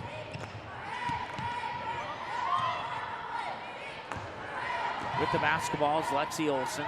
Olsen fires it over to Ronigan for 3. That one won't go from the far wing. Offensive rebound there is Lexi Olsen, and she'll get the bucket, and that makes it 20-6. Once again, sometimes those keys stick on our scoreboard, so if I say the score and it doesn't match up with what you see there on the graphic, then what I say is the correct score. So Martin will trigger the inbounds pass from the baseline on the near side of the hoop. 2:20 to go, 27 on the shot clock. Bearstail receives that inbounds pass, kicks it up top there. Hesitated on the three was Grace Kelly. She decided to drive into the lane. The shot was blocked by Lexi Olson. Cardinals will get the ball back. Lexi Olson will receive the pass. Now pushing in the corner there for Caitlin Scher. Scher gives it back to Olson. Olson up top to Ronigan. Ronigan at the top of the key, back over far wing there for Olson. Olson thought about the three. Cross-court pass ends up in the hands of Lexi Olson on the return pass. Three is at the front of the rim. Lexi Olson will chase down her own rebound high on the near side. Pass inside is tipped and intercepted by Allison Bearstail. Back the other way now come the Skyhawks with another turnover here for the Cardinals. Bearstail with a long three, and that got a little bit closer than the long three she took yesterday. It was about from the same spot. Only a little bit further towards the sideline, but the same distance.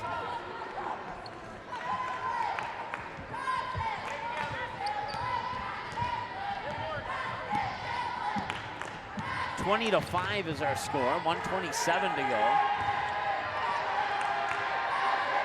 Langdon worked the ball up top there. Lexi Olson. Olson feeds it down low. That is Morgan Freege, and Freege and Olivia Martin collide.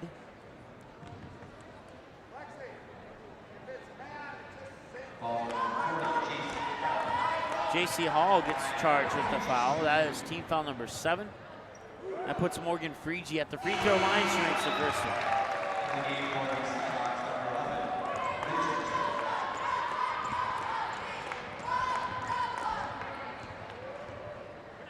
Second one's on its way, and that one drops in as well.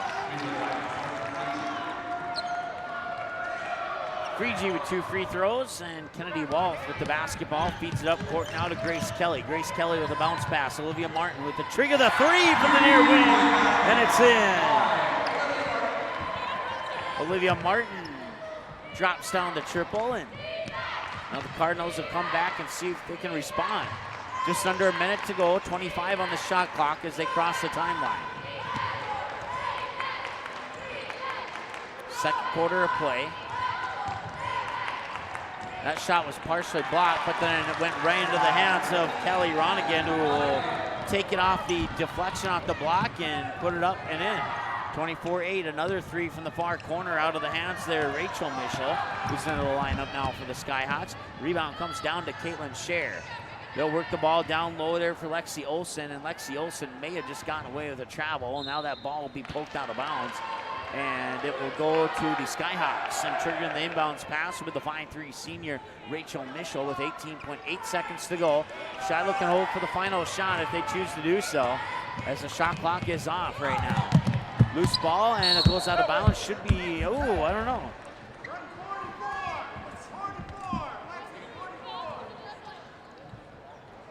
Ball goes back to the Langdon area Edmore Munich Cardinals. 24-8, 7 seconds to go. Now the Cardinals stimulate for the last shot. Now they lose it out of bounds. So 4.4 seconds. Shiloh will have one opportunity to get a pass up the court here. 2 seconds. She's holding the ball. Grace Kelly from half court.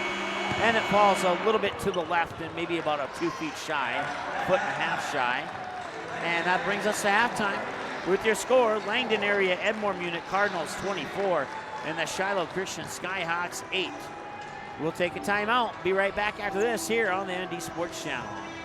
In our first year and 4 months on the air, the ND Sports Channel brought you a total of 407 games, and 377 of those games were exclusive broadcasts of the ND Sports Channel. That's 377 games that would have had zero broadcast coverage if not for the sponsors who support our sports webcast. We ask that you please patronize and support the sponsors you hear about in this sports broadcast on the ND Sports Channel. Join us and put your business products and services in front of an average of 234 viewers per game. Let's team up.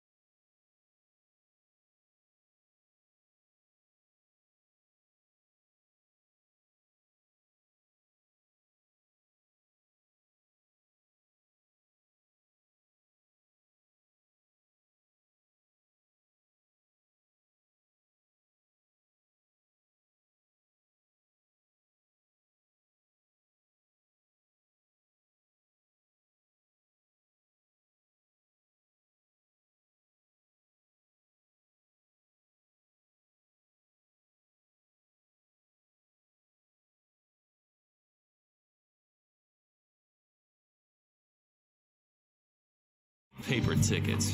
Rookie mistake. Game Time is the fastest way to buy tickets to live events with your friends. You can buy the perfect seats in seconds, and tickets are delivered directly to your phone, so you always have them with you. Download Game Time free on the App Store, and you'll instantly see a curated list of the best upcoming events in your area. Game Time sorts through thousands of available seats on the market and presents you with only the 50 best values. One of the best things about Game Time is you can get tickets at last-minute prices even after the game starts. Download Game Time free on the App Store today. Quality Home Restorations is Fargo Moorhead's go-to place for quality home remodel and repair services. Quality Home Restorations offers free estimates on all your home remodel and repair projects like drywall, laminate flooring, roofing, and much more. Check out the great photos of past projects completed by Quality Home Restorations on their Facebook page. Just search Quality Home Restorations. When it comes to your home being restored, count on Quality Home Restorations. Call Mike today at 400-1751. That's 400-1751 to set up an appointment for a free estimate. Quality Home Restorations in Fargo. Okay, here are 3 important reasons why your son or daughter should play a sport in high school. Number 1. High school sports teach valuable life lessons like self-discipline and time management skills. 2. Teens who play a high school sport have better grade point averages. And number 3. High school sports are safer than ever before. This message presented by the North Dakota High School Activities Association and the North Dakota Interscholastic Athletic Administrators.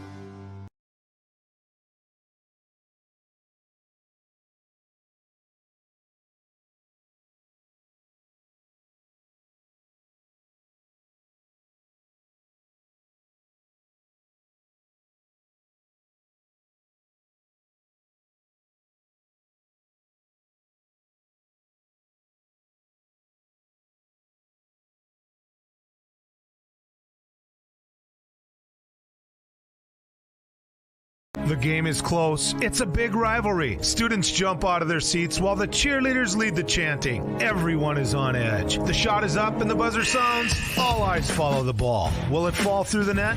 You can hear the hush of the crowd. With your whistle, you watch if his feet were inside the line or not. The crowd erupts. It's a game winner.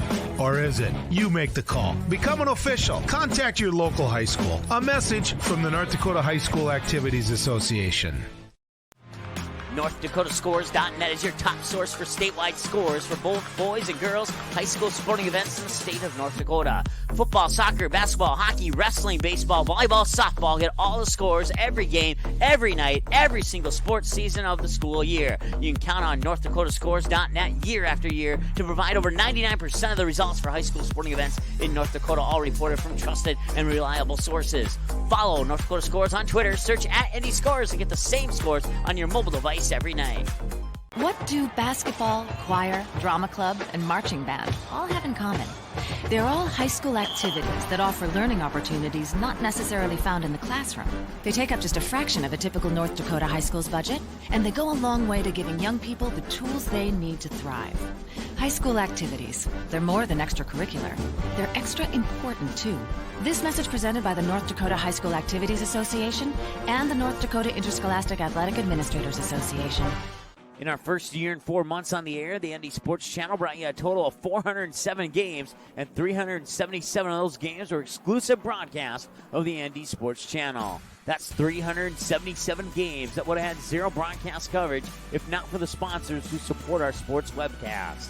We ask that you please patronize and support the sponsors you hear about in this sports broadcast on the ND Sports Channel. Join us and put your business products and services in front of an average of 234 viewers per game. Let's team up. It's the kid in grade school who paints her face blue and white before every home game. It's the accountants and salesmen who give up their Friday evenings to referee. It's the cashier at the corner convenience store who wears school colors on every game day. What makes high school sports here in North Dakota so special? They do. You do. We all do.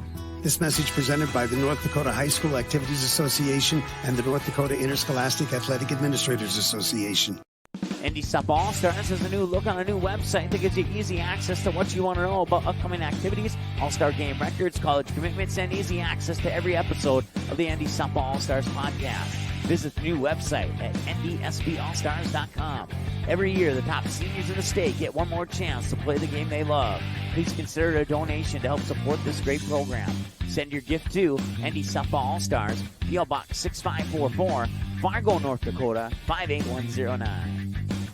This is what matters. This is beyond X's and O's. This is the difference mutual respect makes. This is what character looks like. This is what defines us in North Dakota. This is sportsmanship. School sports. It's not the outcome that matters most, but the way the games are played. This message presented by the North Dakota High School Activities Association and the North Dakota Interscholastic Athletic Administrators Association. Watch all the games on the ND Sports Channel on your home television screen. If your smart TV, Blu-ray, Xbox, PlayStation, 4K, or DVD player has access to the YouTube app, you can watch the ND Sports Channel on your big screen TV right at home, both live games and replays. Simply click on the YouTube app on your smart TV, and with the remote, move over to the search button, type in or highlight ND Sports Channel, and then select the live feed, or you can browse the game library and watch a previous game on demand anytime you would like.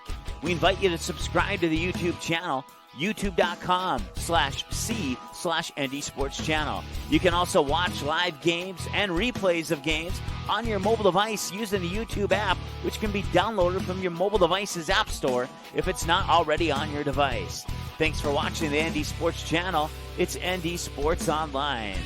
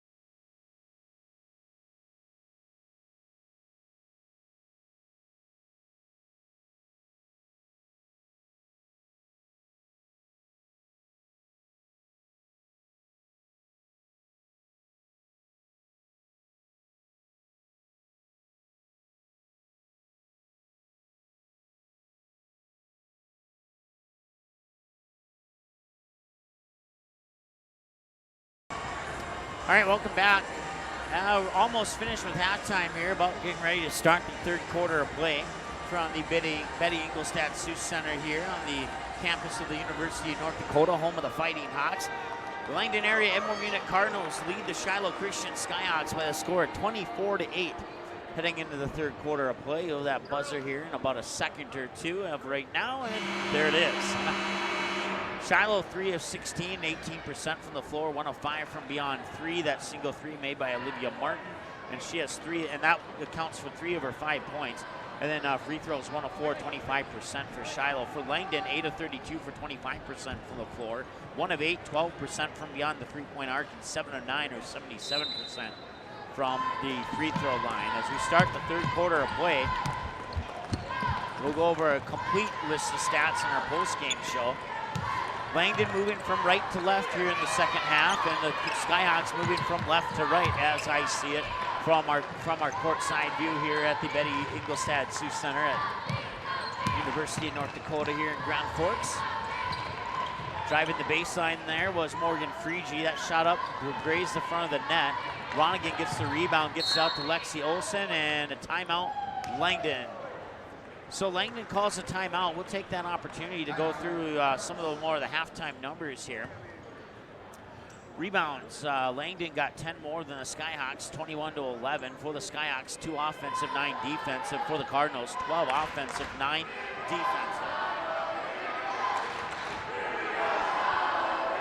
The assist category, 2 for Shiloh, 5 for Langdon.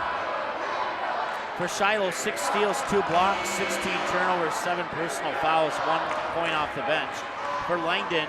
5 assists, 7 steals, 3 blocks, 11 turnovers, 3 personal fouls. No points off the bench, 2 second chance points, and 13 points off turnovers.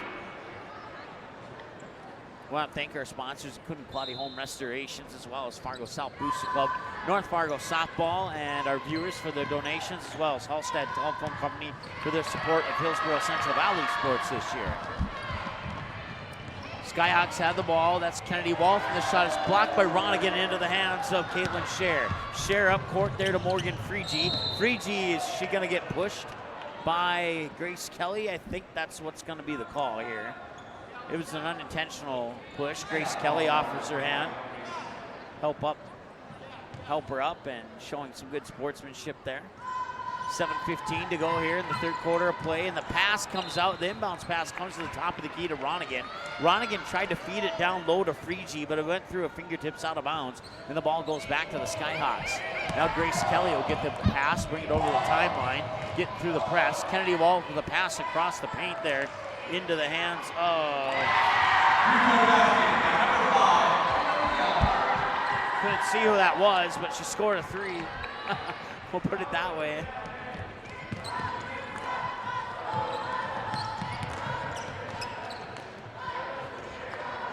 Olivia Martin got it. Give the assist to Kennedy Wolf.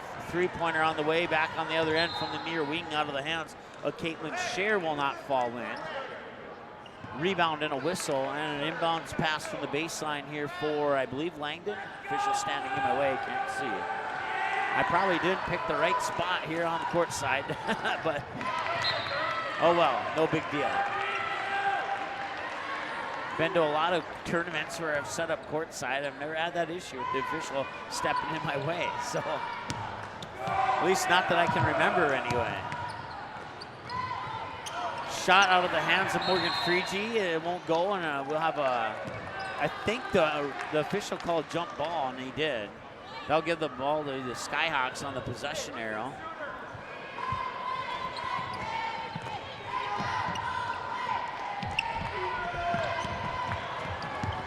Another turnover. Langdon will get the ball back. And now another turnover. There's Kennedy Wolf picks it up. Steele flings it out to Bearstail. 4-3. It's a little short. Grace Kelly with the rebound. Comes out into the near corner. Bounce pass to Olivia Martin. Martin for 3. That one's a little bit off the mark. Another offensive rebound by Mischel. Mischel back to Martin outside for Kelly. They'll round the horn there and work it back inside to Kelly. Kelly off the glass and drops in.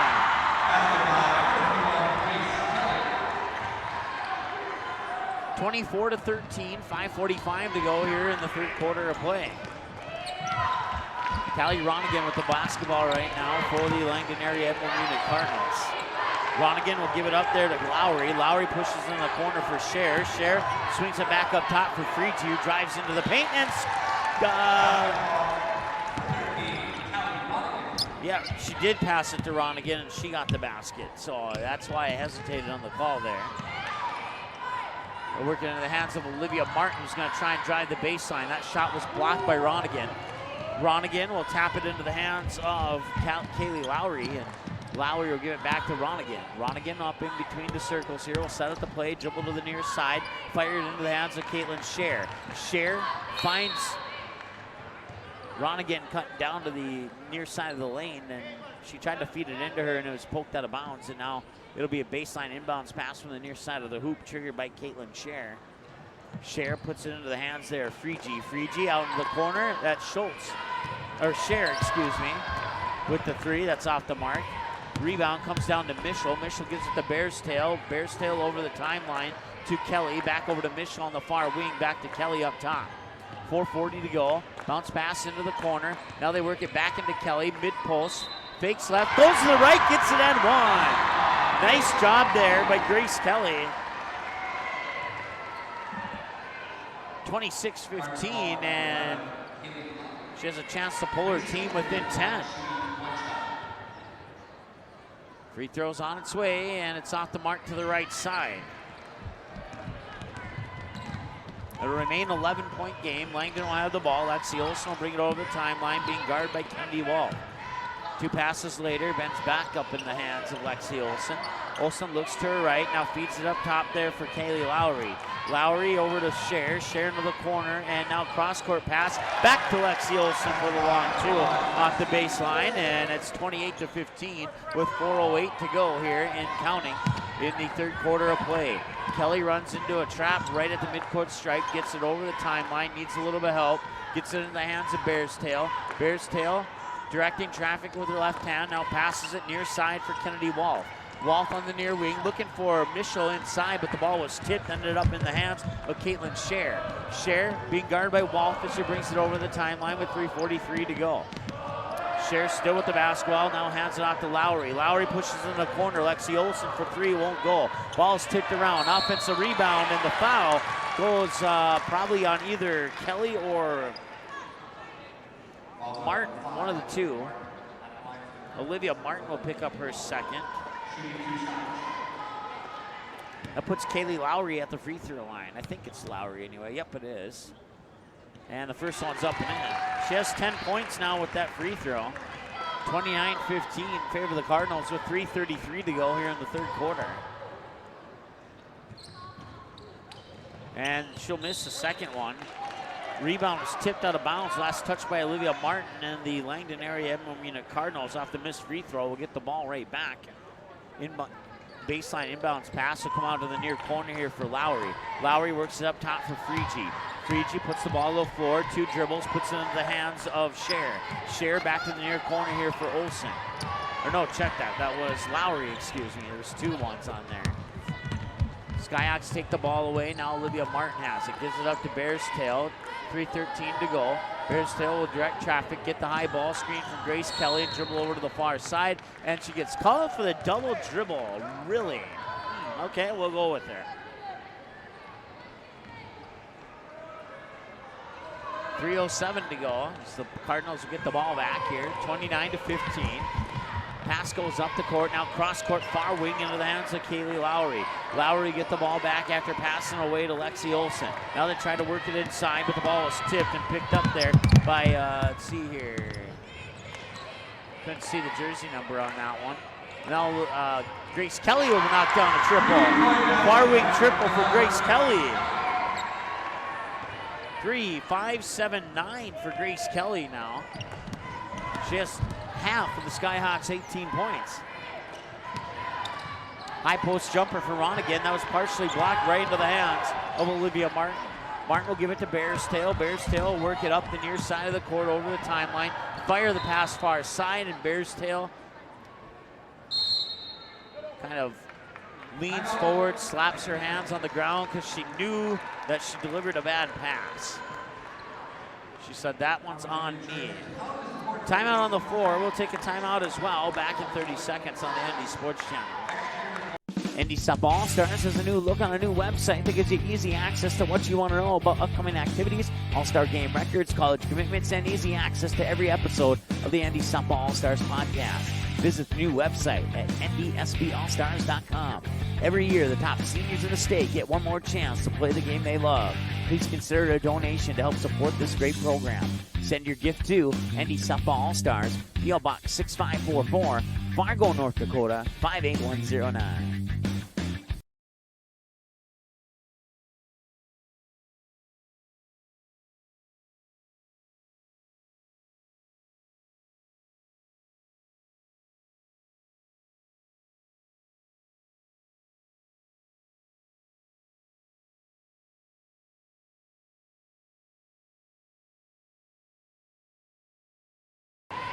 All right, welcome back. Third quarter of play, 2:07 to go. 29-18 in favor of the Cardinals. And Grace Kelly has 9 of the Skyhawks' 18 points.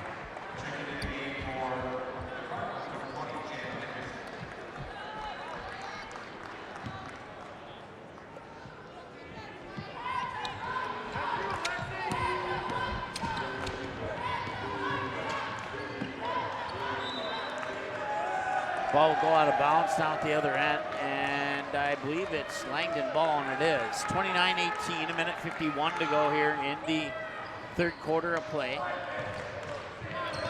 We got out of here last night at 11:16 p.m. with our post game. It was a late night. A lot of media timeouts on TV kind of extended the games a little bit. And we're hoping that these games won't go that late.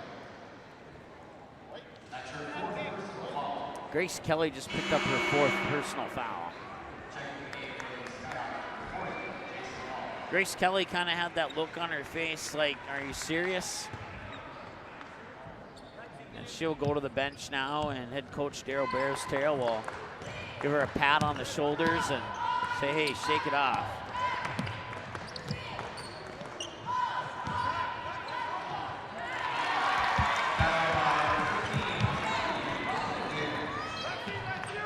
Callie Ronigan gets the basket. 31-18, back the other way. J.C. Hall puts it in.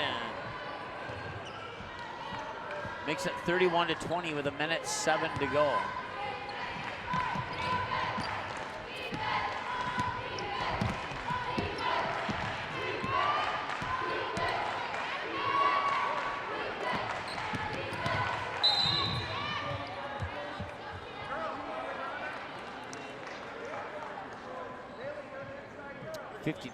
.5 seconds to go here in the 3rd quarter on that whistle.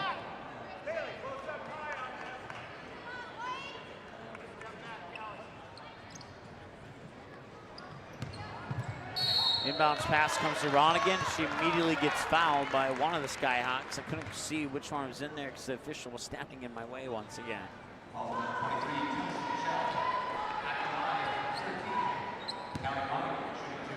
Kelsey Mischel picks up the foul. Callie Ronigan at the free throw line. First one, swish. 32-20.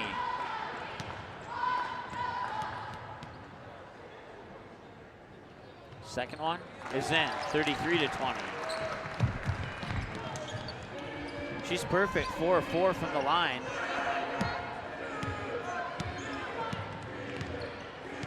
.41 seconds and counting to go here, 33-20. Nice move there by Allison Bearstail to get her first points of the game. She started out the high post on the far side of the lane, cut into the near side of the lane, and went right to the hoop and laid it in off the glass. Nice move there by Allison Bearstail. 20 seconds to go now. Shot clock is off. Cardinals can hold for the final shot if they choose to do so. Bounce pass far wing, Caitlin Scher.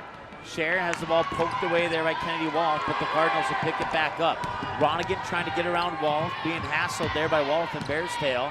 Now they'll work it back over. Scher with the 3. She got it. That brings us to the end of the 3rd quarter with your score. The Langdon area Edmore Munich Cardinals 36 and the Shiloh Christian Skyhawks 22. We'll take a timeout. Be back in a couple moments here on the ND Sports Channel. ND Softball All-Stars has a new look on a new website that gives you easy access to what you want to know about upcoming activities, All-Star game records, college commitments, and easy access to every episode of the ND Softball All-Stars podcast. Visit the new website at ndsballstars.com. Every year, the top seniors in the state get one more chance to play the game they love. Please consider a donation to help support this great program. Send your gift to ND Softball All-Stars, P.O. Box 6544, Fargo, North Dakota, 58109.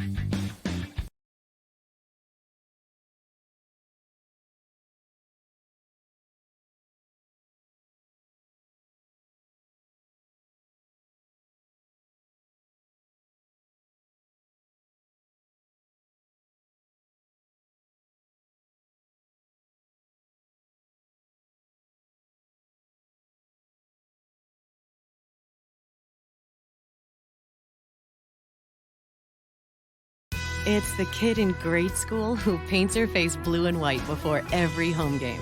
It's the accountants and salesmen who give up their Friday evenings to referee. It's the cashier at the corner convenience store who wears school colors on every game day. What makes high school sports here in North Dakota so special? They do. You do. We all do. This message presented by the North Dakota High School Activities Association and the North Dakota Interscholastic Athletic Administrators Association. All right, welcome back. Start of the 4th quarter here, and we have a travel immediately to open up quarter number 4. That'll give the ball back to the Shiloh Christian Skyhawks as the Langdon area Edmore Munich Cardinals will turn it over. A little pressure on the backcourt here by the Cardinals to get into the hands of Grace Kelly over the timeline. Kelly will dribble down to the far corner and kick it back out to Olivia Martin. Martin to Bears Tail, now to Kennedy Wolf. And the pass inside is blocked, swatted down by Kelly Ronigan out of bounds. It'll stay with the Skyhawks.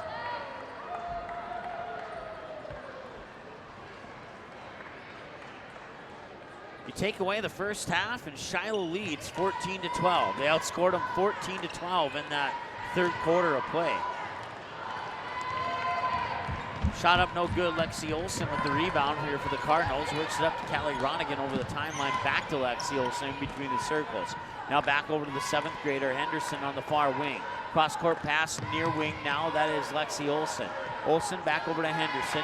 Henderson, one dribble, back to Lexi Olsen. Puts it up for 3. Out the front of the rim, won't go. Olivia Martin will pull down the rebound. Martin will give it to Bears Tail in the backcourt with 7 minutes to go here in the fourth quarter of play. Grace Kelly will get the pass, and Kelly will have the ball poked away by Kaylee Lowry, but they're saying that Kelly touched it last, and it'll go back to the Cardinals.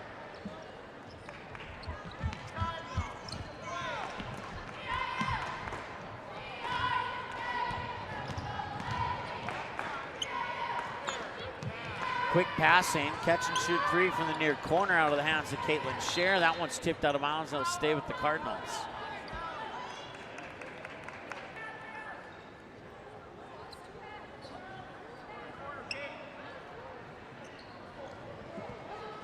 One Sam official standing in my way. Couldn't see what happened there.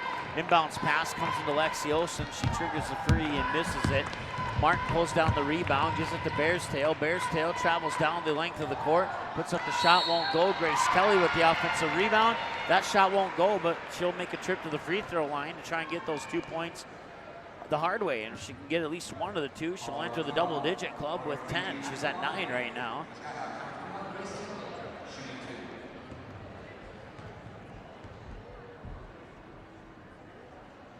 First one's up and in. 36-23. Grace Kelly with 10 points now. Second one is also going to drop in. She has 11 points. 36-24. The Skyhawks are within 12 with 6 minutes to go. If they can come up with a game plan here, they might be able to make things interesting. If not, maybe come away with a win. There's a steal. Kennedy Wolf will pick it up. Kennedy Wolf will bring it over the timeline. Wolf bounce pass. Bears Tail puts it up 4-3. In and out. Oh, and that one looked good too. But Ronigan comes away with the defensive rebound. Back the other way now come the Cardinals. They'll push it up court there to Caitlin Scher. Long 2 from the baseline, won't go. Grace Kelly pulls down the rebound. 36-24. Can the Skyhawks pull within 10 here on this possession?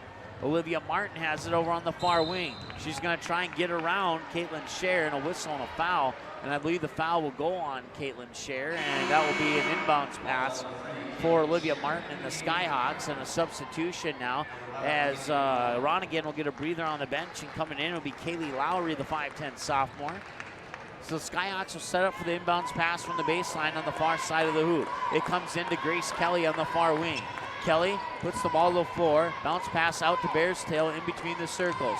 Puts her left hand in the air, looks for the screen, and now dribbles over to the far sideline. Gets it in, J.C. Hall with the shot, and it didn't go in. It was an outstanding look at the basket, and it just rolled off the rim once again, and that's been the story here for the Skyhawks in the state tournament. 36-24, 5:17 to go as Henderson fires it near wing now for Olsen. Olsen puts it in the corner, ball is tipped around. Ronigan puts it back up as she sneaks back into the lineup. And she'll get the basket, and it's a 14-point game, and Ronigan has 12. Back the other way, now Grace Kelly will try and work around the defender. Turn around, another unfriendly roll off the back iron. Quickly up court now to Lexi Olsen, one-on-one with Bears Tail, and a double dribble will give the ball back to the Shiloh Christian Skyhawks. 38-24 is our score with 4:51 to go here in the fourth quarter of play. Last time these two teams played, Langdon won 50-27. It does not appear that Langdon will reach that 50-point mark. And Shiloh will reach the 27 mark with a basket, 3-point basket from the far wing by Grace Kelly. 14 points for Grace Kelly now. 38-27. The Skyhawks have matched the points that they scored last time they played the Langdon. And now we'll see if they can add to that, maybe get themselves back into this game. There's still time to do that. That shot doesn't help. Freegee puts it up and in. Freegee has 6 points now, according to my numbers. And it's 40-27, excuse me. Bearstail with the basketball, gets around the defender, puts up a floater off the glass that just rolls out the front of the rim again. Travel, timeout. Ooh.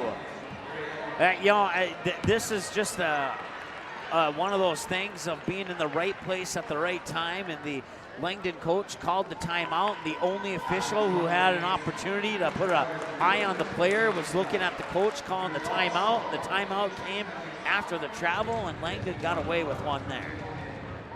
We're not complaining, just describing what I saw on the floor here. 3:53 to go here, 40-27. Timeout on the floor, we'll take one as well, back in 30 seconds. The Fargo North softball team is live for a second season on the ND Sports Channel. Live broadcast of every game, home and away, including every swing of the bat, every stolen base, every strikeout, and every home run for the Fargo North Spartans will be live on the ND Sports Channel. Video broadcasts of most regular season games, as well as radio broadcasts of the regional and state tournament.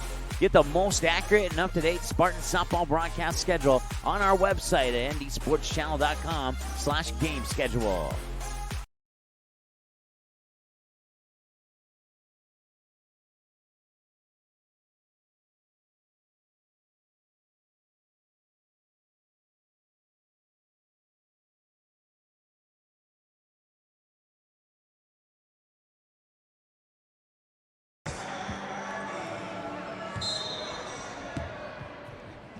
All right. Welcome back. Okay, we are back. Okay, cool. 40-27, 3:47 to go here in the fourth quarter of play. Pass comes into Ronigan. Ronigan drives to the hoop, and somebody slapped her on the wrist. I believe it might have been J.C. Hall. We'll see who they charge it to. It is certainly a team foul for the Skyhawks, and it is indeed J.C. Hall's third.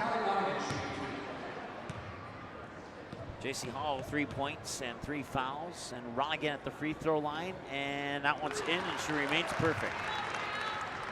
She has 13 points now, 41-27, and she's 5 of 5 from the line today, looking to make it 6 of 6. 6 free throws on its way, and it's in. She's 6 of 6 from the line with a total of 14 points so far in this one, 42-27.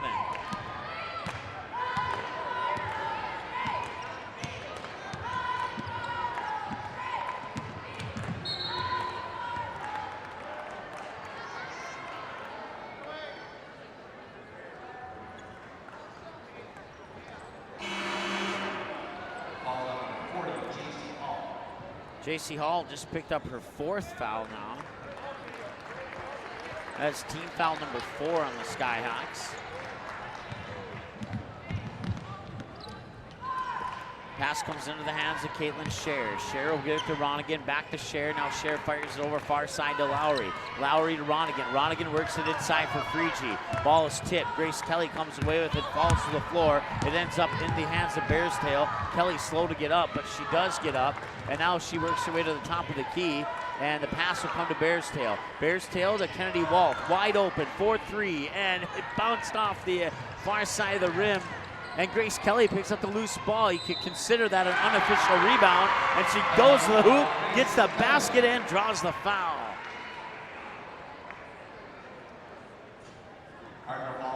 $16 points for Grace Kelly, according to my numbers, and she'll go to the line to try and make that 17. And she will do just that. Outstanding second half here. After scoring just 2 points back in the first quarter, she scored a total of 7 in the third and has scored now 8 in the fourth. We have a timeout on the floor. We'll take one with them. Back in a moment here on the ND Sports Channel. NorthDakotaScores.net is your top source for statewide scores for both boys and girls high school sporting events in the state of North Dakota. Football, soccer, basketball, hockey, wrestling, baseball, volleyball, softball. Get all the scores every game, every night, every single sports season of the school year. You can count on NorthDakotaScores.net year after year to provide over 99% of the results for high school sporting events in North Dakota, all reported from trusted and reliable sources. Follow North Dakota Scores on Twitter. Search @NDScores to get the same scores on your mobile device every night.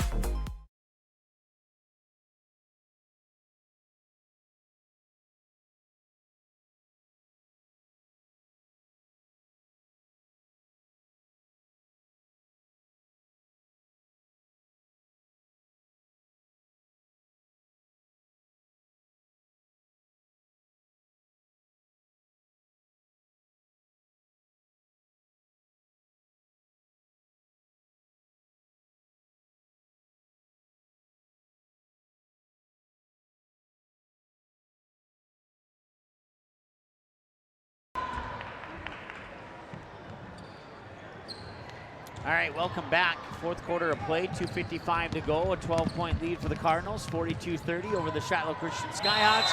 Make that a 14-point lead as Ronigan will get the basket. Or no, Freegee will get the basket, and she'll go to the line to shoot. So Freegee with 8 points now. Caitlin Scher with 8 points. Lexi Olsen with 4 points. Kelly Ronigan leading right now with 14 points. 44-30. Free throw is up and it's off the mark. Freegee will miss the three-point opportunity.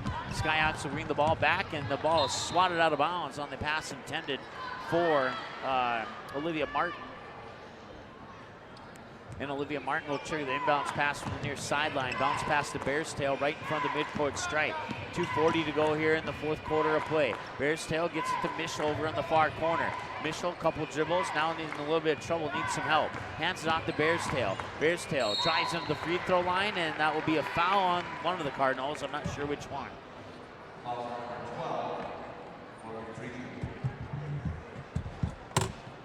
Morgan Freegee picks up the personal. Freegee has 3 now. Bears Tail gets it to Kennedy Wolf. Long 2 is off the mark. Martin pulls down the rebound, gets it back to Wolf. Now to Grace Kelly inside the paint. Maneuvers her way through defenders and blocked/fouled from behind by Lexi Olsen. And that will send Grace Kelly to the free throw line. Grace Kelly currently has 17 and is at the line to shoot a pair, and the first one will miss.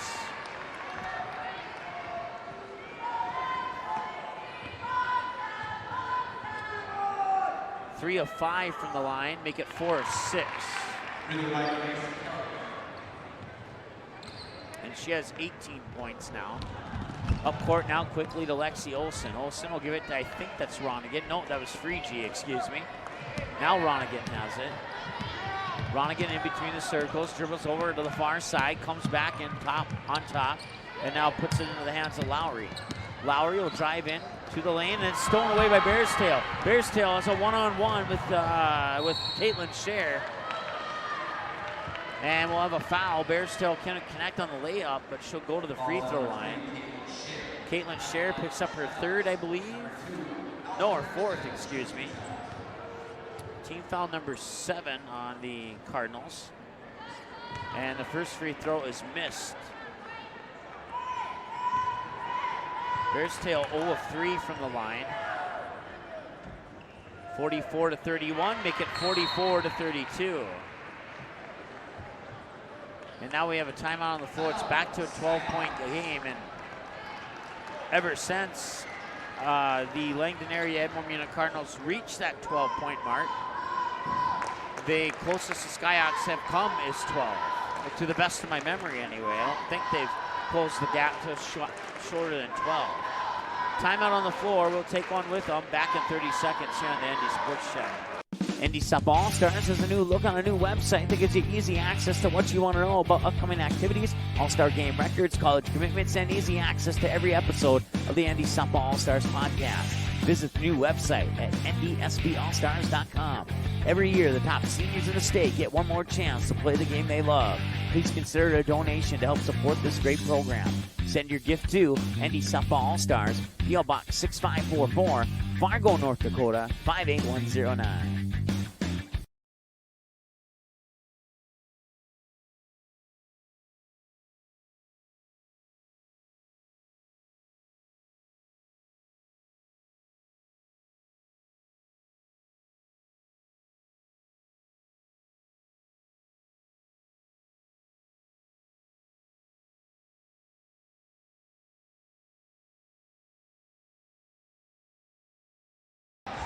All right, 1:51 to go here in the fourth quarter of play. Langdon will have the ball coming out of the timeout on the floor. They lead 44-32. 29 to shoot on the shot clock as Ronigan has it up top in between the circles. Now drives into the paint towards Lou. Lost the ball, offensive foul, and Ronigan can't believe it. Now she has a smile on her face, and she's like, okay, I'll take the foul, we're winning. That's kind of the body language that she had there. 44-32. As Ronigan picks up her second personal foul. She leads right now with 14 points for the Cardinals. Followed by Kaylee Lowry with 10, and 8 apiece for Caitlin Scher as well as Morgan Freege. That shot's up and in, and it counts. Morgan Freege just increased that total to 12, or 10, excuse me.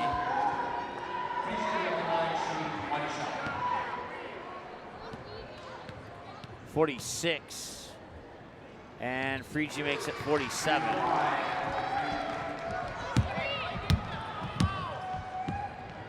Bears Tail bring it over, minute 15 and counting. Fourth quarter of play.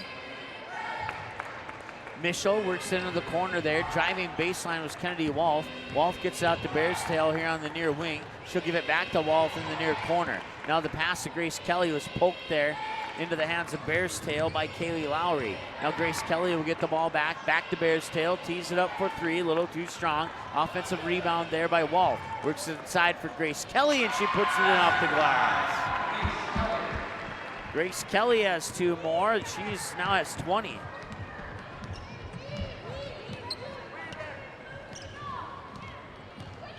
.35 seconds to go, 47-34. Bounce pass into the hands of Caitlin Scher over on the far sideline. Dribbles up top, hands it off there for Ronigan. Ronigan will dribble over the far wing, work it back up top into the hands of Lexi Olsen. Olsen trying to work around Bears Tail, and somebody fouled her as the ref stepped in front of my view again. Allison Bears Tail will get charged with the personal. That is her third.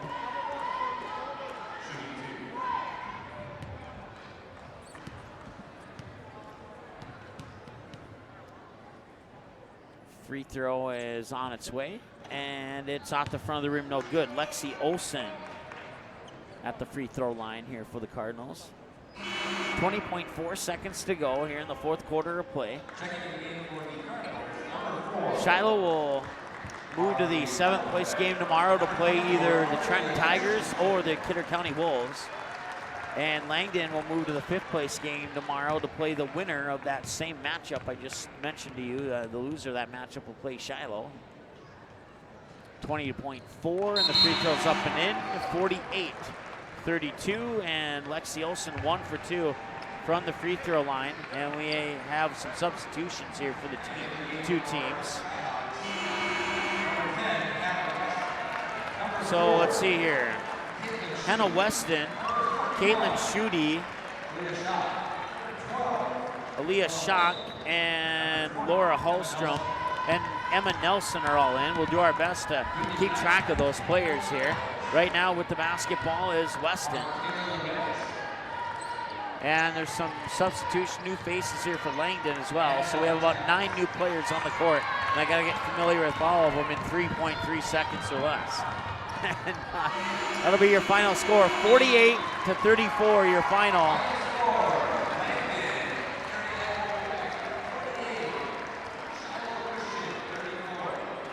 We'll take a timeout, add up some numbers here, and come back with a post-game show right after this on the ND Sports Channel. Paper tickets. Rookie mistake. Game Time is the fastest way to buy tickets to live events with your friends. You can buy the perfect seats in seconds, and tickets are delivered directly to your phone, so you always have them with you. Download Game Time free on the App Store, and you'll instantly see a curated list of the best upcoming events in your area. Game Time sorts through thousands of available seats on the market and presents you with only the 50 best values. One of the best things about Game Time is you can get tickets at last-minute prices even after the game starts. Download Game Time free on the App Store today. Quality Home Restorations is Fargo Moorhead's go-to place for quality home remodel and repair services. Quality Home Restorations offers free estimates on all your home remodel and repair projects like drywall, laminate flooring, roofing, and much more. Check out the great photos of past projects completed by Quality Home Restorations on their Facebook page. Just search Quality Home Restorations. When it comes to your home being restored, count on Quality Home Restorations. Call Mike today at 400-1751. That's 400-1751 to set up an appointment for a free estimate. Quality Home Restorations in Fargo. Okay, here are 3 important reasons why your son or daughter should play a sport in high school. Number 1. High school sports teach valuable life lessons like self-discipline and time management skills. 2. Teens who play a high school sport have better grade point averages. And number 3.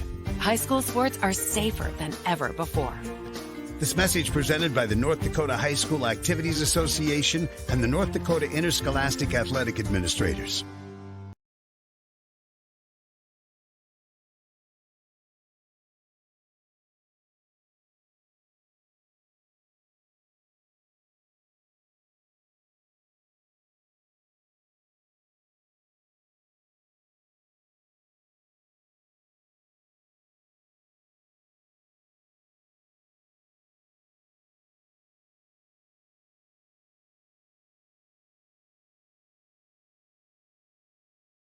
The game is close. It's a big rivalry. Students jump out of their seats while the cheerleaders lead the chanting. Everyone is on edge. The shot is up and the buzzer sounds. All eyes follow the ball. Will it fall through the net? You can hear the hush of the crowd. With your whistle, you watch if his feet were inside the line or not. The crowd erupts. It's a game winner. Or is it? You make the call. Become an official. Contact your local high school. A message from the North Dakota High School Activities Association. NorthDakotaScores.net is your top source for statewide scores for both boys and girls high school sporting events in the state of North Dakota. Football, soccer, basketball, hockey, wrestling, baseball, volleyball, softball. Get all the scores, every game, every night, every single sports season of the school year. You can count on NorthDakotaScores.net year after year to provide over 99% of the results for high school sporting events in North Dakota, all reported from trusted and reliable sources. Follow North Dakota Scores on Twitter, search at ND Scores, and get the same scores on your mobile device every night. All right, welcome back here as we enter into our post-game show here. Your final score once again, the Langdon area Edmore Munich Cardinals 48 and the Shiloh Christian Skyhawks 34. Interesting tidbit here, you eliminate the first half and the Skyhawks win by 2. But that first half hurt the Skyhawks, and that was not the case as we get the official numbers right now, thanks to our friend Gene Anderson. And let's see if they match up with what I have in the book here. And let's see, 14, 11, 10, 8, 5. They do for Langdon. And let's see here, 28, 3, and 3, and they do for Shiloh. So we'll just go from my book. That works for me. Let's see here, Lexi Olsen with 5, Caitlin Scheer with 8, Kaylee Lowry with 10, Morgan Freege with 11, Kylie Ronigan with 14 for the Langdon area Edmore Munich Cardinals. For the Shiloh Christian Skyhawks, they're led by Grace Kelly with 20, followed by Olivia Martin with 8, and then 3 apiece for Allison Bearstail as well as JC Hall. That will wrap up this game. We'll go offline for a moment or two, get set up for our next game between the Trenton Tigers and the Kidder County Wolves. That's coming up in about 24 minutes from right now here on the ND Sports Channel.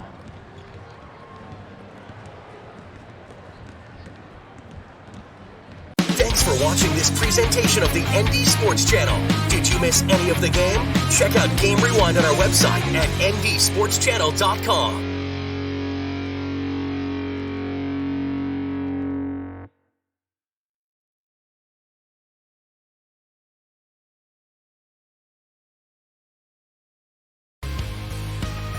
The following broadcast is a presentation of the ND Sports Channel.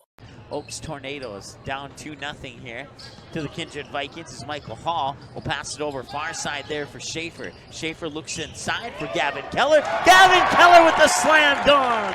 That pass inside of the lane was taken away by Fargo Davies, and another nice pass and a slam dunk! Grayson Heyman with the slam dunk in the JV game.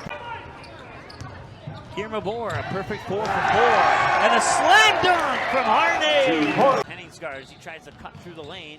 Outlet pass into the corner there for Heinitz. Back over to Henningsgaard, wide open for 3. Got it and one! Wow! Kaylee Jackson, three-pointer up, and no, that one won't go in. Tana Lick pulls down the deep offensive board. She'll put up a 3. That one's in, and we're tied. 16 fouls, and the pass is intercepted by Overby. Overby has an opportunity to dunk it! He nailed it, the two-handed throwdown. 41-37, 4:25 to go here as the Kindred Vikings will work it down low. Another slam dunk and one. How about that? A slam dunk by Gavin Keller, and he got fouled on the two-handed throwdown. All right, welcome back here to the Betty Engelstad Sioux Center here on the campus of UND, home of the Fighting Hawks. We're in the consolation semifinals. Our first game today went in favor of the Langdon area Edmore Munich Cardinals with a final score of 48-34 over the Shiloh Christian Skyhawks. And now that sets us up for this game here between the Kidder County Wolves and the Trenton Tigers. Kidder County will be recognized as the home team on the scoreboard, while the Trenton Tigers will be recognized as the visiting team on the scoreboard, and that puts the Trenton Tigers in their blue jerseys, primarily blue, with white trim and white letters outlined in a goldish yellow. Yesterday they were in their white jerseys, and Kidder County, they're still in their warm-up jerseys. I believe they're going to be in their white jerseys today, which would be the same ones that they wore yesterday. Yesterday, 24 hours ago, these two teams were undefeated at 24-0. Now, both teams are 24-1. As the Trent Tigers fell in overtime by 4, 48-44 to Hedriger Scranton Nighthawks. And the Kidder County Wolves fell yesterday to a lights-out Rugby Panthers team, 47-39. The band is in here. The crowd is filled up. You would not think that this is a consolation semifinal by any means, but that's exactly what it is. But that could be good things here, is that atmosphere really can set the tone for a game. There's no doubt about that. We're just under 4 minutes away from the opening tip. So once again, 24-1 Kidder County Wolves on the 24-1 Trenton Tigers. Wolves head coached by Dan Welder. The Tigers head coached by Bob Turcotte. We will break and come back here with the starting lineups and all that good stuff here in a moment or two here on the ND Sports Channel. Quality Home Restorations is Fargo Moorhead's go-to place for quality home remodel and repair services. Quality Home Restorations offers free estimates on all your home remodel and repair projects like drywall, laminate flooring, roofing, and much more. Check out the great photos of past projects completed by Quality Home Restorations on their Facebook page. Just search Quality Home Restorations. When it comes to your home being restored, count on Quality Home Restorations. Call Mike today at 400-1751. That's 400-1751 to set up an appointment for a free estimate. Quality Home Restorations in Fargo.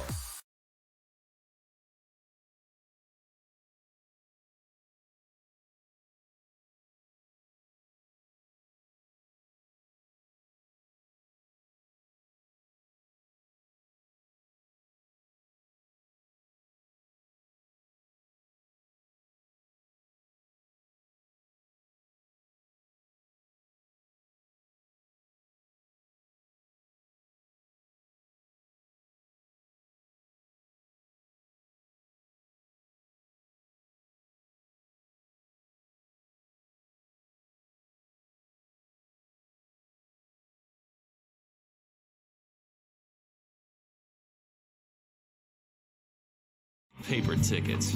Rookie mistake.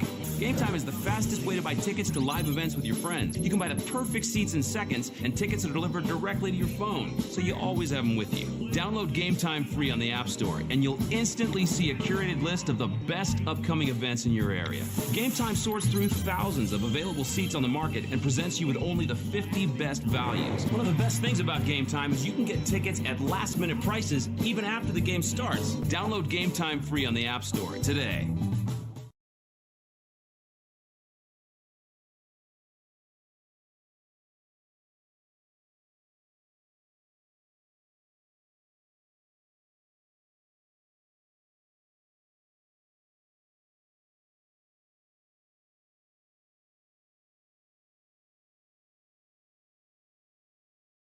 Okay, here are 3 important reasons why your son or daughter should play a sport in high school. Number 1. High school sports teach valuable life lessons like self-discipline and time management skills. 2. Teens who play a high school sport have better grade point averages. And number 3. High school sports are safer than ever before. This message presented by the North Dakota High School Activities Association and the North Dakota Interscholastic Athletic Administrators. The Fargo North softball team is live for a second season on the ND Sports Channel. Live broadcast of every game, home and away, including every swing of the bat, every stolen base, every strikeout, and every home run for the Fargo North Spartans will be live on the ND Sports Channel. Video broadcasts of most regular season games as well as radio broadcasts of the regional and state tournament. Get the most accurate and up-to-date Spartan softball broadcast schedule on our website at ndsportschannel.com/game schedule.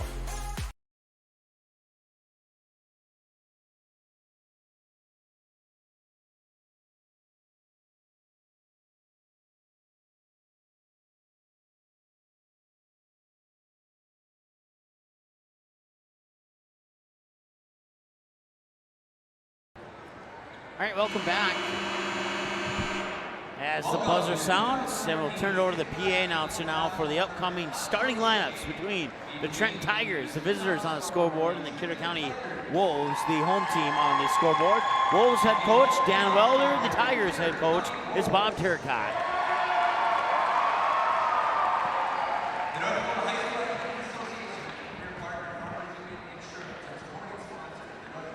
Once again, we want to thank our sponsors, including Game Time, Fargo South Booster Club, Quality Home Restorations, North Fargo Softball, and our viewers for their generous donations, as well as Hallstatt Telephone Company for their support of Hillsborough Central Valley sports this year.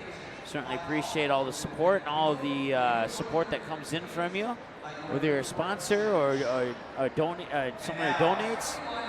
We certainly appreciate your help in making the station what it is today, and we look forward to what we can bring to you in the future. We encourage you to subscribe to our YouTube channel. Katie Holby, a 5'7" junior.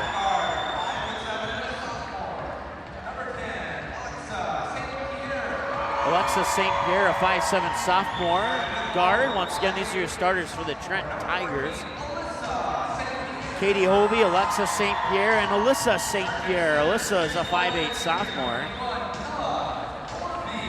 And Kellen Norby is a 6'1" junior. And then JC Turcott, a 5'9" freshman.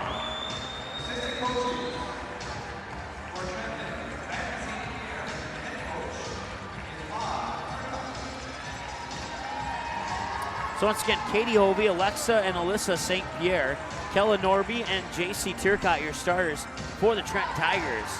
And now your starters for the Kidder County Wolves.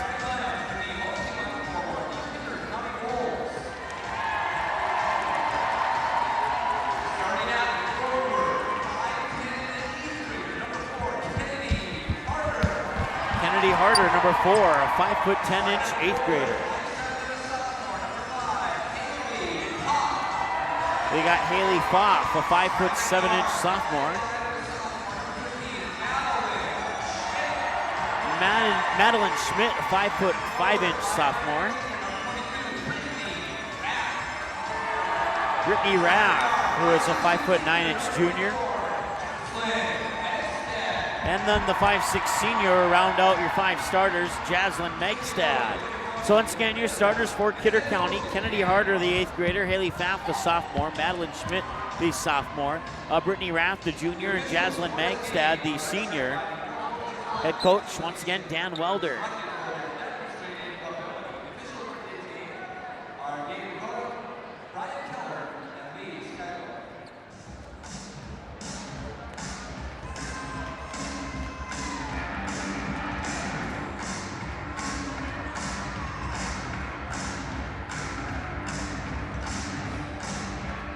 So that sets us up. The Tigers come out onto the floor.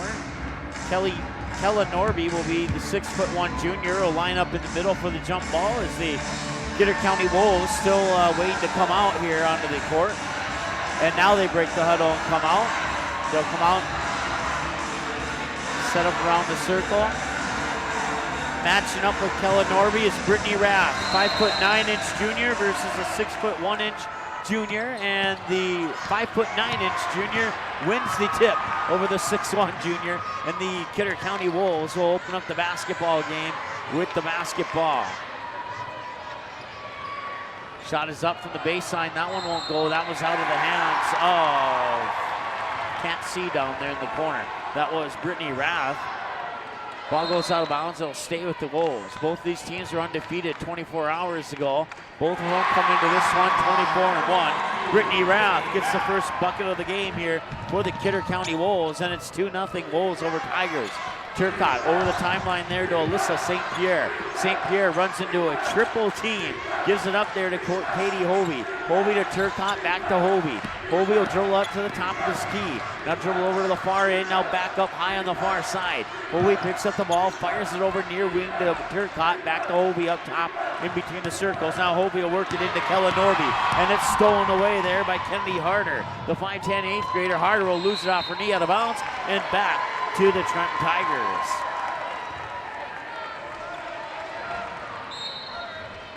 Once again, the Wi-Fi has been sketchy here at the Betty Engelstad Sioux Center, and that's primarily due to the fact that there's a ton of radio stations connecting to the same signal. So if we have issues, we will upload the recorded version of this game as well. And we'll have a jump ball.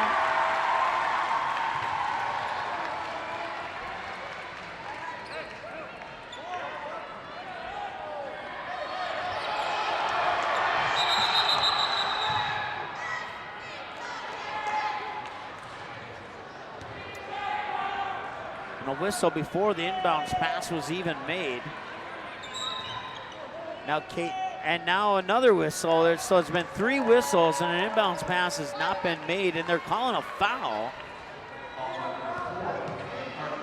on Kennedy Harder. That's the first foul of the game.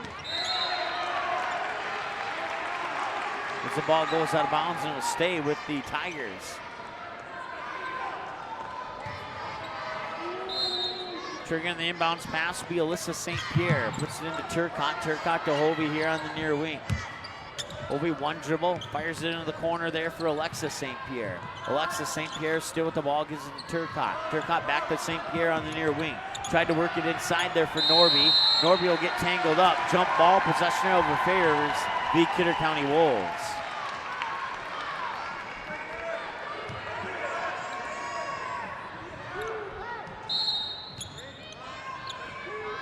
Inbounds pass gets to Madeline Schmidt. Schmidt will give it to Haley Pfaff. Still in the backcourt. 3-quarter court press here by the Trenton Tigers.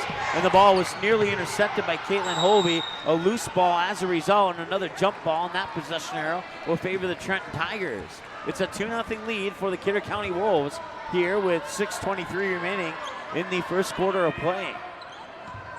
JC Turcotte will trigger the inbounds pass from the midcourt stripe into the backcourt for Katie Hovey. Hovey will bring it up and over the timeline with 6:18 to go here in the first quarter of play. They'll fire it over near side. Catch and shoot 3. Turcotte off the front rim.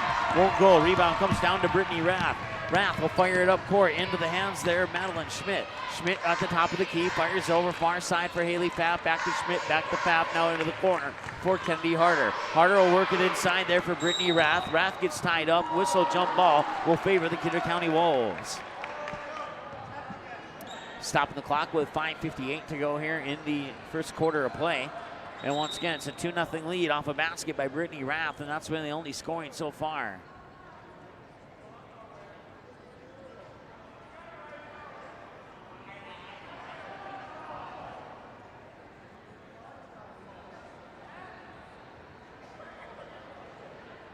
And we're going to make an adjustment here as we're having some more Wi-Fi issues.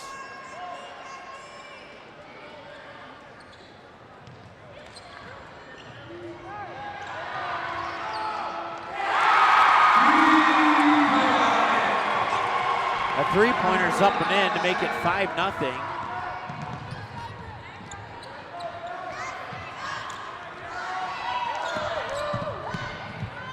It was Madeline Schmidt who knocked down the triple as we were making the adjustment there as we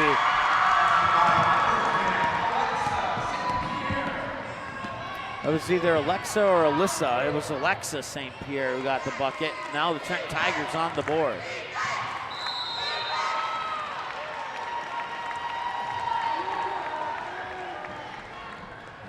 .52, 5:22 to go here in the first quarter of play. And now it looks like our Wi-Fi issues have been resolved as we switch back over to our hotspot. We certainly apologize for that. It was working bad in the first game yesterday. It worked just fine in the second two games, and here in the first two games today, it just doesn't work. So hopefully we have enough data on our monthly data limit here on my personal cell phone to keep us through the championship game tomorrow night. That shot's up and in by Brittany Rath. 7-2.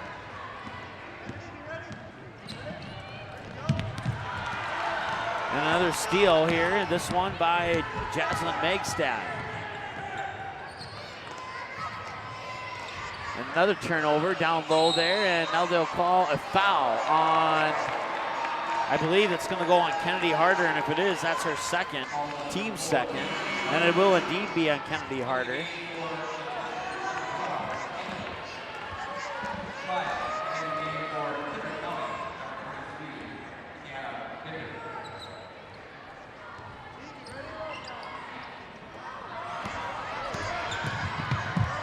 Pass up to Alyssa St. Pierre, and she's poked out well from behind by Tiana Binder. Back the other way now, Madeline Schmidt will get the ball at the top of the key, fire it near side to that's Megstad. Shot from three-point lands off the front of the rim, won't go. Wrestling match for the ball and lost it, and I didn't see which way the official pointed, but judging from the reaction of the crowd, it goes in favor of the Kidder County Wolves. 4:07 to go here.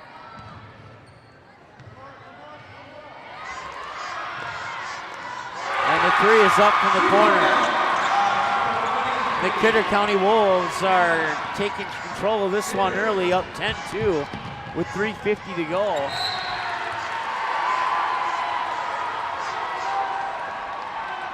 Tiana Binder got the three-pointer, and the Tigers want to take a timeout. The only bucket scored so far for Trenton, Alexis St. Pierre with 2. We'll take a timeout. Back after this on the ND Sports Channel. The Fargo North softball team is live for a second season on the ND Sports Channel. Live broadcast of every game, home and away, including every swing of the bat, every stolen base, every strikeout, and every home run for the Fargo North Spartans will be live on the ND Sports Channel. Video broadcasts of most regular season games, as well as radio broadcasts of the regional and state tournament. Get the most accurate and up-to-date Spartan softball broadcast schedule on our website at ndsportschannel.com/game schedule.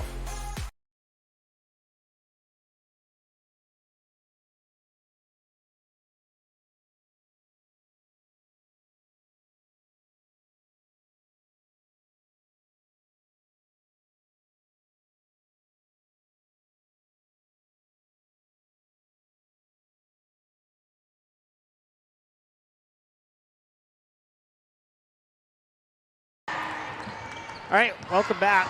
10-2 in favor of the Kidder County Wolves, and that shot up no good, and the ball is poked out of bounds. It'll stay with the Wolves. 3:37 to go here, first quarter of play. In our second of two consolation semifinals, the winner of this one will play Langdon in the 5th place game tomorrow. The loser will play Shiloh Christian in the 7th place game tomorrow. And right now, so far so good for the Kidder County Wolves. Three-pointer up near wing off the front of the iron, won't go. Loose ball rebound goes out of bounds. They'll go back to the Trenton Tigers with 3:28 to go here in the first period of play. First quarter, I should say. As J.C. Turcotte will fire the inbounds pass. Put it into the hands there of Alyssa St. Pierre.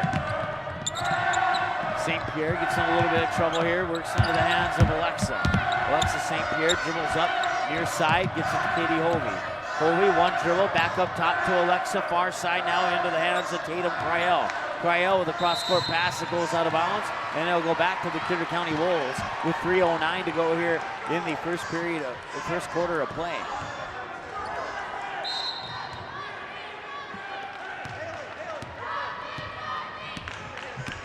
Schmidt will bring it up over the timeline, fire it over to the far wing into the hands of Haley Pfaff. Back to Schmidt. Now Schmidt working into the near corner here for Magstad. Magstad works it up top, gets it right back. Catch and shoot three on the way and in!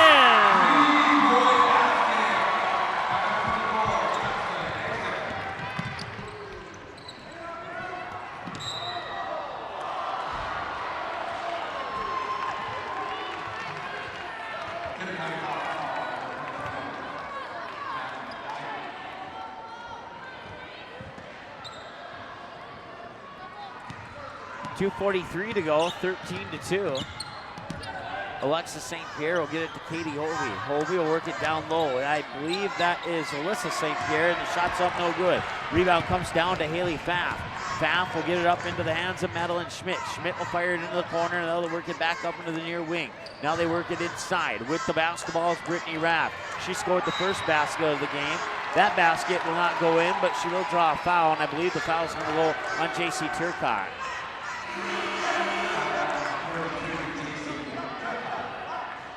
Into the game for the Tiger North Carolina.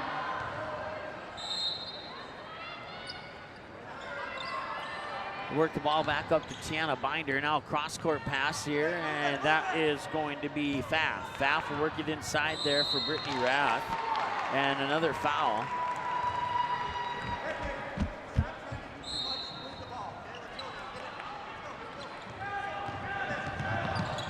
Alyssa St. Pierre gets it to Turcott, still in the backcourt. Now they fire it over to Kella Norby. Norby will get it to Hovey here on the near wing. Hovey will put it up for three. That one's off the front of the rim, won't go. Rebound pulled down by Tiana Binder. Binder will give it up to Schmidt in the backcourt. Schmidt crosses the timeline here with 1:50 to go in the first quarter of play. Wolves will work it around the perimeter. Wide open for three. Far wing, up and rattles in and out. Offensive rebound underneath and one. They'll have to get that three the hard way, but two of the three are on the board thanks to Brittany Rath.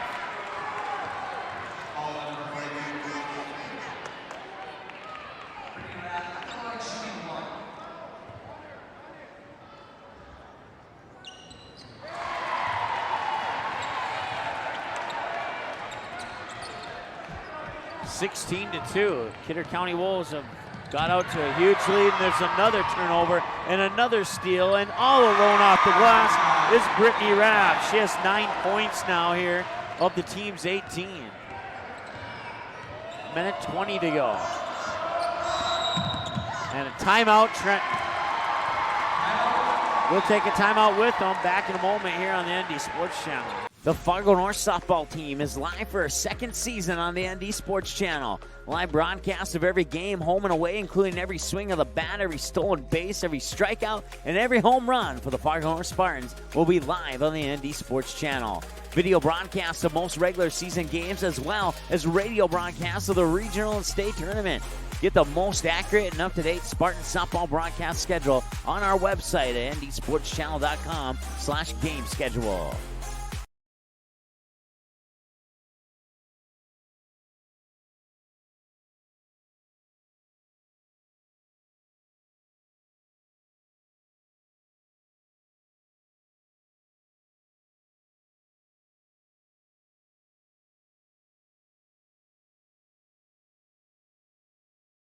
The game is close. It's a big rivalry. Students jump out of their seats while the cheerleaders lead the chanting. Everyone is on edge. The shot is up and the buzzer sounds. All eyes follow the ball. Will it fall through the net?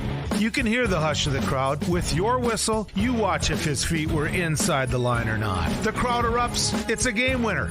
Or is it? You make the call. Become an official. Contact your local high school. A message from the North Dakota High School Activities.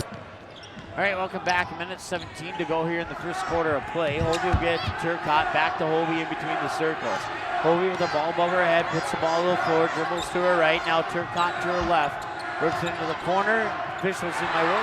Shot was up, and I did not see what happened. And now the Kidder County Wolves have the basketball. That one's tipped away by Hovey. Nice defensive play as they'll go on of bounds here. And the Tigers, I don't know if just the gas fizzled down to the tank after yesterday's loss or what's going on here, but this is, I've seen the Tigers multiple times this year. This is definitely not their best game so far. Rebound is struggled for there by Kella Norby. And we'll have a whistle and a foul on the Kidder County Wolves. Wolves up to 5 team fouls already.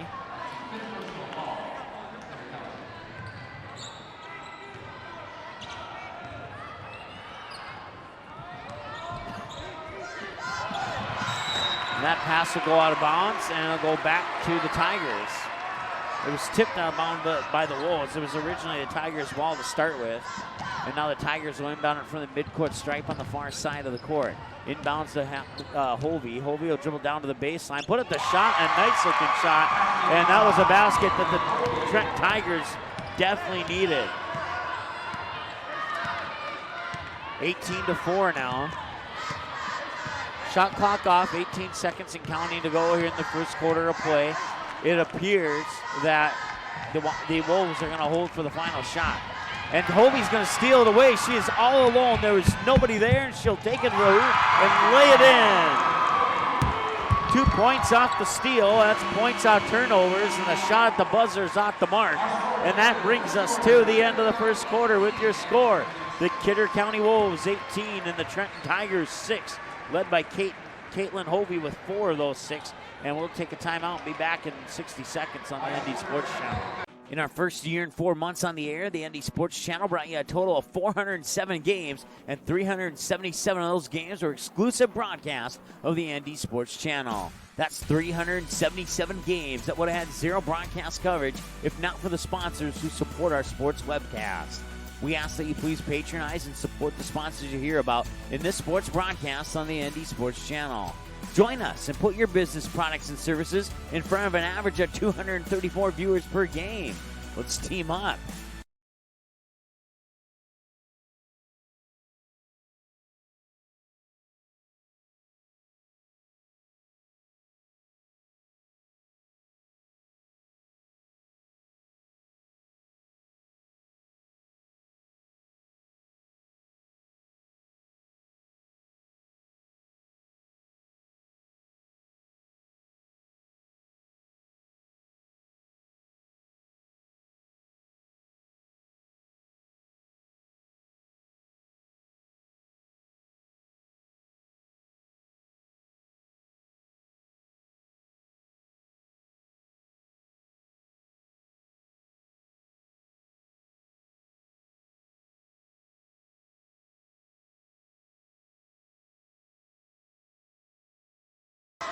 All right, start of the second quarter. Caitlin Hovey scored the last 4 points to pull the Tigers within 12. Hovey at the top of the key, fires it over far side and got called for the travel. Getting called for the travel there was, that was Raquel Archer, the 5'2 sophomore. First time I've seen her play in the state tournament. I don't think she snuck into the game yesterday. So with the basketball now is Tiana Binder. Binder will work it up top here for Schmidt. Schmidt works it now back to inside and then gets the ball back. And then the ball is tipped and picked up by Alyssa St. Pierre. They get it to Hovey. Bounce pass there to Archer, and Archer falls down. Archer, excuse me. And that will be a foul and an inbounds pass for the Tigers, I believe. They will allow the substitution.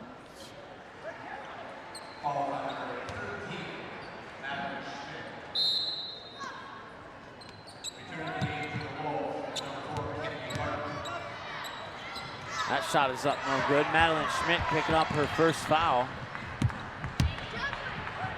Wolves get the rebound off the missed shot by the Tigers, bring it back down to the other end of the floor. They'll work it onto the far wing now, dribbling towards the baseline. It's Magstad with the pass across the paint into the hands of Kennedy Harder, and Harder gets 2 more and puts the Kidder County Wolves into the 20-point mark on the scoreboard, and it's 20-6. We get the ball up into the hands of Hovey here on the near side. Hovey will dribble right by us into the lane and put up the floater, and it bounces off the front of the rim and back into the hands of the Kidder County Wolves. More specifically, Madeline Schmidt, who goes all the way to the hoop and puts it in. 22-6.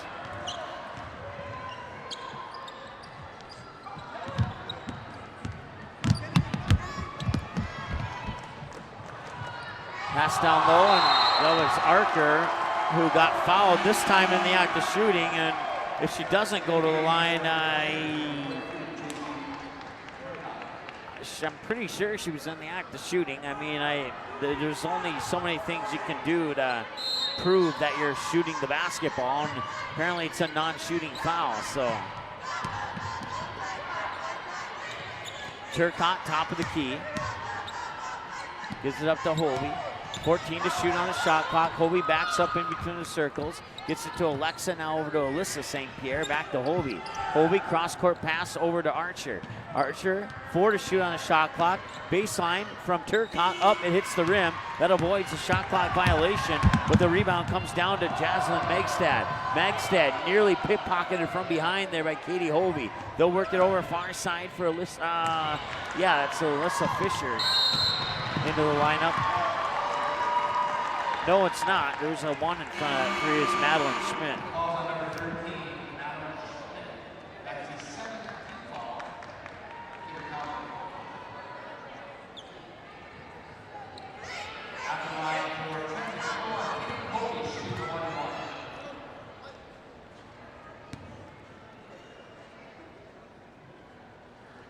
Hovey will make her first trip to the free throw line as Madeline Schmidt picks up another personal foul, and the free throw is missed.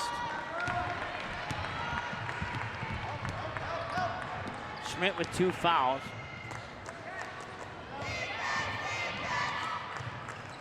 Now they'll work the ball over to the far wing, and it's poked away by Caitlin Hovey. Hovey has another breakaway, but this time it's a one-on-one with 1 trailing, and Hovey won't win that one. But the rebound underneath by Tatum Cryell, and shot to the offensive board. She'll get the bucket, 22-8, and now a timeout, Kidder County. We'll take a timeout with them. Back after this here on the ND Sports Channel. Paper tickets. Rookie mistake. Game Time is the fastest way to buy tickets to live events with your friends. You can buy the perfect seats in seconds, and tickets are delivered directly to your phone, so you always have them with you. Download Game Time free on the App Store, and you'll instantly see a curated list of the best upcoming events in your area. Game Time sorts through thousands of available seats on the market and presents you with only the 50 best values. One of the best things about Game Time is you can get tickets at last-minute prices even after the game starts. Download Game Time free on the App Store today.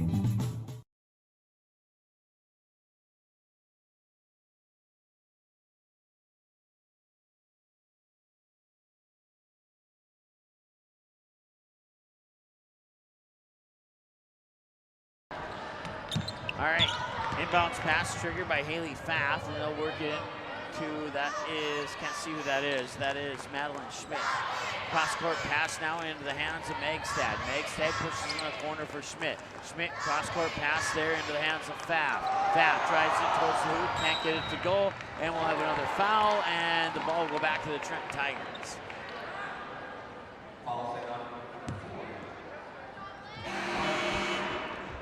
Kennedy Harder just picked up her 3rd personal. Team's 8 will march down to the other end and shoot 1-and-1. At the line for the Tigers will be the 5'8" sophomore Alyssa St. Pierre.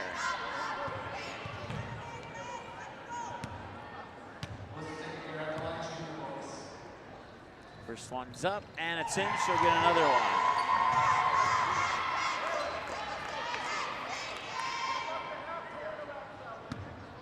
Makes it 22-9. Second one's up, 22-10. Both teams are in double digits.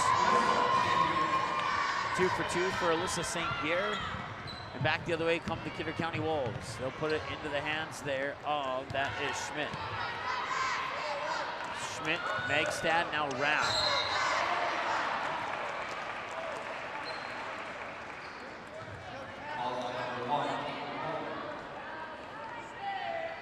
Katie Hovey picks up her first foul of the game. That's team foul number 3 on the Trent Tigers here in the first half. 3-pointer on the way and in! From the far wing, it is Madeline Schmidt. 25-10 now.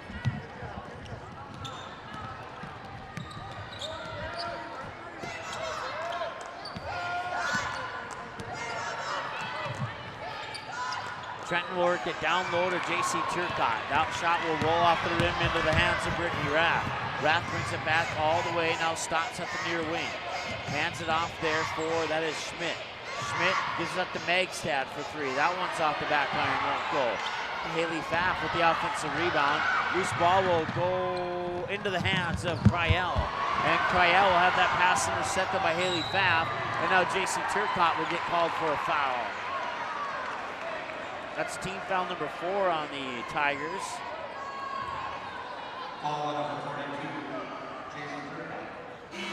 That's her third personal already.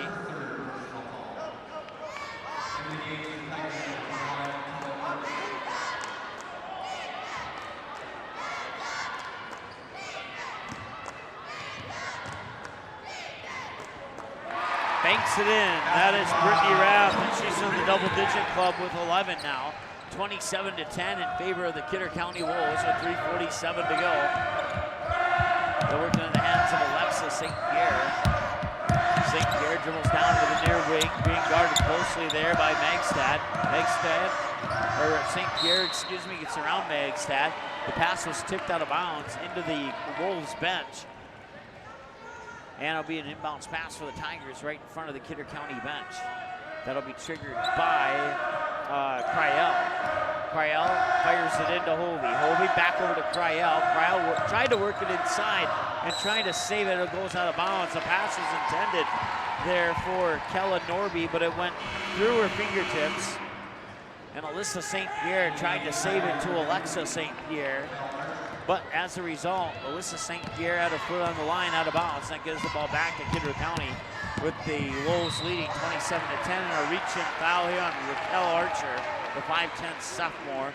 Team foul number 5.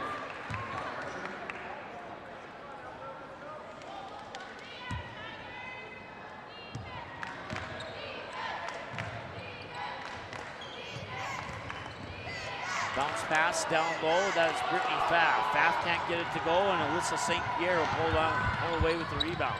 Pierre will get it there to Katie Hovey. Hovey fires it up to Norby. Norby, and on the pass, she gets fouled by Madeline Schmidt. The pass was intended for Alexa St. Pierre, who was out on the near wing, who possibly might have had an opportunity for a three-pointer, but as a result of the foul, that's team foul number 9, and that will be Madeline Schmidt's third, I believe. Yes, it will be. And that puts Kella Norby at the line, and she misses the free throw. And the rebound comes down here to the Wolves.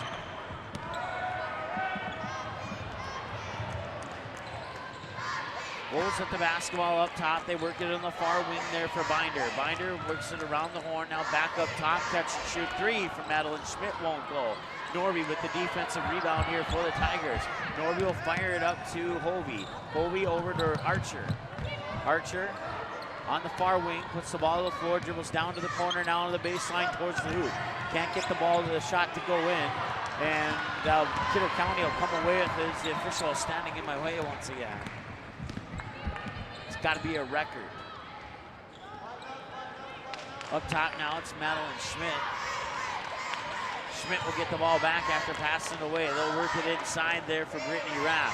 That shot up no good, but an offensive rebound and push the ball back up top to Madeline Schmidt.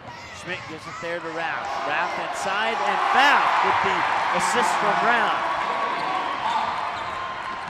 Haley Pfaff gets the bucket, 29-10.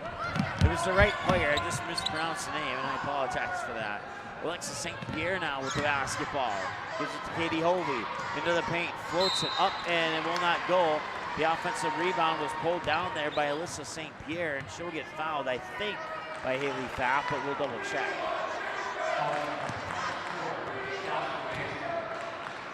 Alyssa St. Pierre at the line shooting 2.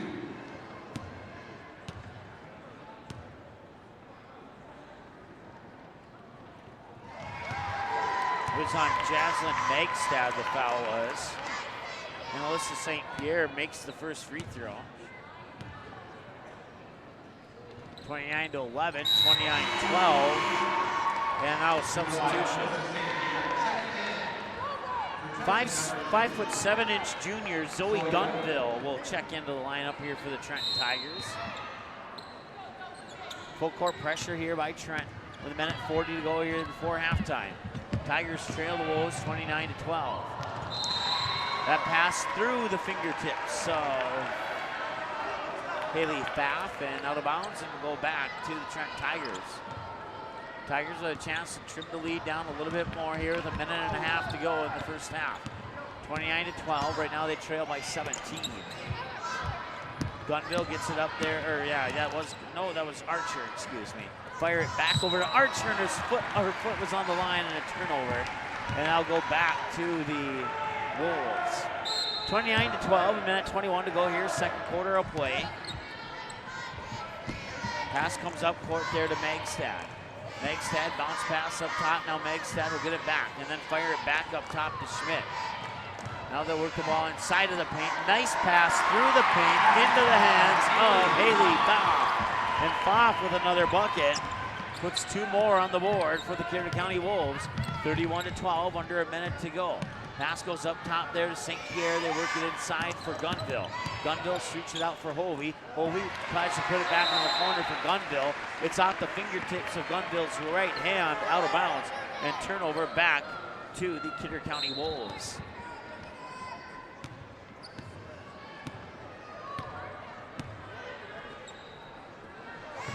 We have a good one going on in the EDC Boys Tournament right now. The Wapton Huskies lead the Fargo Shanley Deacons 48-45 with 18.9 seconds remaining in that game. That pass is intercepted by Caitlin Hovey. Hovey to the basket, lays it in. That's the second time she's done that in this game. 31-14. Up top, Madeline Schmidt in between the circles, being guarded by Hovey. 5 to shoot. Schmidt puts it up at the buzzer. Well, not quite at the buzzer, but now a full court shot will fall about 6 feet short on the heave by Katie Hovey, and that'll bring us to halftime with your score. The Kidder County Wolves 34 and the Trenton Tigers 14. We'll have some numbers come back after this here on the ND Sports Channel. Paper tickets. Rookie mistake.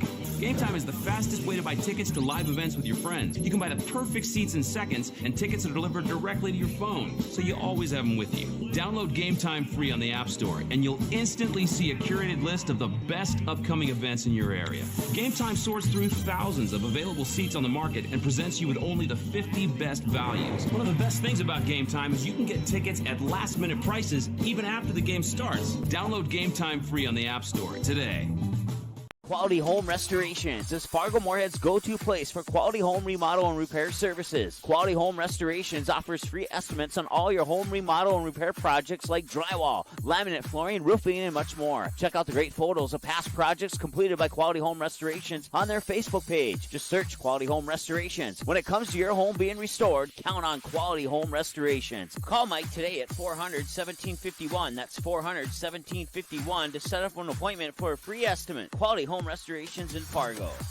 Okay, here are 3 important reasons why your son or daughter should play a sport in high school. Number 1. High school sports teach valuable life lessons like self-discipline and time management skills. 2. Teens who play a high school sport have better grade point averages. And number 3. High school sports are safer than ever before. This message presented by the North Dakota High School Activities Association and the North Dakota Interscholastic Athletic Administrators.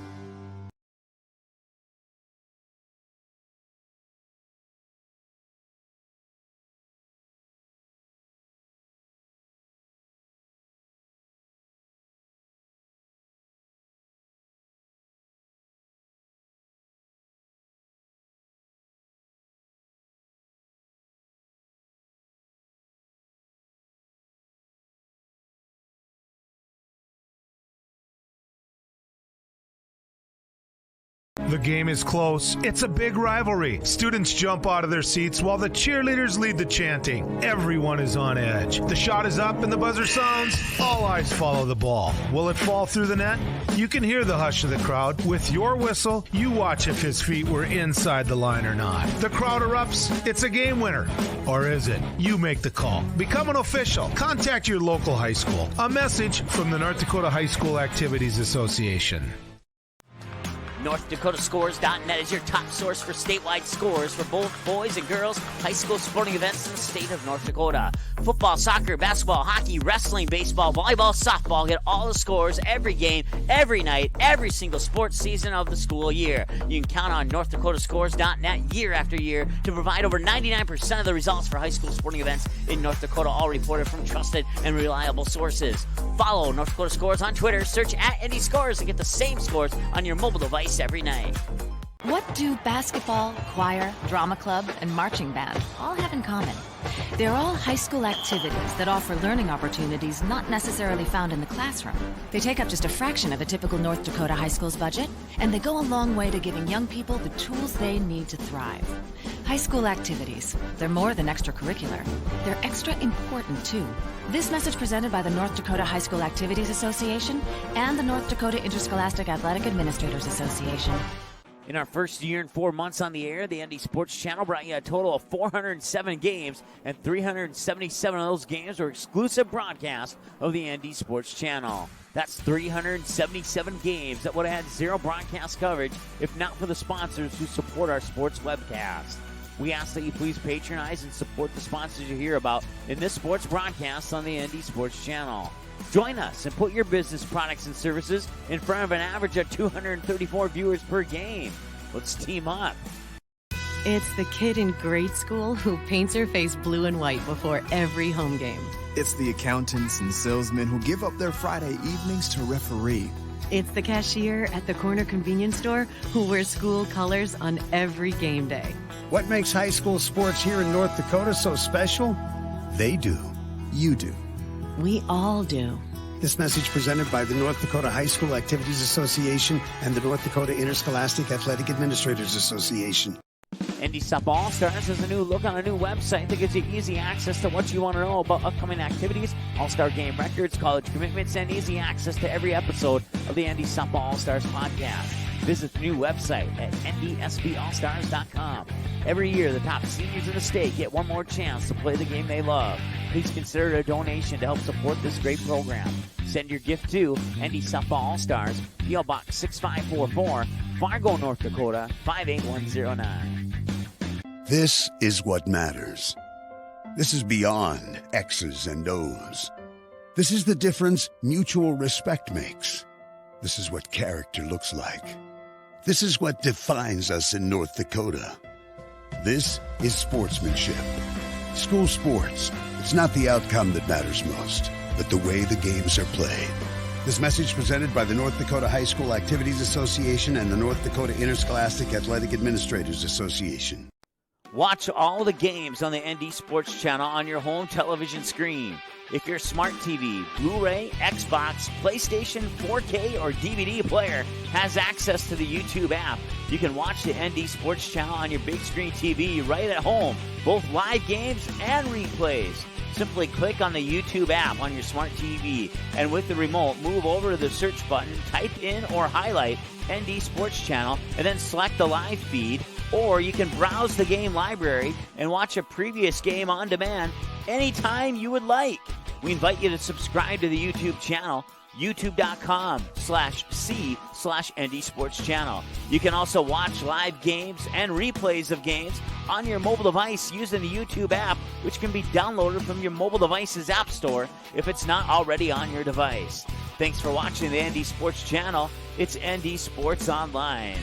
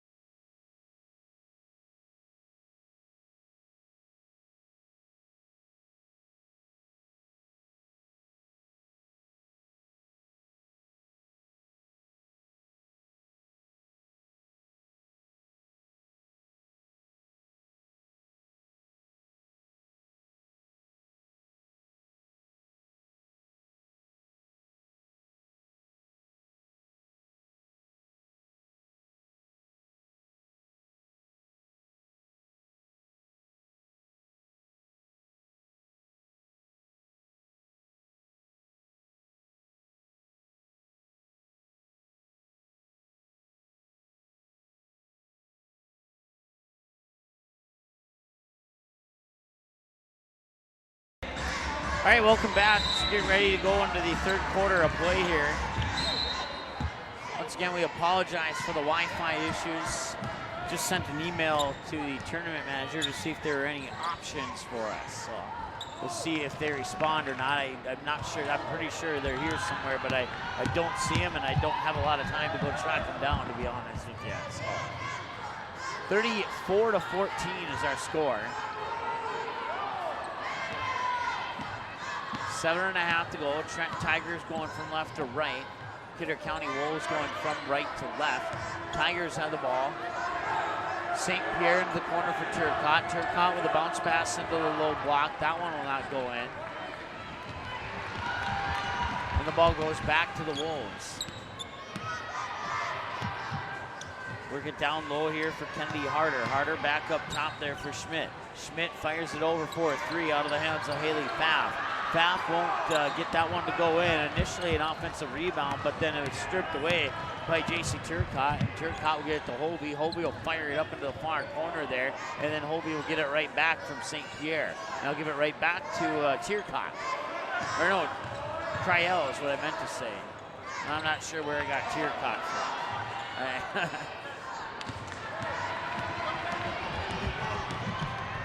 2-on-1 back the other way. Travel. Yep, that's the call. Yep.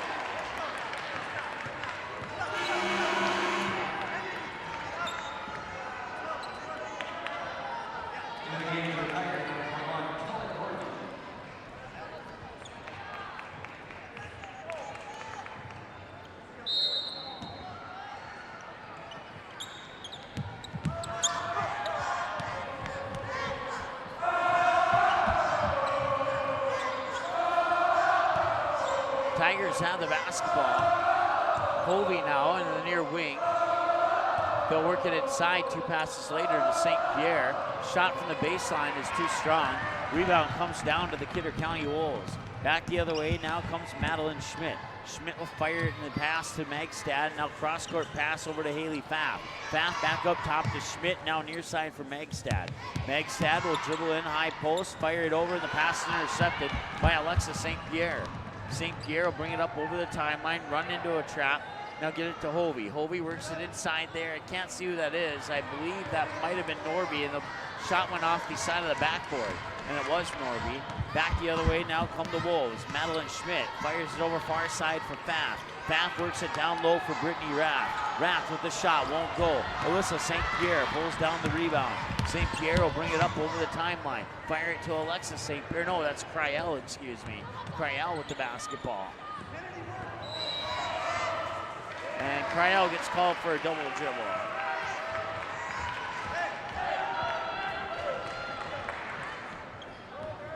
I'm just being honest here, like, I don't know about 75% of these calls that have been called against both of these teams, to be 100% honest with you. And I lower my voice as the official runs in front of me, but and you can probably hear in the background that the crowd's not too into these calls either.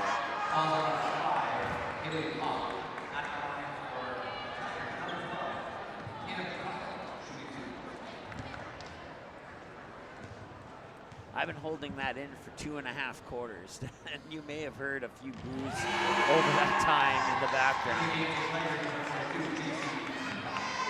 Tatum Cryell at the free throw line puts the first one in, makes it 34-15. Second one will drop in as well. Cryell 2 for 2. 5:11 to go here in the third quarter of play. Loose ball over the timeline, and they will whistle a jump ball. Possession arrow will favor the Trenton Tigers.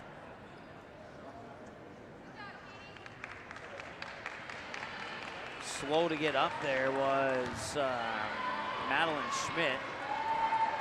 Katie Hovey showing some good sportsmanship there, helping her up. It looked like she may have took an elbow to the gut and maybe knocked the wind out of her. But she'll remain in the game, so that's good news. Tigers have the basketball now as they work it to Hovey in the far corner. Now that's Cryell up top to Alexa St. Pierre. St. Pierre with the ball overhead versus the Hovey in the near corner. Turcotte with a pass across the paint that's intercepted by Madeline Schmidt. Madeline Schmidt will bring it back up to the timeline, then slow down, now cross the timeline with 4:41 to go here in the third quarter of play.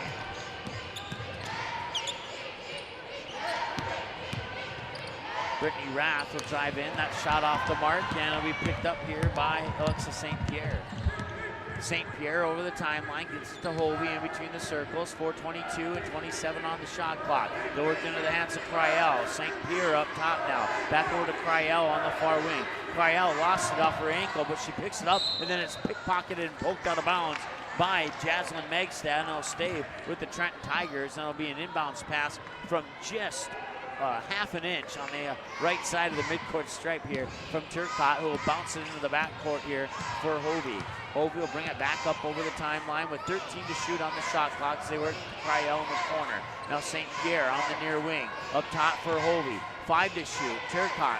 Now they work it Cryel. Cryel pass inside, and that ball will be intercepted, and that's another turnover here for the Trenton Tigers.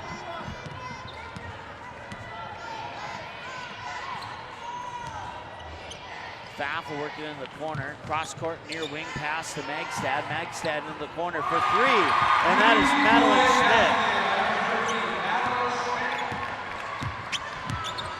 Schmidt. 37-16 now.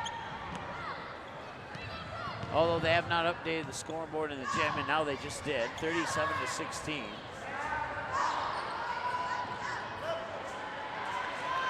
Turcotte gets into the hands of Madeline Schmidt. Schmidt now near wing to Megstad. Megstad puts up a 3 out the front iron, no good. Rebound comes down to the Trenton Tigers. St. Pierre up court now to Hovey. Hovey with a pass to Cryel, and Cryel will put it in off the glass. Nice pass by Katie Hovey to Tatum Cryel, and Cryel has 6 points now, and it's 37-18 with 2:53 to go here in the third quarter of play.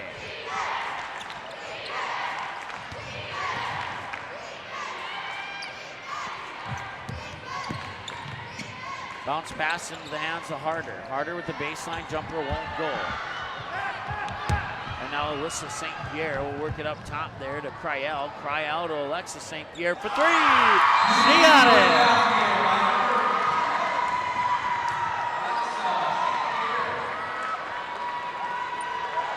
37-21 with 2:27 to go here in the third period of play. And a timeout on the floor. We'll take one with them back in a moment here on the ND Sports Channel. ND Softball All-Stars has a new look on a new website that gives you easy access to what you want to know about upcoming activities, All-Star game records, college commitments, and easy access to every episode of the ND Softball All-Stars podcast. Visit the new website at ndsballstars.com. Every year, the top seniors in the state get one more chance to play the game they love. Please consider a donation to help support this great program.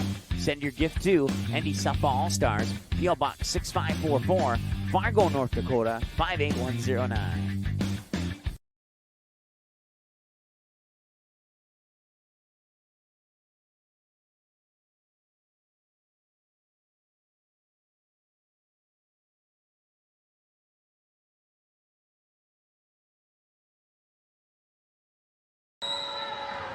All right, welcome back. 2:27 to go here in the third quarter. 37-21 in favor of the Kidder County Wolves over the Trenton Tigers. Ball gets into the hands of Madeline Schmidt. She'll dribble up to the near wing, circle around, back up to the top of the key.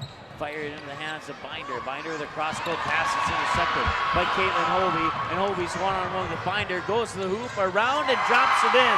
Got around Tiana Binder, and Hovey drops it in. That's the third time she's gotten a steal unbroken away for a basket. 37-23. Minute 55 to go. Katie Hovey up to 8 points now.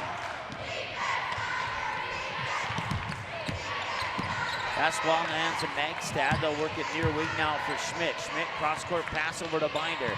Binder works it down low, nearly poked away, but keeping it alive there's Brittany Rath. Shot won't go. Turcotte pulls down the rebound, and I believe a contact was lost there out of the eye of Brittany Rath. She gets back late and is lucky not to get the foul. Alexa St. Pierre is injured. Brittany Rath came down, and as Alyssa St. Pierre was going up for the shot, Brittany Rath came down and bumped her on the left side, and she is in pain right now, and she is being helped with medical staff. She's been turned over onto her back. It looks like possibly a cramp, and they're going to hopefully stretch that out, and hopefully that is the extent of that. We'll take a short timeout and be right back here on the ND Sports Channel.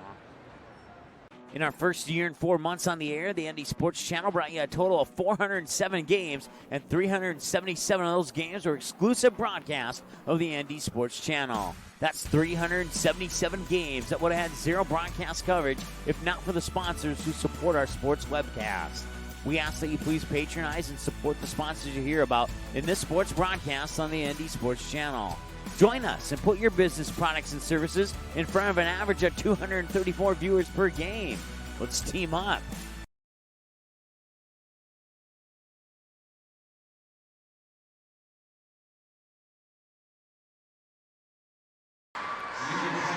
All right, welcome back.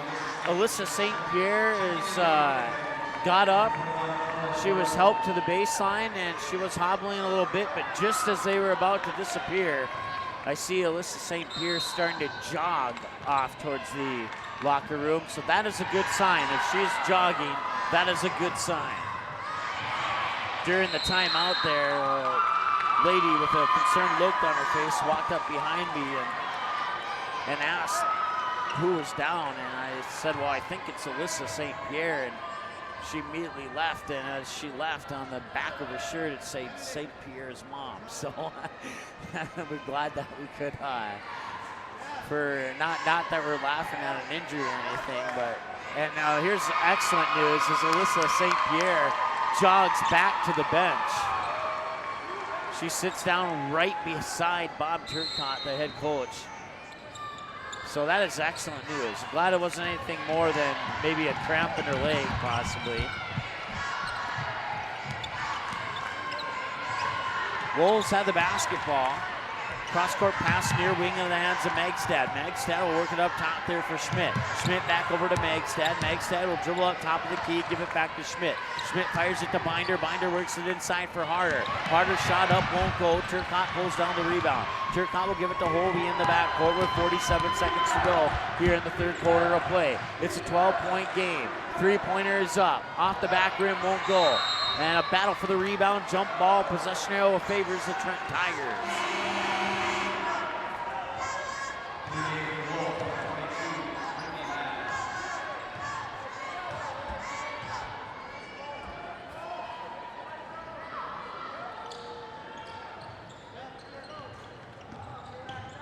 Inbounds pass comes to Alexis St. Pierre. Now they get into the hands of Holby. Holby, 8-foot jumper, rolls in and out. Rolls around and out, I should say. Rebound comes down to Brittany Rath. Rath getting into the hands there of Madeline Schmidt. Schmidt fires it near wing now here for Jaslyn Magstad. Magstad will put it in the corner. I can't see who that is. That's Kennedy Harder. Once again, they're first in my way. They'll work it back up top there for Madeline Schmidt. 4 seconds, 3 seconds, into the corner, at the buzzer, 3 is up, won't go in. That brings us to the end of the third quarter. With your score, the Kidder County Wolves 37 and the Trenton Tigers 25. Get this stat line. Tigers outscore Kidder County 11-3. Kidder County had 34 at halftime. Now at the end of the third, they have 37. The only bucket came from Madeline Schmidt in the form of a three-pointer. That gives her 14. 2 for Kennedy Harder, 4 for Haley Pfaff, 11 for Brittany Rath, 3 for Tiana Binder, and 3 for Jaslyn Magstad. 8 for Caitlin Holby, 5 for Alexis St. Pierre. Tatum Cryell has 6. Alyssa St. Pierre has 6. And that is your individual scoring for the Tigers, and prior to that, your individual scoring for the Kidder County Wolves. So we'll take a timeout, be right back in a moment. ND Sup All-Stars has a new look on a new website that gives you easy access to what you want to know about upcoming activities, All-Star game records, college commitments, and easy access to every episode of the ND Sup All-Stars podcast. Visit the new website at ndsballstars.com. Every year, the top seniors in the state get one more chance to play the game they love. Please consider a donation to help support this great program. Send your gift to ND Softball All-Stars, P.O. Box 6544, Fargo, North Dakota, 58109. All right, it's a 12-point game here to start the fourth quarter. 37-25. It'll be Kidder County Wolves basketball to start the fourth. Inbounds pass goes into the hands there, Brittany Rath. Rath falling down, gets the pass over on the far side to Megstad. Megstad gets it back after passing it away to Schmidt. Now they work it up top to Binder. Back to Schmidt. Now Schmidt works it down low for Harder. Harder bits it back out top for Schmidt. Working it in there for Brittany Rath inside the paint. Got it to Harder. Shot is up, won't go. Loose ball rebound. Official sort of in my way. I'm assuming it's a jump ball, and it is. Possession arrow will favor the Trenton Tigers. 7:34 to go here. And it's a 12-point game. The Tigers are still in this here. They outscored the Wolves 11-3 in that third quarter.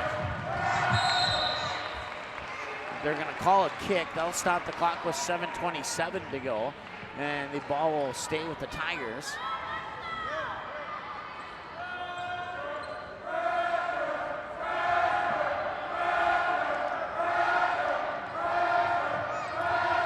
Alyssa St. Pierre triggers it into Hovey. Back to St. Pierre. Corner three up. A little too strong.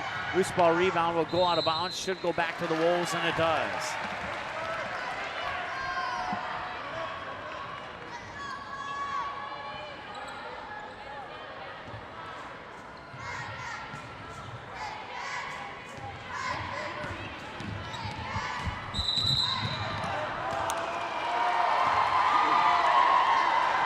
Coming down the far sideline there was Brittany Rath, and then she would step out of bounds on that far sideline to give the ball back to the Tigers. The last time the Wolves scored, it was a three-pointer by Madeline Schmidt about midway through the third quarter. And they have not scored since then. It's been all Trent Tigers. And there's another bucket. Alyssa St. Pierre has 8, and it's to a 10-point game. 37-27 with just under 7 minutes to go here in the fourth quarter of play. Can the Tigers complete a comeback here and make things interesting at the end? We will find out. Right now with the basketball, it's Jaslyn Megstad. Megstad will get it back here on the near wing. Fired over far side, catch and shoot three, on the way, off the rim, won't go. Rebound, offensive, comes down into the hands of Rath. Rath shot up, won't go. That rebound pulled down by, can't see who that is. They will call a jump ball, and that jump ball, Caitlin Hovey was the one who grabbed the rebound. She got tied up with 2 Kidder County Wolves, and unfortunately for the Tigers, that possession favors the Wolves. Inbounds pass, Brittany Rath. Shot was partially blocked. Right into the hands of J.C. Turcott. Turcott will bring it up over the, she'll pass it up over the timeline to Hovey. Hovey to Cryel. Cryel over on the far side, gives it back to Hovey. Hovey looking inside for Alyssa St. Pierre, but it's intercepted by Brittany Rath. Rath will hand it off in the backcourt there for Madeline Schmidt. Schmidt will bring it up and over the timeline with 6:07 to go here in the fourth quarter of play.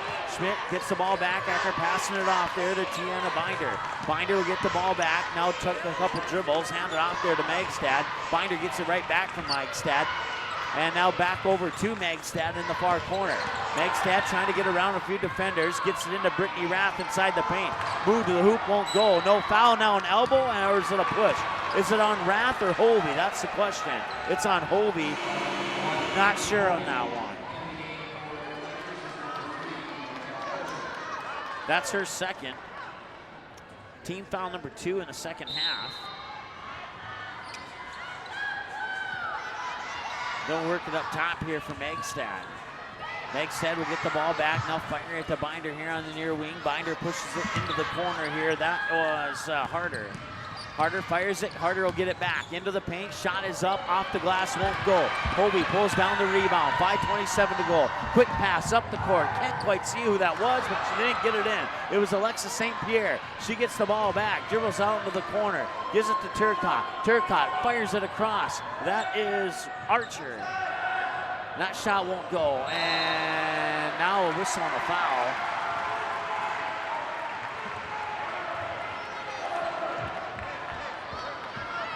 And the ball will go back to the Wolves. And I think I heard somebody call a timeout. And yeah, Kidder County wants a timeout. They'll finally get it. We'll take a timeout with them back in a moment here on the ND Sports Channel. It's the kid in grade school who paints her face blue and white before every home game. It's the accountants and salesmen who give up their Friday evenings to referee. It's the cashier at the corner convenience store who wears school colors on every game day. What makes high school sports here in North Dakota so special? They do. You do. We all do.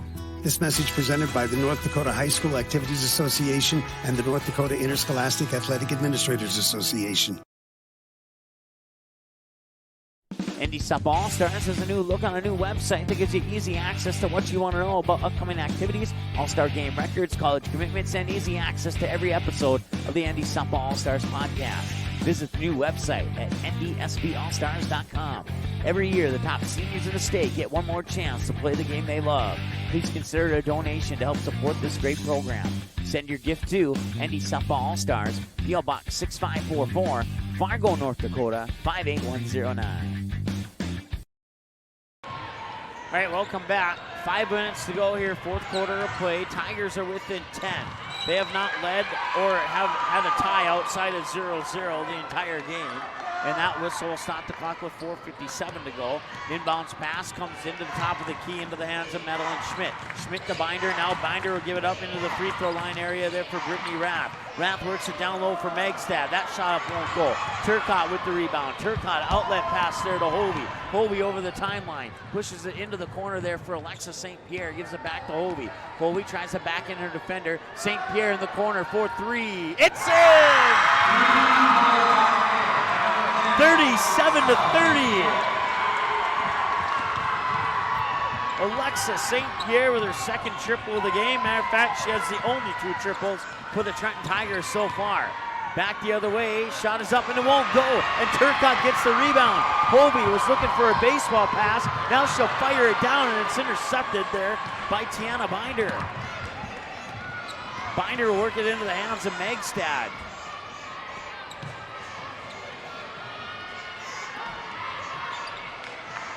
The Wolves have not scored for nearly an entire quarter of play now. It was about this time when they got a three-pointer in the third quarter.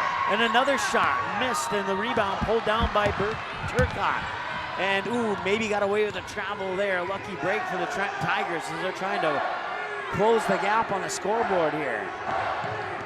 Alexa St. Pierre with 20 on the shot clock, 3.5 on the game clock, gives it to Caitlin Hovey, back over to Alexa St. Pierre.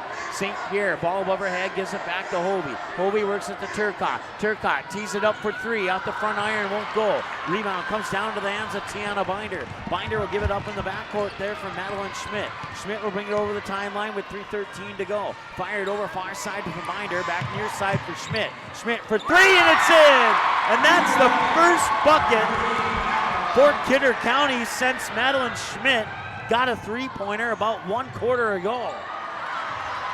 40-30, and it's back to a 10-point game. And now down at the other end, a turnover, and it goes back to the Kidder County Wolves. Substitutions pending for both teams here at the next break in action. Schmidt with the ball, works it into the corner for, that is Harder. Harder, cross-court pass into the hands of Megstad. A whistle and a foul on Caitlin Hovey, I believe.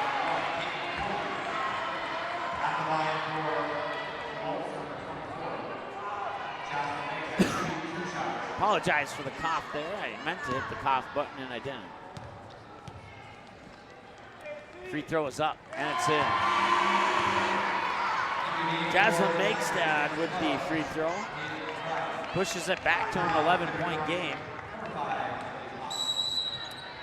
Raquel Archer gets a breather on the bench. Checking in is Tatum Cryell, and now we have a timeout on the floor.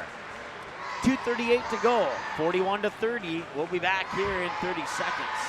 ND Softball All-Stars has a new look on a new website that gives you easy access to what you want to know about upcoming activities, all-star game records, college commitments, and easy access to every episode of the ND Softball All-Stars podcast. Visit the new website at ndsballstars.com. Every year, the top seniors in the state get one more chance to play the game they love. Please consider a donation to help support this great program. Send your gift to ND Softball All-Stars, P.O. Box 6544, Fargo, North Dakota 58109.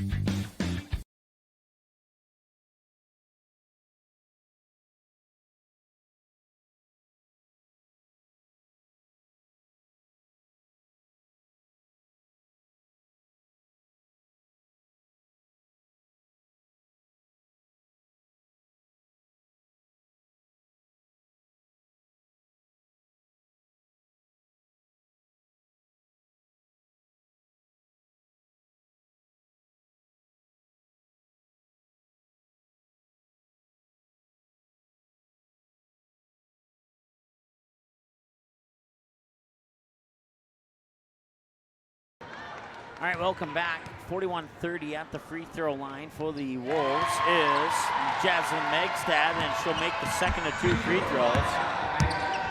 And it's back to a 12-point game. 2.5 to go. It's now or never here for the Trenton Tigers. Trip to the 5th place game is at stake.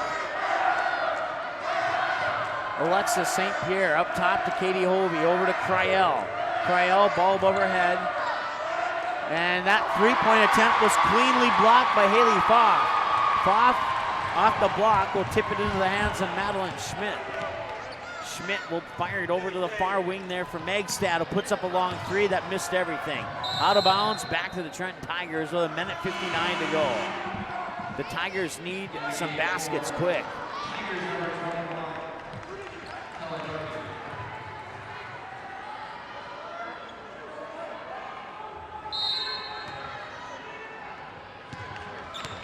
Full court pressure here by the Wolves. Alexa St. Pierre still in the backcourt, gets it over the timeline, but the pass is intercepted by Kennedy Harder. Harder will scoop hand it off there to Madeline Schmidt. Schmidt over the timeline, now fires it over to the far wing for Megstad. Megstad still with the ball, looks left, dribbles to the right, into the paint, pass across the paint, into the hands of Madeline Schmidt. They'll work the ball back up top, now into the hands of Brittany Rath. Rath will fire it over to Megstad. Megstad nearly traveled, got rid of the ball in time. Kennedy Harder shot up, won't go, and back the other way comes Alyssa St. Pierre. And Alyssa St. Pierre, jump ball will favor the Trenton Tigers as she gets tied up there with Brittany Rath and one other Wolf. Wolf. How do you say that singularly, I guess? I don't know. That was a unique opportunity to try and figure out how to pronounce something. That's easy to pronounce. Driving baseline, did she lose it off her shoe? No, it was poked out of bounds. They'll stay with the Tigers. So it'll be a baseline inbounds pass with 1:19 to go. They need to get some shots in quickly. Otherwise, this game's going to go to Kidder County, even though they've only scored 6 points here in the second half.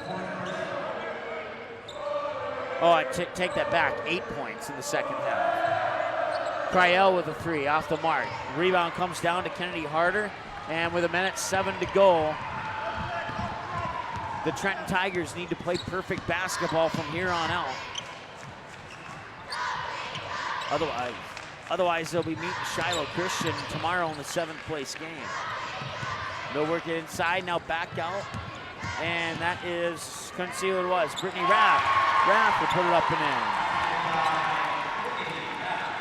in. Rath with 13 points.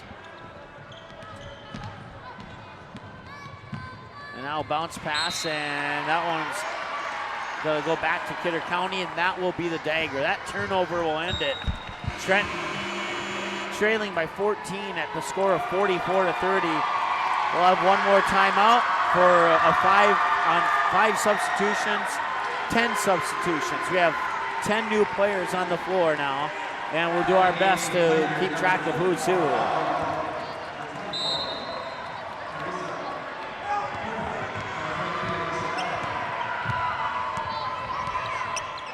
With the ball now is Alyssa Fisher, a 5'4" junior. We're working over far side to Bree George. This is the Kidder County Wolves that I'm identifying. They have the basketball right now. There's a 1 second difference between shot clock and game clock. That's Binder, works it over to Fisher. Fisher back up top there for George, who may have gotten away with the travel. Puts it into the hands of Allison Dutton, a 5'6" sophomore. Dutton will fire it into the corner here for Binder. Binder shot up and in.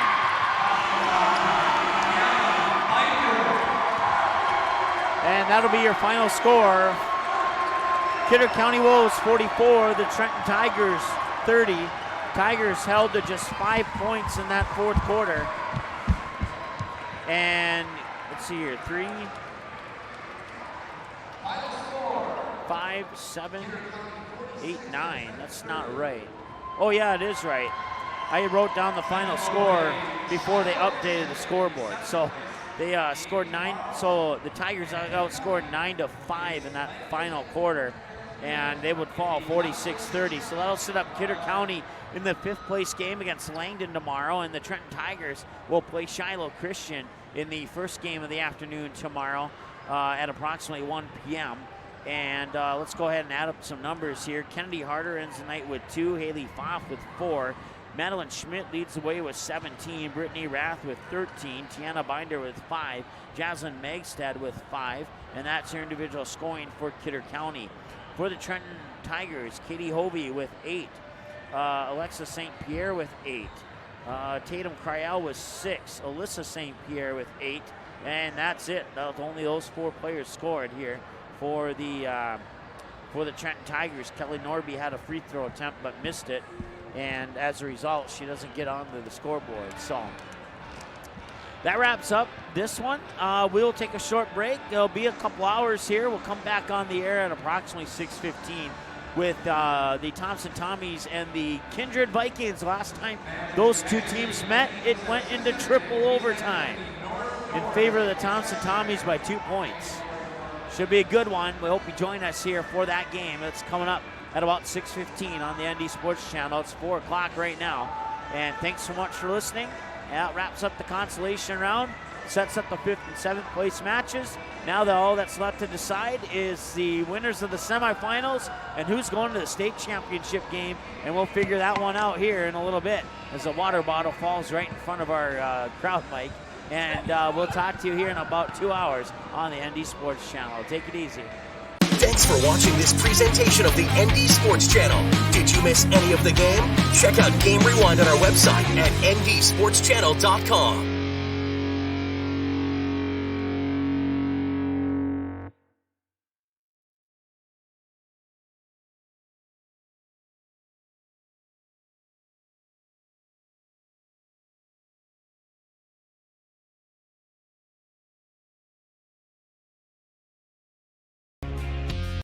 The following broadcast is a presentation of the ND Sports Channel. Oaks Tornadoes down 2-0 here to the Kindred Vikings as Michael Hall will pass it over far side there for Schaefer. Schaefer looks inside for Gavin Keller. Gavin Keller with the slam dunk! That pass inside of the lane was taken away by Fargo Davies, and another nice pass and a slam dunk! Grayson Heyman with the slam dunk in the JV game. Here Mabor, a perfect 4 for 4. And a slam dunk from Harney. Henningsgaard, as he tries to cut through the lane. Outlet pass into the corner there for Heinitz. Back over to Henningsgaard, wide open for 3. Got it and 1. Wow. Kaylee Jackson, 3-pointer up. And no, that one won't go in. Tana Lick pulls down the deep offensive board. She'll put up a 3. That one's in and we're tied. 16 fouls, and the pass is intercepted by Overby. Overby has an opportunity to dunk it! He nailed it, the two-handed throwdown. 41-37, 4:25 to go here as the Kindred Vikings will work it down low. Another slam dunk, and 1. How about that? A slam dunk by Gavin Keller, and he got fouled on the two-handed throwdown.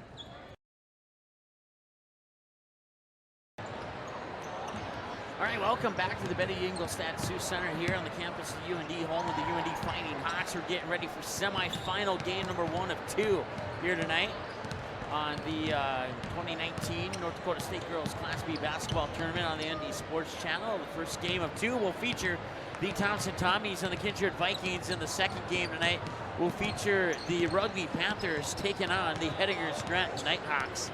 And the Thompson fans are right behind me to my left and right. The Kindred fans are directly across the gym from me. The Kindred student section is off to my left, I believe. And the Thompson student section is down on the far end of the court to my right. If predictions go as the Mike and Ikes would predict, my bag of Mike and Ike's were 90% green. So that means that Mike and Ike's may predict that Thompson might win this game, but that's just a random. I bought a bag of Mike and Ike's down at the concession stand there, and I opened it up and they were pretty much all green. I could not believe it. So that is an honest fact. Let's go ahead and take a look at our Twitter poll here. As we posted a poll on our Twitter last night, and we asked who was going to win the championship games. Let's see if we can find that here. Now that the quarterfinals are done, who do you think would win the state championship out of rugby, Tonson, Kindred, and Hettinger Scratton? Well, out of 34 votes, 56% of those votes went to the Thompson Tommies. The other 35% went to the Kindred Vikings. 6% to the Rugby Panthers and 3% to the Hettinger Scranton Nighthawks. Now, well, obviously one of these two teams are going to get there, Thompson or Kindred, so one of those two are going to get to the championship game. But I don't know if I would underestimate Rugby and Hettinger Scranton as much as our voters have done in that poll. Now, it's just a poll, I'll give you that, but just wanted to throw that out there. Rugby looked hot last night, and as did Hettinger Scranton for that matter. In that match tonight, maybe Rugby has a slight edge, but we'll have to see, because that game could certainly go either way. But if Rugby or Hettinger Scranton, or, well, I mean, one of those two are going to get into the championship game, obviously. But with that in mind, don't count out those other two teams from that second semifinal. I know that the two we got here tonight are two really fantastic basketball teams. But, man, Rugby looked good last night. Hettinger Scranton knocked off an undefeated team last night. So who knows what will happen. It's the State B here in Grand Forks. Mike Mason, and we want to thank Kelvin, Tom, and the rest of the crew here at the Betty Engelstad Center, Sioux Center, for hooking us up with a hardwired connection to the internet, as we did have some issues yesterday in a couple of games, and in the first two games today we had some issues with the Wi-Fi, so I brought it up, said I needed a little bit of assistance. They wasted no time. They strung a cord from like way up top, brought it all the way back down here. I didn't have to move any equipment. It was absolutely awesome, so I want to say thanks to Calvin, the IT guy here, and the rest of the crew who helped made that happen. Of course, it all started with me sending the email, but you know, everybody after that played their part, and we're certainly appreciative of that. We want to thank our sponsors, including Game Time, Quality Home Restorations, North Fargo Softball, the Fargo South Booster Club, Halstead Telephone Company for the support of Hillsborough Central Valley Sports, as well as our viewers who have sent in multiple donations over the last few months to help us get new equipment, help us get travel costs, help us pay for broadcast fees, so that we can be at games like this for the like state tournament games, region tournament games. They are not free. We have to pay to broadcast those games, unlike we do in the regular season. So keep that in mind. The more donations you can send in, the more support that we get, the more tournaments that we can be at here on the ND Sports Channel, and even get some of the tournaments on video. This one not allowed to be on video due to the fact that it's on TV, but I have received multiple messages from our viewers, aka listeners, in the last couple of days saying, hey, did you know that if you set the DVR back 30 seconds, then you're spot on with the action on TV? And they mute the TV and listen to the ND Sports Channel, and we certainly appreciate that. I don't know what's so great about our play-by-play guys here on the ND Sports Channel, but we certainly appreciate it. So, once again, the Thompson Tommies, they come into this one with an overall record of 22-2. The Kindred Vikings come into this one, you could say 21-2 if you don't count the loss to Thompson earlier, but otherwise it's 21-3. The Kindred Vikings, 3 lone losses. I mentioned one of them. It was the most recent loss, 78-76 in triple overtime back on January 12th. Their other loss was the Grafton on December 29th in the Hillsborough Holiday Hoops Tournament, 61-54. And their first loss of the year came to Dilworth Glendon Felton back on Saturday, December 15th, and that was only a 2-point loss. So a 2-point loss to Dilworth Glendon Felton. And then we're looking at a 7-point loss, so that's 9 points. And so In their 3 games combined, they've only lost by a total of 11 points. For the Thompson Tommies, their lone 2 losses have come to a 51-42 loss to Grafton back on January 15th, and then a 66-60 loss to Fort Wayne Minnewacan during the Hillsborough Holiday Hoops Tournament on Saturday, January 26th. The Tommies are coached by Jason Brent. The Kindred Vikings are head coach is Sam Brent.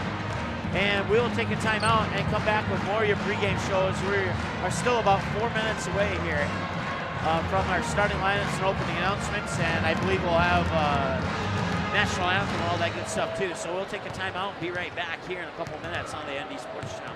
Quality Home Restorations is Fargo Moorhead's go-to place for quality home remodel and repair services. Quality Home Restorations offers free estimates on all your home remodel and repair projects like drywall, laminate flooring, roofing, and much more. Check out the great photos of past projects completed by Quality Home Restorations on their Facebook page. Just search Quality Home Restorations. When it comes to your home being restored, count on Quality Home Restorations. Call Mike today at 400-1751. That's 400-1751 to set up an appointment for a free estimate. Quality Home Restorations in Fargo.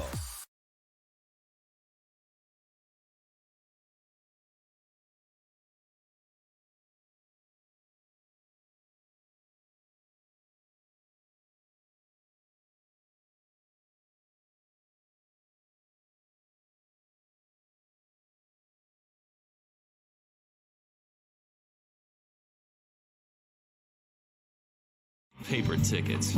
Rookie mistake. Game Time is the fastest way to buy tickets to live events with your friends. You can buy the perfect seats in seconds, and tickets are delivered directly to your phone, so you always have them with you. Download Game Time free on the App Store, and you'll instantly see a curated list of the best upcoming events in your area. Game Time sorts through thousands of available seats on the market and presents you with only the 50 best values. One of the best things about Game Time is you can get tickets at last-minute prices even after the game starts. Download Game Time free on the App Store today.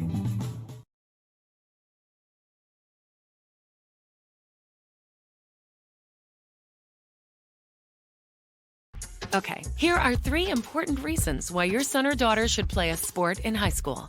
Number 1. High school sports teach valuable life lessons like self-discipline and time management skills. 2. Teens who play a high school sport have better grade point averages. And number 3. High school sports are safer than ever before. This message presented by the North Dakota High School Activities Association and the North Dakota Interscholastic Athletic Administrators.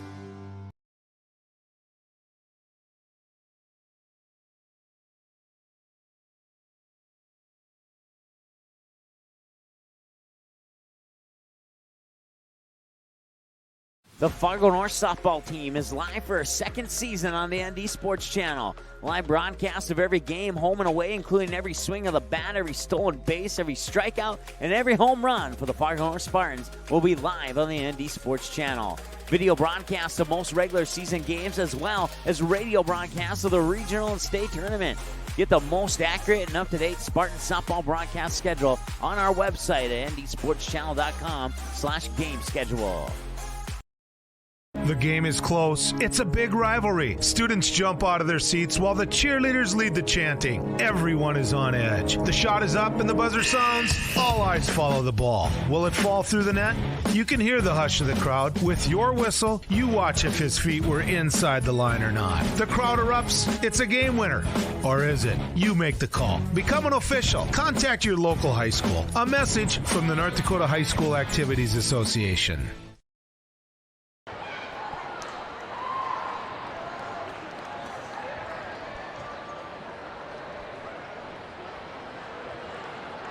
All right, welcome back. As apparently our rejoin music isn't working. There we go. Now we got some music in the background there. It's a huge crowd here tonight, and if you think if you're here, well, you're probably not here if you're listening to this, but I will tell you this. This is pretty darn close to what it's like on a championship night. So if this is what it's like on semifinals, you definitely want to get here early tomorrow for the championship game. There's no doubt about that. as they stopped the clock with 0.8, so you won't have an official buzzer. We are a few seconds away here from the starting lineups, but I believe, when I'm looking around here, I do see the color guard over in the distance, so we will have a national anthem here. The 22-2 Thompson Tommies and the 21-3 Kindred Vikings in the semifinals. Winner of this goes to the state title game, and they will play the winner of our second semifinal between the Rugby Panthers and the Heidegger Stratton Nighthawks.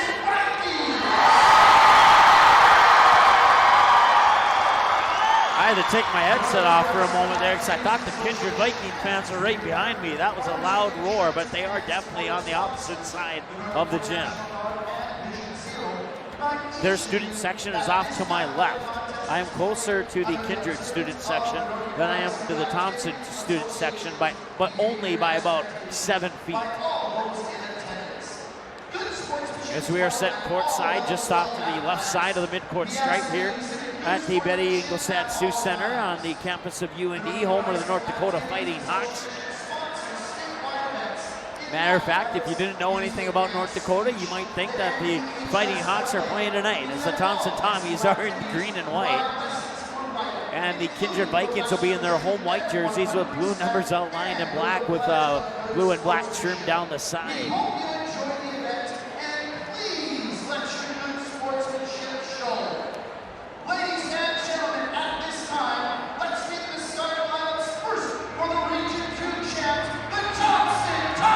So here's your starters, starting with the Thompson Tommies.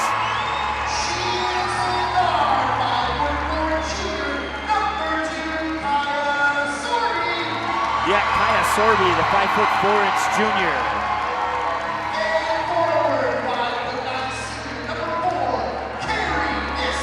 And the 5'9" senior forward, Carrie Nisler.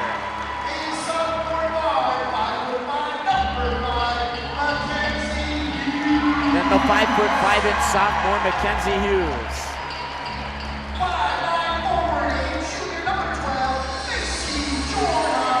And then you have Macy Jordan, who's a 5'9" junior.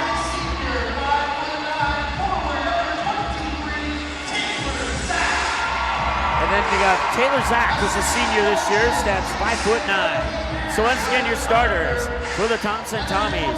The 5'4" junior Kaya Sorby wearing jersey number 2. The 5'9" senior Carrie Nisler wearing jersey number 4.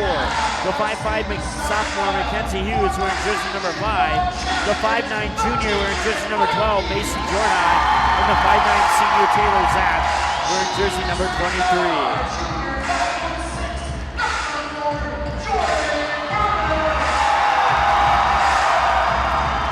Jordan Berner, a 5'6" junior, first starter for the Kindred Vikings.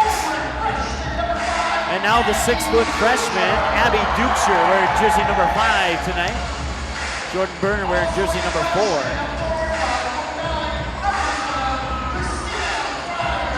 And you have Christina Fryer, the 5'9" freshman.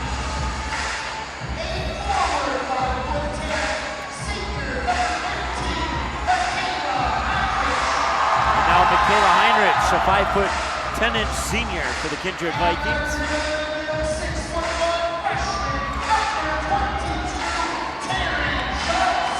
And then the 6'1" freshman, Taryn Johnson, stands 1 inch taller than the freshman Abby Dukeshire. And Abby Dukeshire has been here 3 years in a row. She won the state title as a 7th grader. They fell to the consolation round as an 8th grader, and now as a freshman, she's back in the semifinals tonight, along with all of her other teammates. And now that's going to bring us to the national anthem. We'll take a timeout and be back after this here on the ND Sports Channel. Quality Home Restorations is Fargo Moorhead's go-to place for quality home remodel and repair services. Quality Home Restorations offers free estimates on all your home remodel and repair projects like drywall, laminate flooring, roofing, and much more. Check out the great photos of past projects completed by Quality Home Restorations on their Facebook page. Just search Quality Home Restorations. When it comes to your home being restored, count on Quality Home Restorations. Call Mike today at 400-1751. That's 400-1751 to set up an appointment for a free estimate. Quality Home Restorations in Fargo.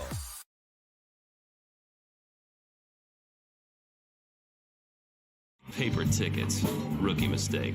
Game Time is the fastest way to buy tickets to live events with your friends. You can buy the perfect seats in seconds, and tickets are delivered directly to your phone, so you always have them with you. Download Game Time free on the App Store, and you'll instantly see a curated list of the best upcoming events in your area. Game Time sorts through thousands of available seats on the market and presents you with only the 50 best values. One of the best things about Game Time is you can get tickets at last-minute prices even after the game starts. Download Game Time free on the App Store today. Okay, here are 3 important reasons why your son or daughter should play a sport in high school. Number 1. High school sports teach valuable life lessons like self-discipline and time management skills. 2. Teens who play a high school sport have better grade point averages. And number 3. High school sports are safer than ever before. This message presented by the North Dakota High School Activities Association and the North Dakota Interscholastic Athletic Administrators.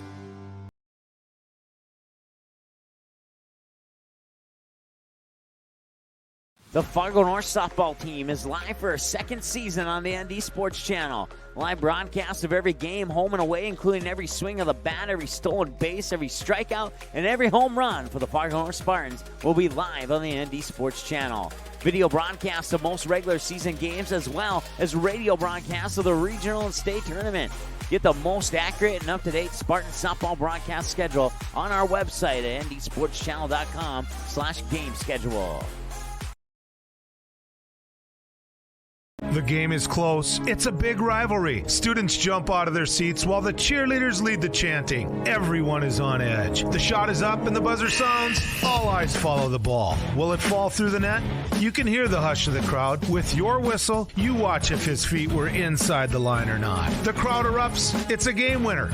Or is it? You make the call. Become an official. Contact your local high school. A message from the North Dakota High School Activities Association.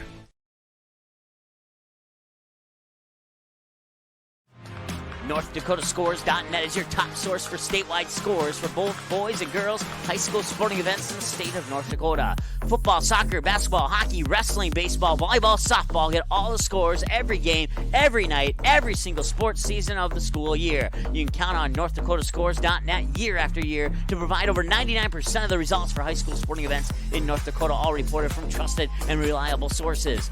Follow North Dakota Scores on Twitter, search @NDScores, and get the same scores on your mobile device every night. What do basketball, choir, drama club, and marching band all have in common? They're all high school activities that offer learning opportunities not necessarily found in the classroom. They take up just a fraction of a typical North Dakota high school's budget, and they go a long way to giving young people the tools they need to thrive. High school activities, they're more than extracurricular. They're extra important, too. This message presented by the North Dakota High School Activities Association and the North Dakota Interscholastic Athletic Administrators Association.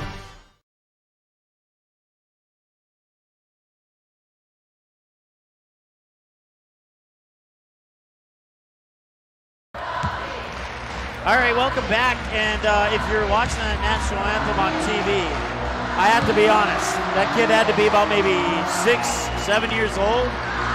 I had no idea it was a 6, 7-year-old kid singing the national anthem. He sounded like a professional singer who was much, much older than that. We are ready to rock and roll here in their first quarter of play between the Kindred Vikings and the Thompson Tommies.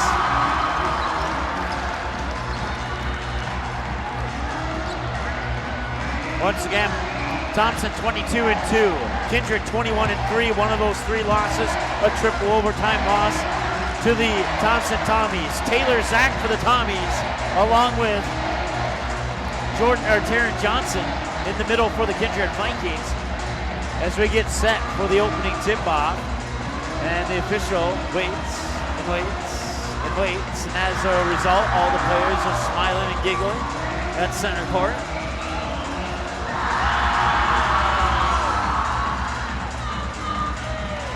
All right, Taylor Zach, Taryn Johnson ready for the opening tip. The official walks in, puts the ball in the air, and the ball is tipped out of bounds. That takes 2 seconds off the clock, and it will be Let's see here, who's going left to right? It's Kindred. So Kindred will be going from left to right as I see it. The Thompson Tommies will be going from right to left as I see it. Kindred in their white jerseys with blue numbers outlined in black. The Thompson Tommies in the green jerseys with white numbers outlined in black. And we have our first foul of the game, and it goes on the Thompson Tommies.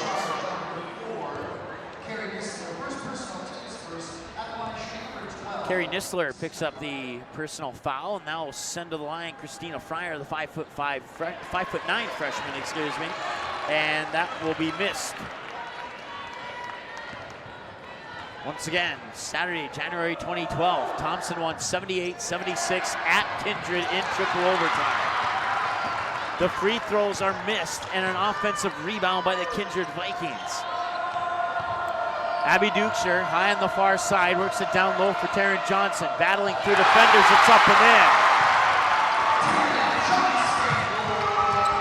Taryn Johnson gets the first bucket of the game, giving the Kindred Vikings a 2-0 lead. Loose ball is picked up by Macy Jordheim. Quickly underneath there, and Carrie Nisler ties us up at 2. That's our first tie of the game with 7:15 to go. We're knotted up at 2-2 here in the first quarter of play between the Thompson Tommies and the Kindred Vikings, who have the basketball right now on the near wing. That was Jordan Berner working it down low for Taryn Johnson, who gets another bucket to put the Vikings up 4-2. Thompson Tommies handling that half-court trap well here on the first two possessions of the game. That's Soria, the long jumper, and we're tied again.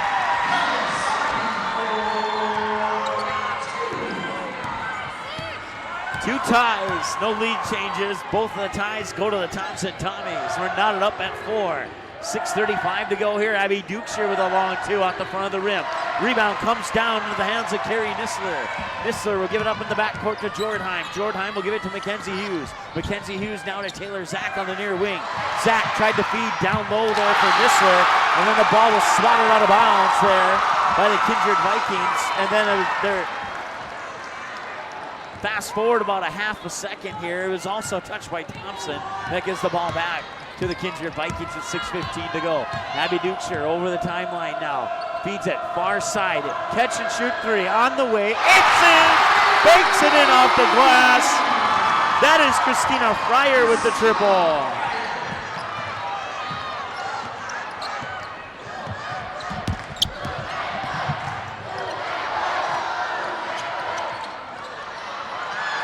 They take the lead at 7-4. Macy Jordheim gets another bucket to pull the Tommies within 1. Tommies had 7 players score in the first 8 baskets that they made. Right now they have 3 players on 3 baskets. Here's another corner 3 for the Vikings. Up the front of the rim, won't go. Dukeshire with the rebound underneath and banks it in off the glass. 9-6 now in favor of the Kindred Vikings. Macy Jordheim will try for 3. Mackenzie Hughes got the 3. Mackenzie Hughes got the 3, and we're tied at 9. Back the other way, Taryn Johnson. Off the glass and in. Back and forth we go.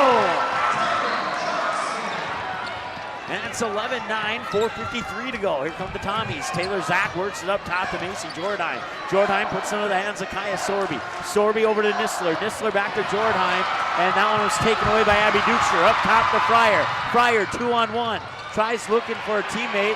And now Abby Dukeshire will tee it up for 3. That's off the back rim. Won't go. Rebound pulled down by Mackenzie Hughes. Quickly up court. Wide open. Taylor Zach. Nobody there. And she missed the layup. Abby Dukeshire gets the rebound, coming back the other way. Dukeshire being guarded by Taylor Zach. 4:21 to go here in the first quarter of play. It's a 2-point game in favor of the Kindred Vikings, who lead 11-9. Jordan Berner works it near side now into the hands of Heinrich. Heinrich back up top to Abby Dukeshire. Dukeshire being guarded by Taylor Zach with 14 to shoot on the shot clock. Make that 10. 4:02 to go. Taryn Johnson on the near wing. 7 to go. They work it inside, outside. Heinrich has it. 2 on the shot clock. Free throw line jumper up, and that is not in. Rebound comes down to Mackenzie Hughes. Mackenzie Hughes will bring it up court. Put it into the hands of Sorby. Sorby gets fouled on her way to the hoop, and they're saying it's an offensive foul.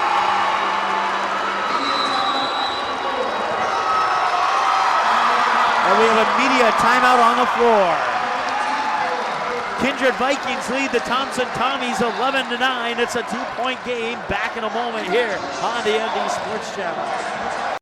ND Sup All-Stars has a new look on a new website that gives you easy access to what you want to know about upcoming activities, All-Star game records, college commitments, and easy access to every episode of the ND Sup All-Stars podcast. Visit the new website at ndsballstars.com.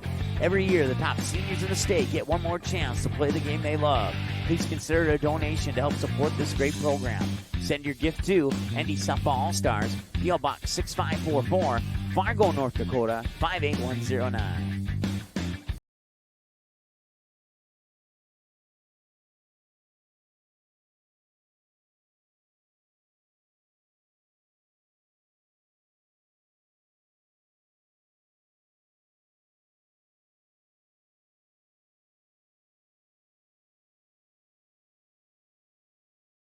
This is what matters.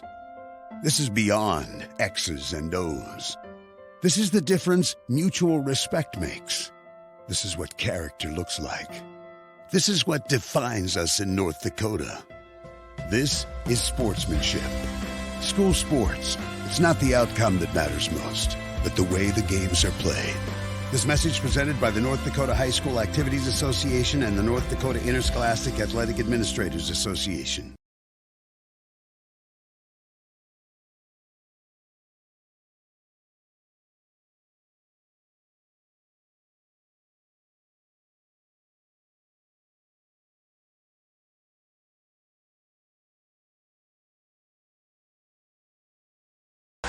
All right, welcome back. 11-9 in favor of the Kindred Vikings, and Abby Dukeshire will have the ball coming out of the timeout. Over the timeline with 3:37 to go. Dukeshire works it into Taryn Johnson at the free throw line. Taryn Johnson, hand off to Dukeshire. Dukeshire drives into the paint, pops it out top there for Jordan Berner. Berner works it inside to Taryn Johnson, runs into a double team. They're going to call a jump ball. Possession area will favor the Thompson Tommies.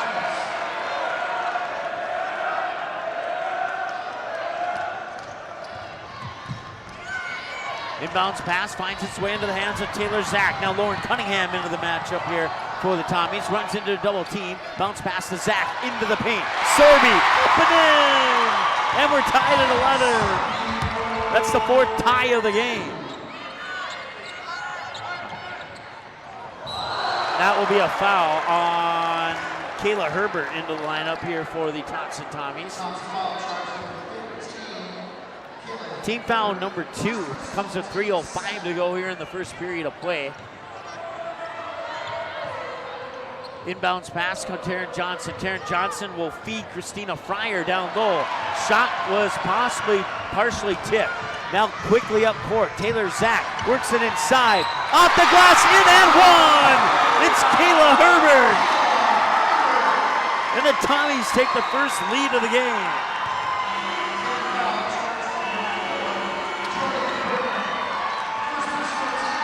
Sorby and Zach will get breathers on the bench, and let's see who came in. Looks like we have a timeout on the floor, so we'll sort out who came in after the timeout. Thompson Tommies 13, Kindred Vikings 11. This is the ND Sports Channel.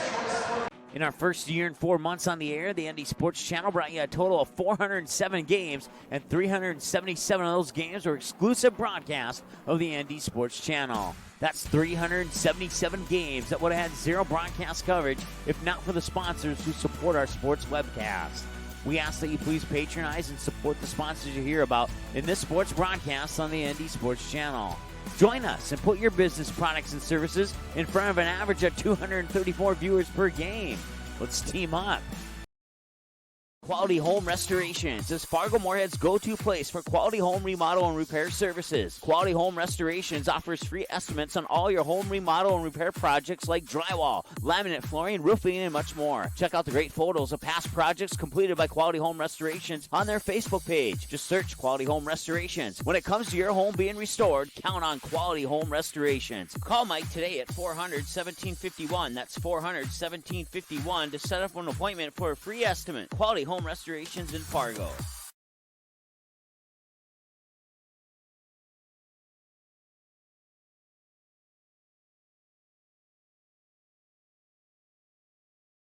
All right, welcome back. Betty Ingolstadt Sioux Center here, semifinal night. Before the timeout, Kayla Herbert took the ball to the hoop, got the basket, and got fouled. Now she's stepping up to the free throw line to see if she can complete that three-point play with her team leading by 2, 13-11. 2:53 to go here, first quarter of play. Free throw is up and in. Kayla Herbert with 3 points. 2:51 and counting as Abby Dukeshire brings it up over the timeline here on the near sideline for the Kindred Vikings. She'll fire it into the hands of Heinrich, who pushes it far side for Casey Berner. Now up top to Lexi Foss into the lineup here for the Kindred Vikings. And now Taryn Johnson down low. That shot rolls off the rim into the hands of Mackenzie Hughes. Mackenzie Hughes will bring it over the timeline. Look down for Cunningham over on the mid-block. Pops it back out top now. That is Macy Jordheim. Cunningham had 2 threes yesterday. Now Nistler thought about it. Now gives it up to Herbert. Herbert back over to Cunningham. Over on the far wing. Bounce pass Nistler. Cross-course pass now. It's nearly tipped away out of the hands of Macy Jordheim. And now gives it back to Nistler. And Nistler's pass down low, which I believe may have been intended for Kayla Herbert, was tipped by a Kindred Viking as it goes out of bounds. And now Herbert will trigger the inbounds pass from the baseline here on the near side of the hoop, closer to the near sideline. Herbert fires it in up top.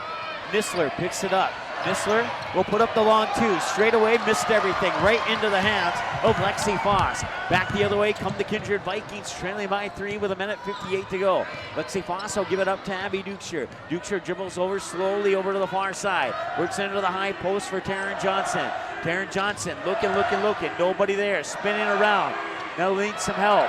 2 passes later, gets into the hands of Abby Dukeshire. 13 to shoot on the shot clock. Dribble bounce pass to Casey Berner. Berner will give it up to Lexi Foss. Drives the baseline. Travel!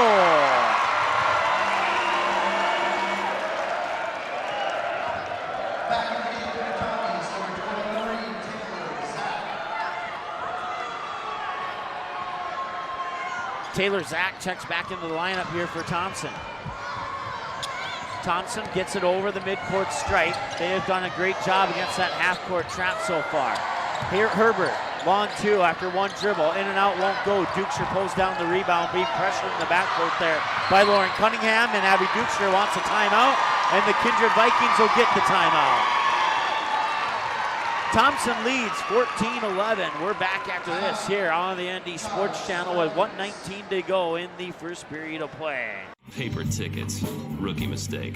Game Time is the fastest way to buy tickets to live events with your friends. You can buy the perfect seats in seconds, and tickets are delivered directly to your phone, so you always have them with you. Download Game Time free on the App Store, and you'll instantly see a curated list of the best upcoming events in your area. Game Time sorts through thousands of available seats on the market and presents you with only the 50 best values. One of the best things about Game Time is you can get tickets at last-minute prices even after the game starts. Download Game Time free on the App Store today.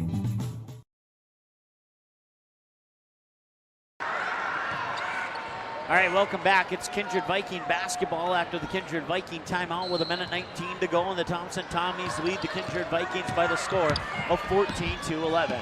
Abby Dukeshire will bring it up over the timeline, nearly stolen away by Kayla Herbert, but it'll be a reach-in foul, and foul number 2 on Kayla Herbert, team foul number 3. Into the lineup comes Macy Jordheim. That'll give Herbert a breather on the bench with 3 fouls. That might be the last we see of her for a good quarter or so. Casey Berner will trigger the inbounds pass to Michaela Heinrich. Heinrich feeds it down into the corner there for Lexi Foss. Foss gets it back up top to Casey Berner, who dribbles up in between the circles, and now pitches it off to Abby Dukeshire. High on the near side, Dukeshire being guarded by Taylor Zach. Duchscher gives it to Berner in the corner. Berner drives baseline, can't get the shot to go. Loose ball rebound, and it ends up back in the hands of Casey Berner, and Berner puts it up and in, and the Vikings are within one, 14-13. 45 seconds to go. Full court press here by the Kindred Vikings. Thompson getting into the hands of Lauren Cunningham. He'll go all the way to the hoop, and it's blocked by Taryn Johnson. Back the other way quickly is Abby Duchscher feeding it down low there for Michaela Heinrich. That shot up no good.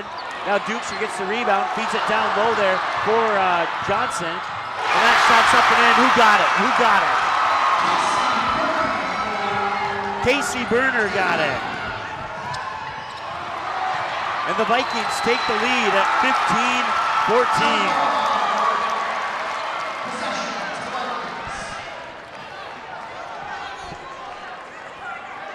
Jump ball possession favors the Kindred Vikings. They lead 15-14 with 13 seconds to go. Shot clock is off.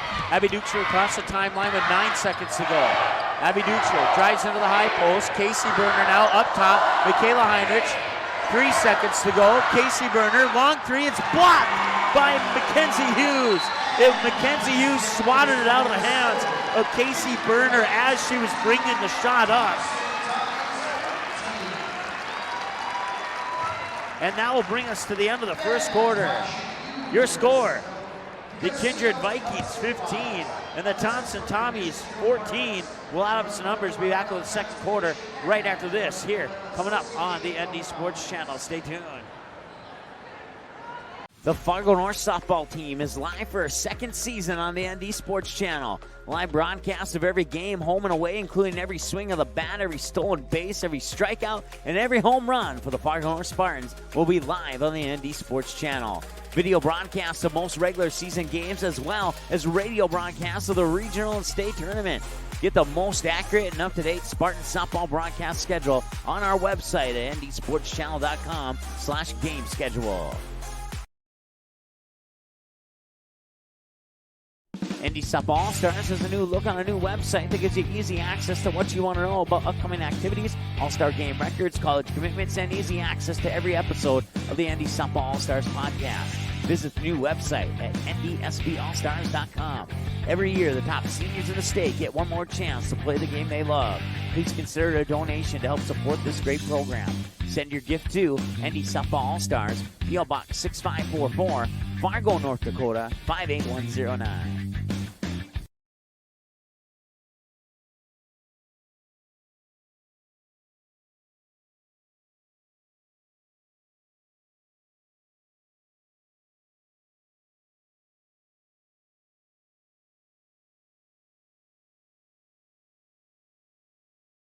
All right, welcome back. Betty Ingolstadt Sioux Center here on the campus of UND, home of the Fighting Hawks and home of the 2019 North Dakota State Girls Class B basketball tournament. The Thompson Tommies trail the Kindred Vikings 15-14 at the start of the second quarter. Taryn Johnson leads the way with 6 for the Kindred Vikings, and leading the way for the Thompson Tommies is Kaya Sorby with 4, followed by 3 apiece for Kayla Herbert and Mackenzie Hughes, and 2 apiece for Nisler and Jordheim. Jordheim has the ball right now, works it down low into the hands of, check that, I flip-flopped the jersey numbers. Now Jordheim has it off the rebound on the missed shot by Mackenzie Hughes.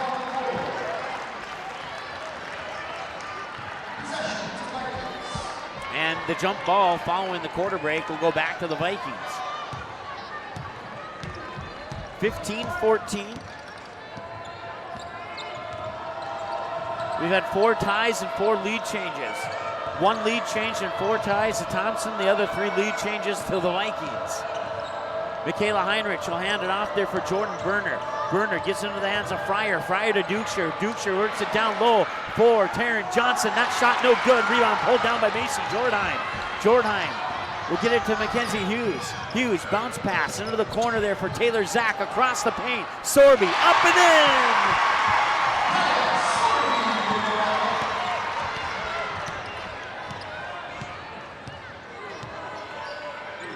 Another lead change makes it 16-15 off the bucket by Kaya Sorby, scoring the first points of the second quarter. And Thompson's up 1. It's their second lead of the game. They took the lead at 13-11, and now they've taken it at 16-15. All the previous buckets would either tie it or pull them within a bucket, well, 1 or 2 points. Pass inside is intercepted. Back the other way comes Jordan Berner. All the way to the hoop, and she puts a little too strong on the layup. Rebound comes down to Mackenzie Hughes.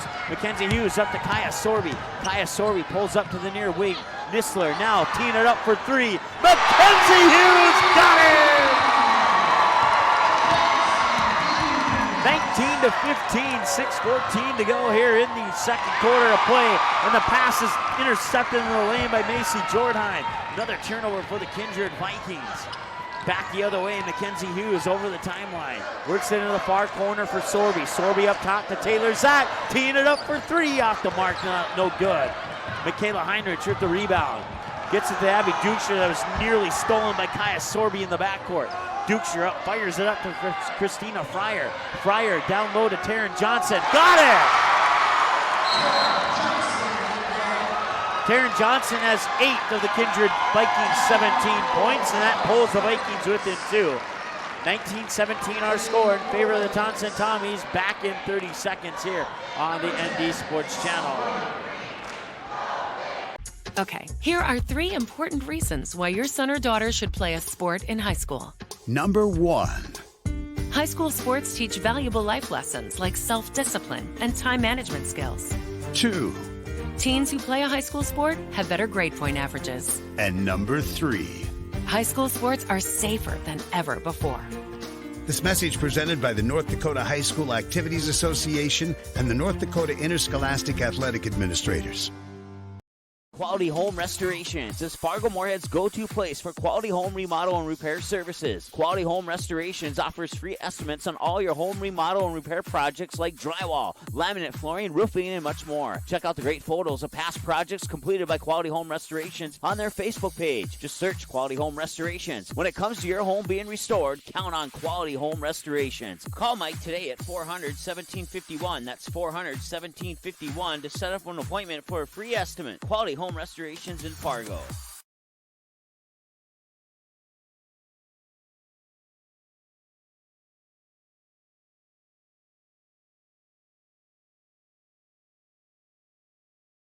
The Fargo North softball team is live for a second season on the ND Sports Channel. Live broadcast of every game, home and away, including every swing of the bat, every stolen base, every strikeout, and every home run for the Fargo North Spartans will be live on the ND Sports Channel. Video broadcasts of most regular season games as well as radio broadcasts of the regional and state tournament.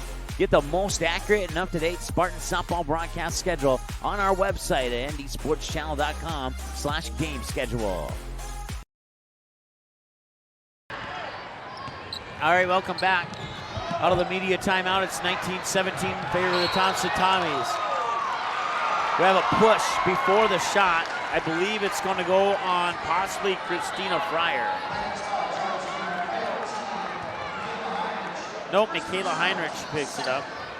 Second team foul for the Kindred Vikings. Looking up at the scoreboard, I'm not sure who got the first one. So I only had Kindred down for 0 prior to that. So now they have 2, and now they have 3.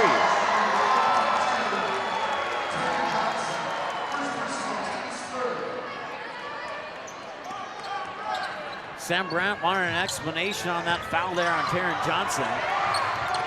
And now she's upset, thinking that she's asking for a traveling call. And the three-pointer's knocked down by Macy Jordheim. 22-17 in favor of the Thompson Tommies. Heinrich up top, gives it to Abby Duchscher. 5:11 to go here. Heinrich maybe got away with a walk there. Feeds it into the hands of Casey Berner. Now back up top there for Christina Fryer. Fryer over to Heinrich on the near wing. That's Berner. Berner nearly had it tipped away. Loose ball, and it's poked away by Mackenzie Hughes. All alone, and lays it in! Mackenzie Hughes with the steal in the bucket. And it pushes the Tommy lead up to 7, 24-17. Looking for a 3, it's Berner. No, that's a little short. Rebound comes down to the hands of Kerry Nisler. Nisler gets it to Sorby. Sorby quickly up the near sideline here. Gives it right back there to Nisler. Nisler works it down low here and into Taylor Zach. And the ball was poked away by Taryn Johnson into the hands of Christina Fryer. Fryer will bring it back over the timeline with 4:18 to go. Dribbles down into the mid post. A bounce pass there to Taryn Johnson, who hands it off to Abby Duchscher. Duchscher into the high post. Works it back down low for Taryn Johnson. And there's ripped away by Mackenzie Hughes. A whistle and ... waiting for a foul on the Kindred Vikings.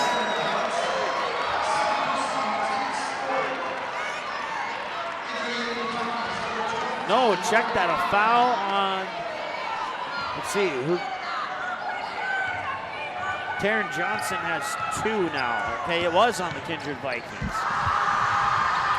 Nisler on the near wing, bounce pass up top there for Cunningham. Cunningham over to Taylor Zach, back to Sorby, low block across the paint. Shot won't go.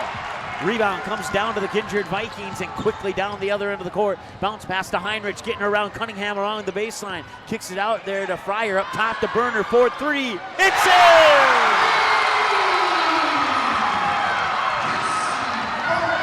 24-20 as the Vikings pull within 4 off the three-pointer there by Casey Burner. Back the other way, Cunningham will try to respond with one of her own and it won't go. Nisler with a rebound up top. Long 2, foot on the line, off the back iron, won't go out of the hands of Mason Jordheim. And another offensive rebound pulled down by Lauren Cunningham. Loose ball scooped up, fired into the hands of Sorby. Nisler now near wing to Jordheim. Jordheim will dribble up to the top of the key. Bounce pass over to Taylor Zach. Zach tried to work it inside for Sorby, but Sorby had her back turned. And fortunately for the Thompson Tommies, it was swatted out of bounds by Michaela Heinrich and will remain Thompson basketball. Inbounds pass from the baseline on the far side of the hoop with 3:07 to go here in the second quarter of play. 24-20, the Tommies lead. Up top, work it down low. That's Kerry Nisler. Around Abby Duchscher, up and in.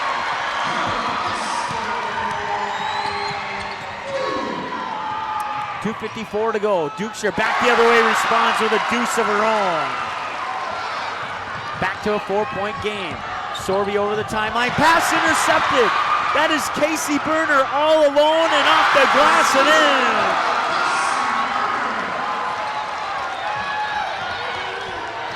26-24. Substitutions pending for both teams at the next break in action. Cunningham has it on the near wing. Bounce back.